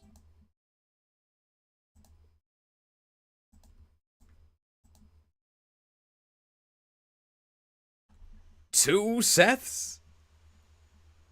Well, that was Seth's weakness, right? That there was only one of him? Regarding his S-rank weapon choice, you should probably go axes. Because axes are, in general, the best weapon type.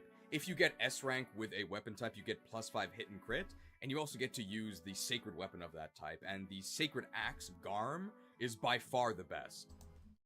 Okay, we do mention it, that's good. I don't think we've mentioned this for anyone else so far, so it's very important that we say this at some point. Regarding the bonuses that you get for S ranking a weapon. All sacred weapons are effective against monsters, so you have doubled might, and when you double the might of an axe, it's extra juicy. And Garm also gives the best bonus, it gives you +5 speed, which is what all of the axe users really want. However, there is a lot of competition for Garm, so you likely have another axe user that wants Garm, but if you don't, you could give Dusel Garm, and then he's good to go for the entire game. I mean, he's good to go from the... he's good to go... Although, to be honest, speaking candidly, he's good to go for the entire game at base. He's already level 8 promoted. These are literally endgame stats.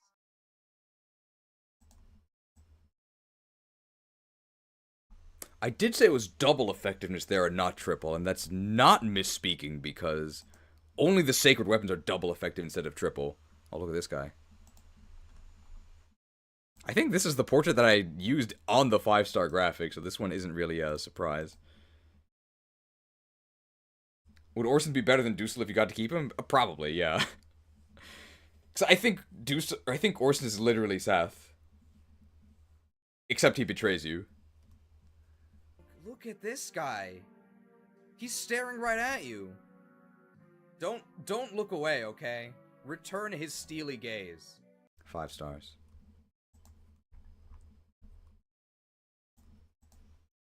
Anima Affinity supports.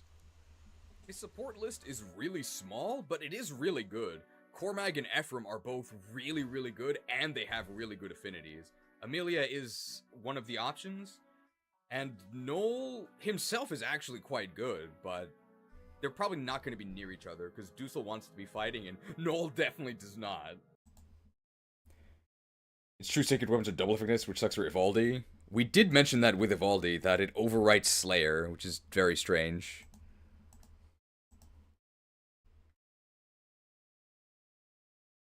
For legal reasons, I have to state that Dusel is technically weak to both Armor Slayers and Horse Slayers as a result of being a Great Knight.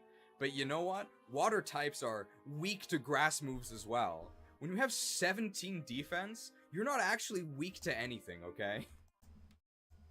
Gotta get in to dig against grass types.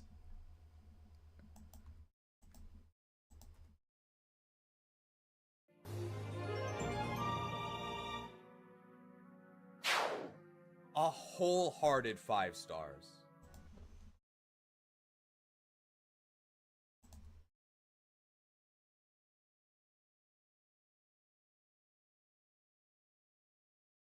I guess. Oh, on Erica Root, he's slightly worse, but I would still give him 5 stars there. I don't know if I'd give him 5 stars on Erica Root. Alright, anything else to say about Dusel? I'm assuming nobody's arguing 4 stars or anything, right? This guy's actually crazy. I forgot how good this guy's stats were. They're so ridiculous. He has more strength than... Oh no, Hawkeye had 18 strength. 1 strength less than Hawkeye, oh no. He's not a general, so 4 stars. Dusel the Destroyer. I think somebody said Dusel the Dominator. I like that. I mean, we'll...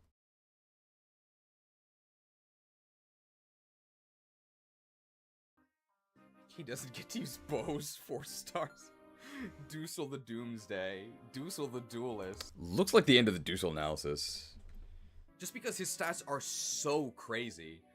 One of the issues with generals is that they're just not worth it. Oh, on Erica Root, he's slightly worse. But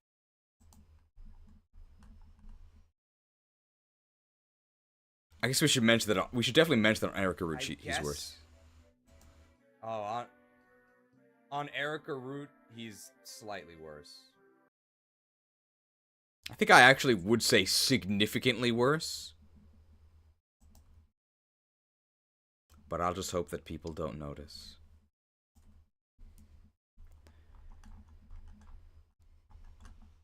Okay, let's grab the Dusseldrop. So should we...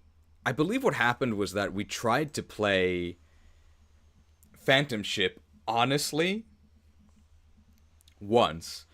We ended up just... It was a disaster. People were dying left and right. And then we just decided to do the Dusseldrop.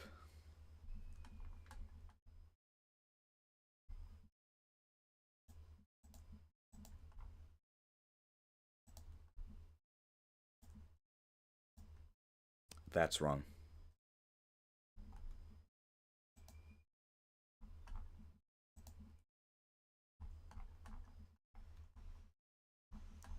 So I don't know if we need to actually add in the clip of us failing miserably. Well, I mean, we can just put game over.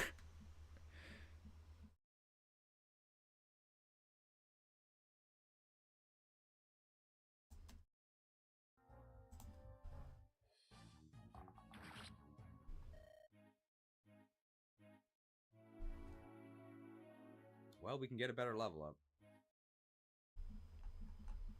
Shot.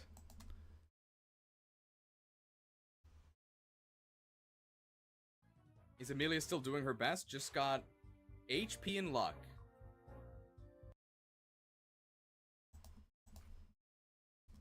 Are things going well? Well, things are progressing, I would say.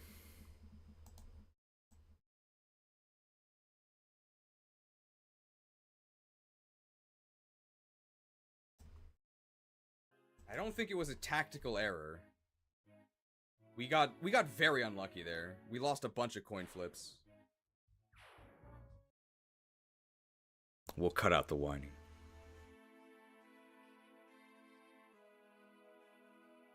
How can Amelia be the worst even when she didn't die?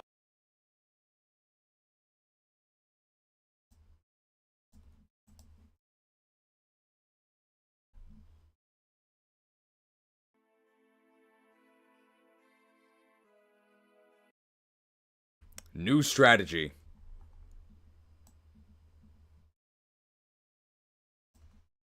It's gonna get HP res. That would actually be worse. Alright, what can we actually change? We have this guy coming from the north here, right? So if we put Wreck-It Ross there...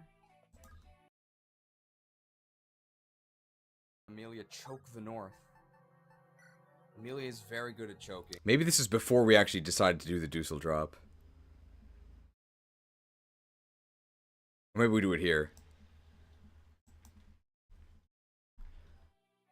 There! The enemy is closing. Prepare for battle. Okay, Ross can reach one of these gargoyles. Let's check if we do it here. I think we do.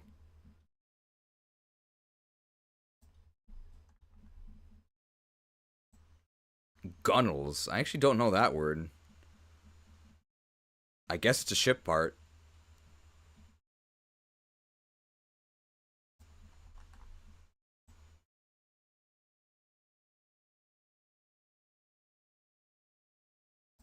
I don't think we're trying it this attempt. No, because we didn't do it at all. So maybe we fail again. And then the third attempt, we just decide we're just going to Dusseldrop. So we got to look for our next game over here. I think it's because these guys die. Do we review them here? I think we review them after we recruit them. Or as we're doing a clear. When we, after the successful Dusseldrop.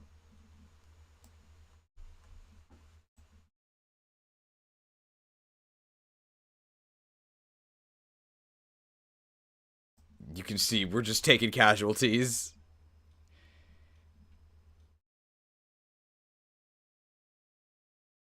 Did we just decide it was I think we just decided we reached an unsolvable state.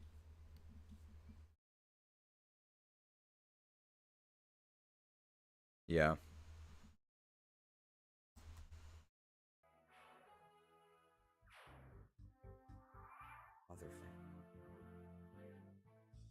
Okay, new plan. New plan. Time for the new plan. Well, what are we supposed to do about that? The short spear.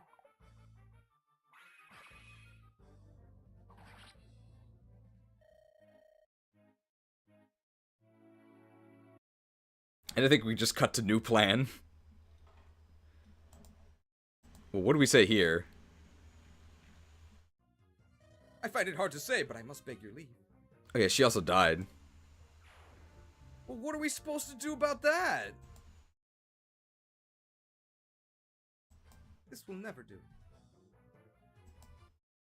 Yes, this is an unsolvable state, basically. We don't die to this either. Okay, good dodge. Easy weighed down by the javelin. Oh, bouldered! Slain! 99 Slayer.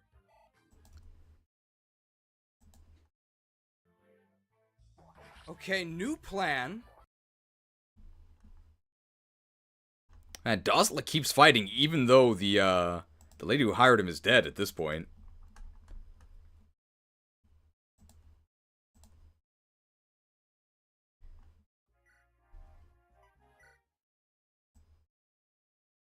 Get ready for our tactical brilliance here.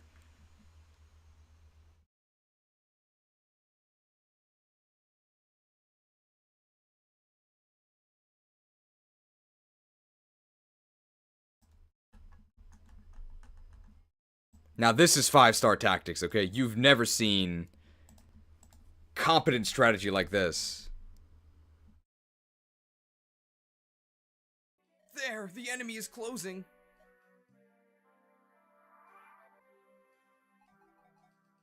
We're not playing around.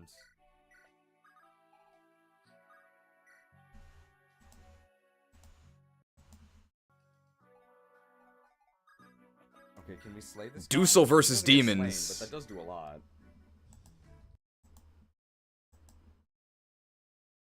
We can do this, and then...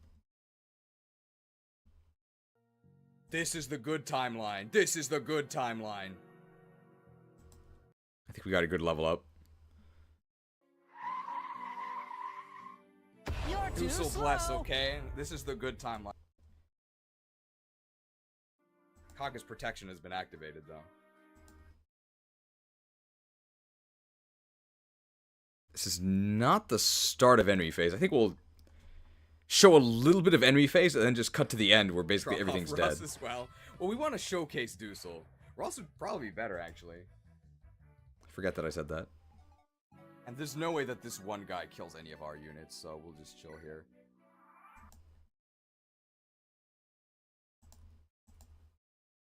Dusel versus demons. Oh no, not 1 damage. What am I gonna do? Dusel, you can just... He's right next to you. Okay, that's fine.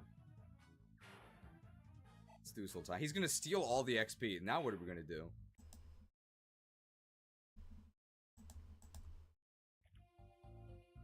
One damage. It's actually 0. Going to sleep, have fun editing this masterpiece. Thanks for hanging out. We're probably gonna hit the time limit again, I would guess.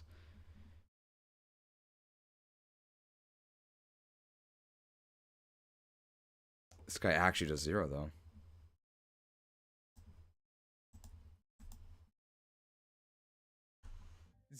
What do I even say? I don't even have to say anything. The Obsidian.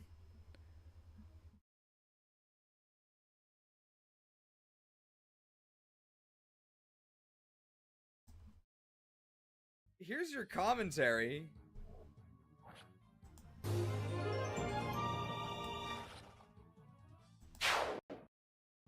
Oh, sorry, I covered up the crit with the 5-star graphic. And then I think we can cut to the end of that, that enemy phase. And there's the Dusel review. Oh no, the hand axe breaking. we don't double them, it's because our hand axe broke. Hopefully it breaks here so that we can go to the javelin. Perfect. And we can double on the next attack as well. Those cowards didn't even attack me.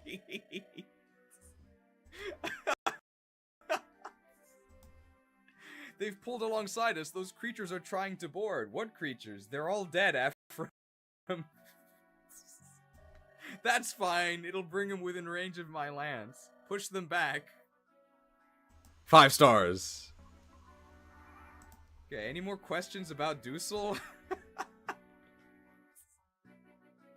I thought this map was supposed to be hard. I think those enemies... I actually don't know why those enemies didn't attack. They probably should have.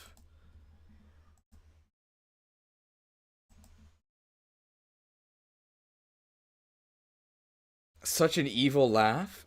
Me? Do you mean this? Okay, any more questions about Dusel? Is that an evil laugh? I hope I'm not considered evil. I thought this map was supposed to be hard. 5 stars. Alright, so now I think we can actually watch the Dusel drop.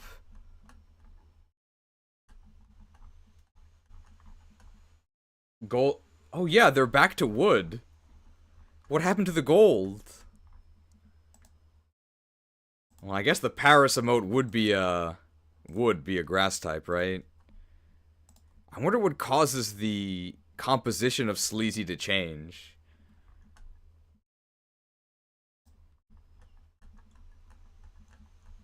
Is it taking damage like color change? I hope not. Terrible ability. I think this is where Ephraim bites it. So this should allow us to review the Dusel drop. In this economy, what can I do? You sold the gold coating? Very tragic. Alright, Dusel drop. Root, he's slightly worse.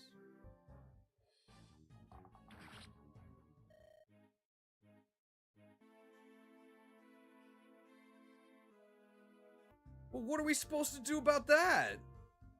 The short spear?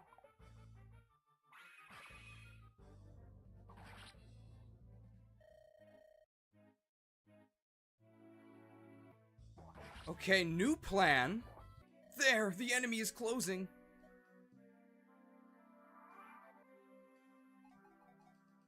We're not playing around. And there's no way that this one guy kills any of our units, so we'll just chill here. Oh no, not 1 damage. What am I gonna do? Dusel? Dusel, you can just... He's right next to you. Okay, that's fine. It's Dusel time. He's gonna steal all the XP. Now what are we gonna do? 0 death. What do I even... I don't even have to say anything. Here's your commentary.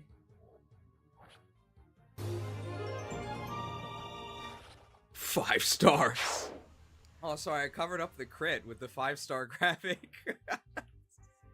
If we don't double them, it's because our hand axe broke. Hopefully it breaks here so that we can go to the javelin. Perfect. And we can double on the next attack as well. Those cowards didn't even attack me.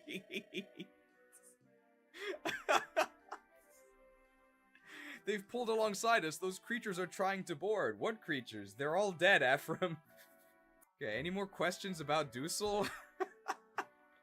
I thought this map was supposed to be hard. Such an evil laugh, apparently. Evil? Nonsense, boss. When an evil guy feeds starving ghouls? It's true. So charitable.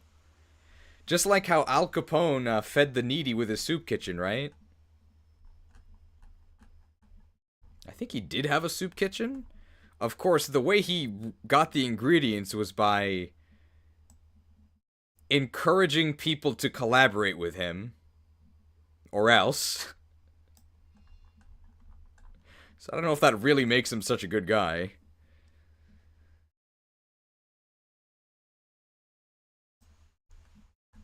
Dosla and...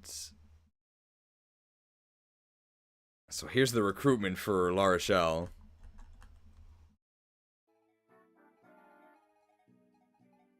That's how he died last time. I mean, he was at low health. We know that Mulder gets doubled.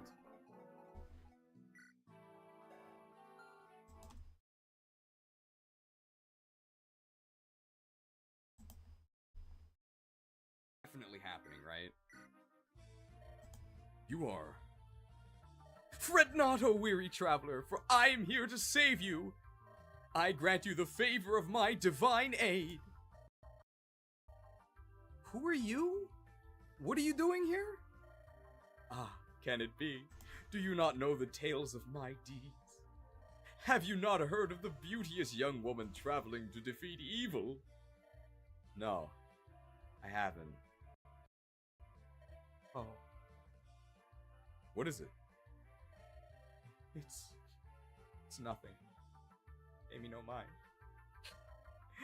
I just feel a bit like being alone and weeping for a while. What? No, you can't. Excellent acting. This is no place for crying. I'm sure you've noticed, but we're under attack by monsters. If you could do anything to help, we would appreciate it. That's a good idea. I'll do it. Now, I want you to observe closely my graceful actions. Yeah, we'll leave her entire recruitment in. She's pretty important. I think we gave her 2 stars.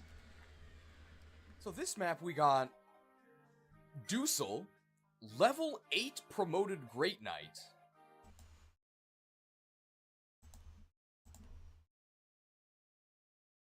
This map we got Dusel, level 8 promoted Great Knight with these stats. If you Is this the start? Level 8. No, so I should do this. So this map we got Dusel, level 8 promoted Great Knight with these stats. And that means that I don't need these. Crocodile tears? You didn't believe my very convincing sob story? These stats. If you rush to the right and rescue Larshell, you get a level 3 Troubadour with these stats. Hey, 6-base magic. Level 3 is the big issue. That's so bad. One of the greatest victims of Magvel mounts. Why does she have 6 move? Would it really be too much to give her 7? I do think Troubadours, should have 7. They should be 7 to 8 upon promo. Because they're like a native horse unit. Why wouldn't they have that? D-rank staves, by the way. Oof. Oof. Remember how much fun we made of Natasha for having D-rank staves? That was like 5 chapters ago. Level 3. Chapter 11 as a healer with D-rank staves. That's actually 6 chapters ago. Yikes. I forgot how bad she was. My perception's been warped because ours was so good. At least she's a healer?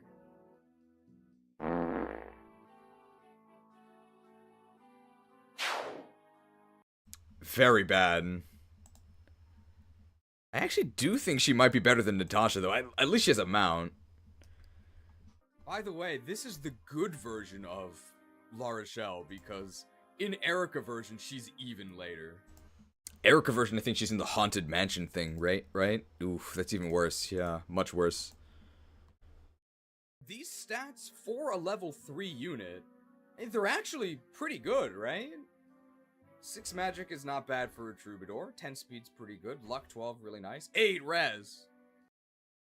You can see in the waveform, I'm very excited about 8 res. I think her growths are actually quite good as well. It's like a princess. And her growths are fine, right? You know, 50 magic, 45 speed. If they were better, people would call her an est. Okay, actually they're worse than I thought.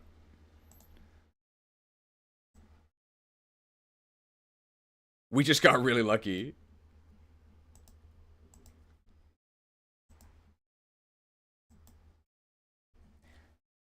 I feel like I'm getting kind of confused. Is it your magic shall not save you, or your magic will not save you? I feel like it's will, but I also feel like the character would say shall. I think it's will, right? I'm sure we'll hear the resistance graphic soon. 65 luck and 50 resistance. Equal magic and resistance. She took all the luck? That's sort of literal. Her luck stat's really good. I guess she has narrative luck, right? Because if she wasn't lucky, she'd definitely be dead. Last time we played this map, she absolutely did die. Instantly. You want to know why Ghost Ship is considered one of the hardest maps? It's because of La Rochelle. This tree, it's very hard to keep her alive. Also, it's Fog of War. People don't like Fog of War. If she came earlier, she'd be a lot better. Her poor rating is mostly a result of her terrible timing. Why is she level? If she came earlier... Oh, it's the same chapter in Erica and Ephraim, but I guess I'll cut that then. Well, it's time to cut that.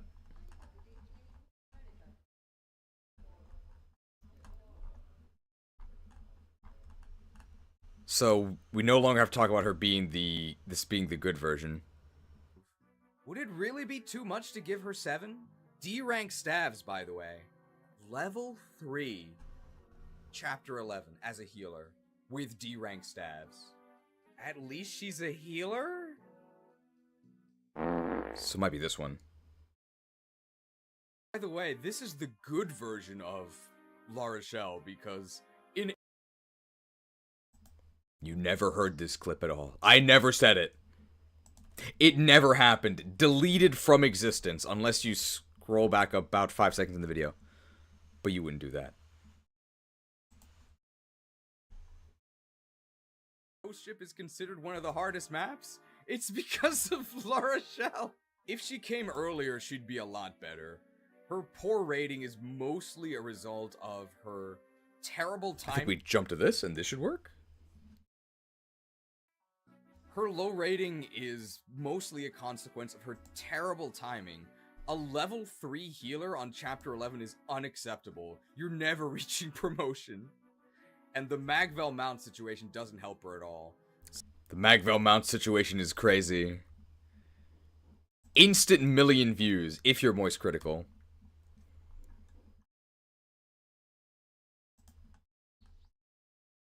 Six move is kinda sad, even for a... 6 move is... This is the start of saying 6, I think. Just jump back.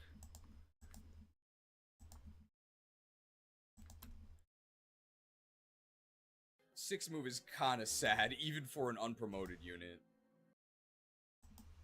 Well, I mean, it's sad for an unpromoted mounted unit, but hopefully people get what I mean there. But she can heal, and we do need healers, but that's mostly because we're playing a special route split Nintendo PC version. On vanilla, I don't know, would you really field this girl? I don't think you would. I think we're coming up on the revelation that made her an important character to our playthrough, though. As the only troubadour in the game, she does actually have a unique promotion split. She can either go Valkyrie and gain the use of the Holy Light, or she can go Mage Knight and gain Anima Magic.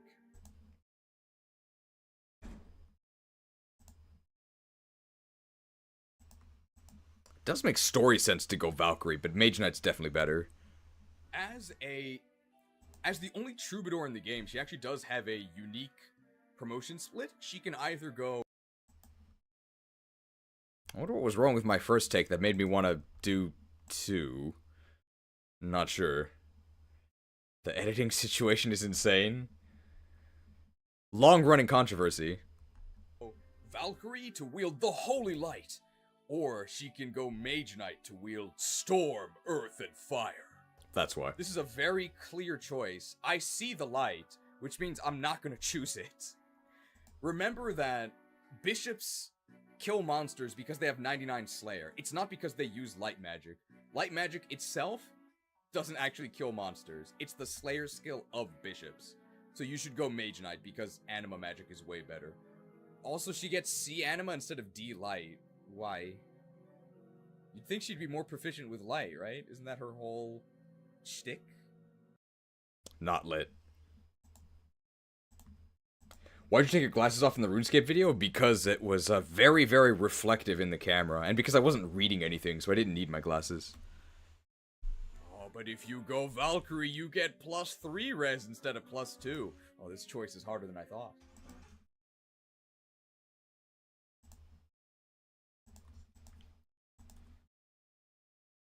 I don't like this. This is kind of creepy. She looks like a porcelain doll. Ah. I think this is the discovery. Is this Lab Man Larshell? There it is. Harvest Princess.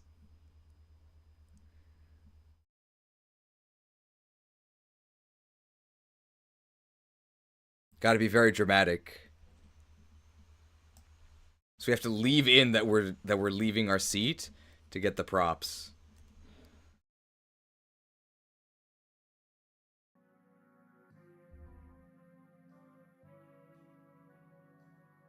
And then we can just cut to actually having the...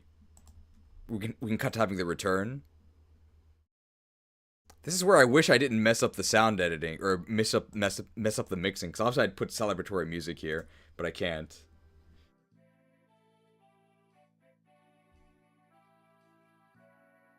It's me, Lab Larshell. We can see huge Labman spam in the live chat from back then. And then I think we see the full art. It's her Halloween costume?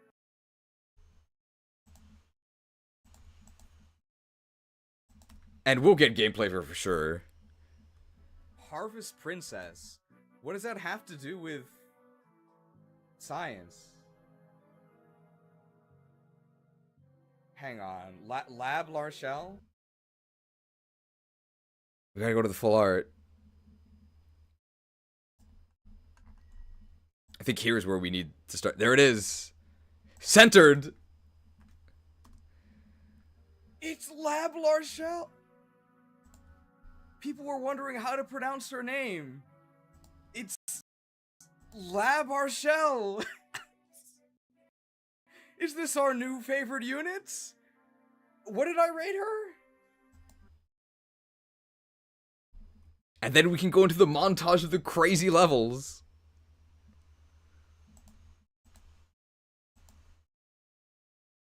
Research complete.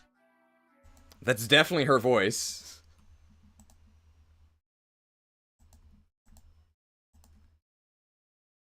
After reviewing the research, we've got to update the rating. Did I say 2? I meant 5.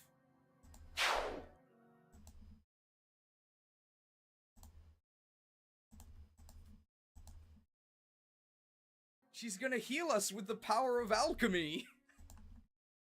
Lab Rochelle is an icon. It's both that because she had this skin, we tried to train her, and we got super lucky with her training. So it really was a perfect storm. Maybe Heroes isn't that bad. She has so many skins. I wonder why. Wow, she's really popular. Lab Arshel is actually very important to the story. Yeah, that is true. She's a princess. So she has a lot of supports with pretty much... Lab Arshel is actually really important to the story, so she has a lot of story-relevant supports. And her own personal light affinity is also pretty good.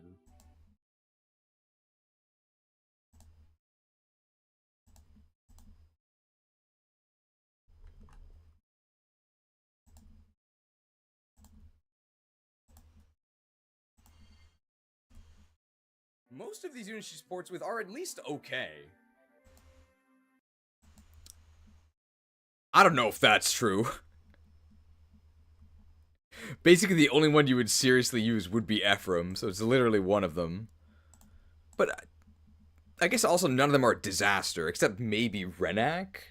Renak should not be fighting.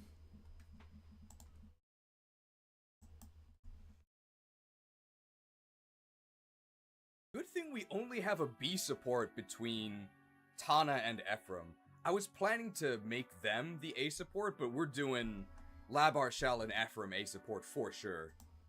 It's fated now. I'm gonna take these off.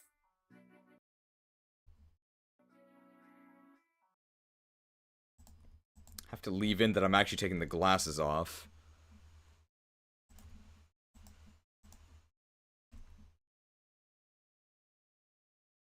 Move over, Tana.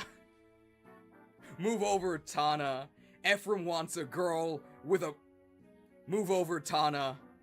Ephraim wants a girl with a brain who always speaks her mind. Will people understand that that's from the Mulan song? A girl worth fighting for. That's what Mulan describes as a girl worth fighting for. A girl who's got a brain, who always speaks her mind. Obviously, the other people singing the song are not interested. I think that's what Mulan said, right? Oh, perfect. Okay. I'm glad past me explained it, so I don't have to explain it again. How about a girl who's got a brain, who always speaks her mind? Nah!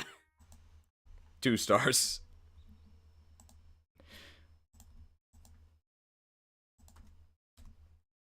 I'm gonna soy out for a minute here. One thing I do miss is... I think we can skip the soy. I remember what this is about. No soy.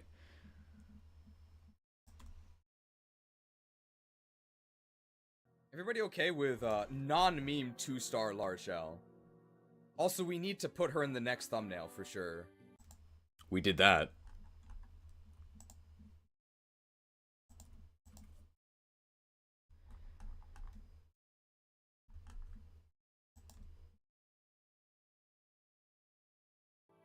I'm so flustered I can't find the graphic.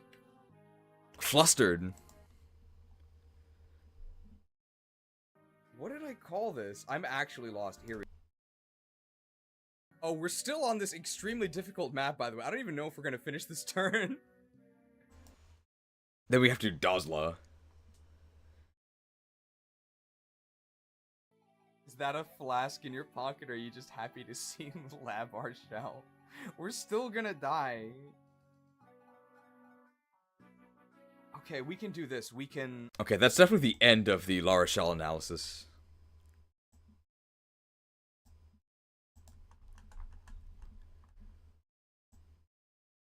I forget who joins you on this Ephraim route split. So here we got Dusel, we get Lara Shell, we get Dozla. Is that it? Before the split? I think it is. Before we flip-flop back to... I think that's it before we flip-flop back to Erica, because then Erica gets the Gerik crew.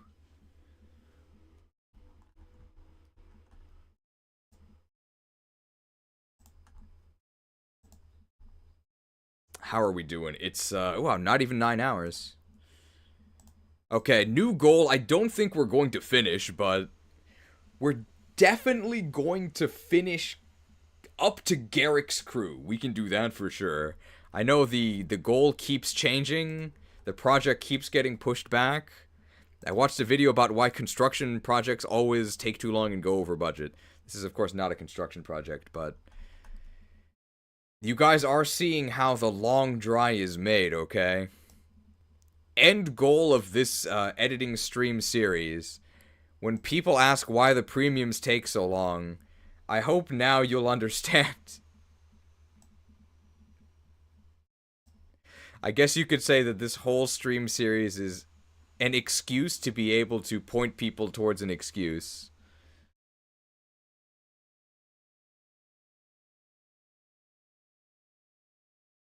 Where's Dot? Well, I'm not really sure what happened here. I think it was a Dukester gifted 50 subs. But we do have Amelia dying, followed by Confetti. Let's at least find where the Dazla discussion starts.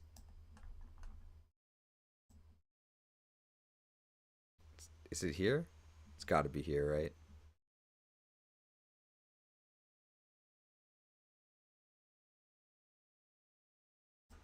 Gotta be here, as we start to recruit Dazla.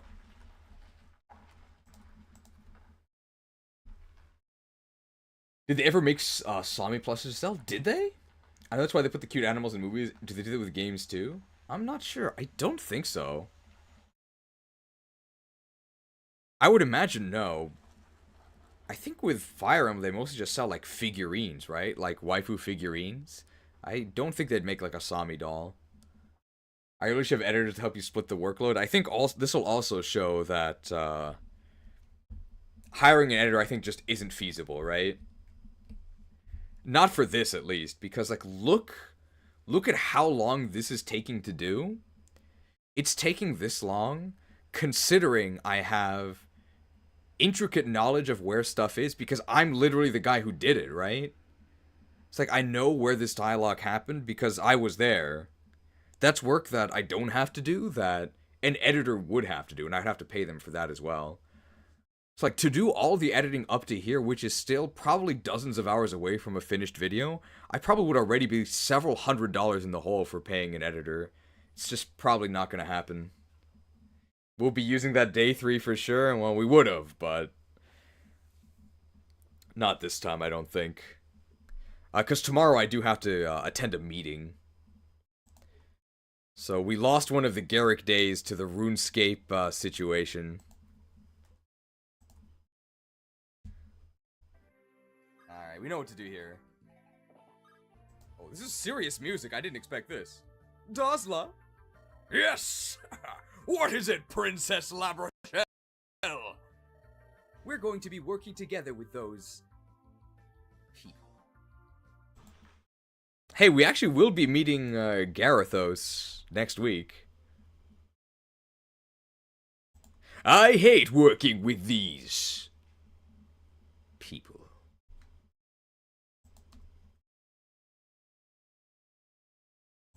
If you want something done right, leave it to a human. Is Dazla a human? I always feel like he's like a dwarf, but I don't think he is. I think he's actually pretty big. We're fighting a war and you louts are out here having a picnic! That's what Garethos says to a group of dwarves. I'm actually not sure if Dazla is a human.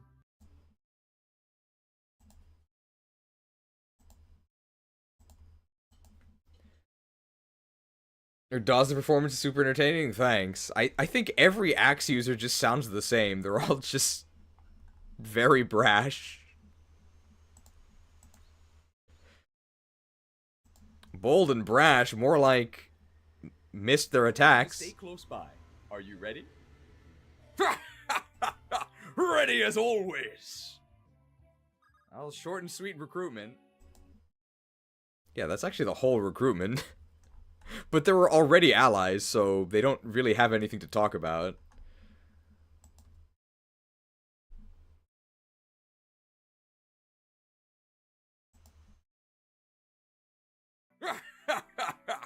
All aboard the Dazla train! 16 strength.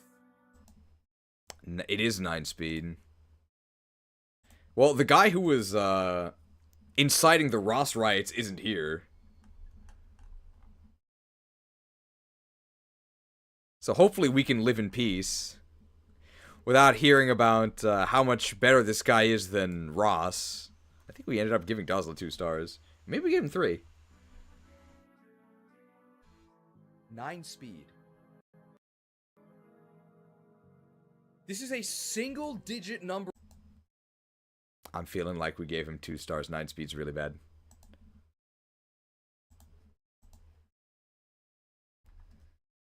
Number of speed on a promoted unit.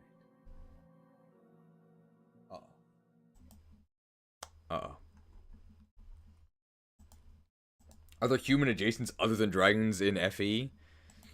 Like all the shapeshifters, I guess.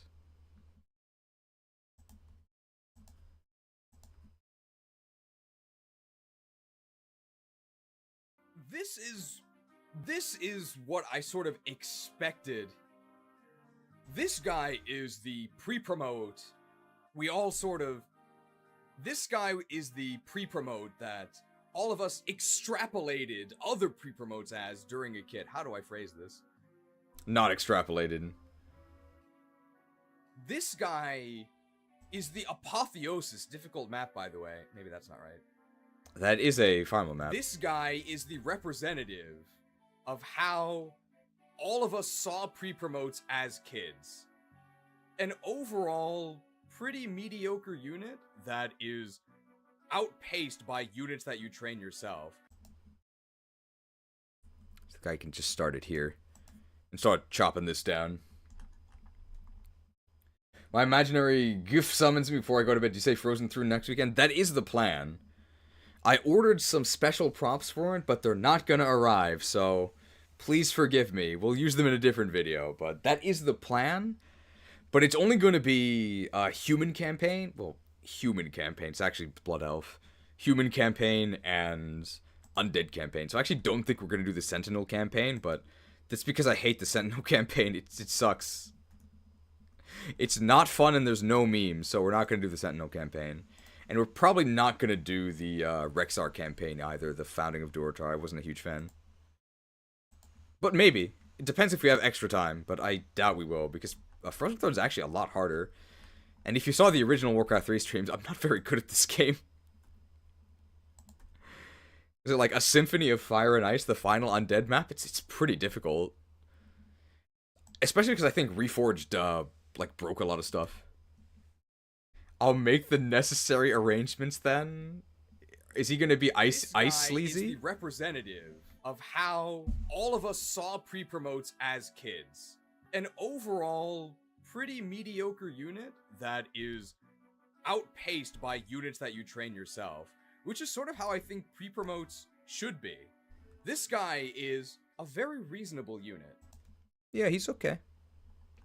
Berserker's a good class. This guy has a very reasonable power level. Is it this guy? This guy... Yes. So I want to cut here.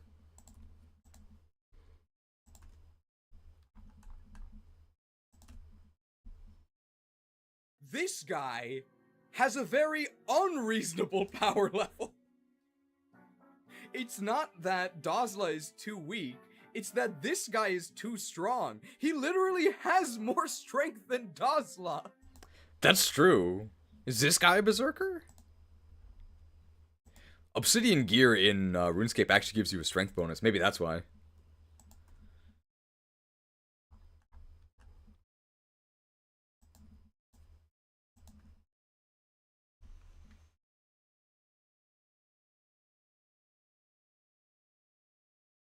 This 9 speed is very worrying. You are never doubling anything, but on hard mode, you're probably fast enough at this point in the game at least to avoid being doubled, and that's probably good enough.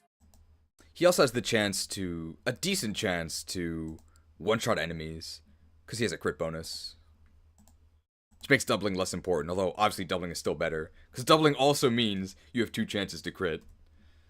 Because Berserker is a good class. He has huge strength, he has 1-2 range access through axes.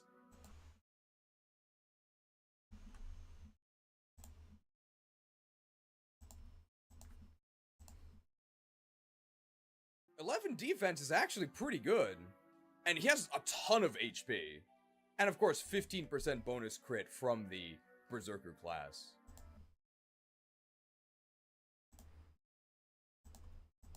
I wonder why Berserker gets to do stuff like Peak Walk and River Walk, whereas Swordmasters just don't get anything.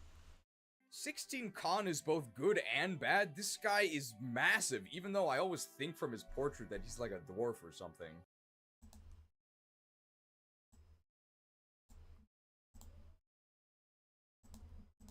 I think he's got a 20% speed growth, right? I remember it being really bad. Couldn't even give him B in axes. This man uses only one weapon type, and he's worse at it than Dusel.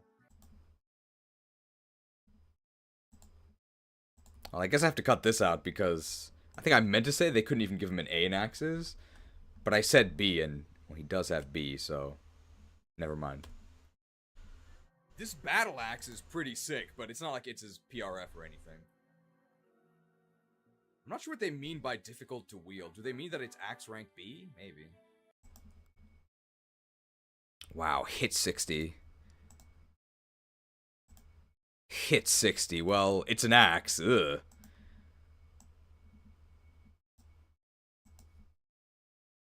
The Chad axe user versus the virgin sword lock. The axe is just way better, at least in this game.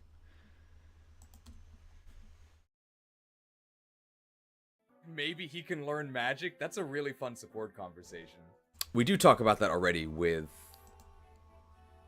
I was gonna say Dorcas, I was gonna say Dazla, what's his name? Garcia. So we don't have to say it again here. Okay, according to the wiki, this guy is 47 years old. Wow. Imagine looking like this guy at 47. Dazla's doing it big. I wonder if he has any heroes portraits. A lifetime of fighting.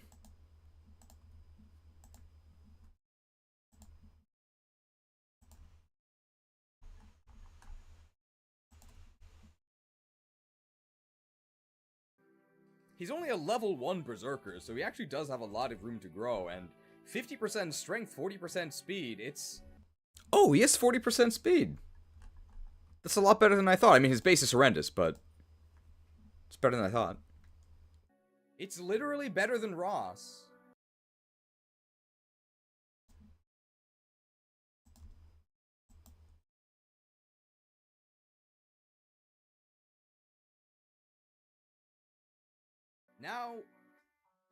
Now the Swift Soul is on the other foot. It's not that Dazla's growths are too good. It's that Ross's growths are too bad.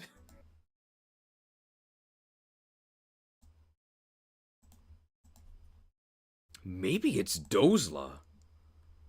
But I've always said Dazla.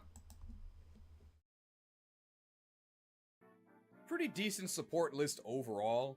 One support you should definitely do for the lore is Dazla Garcia, because it's very funny. They basically try to change careers and try out other classes, and then they decide by the end that maybe they're not magic men after all, and they should just stick to being buff dudes with big axes. It does suit their... That is the pretty decent support list overall.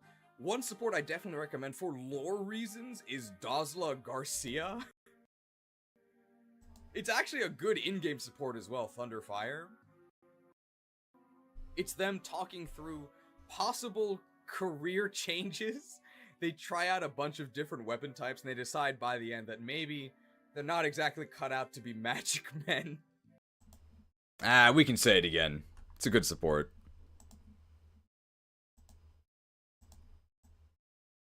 Which is the opposite of what I said like 5 minutes ago. Forget I said that. They should stick to being buff dudes with axes, not buff dudes with books. No books. I could also just remove it from the Garcia segment earlier. So as long as I remove it from one of them, then it won't be repetitive.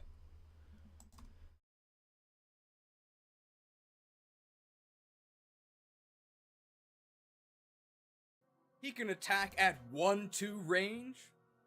He can attack at 1-2 range. But I'm not gonna give this guy 1 or 2 stars, because I'm giving him... Oh yeah, I gave him 3 stars. What was that guy complaining about? I do think he's better than Ross, right? The Ross riots are getting sillier and sillier. 3 stars. I'd hire this guy to protect the princess. I think I only said that like a trained Ross is better than Dazla, which is true, right? For a completely free unit? Yeah, he's pretty good. But if you train Ross, Ross will be better. That's probably how it should be. Yeah, I agree with this cheese guy. Good points.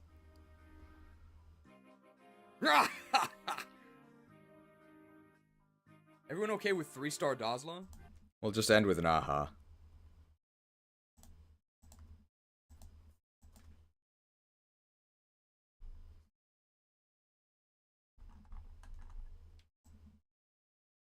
Now, what are we talking about here? Why is there so much dialogue? The speed's a big issue in this particular game. I think I said earlier that it's probably like barely good enough to not get doubled. Obviously, he's gonna get doubled in the Lunatic version, but we're... That looks like everything for Dazla. And Maybe yeah. it's Dozla.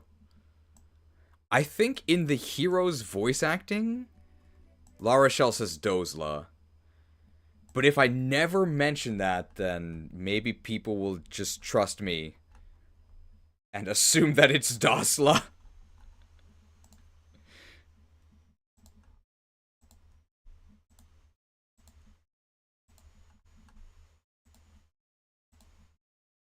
Is this actually the last unit? It is. The last unit for Ephraim's split. Because he doesn't get Cormag.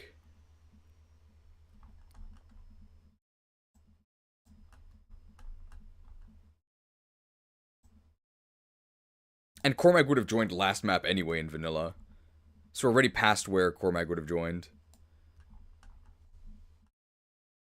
You have to be very careful because this is the video where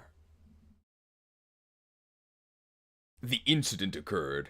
Renak is also here, but I think in this... Oh, you're right. No, Renak does join in this version. Labrachel recruits him.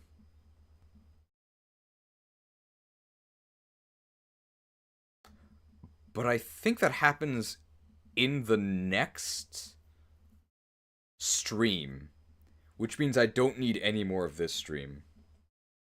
But you're right that it happens in the Ephraim portion. We don't recruit anyone on this map where we're landing. Then I think the next map is chopping this lady. This is normally where Gerik joins you, but he doesn't join you here. Neither does Tethys. They usually join together. Yes, okay. So we no longer have to use the cursed... We no longer have to use the cursed VOD. We can actually use the clips with the separate audio tracks.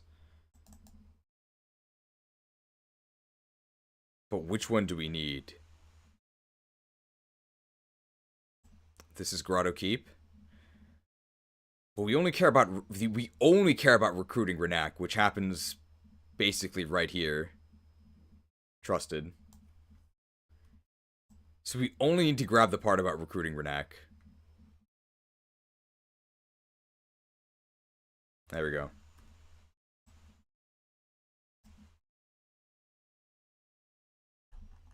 And we already have the wonderful Rennick the Fennec Fox, so we could probably use that at some point. Alright, so we only want our audio track here. I think it's getting really dark. Renak has a dark affinity. So I need to make it brighter.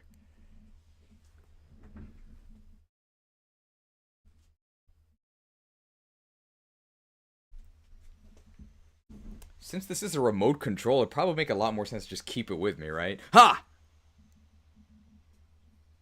Lit. I used Dustle as a filler unit, even at the end. I don't recall him being doubled much. I mean, you played on hard, right? So on hard, he's probably fine. On Lunatic, the unofficial Nintendo PC patch, we were getting... Well, we never used him, but he would have been getting doubled, for sure. Of course, it's not really fair to judge him by that standard.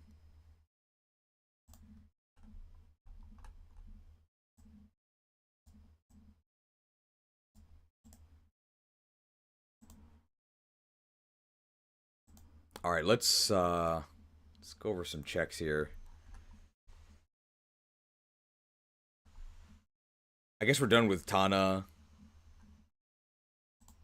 Still need the double-blocked Regileaf, but we haven't even reached that chapter yet, so we don't have to worry about that. Loot Redditor supports. I actually don't know where those happen, but they get their support, their first support, in the port chapter, the first one of Erica's chapters. We don't recruit anyone there, so just going to skip over that. We got to find that eventually. We probably have to scrub through Erica's segments, because there might be dialogue that we need to grab. We got Dusel and the Dusel drop. We still need to fix Amelia's only weakness, but that is in the reuniting chapter.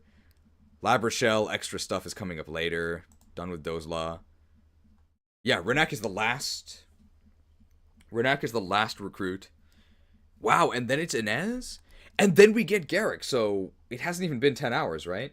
We're 1,000% going to reach Gerik. I don't know if we can finish, but we're definitely going to reach Gerik.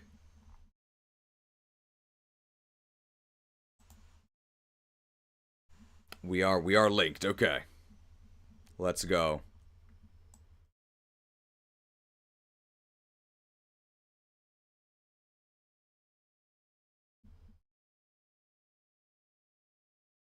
Maybe we just leave in the whole... We got Orson with the double-blade, do we? Whoa! Scary! Who made this? Concealed! Oh, they even put the other one in his hand! Well, we can definitely check that one off for sure. Well done.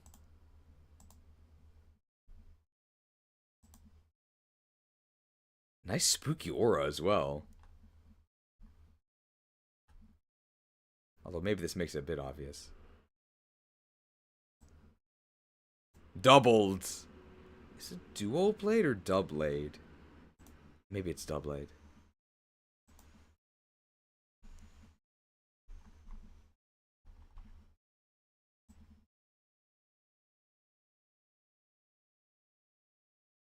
Is this the start of the talk command?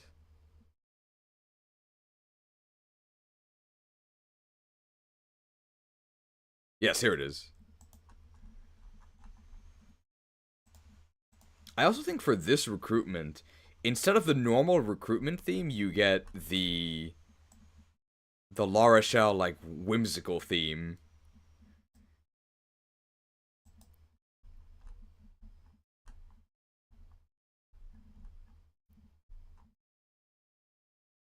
What did we end up rating Renak? I think we gave Renak 2 stars. Unfortunately, thieves aren't very useful.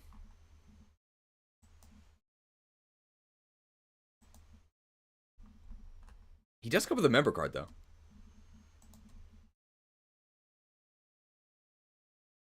Aha! So this is where you wandered off to, Renak? Princess La Rochelle?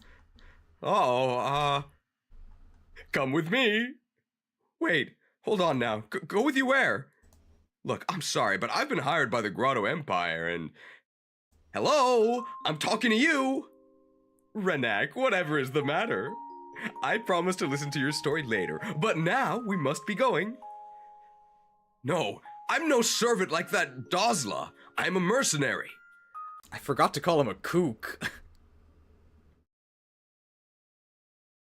I escorted you to Renee like I was hired to do, didn't I? You have no right to drag me across creation without any pay whatsoever. Is this about wages? I believe you've received ample compensation. Ample? You even know what that word means? Not ample. Do lab troubadours know what ample means? You're the Princess of Roston. I thought working for you would pay well. Yet your purse strings are knotted tight, and I've almost been killed so many... The joy that comes from doing good is not something that can be purchased. There. All better? Let's go. Let's go, Renak. No! I said I don't want to! Riding with you is... And there she goes. Oh, by the stones. Why did I ever take that job in the first place? We must hurry, Renak! Right. I'm coming. And he joins you for free. Doesn't really sound like he wants to fight with us.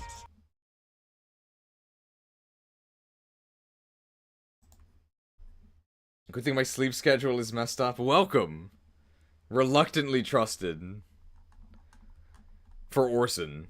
I imagine La Rochelle dragging Renak with her by the ear like in an anime. Of course, he doesn't get to ride on the horse, right? He has to walk. Come along. No.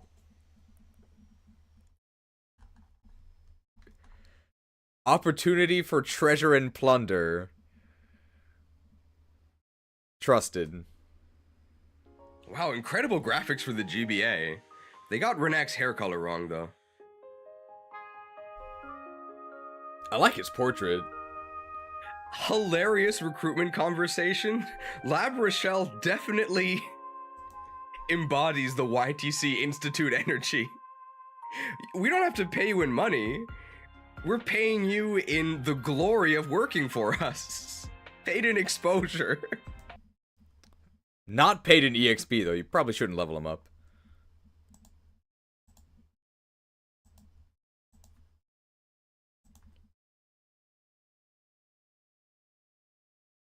Diddy Kong drags Fox Falco and the Subspace Emissary by, like, the collar of their uniform, right?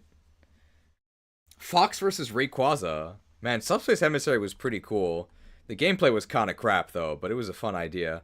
I also didn't like that the final boss was just some fanfic blue guy. And how Sonic was clearly just shoehorned in at the very last second. Glad I caught you live and going through the FE6 video the last couple of days. Thank you. The FE6 video was doing very, very well. People love Fire Emblem 6. That's not abusive at all. Helps that has a really nice thumbnail by Olio. Lilina's Legacy. On an unrelated note. Is it Patreons? No, just reminding people to smash that like button. And Toon Link Wolf and Jigglypuff. They're not even featured in Subspace Emissary at all, right? I don't remember them. I liked Pokemon Trainer having to actually catch the Pokemon. That was cool. And although we pay our interns in exposure, the Patreons don't pay me in exposure. Old Patreon graphic.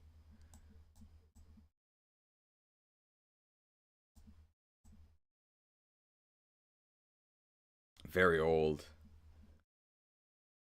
I'll unlock them after beating Taboo. Taboo's also just a dumb name.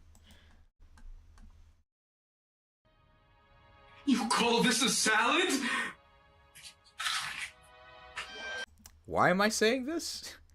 I think because I had just completed or was actively working on Rental Nightmares, and that's why I have this salad graphic. And on an unrelated note. You call this a salad? It's raw! You haven't cooked it! It really is unrelated. But I do have that graphic and I never get to use it.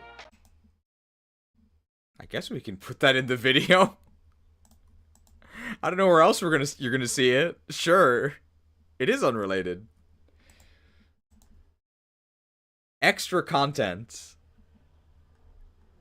I'm sorry, Chef. People thought my sister was AI.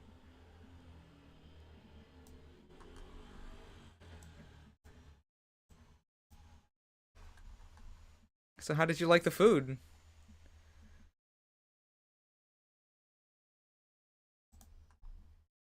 Haven't seen that graphic. I only played it during RuneScape. Cooking with Renak. Renak's recipes. Who's this roguish figure? It's Renak. One of the reasons I really dislike reclassing. One of the reasons I really dislike modern Fire Emblem, but Reclassing. I really don't like reclassing in Fire Emblem. I think it totally kills identity. I hate it. It's the same reason, one of the reasons why I don't like Terratype. I really don't like Terratype.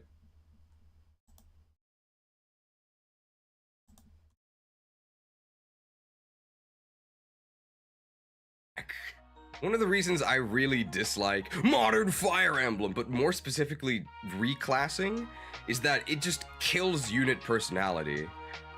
Look at this guy's portrait, the one in the upper left. Look at that smug little grin. How could this guy be any class other than Rogue? Well, I guess we'll do this. Renac the Reluctant. One of the reasons...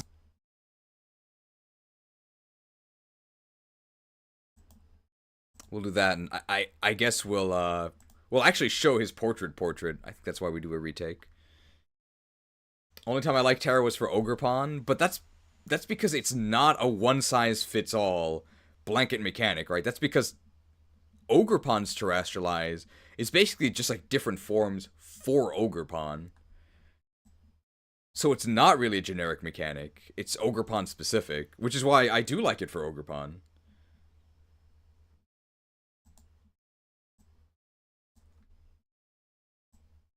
But I hate how any Pokemon can just put on a hat and become any type. I really don't like it. It feels so lazy. Because as the gimmicks became less limited, as they became available to more Pokemon, they became a lot less tailored and a lot less interesting. Megas, only available to select few Pokemon. Maybe not fair to the vast majority of Pokemon, but the Pokemon that did get Megas actually got real changes. Then they did Z-moves. Z-moves super boring, for the most part generic, but even then, some specific, unique signature Z-moves, they were kind of cool. Dynamax, extremely boring, you literally just scale the Pokemon up. And Gigantamax forms had the same issues as Megas, where only a few Pokemon got them. But unlike Megas, where the Pokemon that had Megas actually changed, Gigantamax only changed one move, and sometimes it was actually worse than vanilla. Like, G-Max Machamp is so bad. G-Max Machamp's signature move gives him a focus energy effect, so it gives him a chance to crit for 1.5, whereas the normal Dynamax fighting move raises your attack by 1, which is a 1.5 damage boost, guaranteed. Like, what? It's so bad. Am I excited for potential new Megas in ZA? You bet. I actually am. Back to Renac. The Reluctance. One of the reasons I dislike modern Fire Emblem, if you could even call it Fire Emblem, more specifically the reclassing system, is that it totally kills unit feeling. Look at this guy's portrait, the one in the upper left, and tell me what class this guy is. You could probably guess, without ever playing the game, if I just showed you that photo, what class would that guy be? He's a rogue.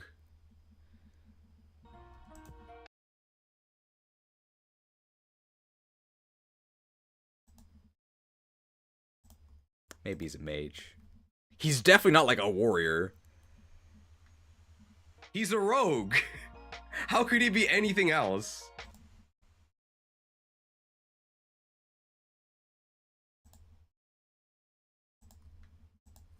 He's about to stun you for 4 seconds with Cheap Shot. Followed by a 5-second stun with Kidney Shot. Followed by a 5-second stun with Gouge. Followed by a 4-second stun from the second Cheap Shot. Followed by a 10-second incapacitation from a Blind. Followed by a 5-second Kidney Shot. You probably died before the second Cheap Shot. Rogue is one of the new classes from Sacred Stones. I think it's actually the only... Wow, he has 17 speed. I mean, he has a Rogue. Rogue is one of the new classes in Sacred Stones. It does appear again in Tellius. Wow, he has 1 less strength than our Ford that we promoted at level 20. That's so sad.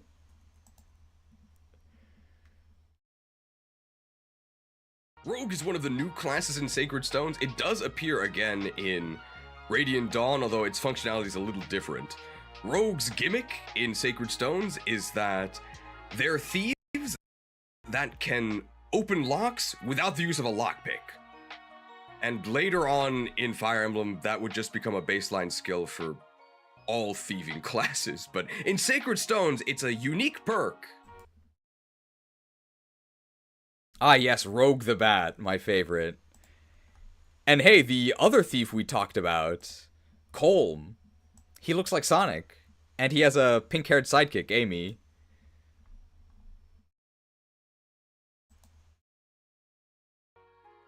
In a game with viable chest keys, so it's actually not that valuable.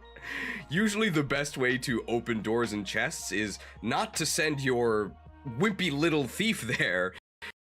It's to send your Giga Buff mounted unit or flying unit with a chest or door key, because they can then open the door or chest and you don't have to babysit them, because they can just fight their way there themselves. Namey Rose. Oh, and it even rhymes with Amy. There's an Amy in Fire Emblem, right? Not a playable character. I think she's the Tellius Merchant. I think she's Amy.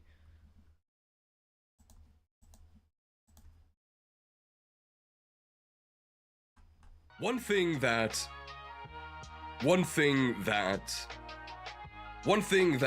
door or chest keys cannot accomplish is getting that 5-finger discount. Come here, body ring.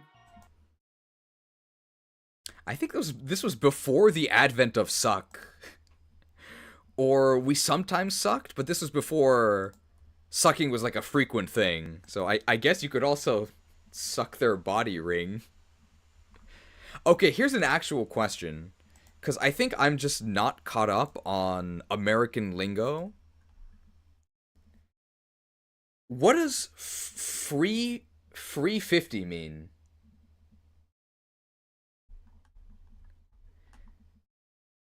Because when I was staying with my sister in November, for the first time, I heard something described as free 50. And I thought that free 50 would mean, like, you stole it, right?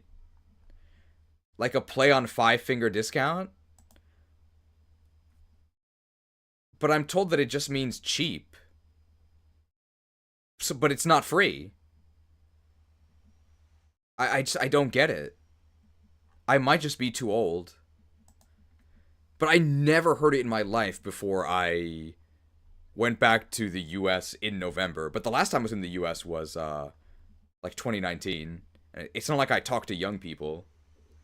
Newspeak, literally 1984. Maybe she meant 350, but... So, the context I heard it in was... We were behind somebody in line at, like, a self-checkout at, like, a CVS. CSV, I think, is the company that's ruining RuneScape. And then the lady in front of us, like, muttered to herself, I love free fitty. She had, like, an accent like that. And then my sister, like, agreed. Like, yeah, I love free 50. Because I guess in America, you can just talk to people you don't know. You would never do that in Japan. And then I asked my sister, but I didn't really understand her explanation either. Oh, free 99. So is free 99 free? Is it, like, buy one, get one free? Or is it stealing?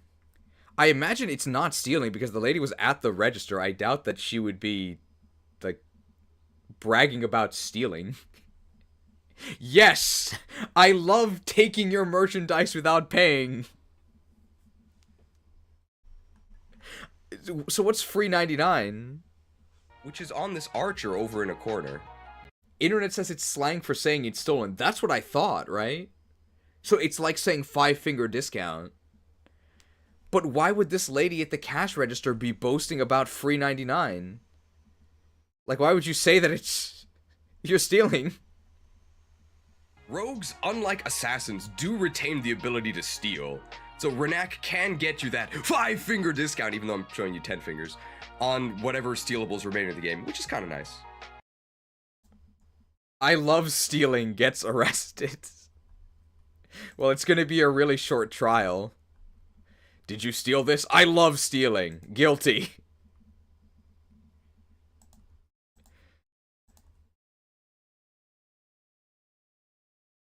Despite having had his stats screen up this entire time, I didn't say anything about his stats. I mean, what do you want me to say? He's a rogue, okay? He's really fast, and that's about it.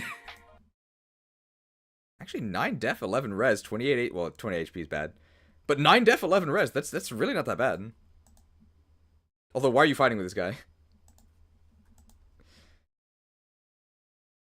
10-figure discount would be more effective. Take 2, get both for free.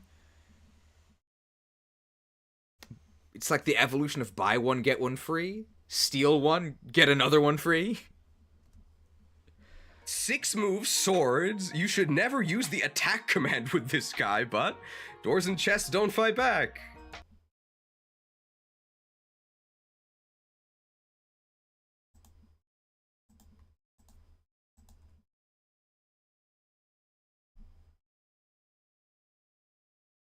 He has 11 res. That's really high. See, even past cheese can't believe at how resistant this Renak rogue guy is. Renak the Resistant. 11 res, it's like pretty good. It's very, very strange to have physical units. I guess you would call him a physical unit. He's definitely not magical. Where their res is actually higher than their defense. It's very strange. Which FE8 unit would say Skibidi? Ewan, right? It's also nice. It's nice gameplay story integration. That his luck sucks. 5 luck. I'm definitely saying ludonarrative dissonance, right? Narrative harmony, if you will. That he has terrible luck, only 5 luck. And he's definitely portrayed as quite unlucky in the story, being dragged into this circumstance. This guy just wants loot, and they're making him fight the great... This guy just wants loot, and... Well, loot's in our army. To this circumstance. This guy just wants...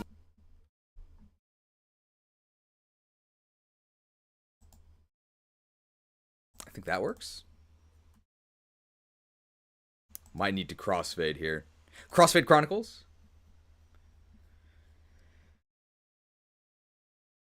Circumstance. This guy just wants loot, and they're making him fight the greatest threat that Magvel has ever faced. Leave this guy alone. They don't even pay him. Do you guys remember all the crossfades in Scarlet and Violet? I've sort of purged this from my memory, but man. I just...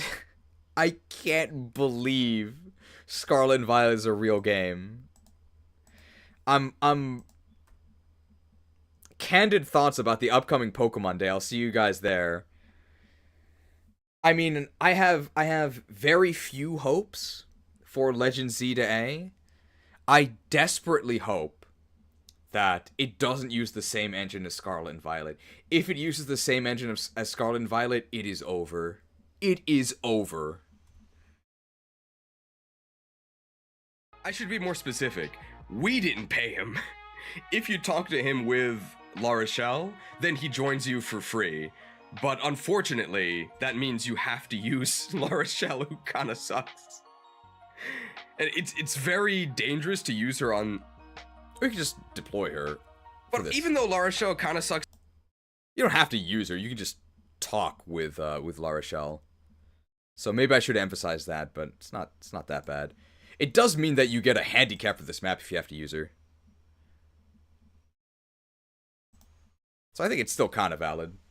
What's wrong with silky smooth 5 FPS on the Switch 2? When is Pokemon Day? I think it's like the 28th of February? I think it's coming up. Game Freak skipping last year to release a Pokemon game was a really good idea. Hopefully the Switch 2's hardware means they won't run horribly anymore. Oh boy. But, like, the issue isn't even the hardware, right? I mean, the hardware doesn't help. But Xenoblade Chronicles 3 is a Switch game. It's far more ambitious. And it runs so much better. Game Freak are just inept. Like, I don't think it's that insulting to say that. It's just true. They are not technically capable.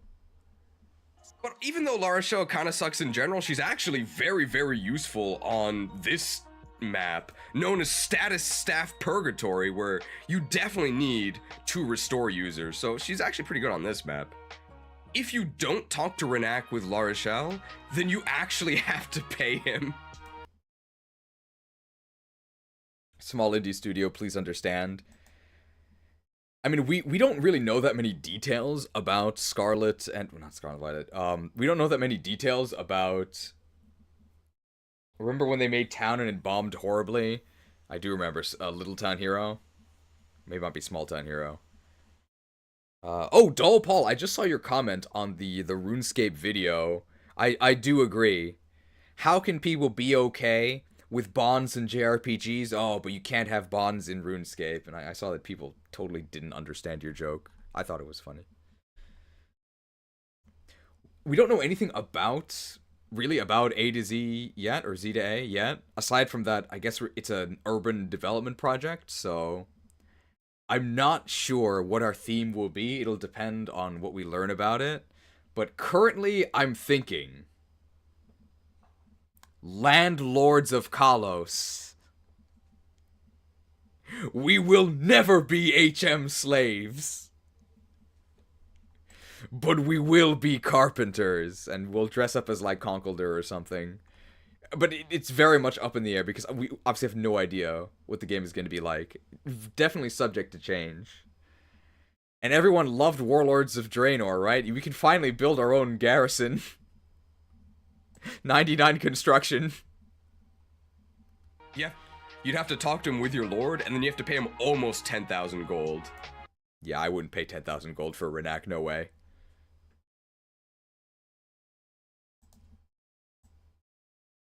I do feel bad for the ground floor Game Freak devs. The management is horrible. Yeah.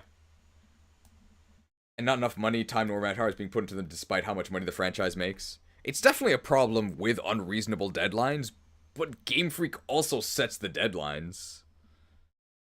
But yeah, definitely not the devs' fault. Although I think we can say that the devs could be better. I love if you have different themes when you do playthroughs. Thank you. It's only for like special, like streams that we know will be like worth it though. So like major streams.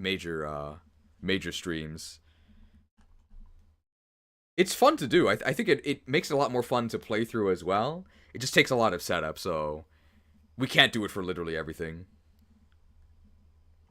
You'd have to talk to him with your lord, either Erica or Ephraim, and then you'd have to pay him his asking cost. You'd have to talk to him with your lord, either Erica or Ephraim, and you'd have to pay him his asking rate of 10,000 gold, which... I mean, he is a thief, and that is highway robbery. He's definitely not worth that. That's better than the first take we did, since it does include the explanation. That's why we did the retake. Is this the one I need to delete?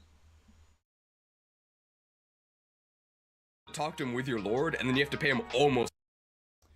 Arthas and the Bread Knight arc was more entertaining than the DLC. I mean, that was very... I'm glad you were entertained. The, I think we covered this yesterday, but I think if we go to... we can scroll down. I think we have to go back 2 pages. It was very, very intentional that... So we did Warcraft 3 specifically because I wanted to do the Bread Knight for this. And I thought people would be less confused, probably still a little confused, but less confused if we did this first. So we did this order very intentionally because this was the plan.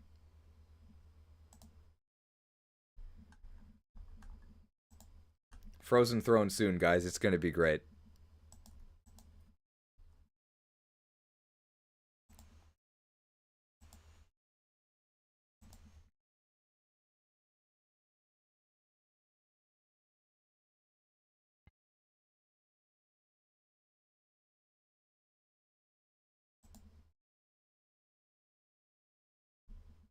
Spacebar?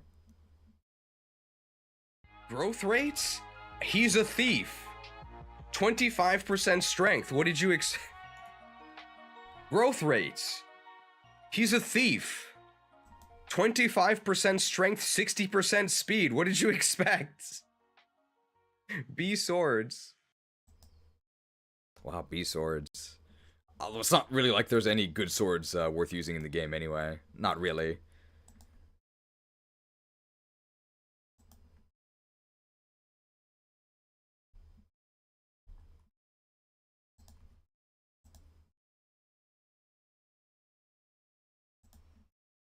For sure, the intro to the SV DLC, the Bread Knight one, was the most embarrassing thing to film. So I did have to actually walk around in public.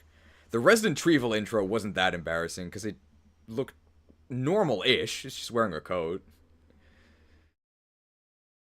This member card in his inventory...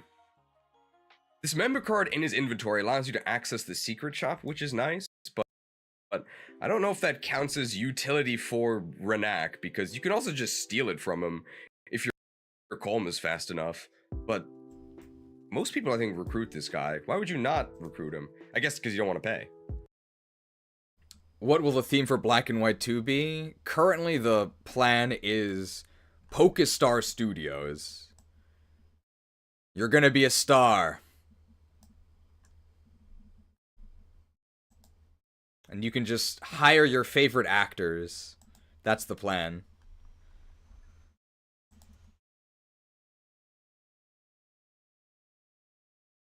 Fire Emblem Heroes.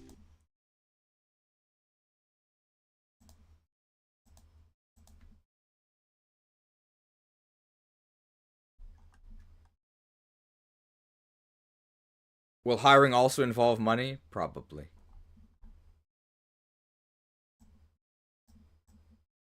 Not guaranteed yet, though. We're not sure what the next mercenary run will be. But there are themes for all of them already. Gen 6 could be Dell Foxhounds, Secret Agent Agency. And the plan for Gen 7, I think it's almost for certain. I'm not sure if it'll be a mercenary run, but Gen 7 is going to be Ultra Space Troopers.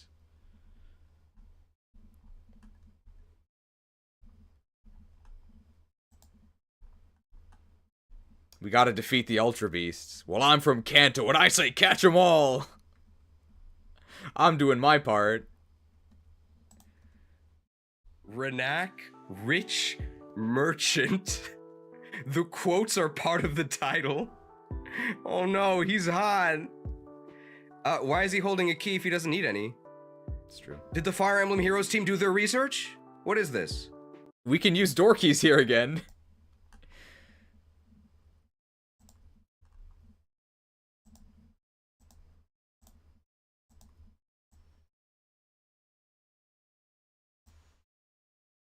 Boss, I know it's a long way away, but will you stream RE4 for Halloween? I'm not planning to currently. But that's not a no, it's just that I'm not planning to currently. But it would make sense since we did an RE4 theme. And RE4 is really good. I played the original RE4 way back in the day. Never played the remake. I hear the remake's good, though. Should we do the Gen 6 run before ZA to prepare? Oh, that might be a good idea. Depends on the ZA release date, I guess. But it would be a good idea.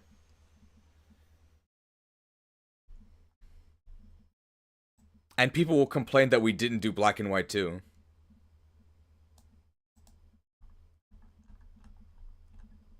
But Game Freak skipped the Black and White remake, so why don't we do that as well?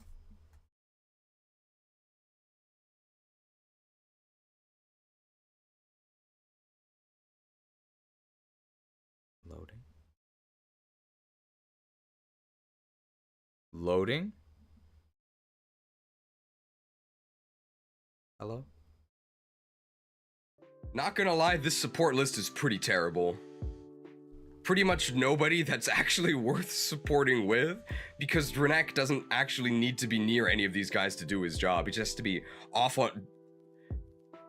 His support list is pretty terrible. It's really small, and none of these supports are useful at all. You can see he has a darkness affinity, and that's because he's best off in the shadows doing his own thing. We also do it right after Z8 to strike while the iron is hot? True fan has watched the RuneScape video, because I did use that exact phrase to get the smithing XP. We could also do that. It depends on the release date. But I would imagine that Legend Z-A would be holiday season of this year. I would guess, right? I couldn't see it being any earlier. If they're like, Legend Z-A releases tomorrow, then... well, I guess we won't be playing Gen 6 first. Will it be a vanilla run or modded of, wait a minute, Shared is here. What did you get here? Can we have the Gen 6 stream in French for immersion? Well, sure, but only if you translate everything.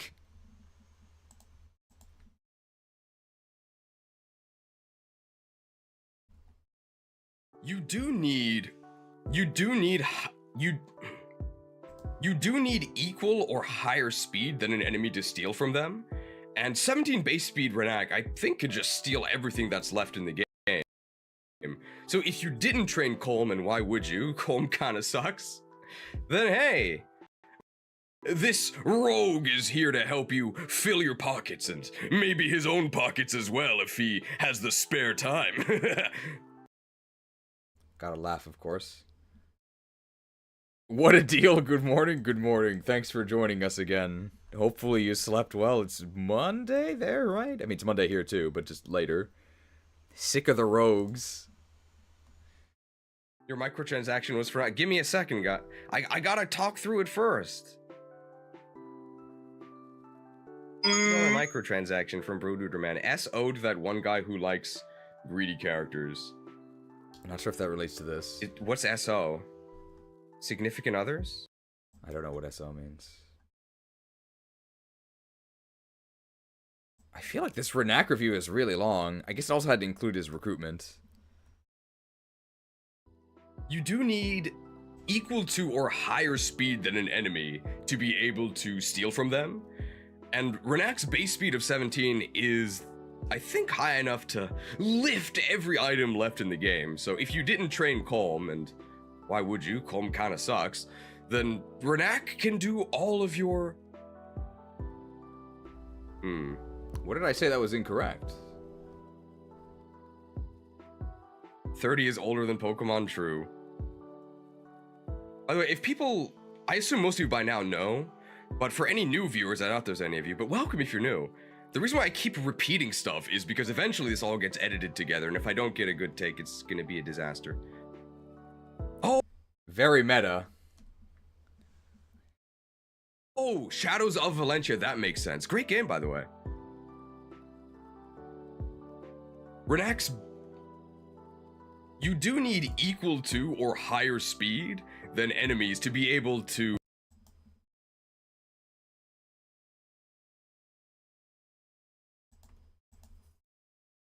Gen 6 starters will be interesting since I'm not sure which starter we voted for most. None of the starters are really meme-worthy. I like Chestnut. I think I'm just gonna choose Chestnut. I love Chestnut. It's my second favorite starter. It's not relieve good, though. them of their items.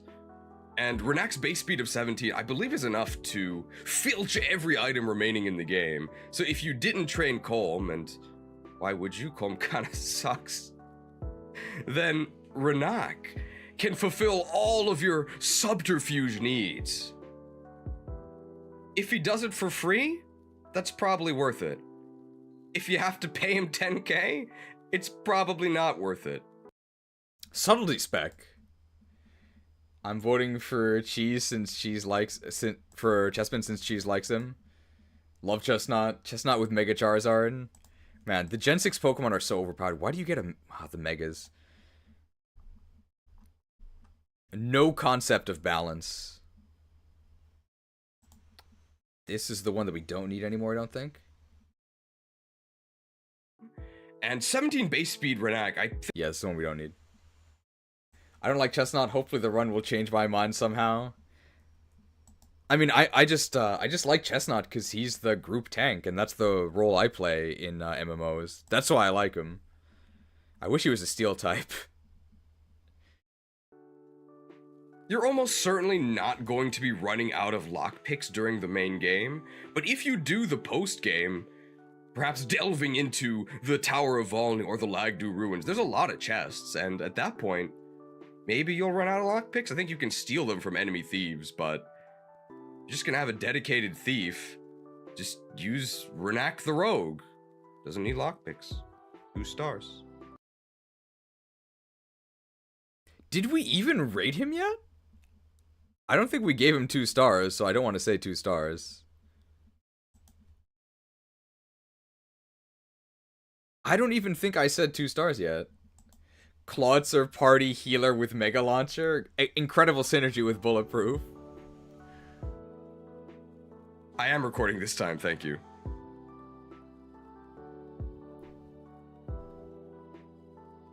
Everybody okay with 2-star Renak? He's like 3 stars? Nah. He'd be higher if door and chest keys weren't available. But thieves kinda suck in Magvel. I did mention earlier that you can just... Did I forget to give him 2 stars? This has got to be 2 stars. Okay, yeah. I accidentally got rid of the rating. Probably need that.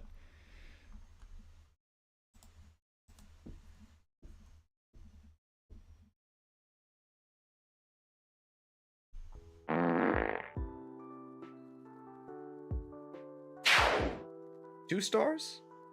Okay, utility.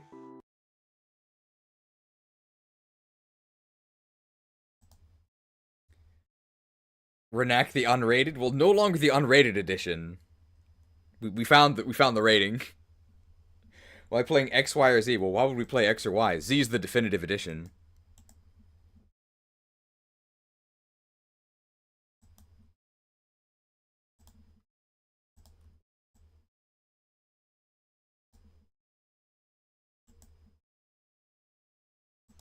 Man, this Renak review is really long. Why does he get so much screen time? I'm waiting on Pokemon A. Lockpicks during the main game, but if you do the post game, perhaps delving into the Tower of Volney or the Lagdu Ruins, there's a lot of chests, and at that point, maybe you'll run out of lockpicks. I think you can steal them from enemy thieves, but you're just gonna have a dedicated thief. Just use Renak the Rogue. Doesn't need lockpicks. 2 stars. Sure. The Peanut Dino? Is that the one that can evolve into anything, or that's separate? Pokemon Education Edition A, B, and Definitive Edition Education C, featuring Area 1, West 1, West 2, North 1, South 1. That was so sad. The death of area names. That also wasn't on my list of things to happen in Pokemon. But I guess they used to just be Route 1, Route 2, right? He'd be higher if door and chest keys weren't available. But I did say that earlier, so I don't think I need that. I did mention earlier that you can just use combat/high mobility units with chest and door keys. Big talk here, so what are we talking about? Are we doing gameplay, or why am I saying so much here? Well, it said what chapter was at the very start of the stream. Uh-oh. Were you not there? Uh-oh. Well, you're here now. Perfect. Because this is the end for you. Uh-oh. That's why there's a burst of dialogue. Okay, so that's the end of the Renak review.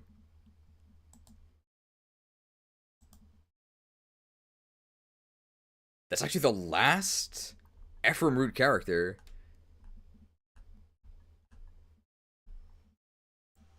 This was after the revolt, by the way, so this was on our best behavior.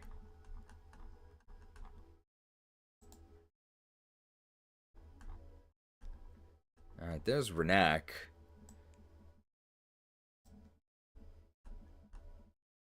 So, I think we're already at Inez, right? It's Inez, and then it's Gerik, Tethys, Marissa. Finally, we're gonna get him out of his trailer.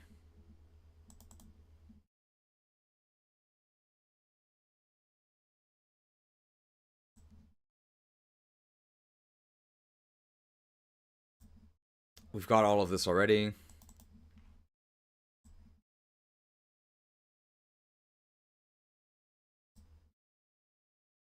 There's actually nothing we need on this map because there's no recruitments. Well, Renac's in this map too, but we just talked about him. We don't need that support because we already got it. Are we about to get crit? That's what it looks like, but I guess not. Because he has a 0% crit.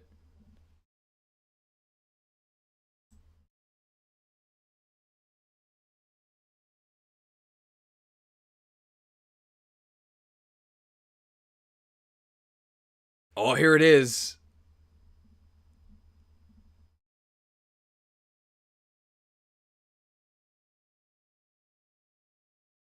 Oh, here's the B support with Loot and Archer. Maybe we need this. Hang on, it's really cold.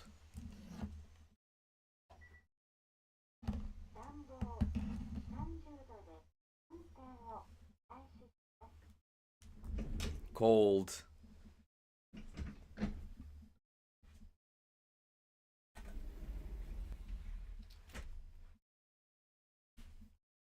Huh.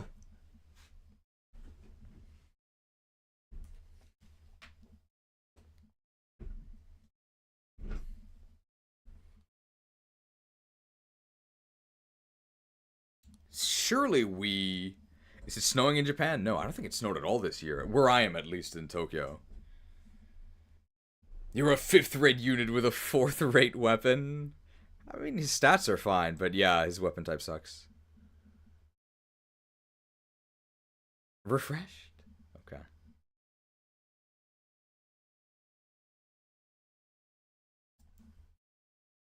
Let's actually grab that and put in the sports and dialogue section, right?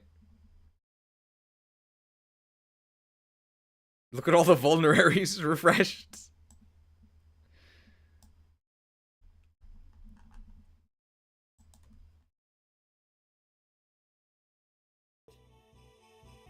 Good thing we spammed all those end turns.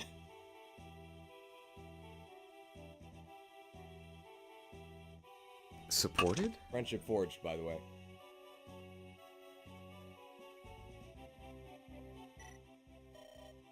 Are you tired, Arthur? Huh? Oh, no, You're right, I am tired. Tired. Could you tell, Loot? I was trying my best not to show it. Oh, come on. There's no one better than me at spotting things like this. I can tell you're mentally exhausted. I don't know what I expected, but I had no idea war would be like this. One battle after another, overwhelming odds, and monsters? In this day and age, we're fighting monsters from the legends and epics? I know how much is at stake, but sometimes I get so tired. Where's the refreshment? When you're tired, there's nothing better than a good meal and a long sleep. And if you look at page 900 of De Florus Mysticus, 990. grass types, there's a special herb that, once decocted into a potion, will help relax your muscles. I believe our lead researcher, Lab Rochelle, has done lots of work on concocting such a serum. Decocted. Look for the parfina flower and reduce it into a thick syrup before drinking. Oh, and I hear music helps you sleep.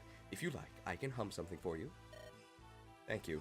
However, I think I'll pass on your offer, delightful though your humming must be. You must be tired as well. Take care of yourself and rest when you can. I will. In fact, maybe I'll just hum to myself instead. Will you be alright? I'm fine. I feel quite refreshed, in fact. Refreshed! But why does this he is an feel refreshed? RPG, a role-playing game. So it's important to play along. Cheers. Roleplay!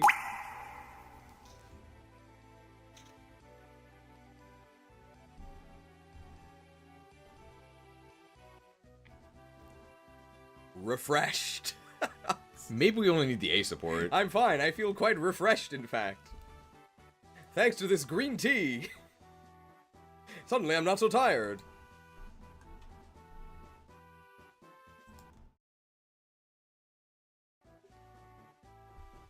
Refreshed? How so? Was it some new kind of magic? Well, no, actually. It's very aromatic. Oh, and it's full of antioxidants, it says. Thanks to our sponsor, Asahi Green Tea. Look at this! It's the biorhythm curve from Fire Emblem 9! And now I'm at max biorhythm. Not biorhythm. Only with Asahi Green Tea. Refreshed. Is this an ad? Editing stream with ads included. Lower membership tier. Perhaps from a certain point of view. Your every word has nurtured my soul. That's a bit creepy, Arthur. I'm not sure I get it, but as long as you're feeling better. She's very dense. Maybe Arthur was too forward, though. That's only the B support. Thank you, Cheese, for replying to my question preemptively 9 months ago. Does that answer your question?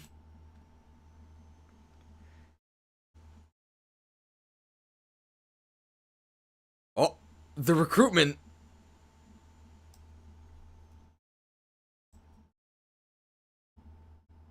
Alright, rampant sexism with this dude. Ooh, 8 bows, though.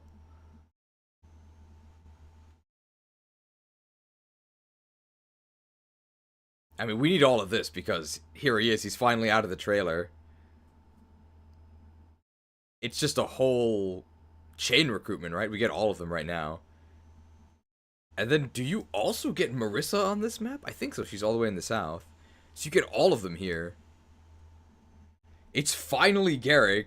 Yes, Gerik versus Grado editing doesn't even feature Gerik until over 20 hours? And then finally we get Gerik. My god. He took his time. Don't disturb him in his trailer. Our pledge was that we would reach Gerik today, and we did do it. I mean, we're not done yet.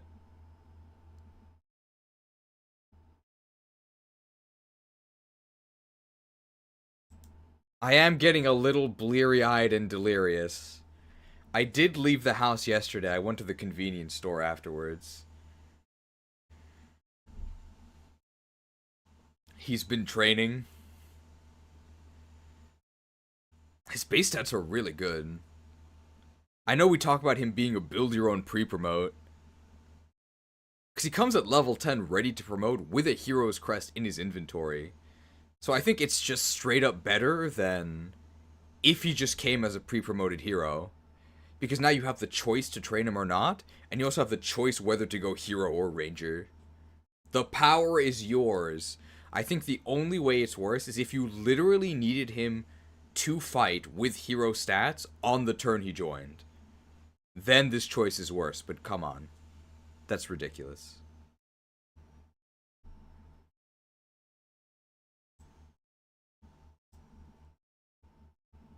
They sell convenience? Convenience stores in Japan are something else. They're very convenient. Now, where do they start talking here? It's gotta be it. Prince Inez, are you well? Let's make sure we have the correct portrait.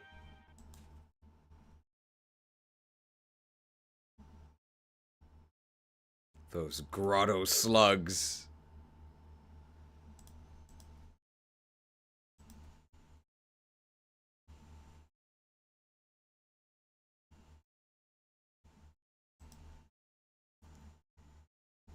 Erica, is that you? Seito Kaiba? Wait, Brandon, you said that before you even saw this, right? We've come to aid you. There's no way you could have typed that after seeing this, right? So you also see that he has the same energy. He looks exactly the same. You must be exhausted. Please fall back and rest. We'll take care of these dogs. I cannot allow that.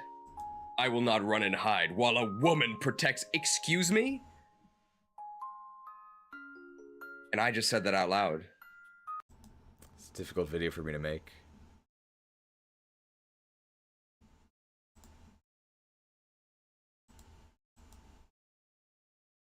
I think rampant sexism is a newer graphic.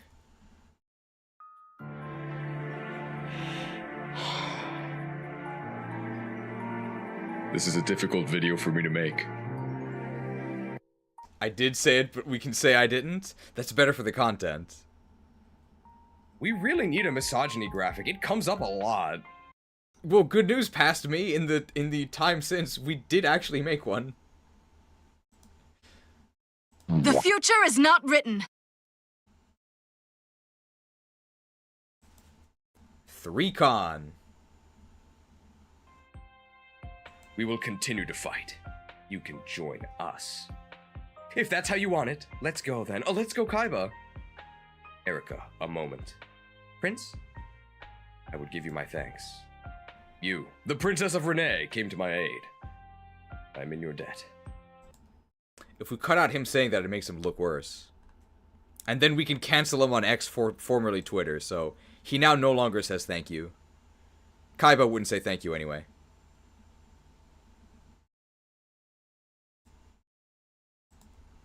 We're taking him out of context. Oh yeah, I guess it's extra meta to say this is a difficult video to make because... Yes, this is a difficult video to make. We gotta hang in there. I can't believe that one NPC said that thing about the con ring. Well, he only says it in Japanese, though. And it was in 2002, and I guess he is some random villager. I can't believe the Pokemon NPC from Black and White, so like 2010?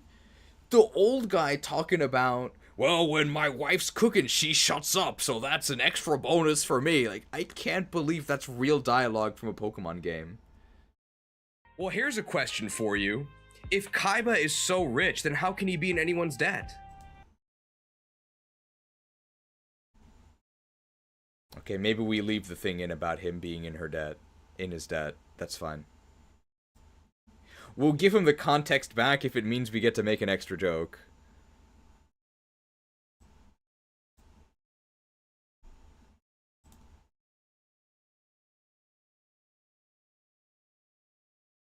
Prince?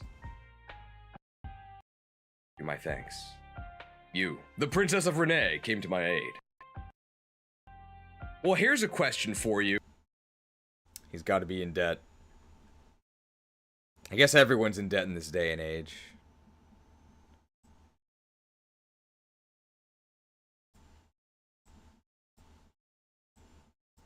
The Kaiba situation is crazy. When did this X situation is crazy become normal? Pretty recently, right?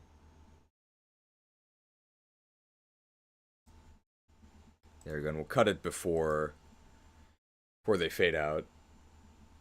Debt in this economy? This was back when people could afford to fall.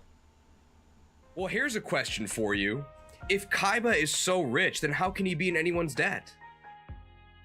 Let's talk about Inez. Maybe it's Ins. It's definitely Inez.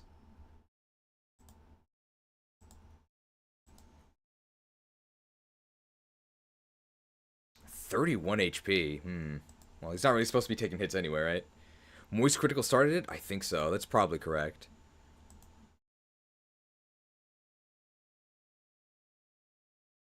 The dude with the most Sigma stance in the game. Head of Kaiba Corps. Did you have to remember to get a clip of Kaiba shopping? If we have time for that. Because we have the wonderful new silver card that somebody made. I'll be taking that for half price! I guess not for free 99. He is paying for it, just not enough. Well, he's a sniper. I don't really know what you want me to say about him. He's another one of Sacred Stones' Wow, I mean, these stats really aren't that bad at all. 14 strength, 15 speed. It's better than Ford. But yeah, he's a sniper. I think we gave him 2 stars.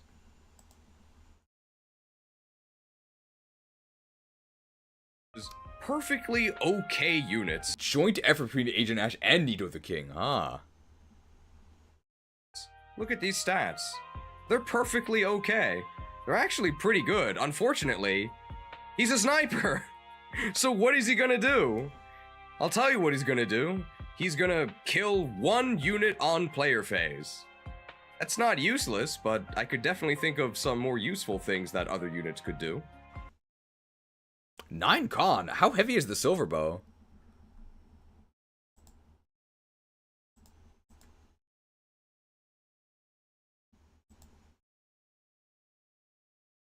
Nice thing about Inez is that he does come with a silver bow and A rank bows, which means that the S rank bow, Nidhogg, a great villain from the... Oh.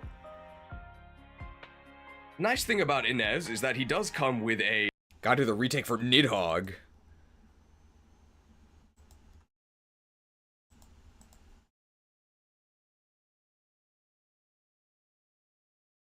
A silver bow, and the bow rank to use it. He has A rank bows, and the S rank bow, Nidhogg, fun villain from Final Fantasy XIV, the underrated and yet somehow overly popular MMORPG with a generous free trial. Nidhogg may as well be his personal weapon. Who else is gonna use it? Namey? Ranger Gerik? Lol, no, Inez is gonna use it. And if you give him Nidhogg, yeah, he's pretty good with it against monsters. Probably shouldn't be plural, against 1 monster a turn on player phase. Is Nidhogg +5 res? Hang on.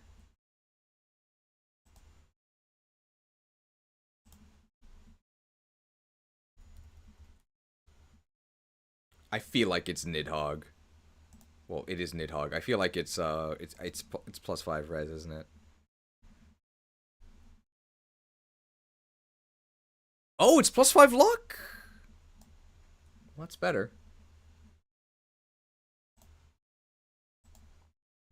Well, it's no Mulagear.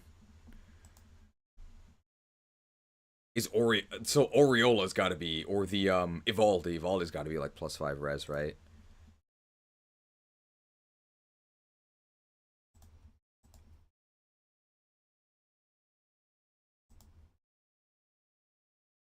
What's Sigmund? Sigmund is +5 strength, because, you know, Ephraim wasn't good enough. Maybe Sigmund is skill? I don't know if this guy has a character arc, but he definitely doesn't have a growth arc. You'll notice that none of the numbers in the tens digit is a 5. Lots of 4s, though. They're not that bad. Bases over growths. He's got good bases. So his mediocre growths aren't that big of a deal. What is a big deal is this, okay? Sniper sucks. But don't worry. I was gonna say, even though he has a lot of skill, he kind of doesn't.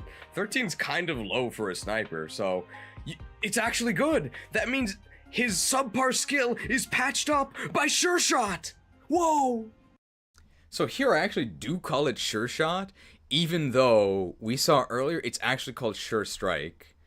But I feel like it should be Sure Shot, so I'm just gonna leave it. More Kaiba content, please. Dubbed Kaiba has generally some of the funniest lines in anime history. We gotta play Yu-Gi-Oh!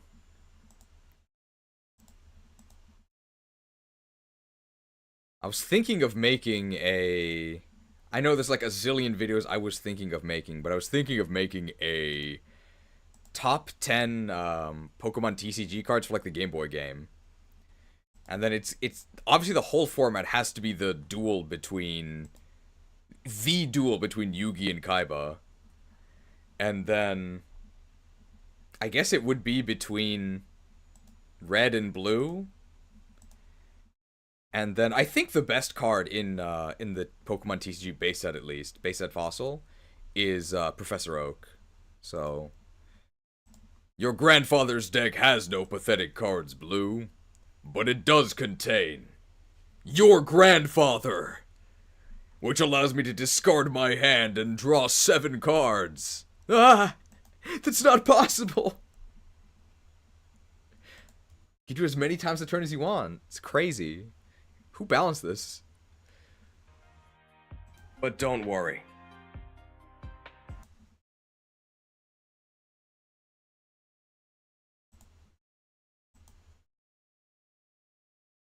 The unfortunate thing I think about the base set / fossil top 10 cards video would be that they're basically all trainers. Because the trainers are so busted. It's like Blastoise, Haymaker Trio, and then like just a bunch of trainers. I was gonna say that. What was I gonna say? That's probably fine. I guess I wasn't gonna say anything. You have the Professor Bill card IRL, and you have the Professor O card IRL and the Bill card. I tried to buy one at a local card shop in Japan. I was able to buy a Bill, I think, but I couldn't find a Professor Oak. Masaki is Bill. He has a totally different name, because why would his name be Bill? Maybe we don't have to do a retake. Just, Inez can't use axes, but just, I thought when you play Professor Oak, you have to take the leftover starter instead of just the one. That would be too weak. We know he can't use axes, but just a hammer. hammer home how useless Sure Shot is. Sure Shot is the skill of snipers. I don't know what the activation chance is. I don't think it actually matters. If Sure Shot activates, you will guaranteed hit your attack. It's not very good. And just to be firm and explicit, YouTube don't ban me. Now I have to add firm and explicit. Altissimo, welcome back. R.I.P. RuneScape. There's a lot of single Pokemon cards at Book Off in Shinjuku. I checked, there's a trading card store, I think it's called Mandrake or something, in Shibuya, because that's where my IRL job that I sometimes go to is, but I guess if I go to the Juku... Oh, Brendan, how do you feel about, for the upcoming dinner with my mom and sister, how about this Korean pizza place? It was crazy. I went there. They had, it was like a bulgogi pizza, but the crust, instead of like a Western dough, it was a chijimi, like the Korean pancake. It was so good. It was so good. I could feel the immense internal damage. I don't know how you feel about that. About why it's not good. Usually you don't even take shots where you have bad hit rates. So Sure Shot, ironically, is a very unreliable way to patch accuracy on shots that were probably going to hit anyway. Extremely bad. Yeah, that is true. Because you would need Sure Shot to get the benefit from Sure Shot. It has to be a risky shot. But if it's a risky shot, you're not going to take it. Because that's just a bad strategy. Anything with Chijimi has your approval? Okay. Thank you. I think this, the restaurant is called, like, All Day Pizza Service, which has nothing to do with Korea. But it's a Korean pizza place. I think it's better to go as a group, because I went by myself, I soloed the pizza, and I was dying. It was way too much. So it's definitely a group event. You technically can solo, but probably a bad idea. Apparently the activation rate is the same as Pearson Great Shield, as in equal to your level. So he currently has a 1%. I'm being haunted by thinking that Great Shield is your level. It's enemy level, so I have to change this. Rate is the same as Pearson Great Shield. It's not Great Shield, so can I cut it there, and does it make any sense? Same as Pierce? This is gonna sound rough, I think. Are people gonna notice? Add the crossfade. Are people gonna notice?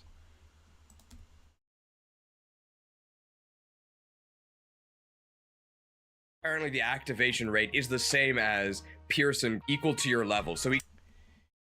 The same as Pearson, the textbook company. That's not gonna work. People are gonna notice. I don't want to pay for textbooks from Pearson. Danny Doyle would notice. They are a true fan. They would notice. I hope you're feeling better.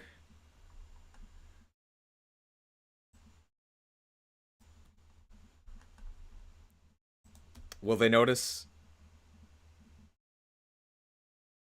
Activation rate is the same as Pearson, equal to your level. So he currently has a 1... They're gonna notice. Activation chance is... The activation rate is the same... Activation rate is... Is the same as... Is... Can't... maybe this is gonna work. They're never gonna notice. They might notice. Here we go. Let's try this. Activation rate is currently 1%.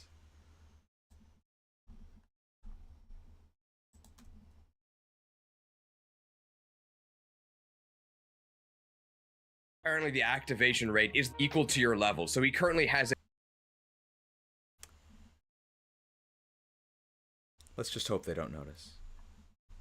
I mean, they'll notice there's a funky cut, but they won't notice that we lied and cut the lie out, so that's good enough. It's a 1% chance to sure shot the opponent. Sounds like a sure shot to me. Yeah, that's hilariously bad. 1% chance to actually get a sure shot off. It's so bad. Well, seeing that I have a 30% chance to hit this guy, I think I'm going to go ahead and bank on the 1% chance that that 30% becomes 100. Hilarious. It's so bad. What kind of strategy is this? The Demon King's going to win. Need proper DPS healer tank rolls? I'll tank the pizza. We need a healer. Our friend Kamu eats a lot. He can be the DPS. I'm the Prince of Frelia. The screenshot is so strange. It's literally just him saying, I'm the Prince of Frelia in both Japanese and English. Why? Oh, yeah. Why is that worth highlighting on the wiki? Live cheese sentence mixing. Why do we need Camus? Oh, he's so arrogant. What are you smiling about? I think the only, like, serious, not just trimming, but, like, actual making an edit we did today was... Is it on this timeline? I think it is at the very beginning. Oh, yeah. Check out this editing.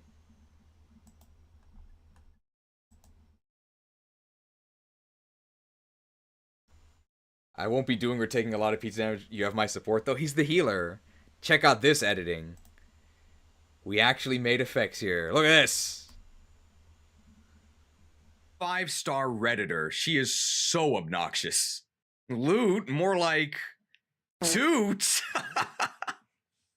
Stinky. Who's this? Look at that.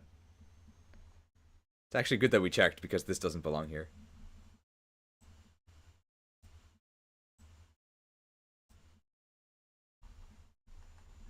Cameron buffing the party with Wind Fury. So we can we can attack the slices twice. Wind Fury really good.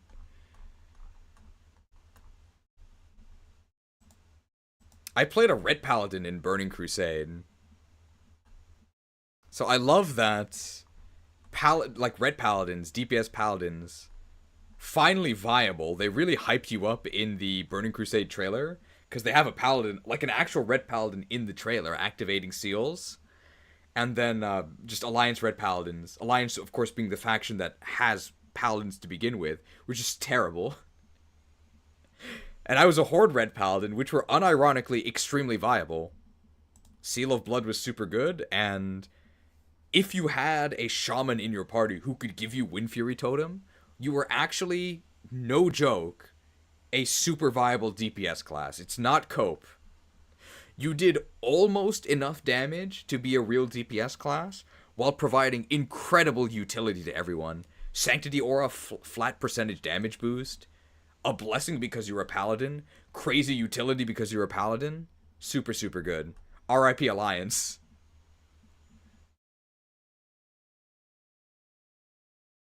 What are you smiling about? Apparently we don't want this guy to be smiling. Every time you make a mistake, you can't edit on, you should just YouTube poop yourself to say the right thing. I mean, usually when they do YouTube poop sentence mixing, it's because obviously they're just like random guys making these poops, right?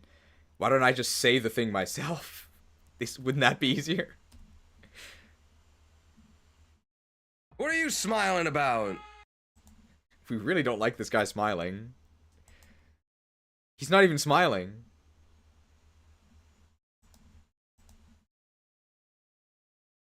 No justice for snipers. Wow, great support list. Actually, great support list.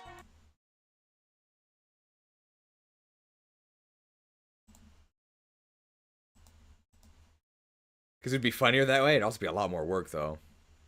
I don't want to do more work. Gerik's a good support. Vanessa, normal Vanessa is a good support. Normal Tanessa is a... Normal Tanessa. Wow, great support list. Pretty much all these units are at least usable. Some of them are, on average, really good. As long as you're not doing our playthrough, oh. So at this point, we've already given up on Vanessa. And this is immediately after the chapter where Vanessa completely failed her possible redemption arc, so Vanessa the Vile is fresh in our minds. As we're recording this in April of last year. Was it April or June? When was this? Surely it was June and not April. Was it April? I think it was June, right? Because we did this after Battle Revolution? I think. Sure shot. More like Surskit. I don't know if that actually makes any sense. I don't think that makes any sense, but we do have a lot of Surskit stuff because we just did beginner bugs, so we'll leave this in. There's a much more obvious play on Sure Shot, but I don't want to get demonetized.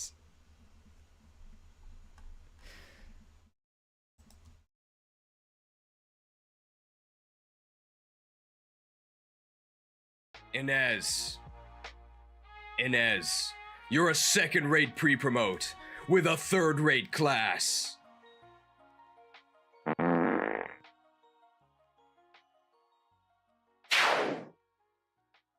Two stars.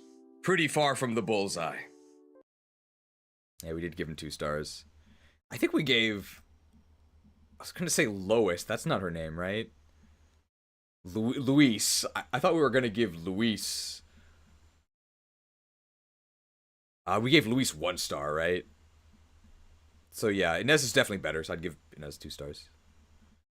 Oh, these were March and April? Whoops. Well, it's not quite a year.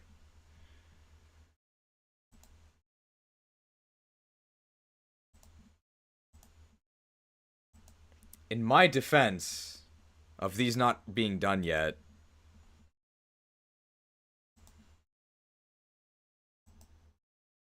I did make other videos, right? So it's not like I did nothing.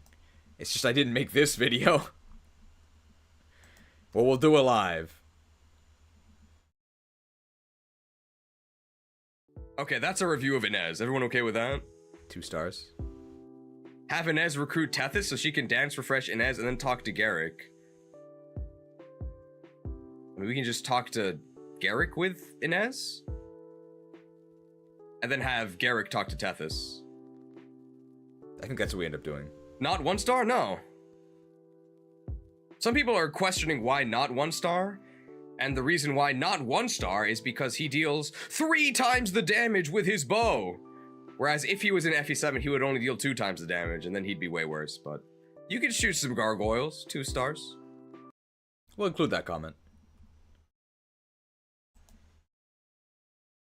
Triple effectiveness does help bow users a lot, 'cause it's part of the whole point of bows.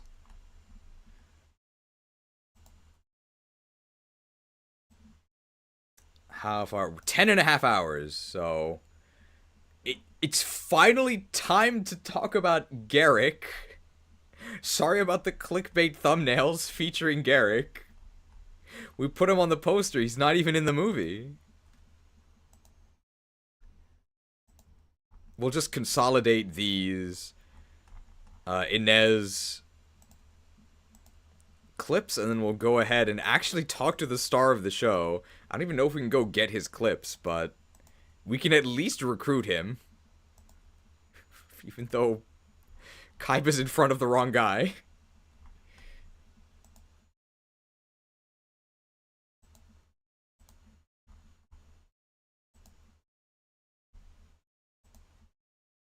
Wow, his base stats are so good.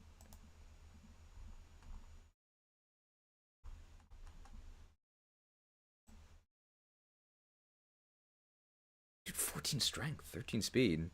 Level 10 unpromoted.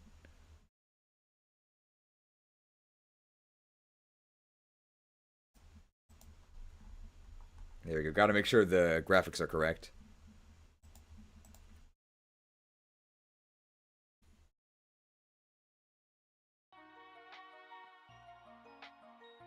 Lucky us, eh? Good thing we held out as long as we did. Oh no. A little bit too aggressive there.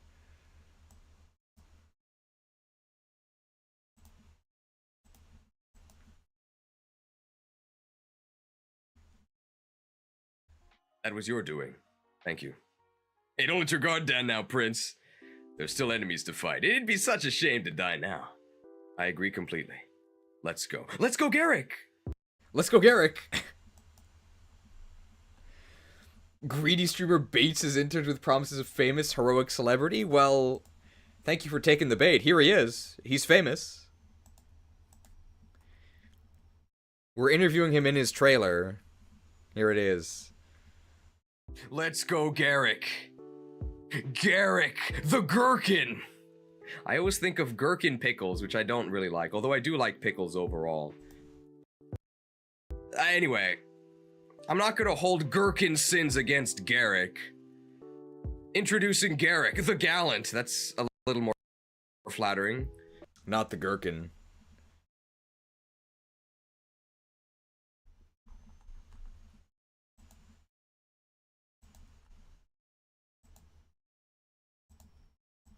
Big gherkin fan. Well, actually not. I don't like gherkins. One thing they don't really sell in Japan are like Western style, like dill pickles. We just don't have those. We have different pickled vegetables that generally I'm not as much of a fan of. With one exception, those being pickled plums. I love pickled plums, and you can't really get them in the States. Pickled plums are so good. They're so tangy. Gerik is a member of the Ogma archetype, also known as the good mercenary. Look at these stats. They're good. I can see why they hired this guy. It's true, very impressive resume.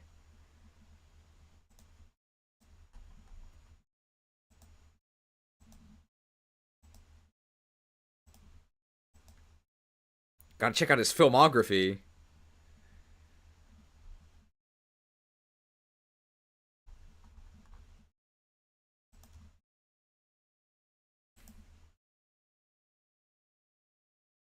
This guy...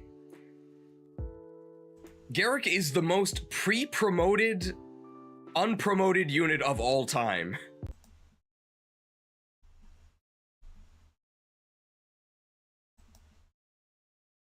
Press 4.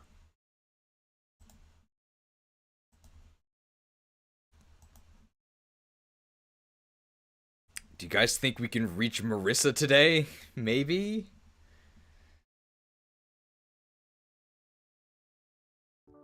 Unpromoted, pre-promote of all... Gerik is the most flexible pre-promote of all time? He's not pre-promoted. How do we say this? Retakes. Too many reshoots in the budget. In Sacred Stones, they really wanted to show off the split evolutions. In Sacred Stones, they really wanted to show off the split promotion mechanic. So they let you build your own pre-promote with Gerik. He is a base class, but he is level 10, and he comes with a hero crest. Probably gonna be using this take then, right?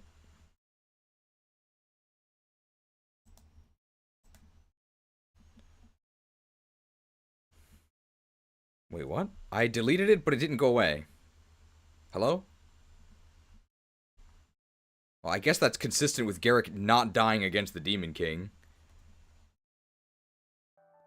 So you can choose your own path. You can stay unpromoted, gain a few more levels to beef up his stats even further, or if you need the immediate power boost, you can go ahead and cash in the hero crest and ascend right away. There's merits to both. Gerik, as you can see by these beefy numbers, is perfectly viable unpromoted. He's really strong. He can very reliably. Let's get rid of this. He can what? Noom. Let's get rid of that.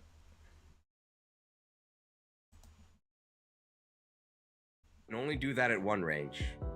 If you want to do it at 2, maybe consider becoming heroic.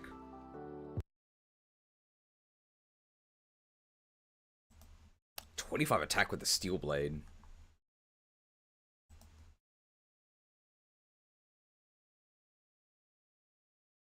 Bro, where is Effie Wiki? I found it. We've tossed around a couple. When it comes to Gerik's stats, he's definitely a shower. And not a grower, because, yeah, I don't know about these. If you look at the 10s place, you'll notice there's not a single 5. Not a grower.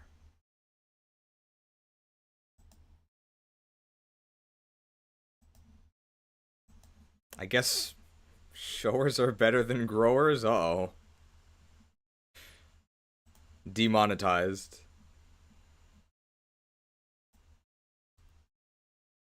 Okay, I showed Gerik's growths and the stream started breaking.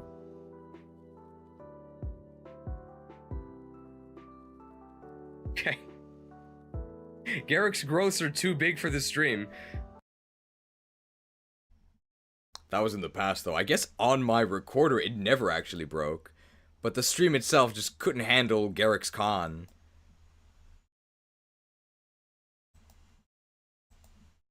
Small TOS. Even better reason to instant promote. I know that delaying promotions is a pitfall, but I always go to level 20 anyway. Except in Shadows of Valencia. Okay, there we go.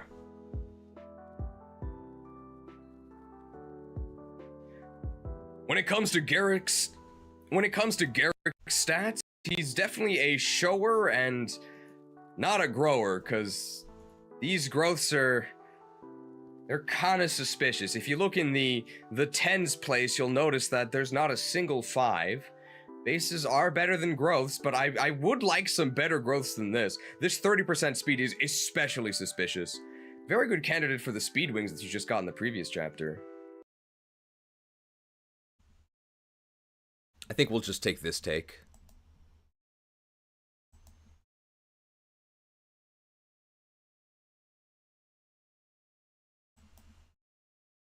So I think we can cut all of this. Defeated.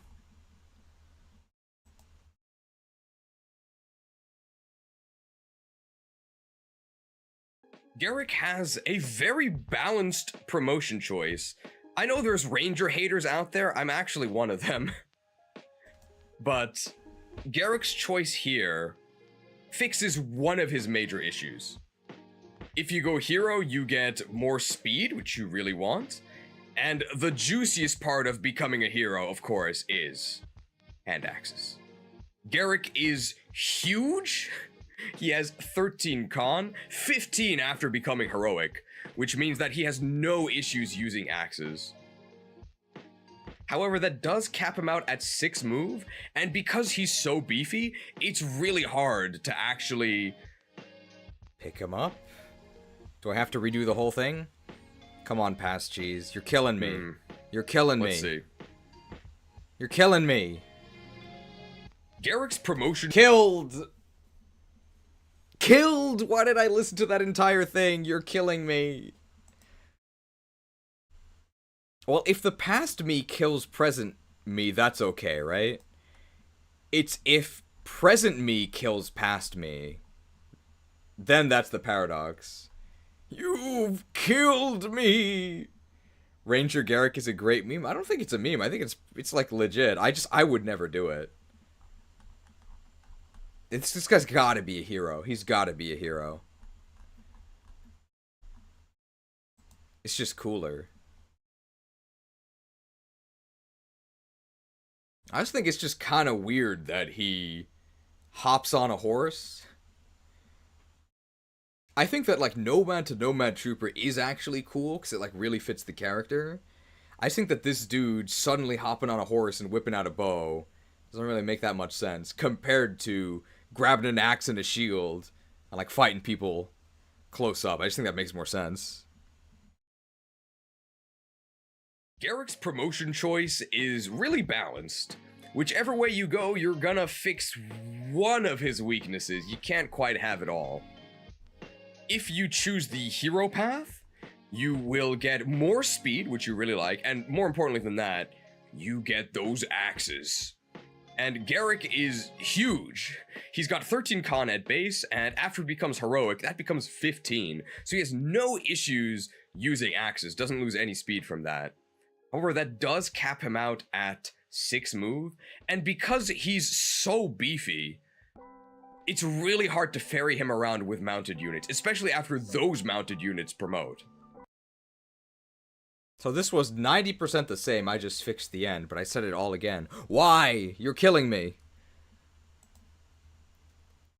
He does have better growth than the trainees, you're right. I wouldn't sleep, get back, cheese keeps at it. Thank you and good job. Thanks for stopping by. We are probably going to hit the stream limit again today, which I think the last 4 streams we did all hit the VOD limit. Don't call me a casual.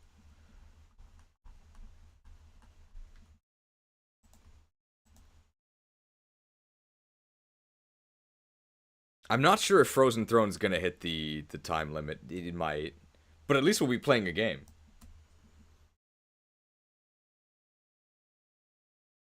Oh, interesting. If you go Ranger... If Tethys dies in Chapter 10, Gerik also leaves. I didn't know that. Then you do get a... See, however, if you go Ranger, then you do get a pony, but it's definitely not the Pony Express, right? Remember that Magvel mounts are kind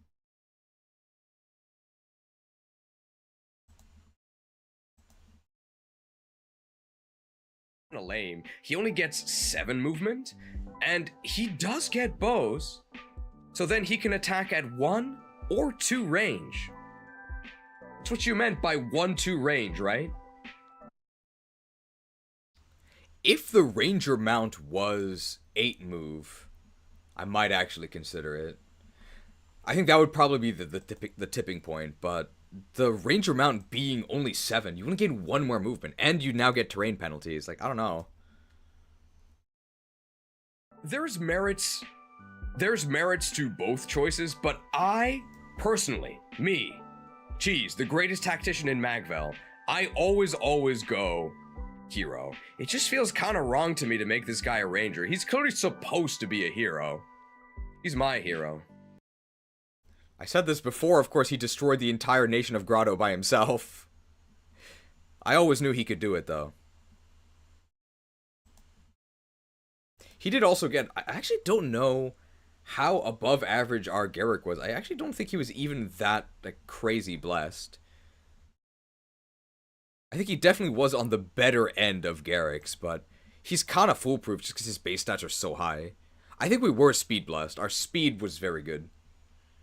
But if you decide to go Ranger, I'm not going to say you're wrong. And hey, Ike, the protagonist of the next game and member of Grail's Mercenaries, he starts as a ranger, even though he's a mercenary, and he doesn't have a horse. It just gets really confusing.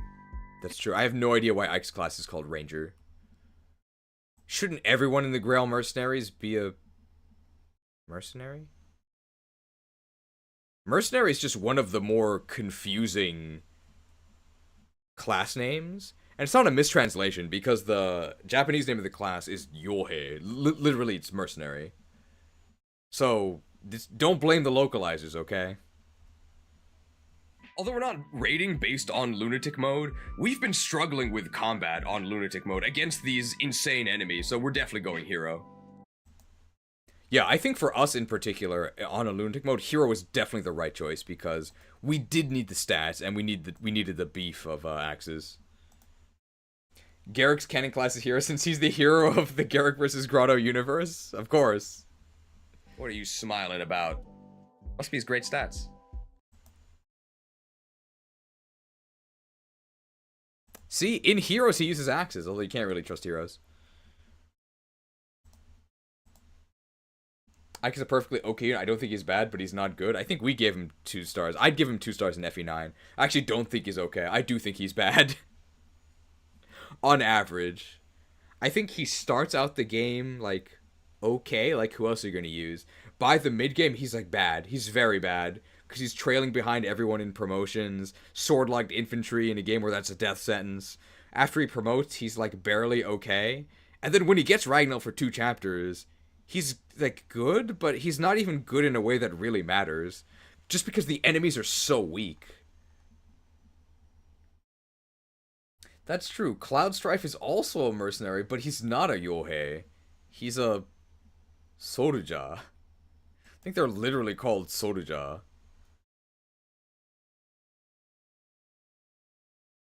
Support list is alright. He could mentor Ross in our playthrough. That's actually what we might do. We actually do that, and then he tries to pass the torch on to Ross in a very dramatic farewell, and it didn't work, because his stats are too good. He didn't die.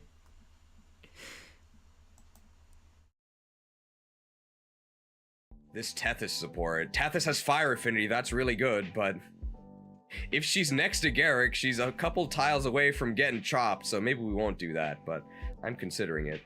I think that is also what we did. I think we went an A with Tethys.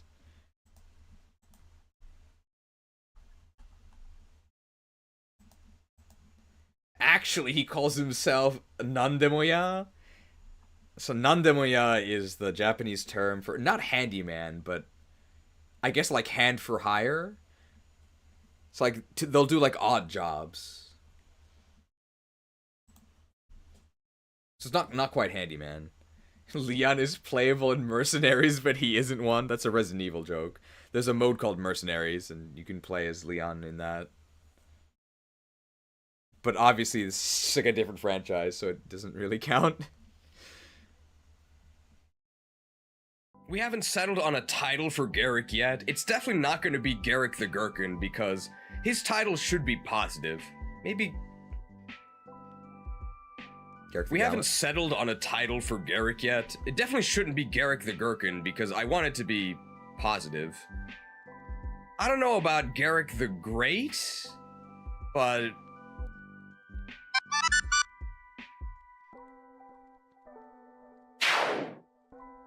Gerik the Good. 4 stars. I see. I know what we have to do here.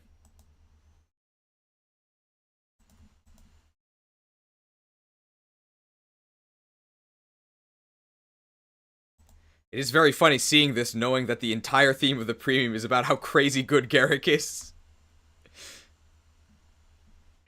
We haven't settled on a title for Gerik yet. It definitely shouldn't be Gerik the Gherkin, because I want it to be positive. I don't know about Gerik the...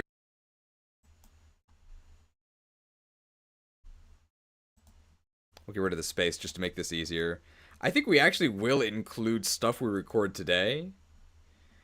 About, like, does he know? Very meta.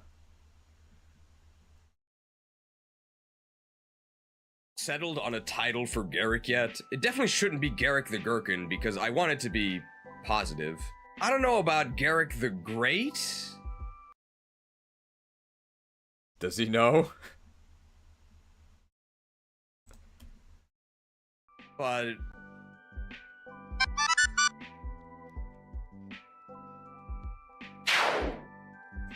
Gerik the Good, 4 stars.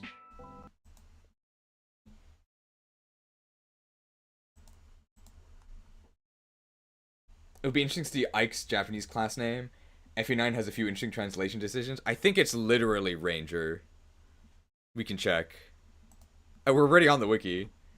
I think it's literally Ranger. Laggy graphic as usual. People won't notice. I'll fix it.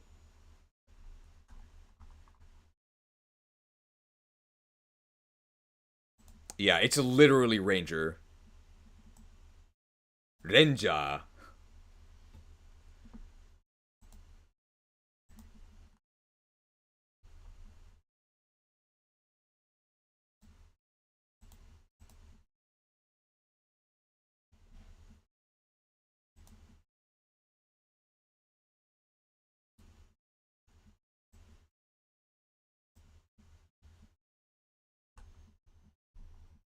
I don't know why they called him a ranger. I think he does promote to Lord in FE9. In FE10, he starts as a hero, and then I think his Japanese class is the same, Yusha, hero. But then his, he doesn't go to Vanguard in Japanese. I think he's, like, Divine General is his, 3rd tier class in Radiant Dawn. And Divine General makes a lot more sense than Vanguard. Certainly sounds more prestigious. But maybe they can't have, like, even vague religious allusions in the English version, so they had to make him a Vanguard? I have no idea. Is it really so important to guard the van? Make someone else do it. Ike's our best combat unit. He should be in the field, not guarding the van. Gerik the Good, 4 stars.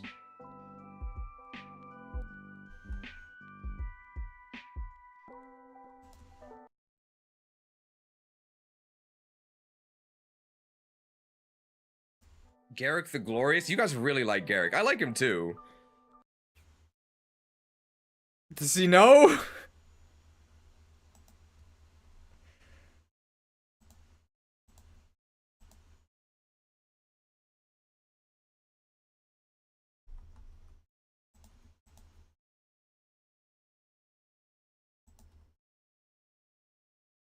What do you call that thing on his head? Is it just a headband? He starts to hear he needs to promote to get access. Divine General sounds like a class name Ike would hate. I mean, he hates Lord too.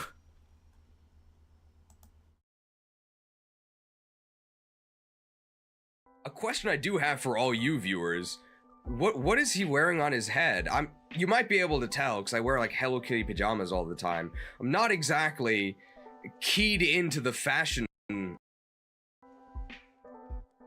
Question for the viewers, what exactly is he wearing on his head and what purpose does it serve? I'm not exactly out there fighting in the desert like Gerik the Desert Tiger, his official title. Maybe it's an icy hot pack. He's sponsored by Icy Hot. With all the movie deals.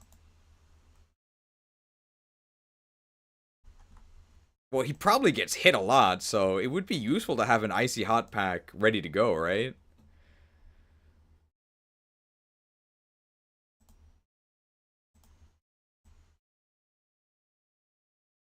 I imagine these people fighting these wars are probably in a lot of pain all the time. I don't know how healing staves work.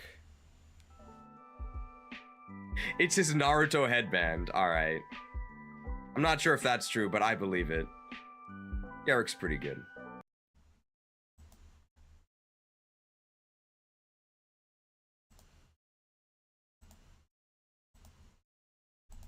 Did we finally reach the end of the Gerik review?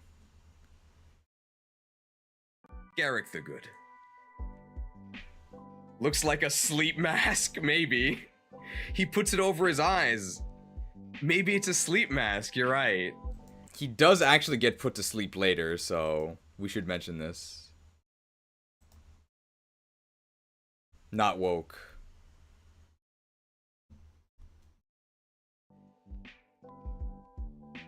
Gerik, it could be a sleep mask, could be a blindfold. Gerik has the world record blindfolded FE8 speedrun, hand axes only.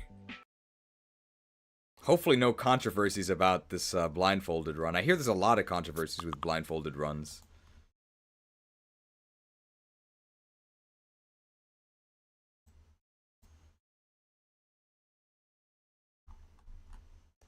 Is that today is... I do have to send that after this.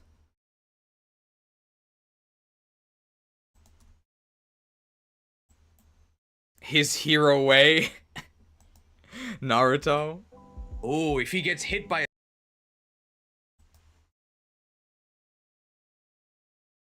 a sleep mage, then the eye mask actually goes over his eyes. There it is. That'll never happen. If you're tired, you should get some rest. That'll never happen. It happened.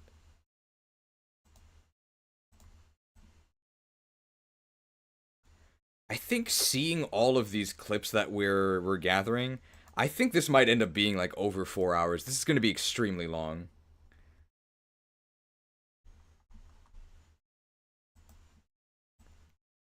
Sometimes I'm worried that I include too much stuff and that I should like shave it down. But I think at this point, like, people expect to just... I should like stop worrying, right? If people are going to watch a 3.5 hour video, they're going to watch a 4 hour video, right? Or they're not. So I should probably just include everything. I'm not sure if that's the correct way to think, though. Let's recruit Tethys.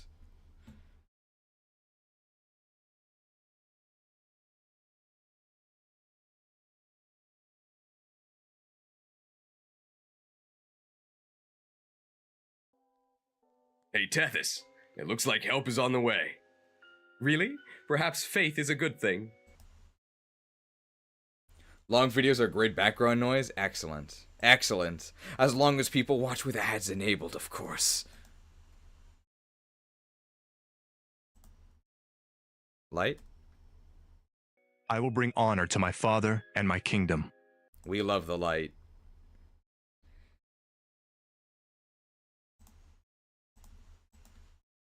I don't really know how long are Tethys reviews. I think it's literally just she's a dancer, 5 stars.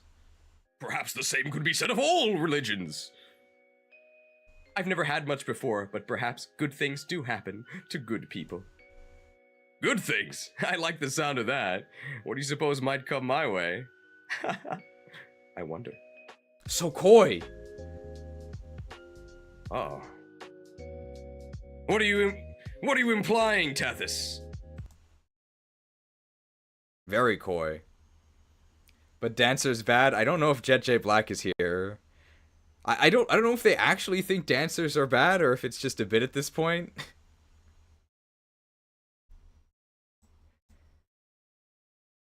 But I don't know how you could watch gameplay of basically any Fire Emblem game and think that dancers are anything but amazing.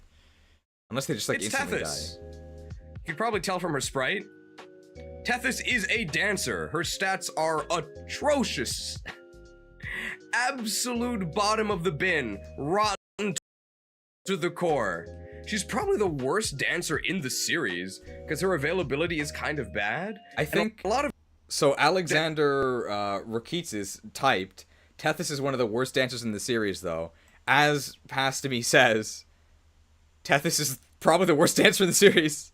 I agree, yeah, she probably is the worst dancer in the series. Bad availability, no gimmick. A lot of dancers have special gimmicks about them. Like the dancers from the... it's kind of shocking to me that the FE8 dancer is so vanilla. Because the FE7 dancers had gimmicks. They had stat buffs they could do, which weren't that useful. But they did do something. So I don't know why Tethys has no special skills. And after this, we would go to Tellius, which has some of the most busted dancers in the series, the Herons. If you've never played the Tellius games, so the Herons are... They're Lagoos, which is like a race, so that means they shift between animal and human forms. When they're in their human forms, they still have wings. They're like herons that can fly. So they're flying dancers that can refresh one. But as time passes, they build up a special gauge that allows them to transform fully into their animal form. And in their animal form, they are flying dancers who refresh all adjacent units. And you get several turns of quadruple refresh. It's ridiculous. It's almost 6 stars. Availability is bad, though. You can probably tell from her sprite, Tethys is a dancer. Her stats are atrocious. Absolute. We know what this is. Breath of the Wild is not a real Zelda game. No breathing. Get out of here. A new level of Fire Emblem, yeah. Watch out, though. They're weak to bows. Double effective weaponry in FE9. Terrible balance. Absolute bottom of the bin. Rotten to the core. She's probably the worst dancer in the series, because her availability is kind of bad, and a lot of dancers do something extra, right? They have some sort of special buff, like the Elib. Uh-oh. A lot of dancers... Where do I say a lot of dancers?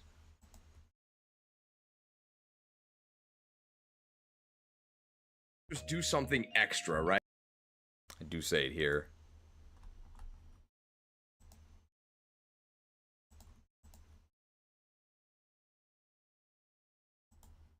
She has a fire affinity.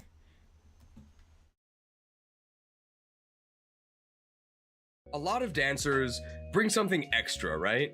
The Elib dancers from FE7, they had special buffs they could use. I guess she's sort of tied with the other Elib dancers, either Elfin or... Larum? The other one. Because they also do nothing but dance. I totally could not remember her name, but it's... It's either Larum or Lalum.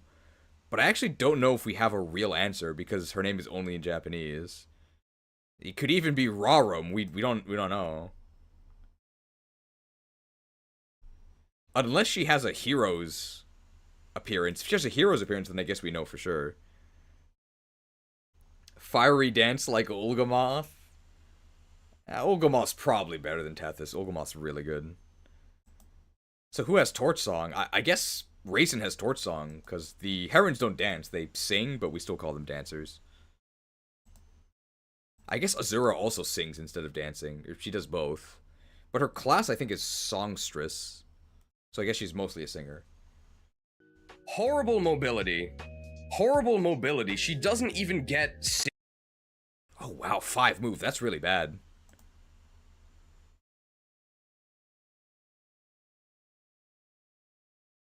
Six moves. She's stuck at 5.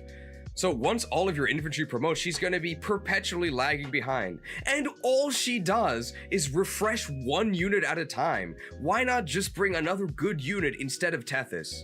Worst dancer in the series.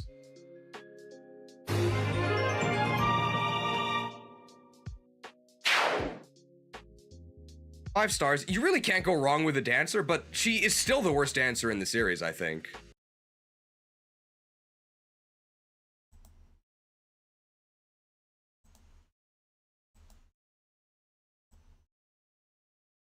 Oh, it's Larum in Fire Emblem Heroes, so there is an answer. Okay, so it's Larum.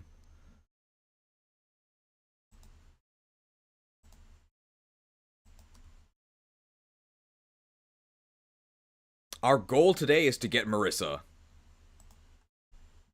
5 stars, 1 for each point of movement.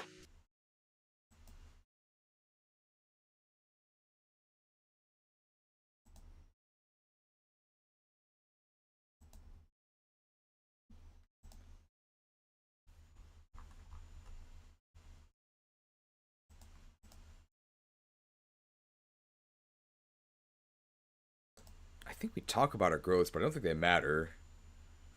Here's her growths if you care. I don't know why she has a strength growth. I don't even know why she has base strength. Here's her growths if you care. Why does she have a strength growth? Nils, I think, also had a strength growth. But he didn't have any base strength, but she has 1. I guess she gets stronger from all the dancing? That is a little confusing. I can't really think of a reason why they would actually give dancers a strength stat. I have no idea.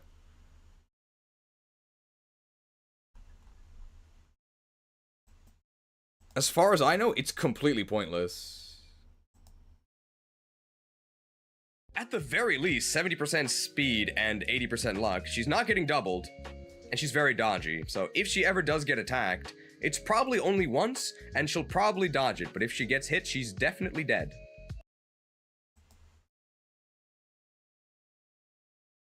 They balanced around the torch glitch. Armored Core 6 run is done. Going to sleep. Good night. We're almost done here ourselves. But leaving the stream running like a true fan. Supports Gerik, but you probably don't want her near where Gerik is fighting. Supports Ewan. Why are you using Ewan? I ask, even though we're definitely going to use Ewan.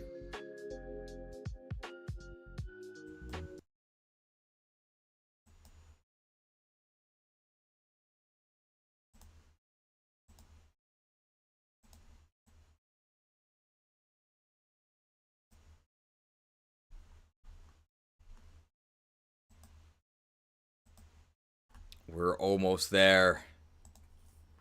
We're almost there.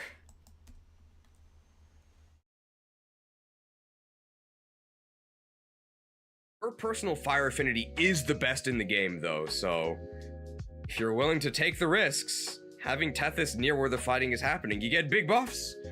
And hey, enemies will attack her because she's so easy to kill.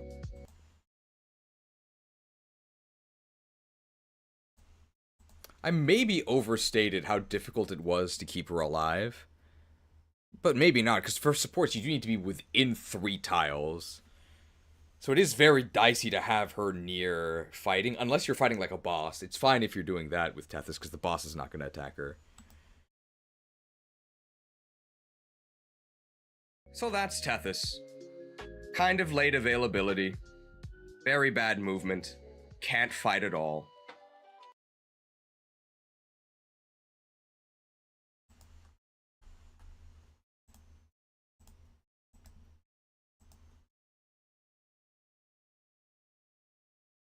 Sounds pretty bad to me.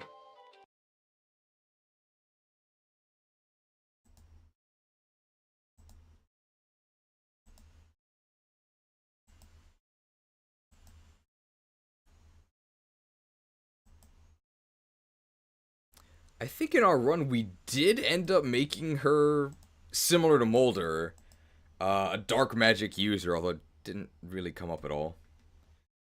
Can't convince me to rate a dancer lower than 5 stars. I can't explain how useful they are. You just have to watch it. But I'll give my 2-sentence summary. A dancer is a copy of your best.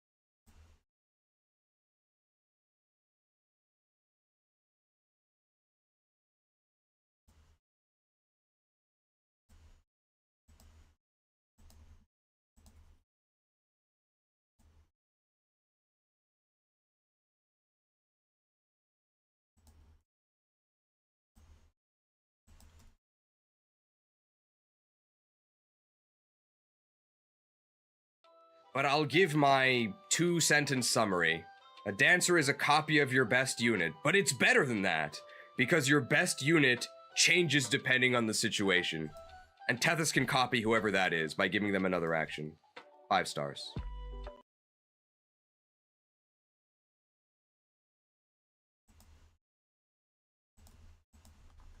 That's gotta be it for Tethys, right? What am I talking about here? Why is there a block of text?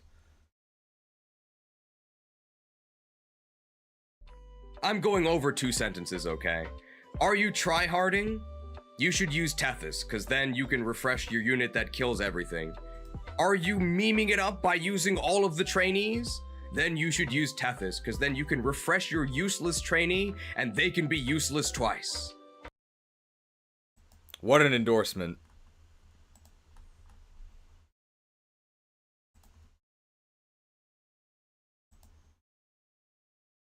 That is true. I think dancers should be used by basically everyone of every playstyle. They help you no matter what. So even if you're trying to be bad, dancers help you be worse. What other class can boast the same?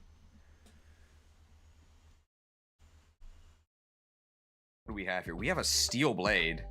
And now we're back to the actual gameplay. Okay.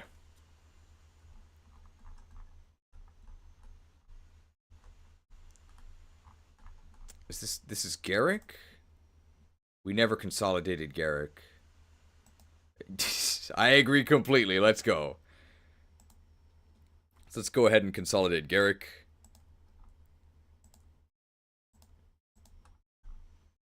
Hopefully you guys are hanging in there too. Oof. Where does Tethys start? Here? There it is. I think if we can get Marissa, we'll consider today a success. Because Marissa's kind of part of Gerik's squad. She's supposed to be. I think Gerik is her boss. Which is why she joins you if Gerik talks to her. Going to sleep soon, but I think I can hold up to the end of the stream. We're almost there. There is a time limit. The time limit does sort of help. I wonder how long we would go if there was no time limit.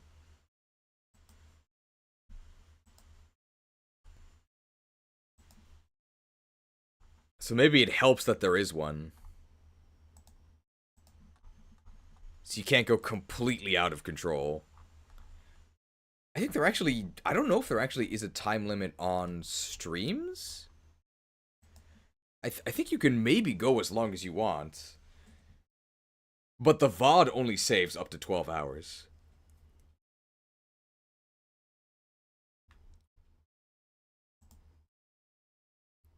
I think there was some streamer that... I don't know if you just really called a streamer. Some kid that recorded himself staying up for like some obscene, unhealthy amount of time. It was like days. And I think he got brain damage from it. Although it's very possible he only attempted this idea because he already had brain damage. Very bad idea. I think it's very dangerous. It's kind of wild how going sleepless can hurt you, so it's probably a bad idea. There's Marissa. Oh boy. Is Marissa the worst unit in the game? It's her or Ewan. Bungled.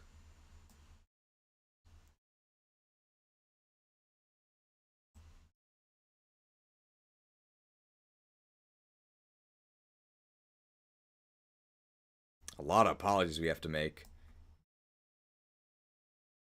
Oh man, no, hold on. I think it happened here somewhere where we tried to...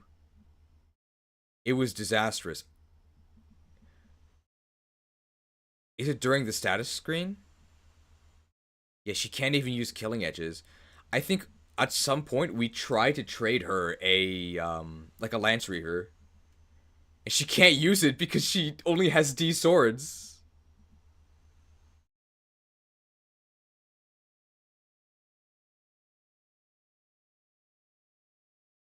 Just unbelievably crap.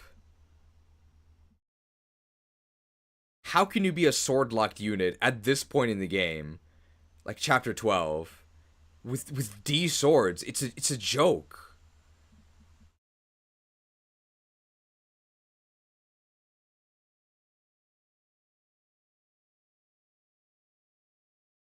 Yeah, this is it. We give her the Lance Reaver, but she can't even use it.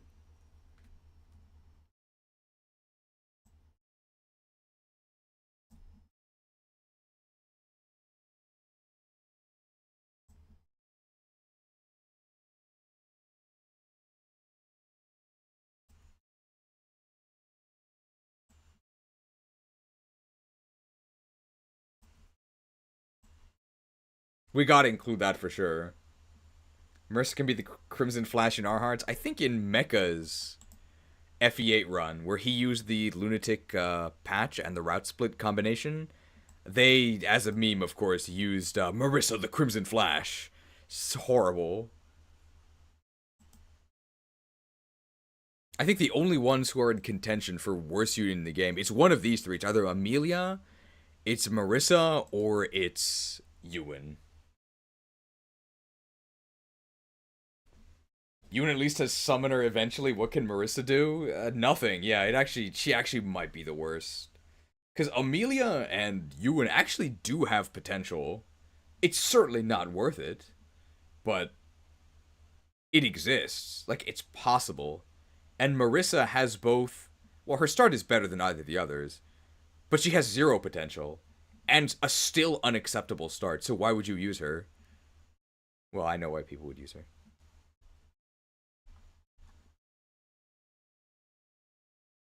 Marissa the Miserable. Marissa the Meek.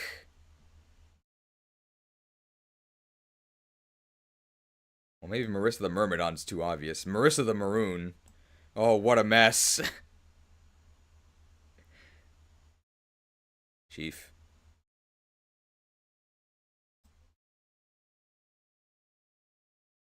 What a mess. We gotta... Oh, it is analyzed. Because it's a short clip. Chief.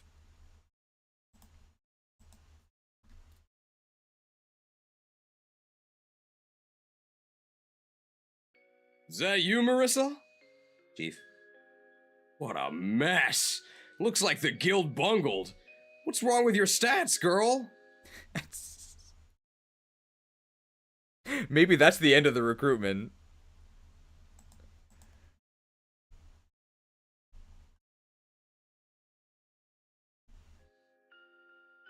They're usually diligent about making sure this sort of thing doesn't happen. But here we are, two people of the same troop, working for opposite sides. What should we do? Aye, well, that's a good question. As a mercenary, your loyalty should always lie with the person paying your wages. You decide. We can cross blades if you want, but I'd rather you retreat. Have you seen my bases? You don't stand a chance, girl. We can just leave it all in, right? We don't really care about brevity at this point. We're too far gone. Sunk cost fallacy? It's not quite what it is. Of course, if you betray your employer, you'll soil your sterling name. Soiled it. Come on, Chief. What would you like me to do? Well, that's easy. I'd like you to come over and join my side. Right. Done. Oh, hold on, is that it? Just like that? You know what this'll do to your reputation, right? Uh-huh. And that's the conversation. Yes, her perfect reputation. Marissa, well known for being an excellent fighter. Besmirched.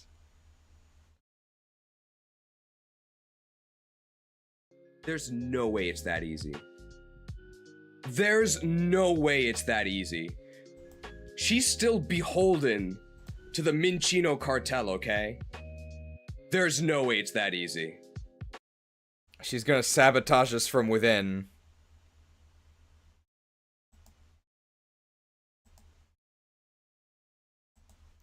The new War Within saga. This is I Trust You, right? Story gameplay dissonance? Yeah, isn't she supposed to be really strong? Or at least competent? And she's just not at all. She's the worst unit in the game. One of them. The worst non-trainee, for sure. That's not even a discussion, right? I can't think of a non-trainee that's worse than her. Incredible graphics for the GBA. That guy was definitely as buff as Gerik, although I don't think Marissa was wearing that much armor. And her hair color was completely wrong. She's not blonde, she has pink hair. I don't think we need to trust her. Marissa. I'd say Marissa the mediocre, but that's way too generous. Not even mediocre.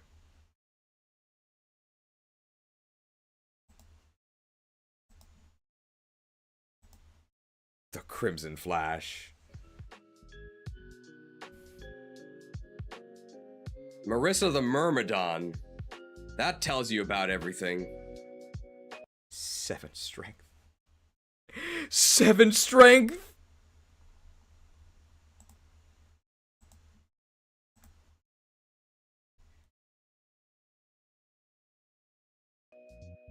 Worse stats than Joshua. Way later than Joshua.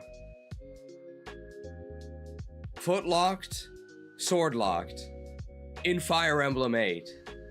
Let's get this out of the way. Yeah, 1 star.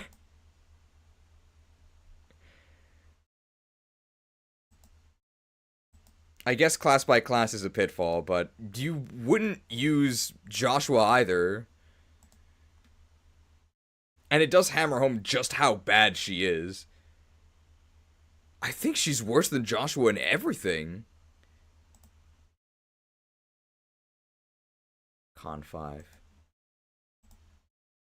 Can Joshua use killing edges without speed loss? I think so.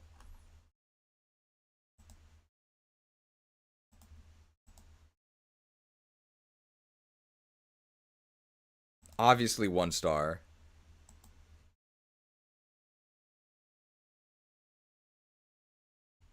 Oh no, I think I recognized it lagged and then I did it again. So now myself, 8 months later, I don't have to fix it. Brilliant. Well done, me. Joshua loses 1 speed to Killing Edge unpromoted. Does he? How heavy is Killing Edge? I believe you that he loses 1, but is Killing Edge heavier than I thought?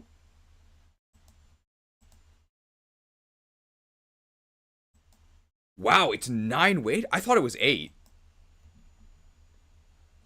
His con is 8, okay. Wow, why is Killing Edge so There's a very heavy? strong argument for Marissa being the worst unit in the game. I might actually subscribe to that argument, just like you should subscribe to this channel. Obviously, we have to leave that in. Marissa doesn't have Joshua's cool hat. It's the least of her worries.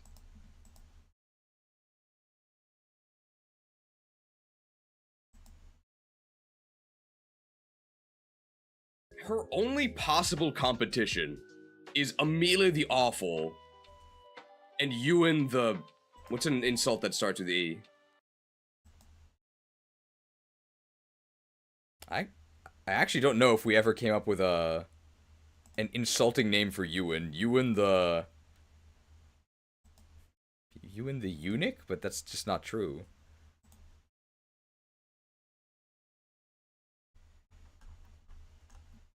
An erudite is a compliment, so he can't be erudite.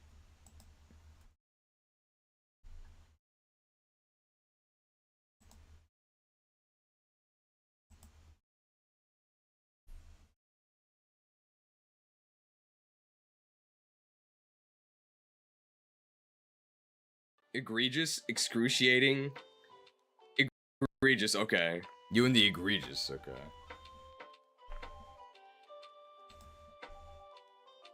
The only possible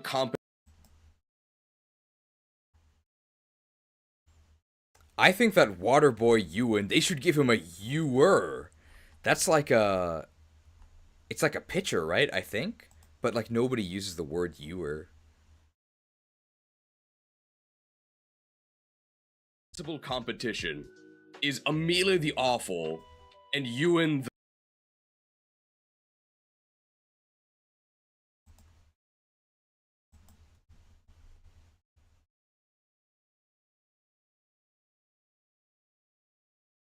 The only possible competition for worst unit in the game is either Amelia the Awful or Ewan the Egregious. But if you train Amelia, you at least do get another Paladin, the second best class in the game. If you train Ewan, you do get a Summoner who can actually fight, which is more valuable than Noel, because Noel can't fight at all, even though it's still not worth it. If you train Marissa, you get memes! Marissa the meme lord. Marissa the maimed.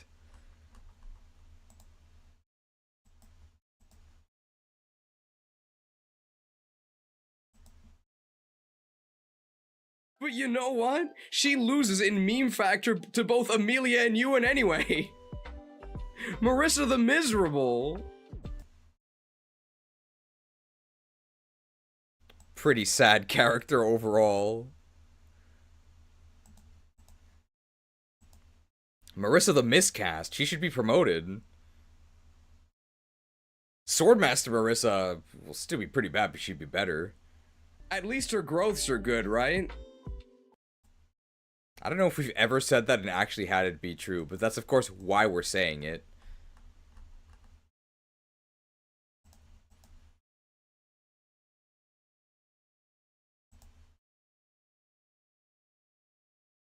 Is this also us saying nope? Nope.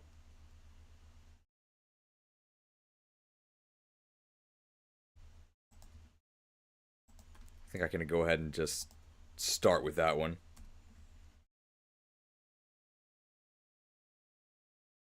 No. Well, she's a Myrmidon.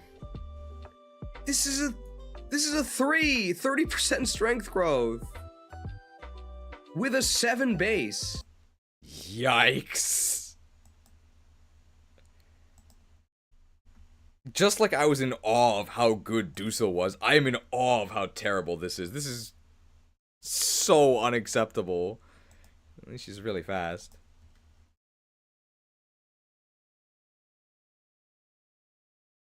This is a 30% strength growth. With a 7 base. It's chapter 10, by the way. Marissa the Malnourished. We do say Marissa the Malnourished.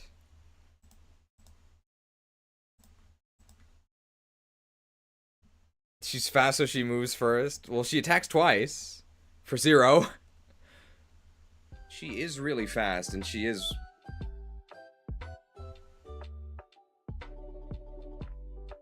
Same promo options. Well, this really long string of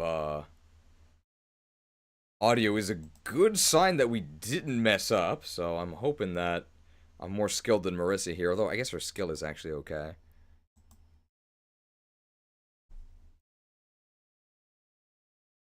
Same promo options as Joshua. Swordmaster is overall better, you get better stats, and you get the crit bonus, as opposed to Assassin, which gets Lockpick utility and Silencer utility. Silencer is a 50% chance that your crits insta-kill the opponent. If you're gonna use Marissa and you're gonna go for max meme, you gotta go Assassin. I don't even think her vanilla crits as Swordmaster will kill. May as well gamble with Silencer. I guess that's a flavor fail because Joshua's the gambler, right? Does she end up with less strength than a 440 Lin? I don't think so. Because level 5 was 7 strength.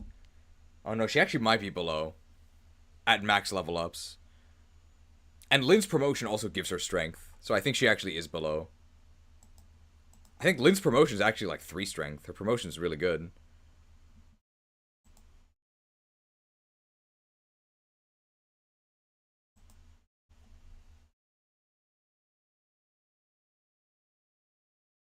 Despite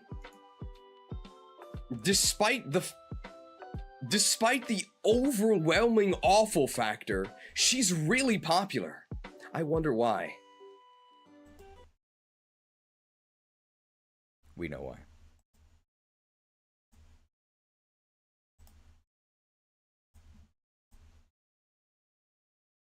The hero skins.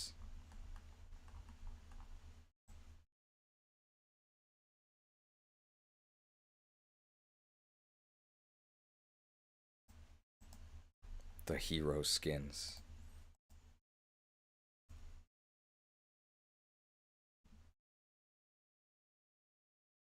I figured out why.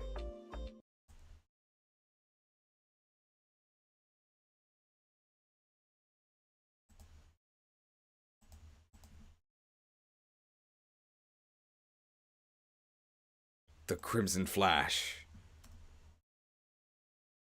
And yes, of course there's a bunny outfit.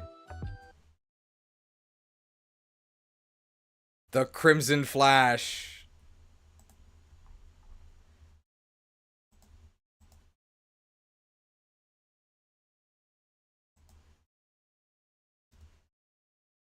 Look at this. Skill set. Skill set. You think there's anything here?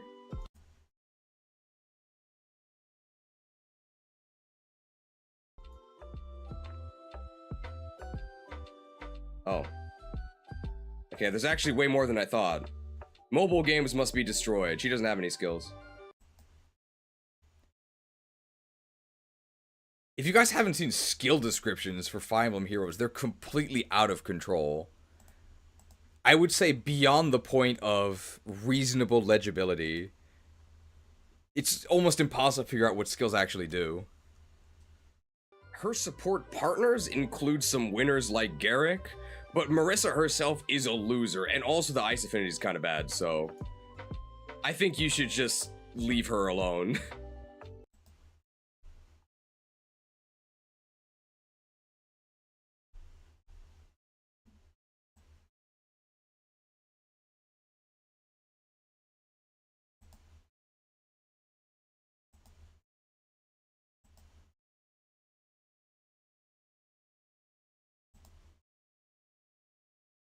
Have you heard the way she talks? I don't want to talk to her either. It's true, she's not a great conversationalist. Chief. Okay. She talks like, I remember he was very popular back in the day. They don't delete heroes from, or champions as they're called, from League of Legends, right?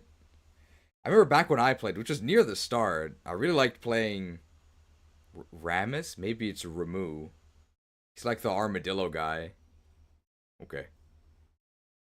Sure. Okay. Have you heard the way she talks? I wouldn't want to talk to her either.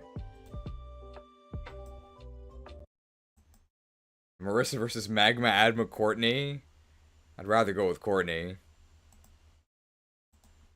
Also, it's for some reason or somehow at no point during any of our discussion about Nummel or Camrupt did I mention Namul, the Korean veggie mix, even though I eat it quite often. Have you heard the way she talks? I don't want to talk to her either.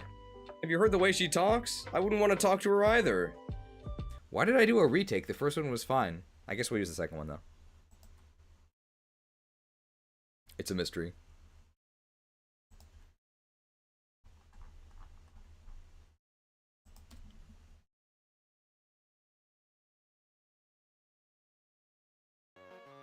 Someone just brought up, why is her name the Crimson Flash anyway? Her hair's not even red. It's like lavender. Marissa the lavender loser. Man, no mercy for Marissa here, but of course she doesn't deserve any.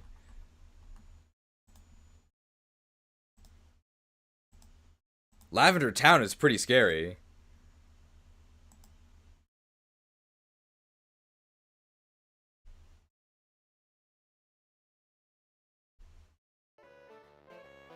Did I miss a microtransaction? I did, sorry. We didn't even talk about how bad her weapon ranks are yet. I was too busy raging at these terrible stats. At the time of recording, Marissa just received an alt in Heroes paired with Byleth. Why Byleth? A microtransaction from Solomon Kearns. I guess because she's studying the sword. Marissa is truly one of the Sacred Stones units of all times. No hard mode bonuses, absolutely Boster's Tower bait. Why must they do this?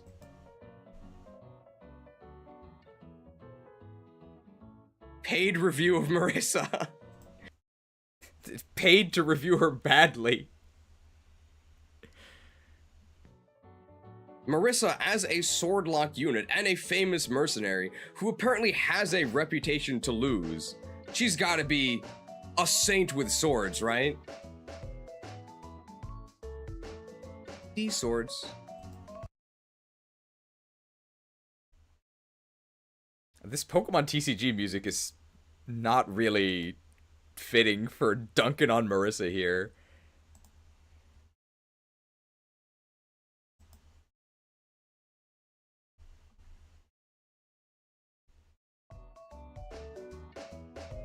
Dusel has triple A. Marissa has single D, not even double D. Why do people like her? Am I allowed to say that? Uh-oh. It's a difficult video for me to make.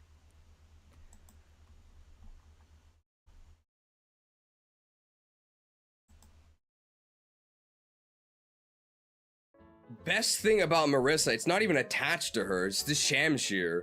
The Shamshir in this game is really good, but you have to be of the Myrmidon class to use it, so just give it to Joshua and then send Marissa to the bench. I think we mentioned earlier in Erica's review, Erica can also use it.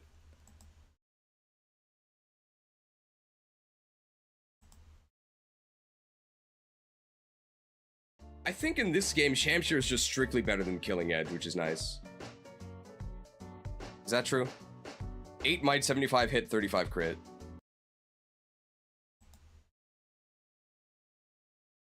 And weighs 5. But Killing Edge is pretty heavy, I think.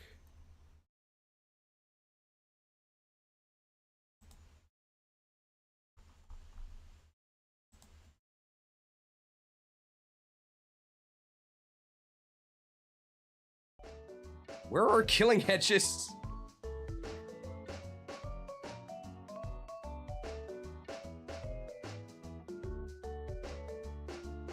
Nah, Killing Edge has more might.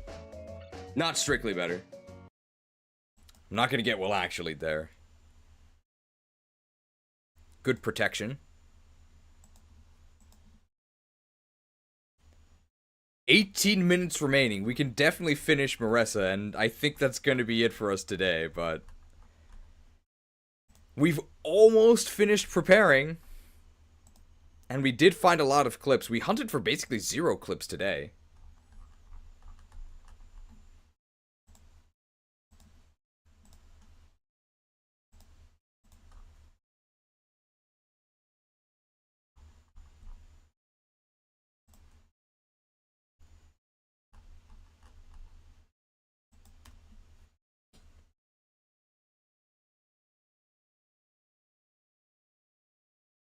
Maybe the Shamshir is a warning. This unit's a sham. Sham, wow, more like sham. That's the end. Don't use Marissa. I can't believe I didn't actually call it Scamshire. But I guess sham also works. It's so bad.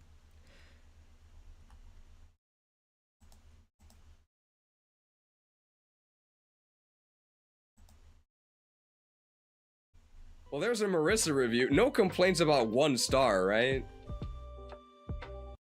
I think that's the last thing we say about her, so then we just have to get her being... just completely fumbling the use of the Lance Reaver. Please forgive me for assuming that our sword unit that we got in Chapter 10 could use a C-rank sword without training.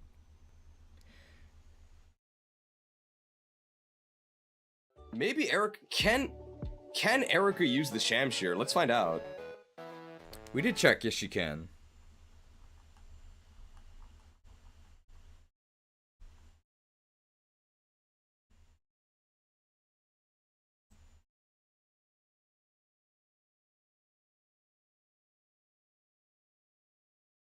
So now we just need to have the trade over of the... I wonder when we realize that Lance Reaver doesn't work. I think it's just grayed out in her inventory, right?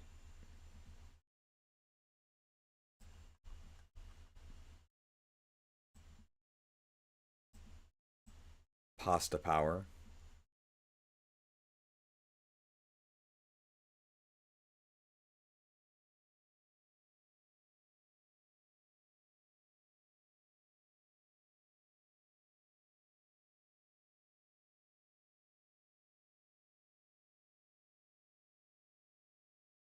Probably from here, then? I think this might be the last trim that we make today.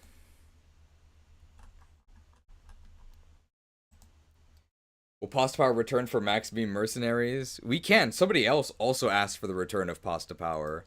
A lot of people like the carbs. But I thought carbos increased your speed, not your strength. Oh, just keep her there by loot.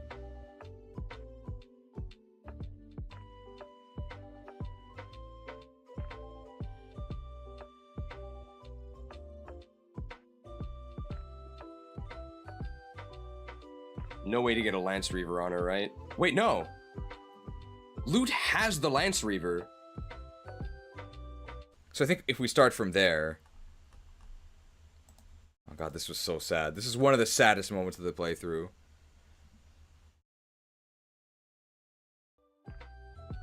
Reeved? Are we sure she's 1 star?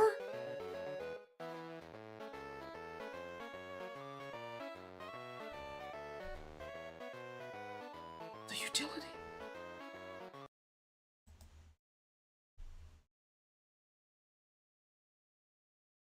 The realization.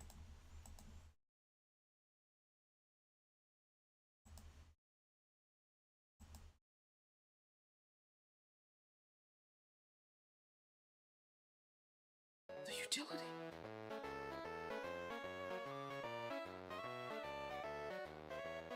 You kidding me?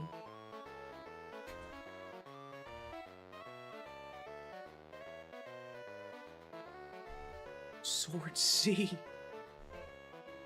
The Crimson Flash. Are you kidding me?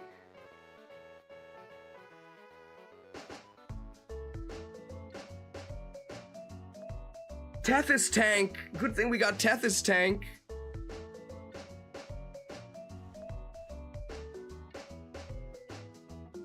Good thing we got Tethys Tank. How'd you get hit twice? No problem. I mean, a lot of problems, but nobody died. Oh, God. Disaster caused by D-rank swords. Oof. The Crimson Flash. Alright.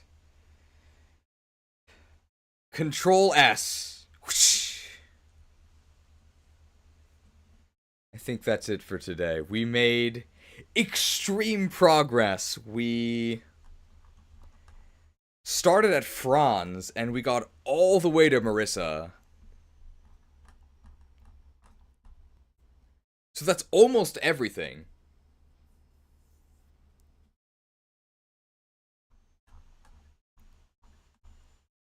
To be able to prepare to begin actually editing. So, 24 hours to still not quite be able to start, but really, really good progress. Really, really good progress.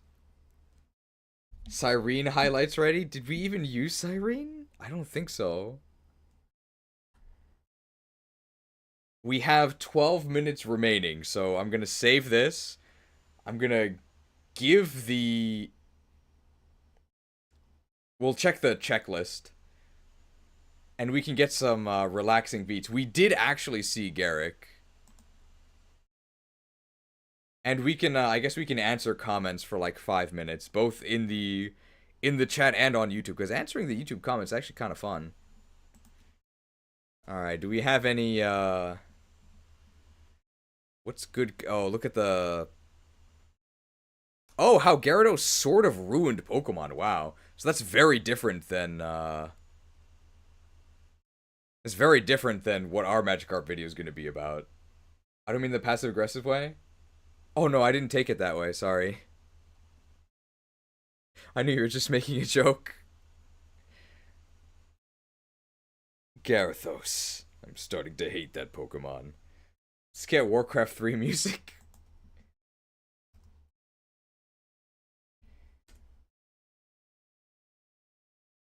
Does it start with human music? I like the human track.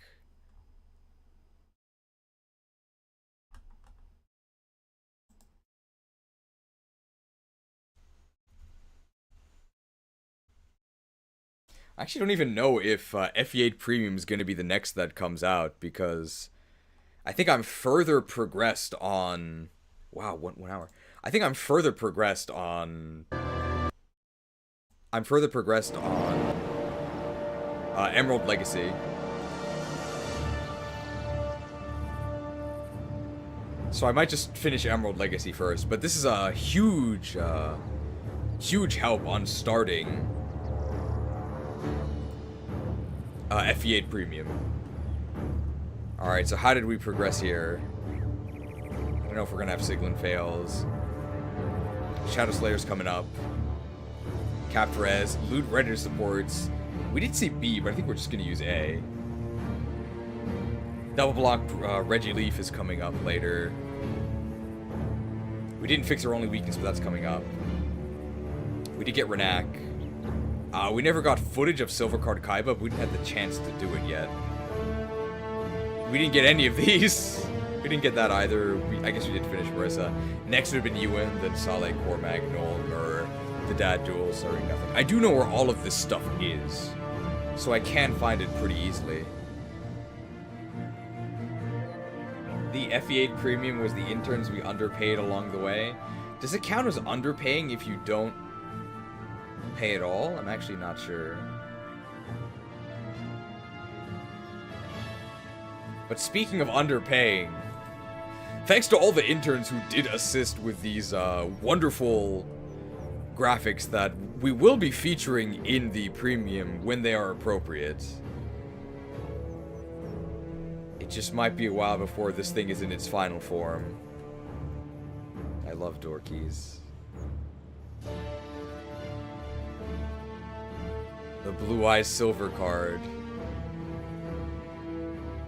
7 minutes until the end. I'm afraid I can't really offer a prediction of when this video is going to be done because, well, as you saw, 24 hours and we didn't even start, so I think the dream is to get at least one video done before I have to go to Johto. I have to go to Johto on February 5th. So I'm certain either this or Emerald Legacy will be done by then. One of them. And I think it makes more sense to do Emerald Legacy because that's, it's more recent. It has more of a time crunch to it. So I think it might be Emerald Legacy. But next week, our stream will actually be a game. I do intend for it to be Frozen Throne. So if it's not Frozen Throne, then something has gone wrong.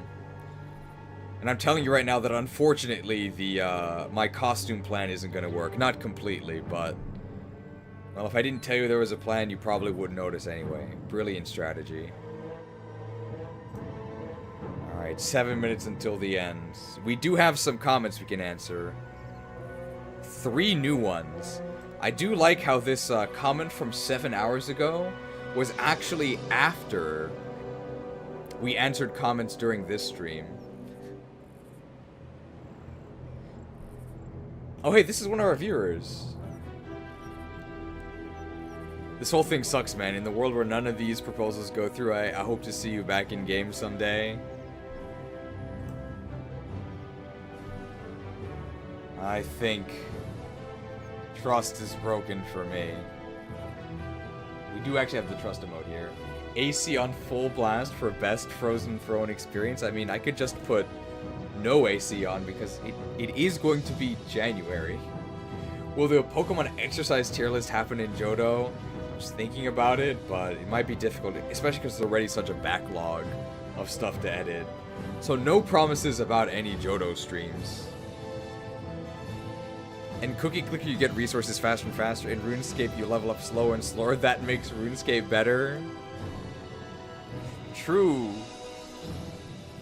Modern audiences want satisfaction now.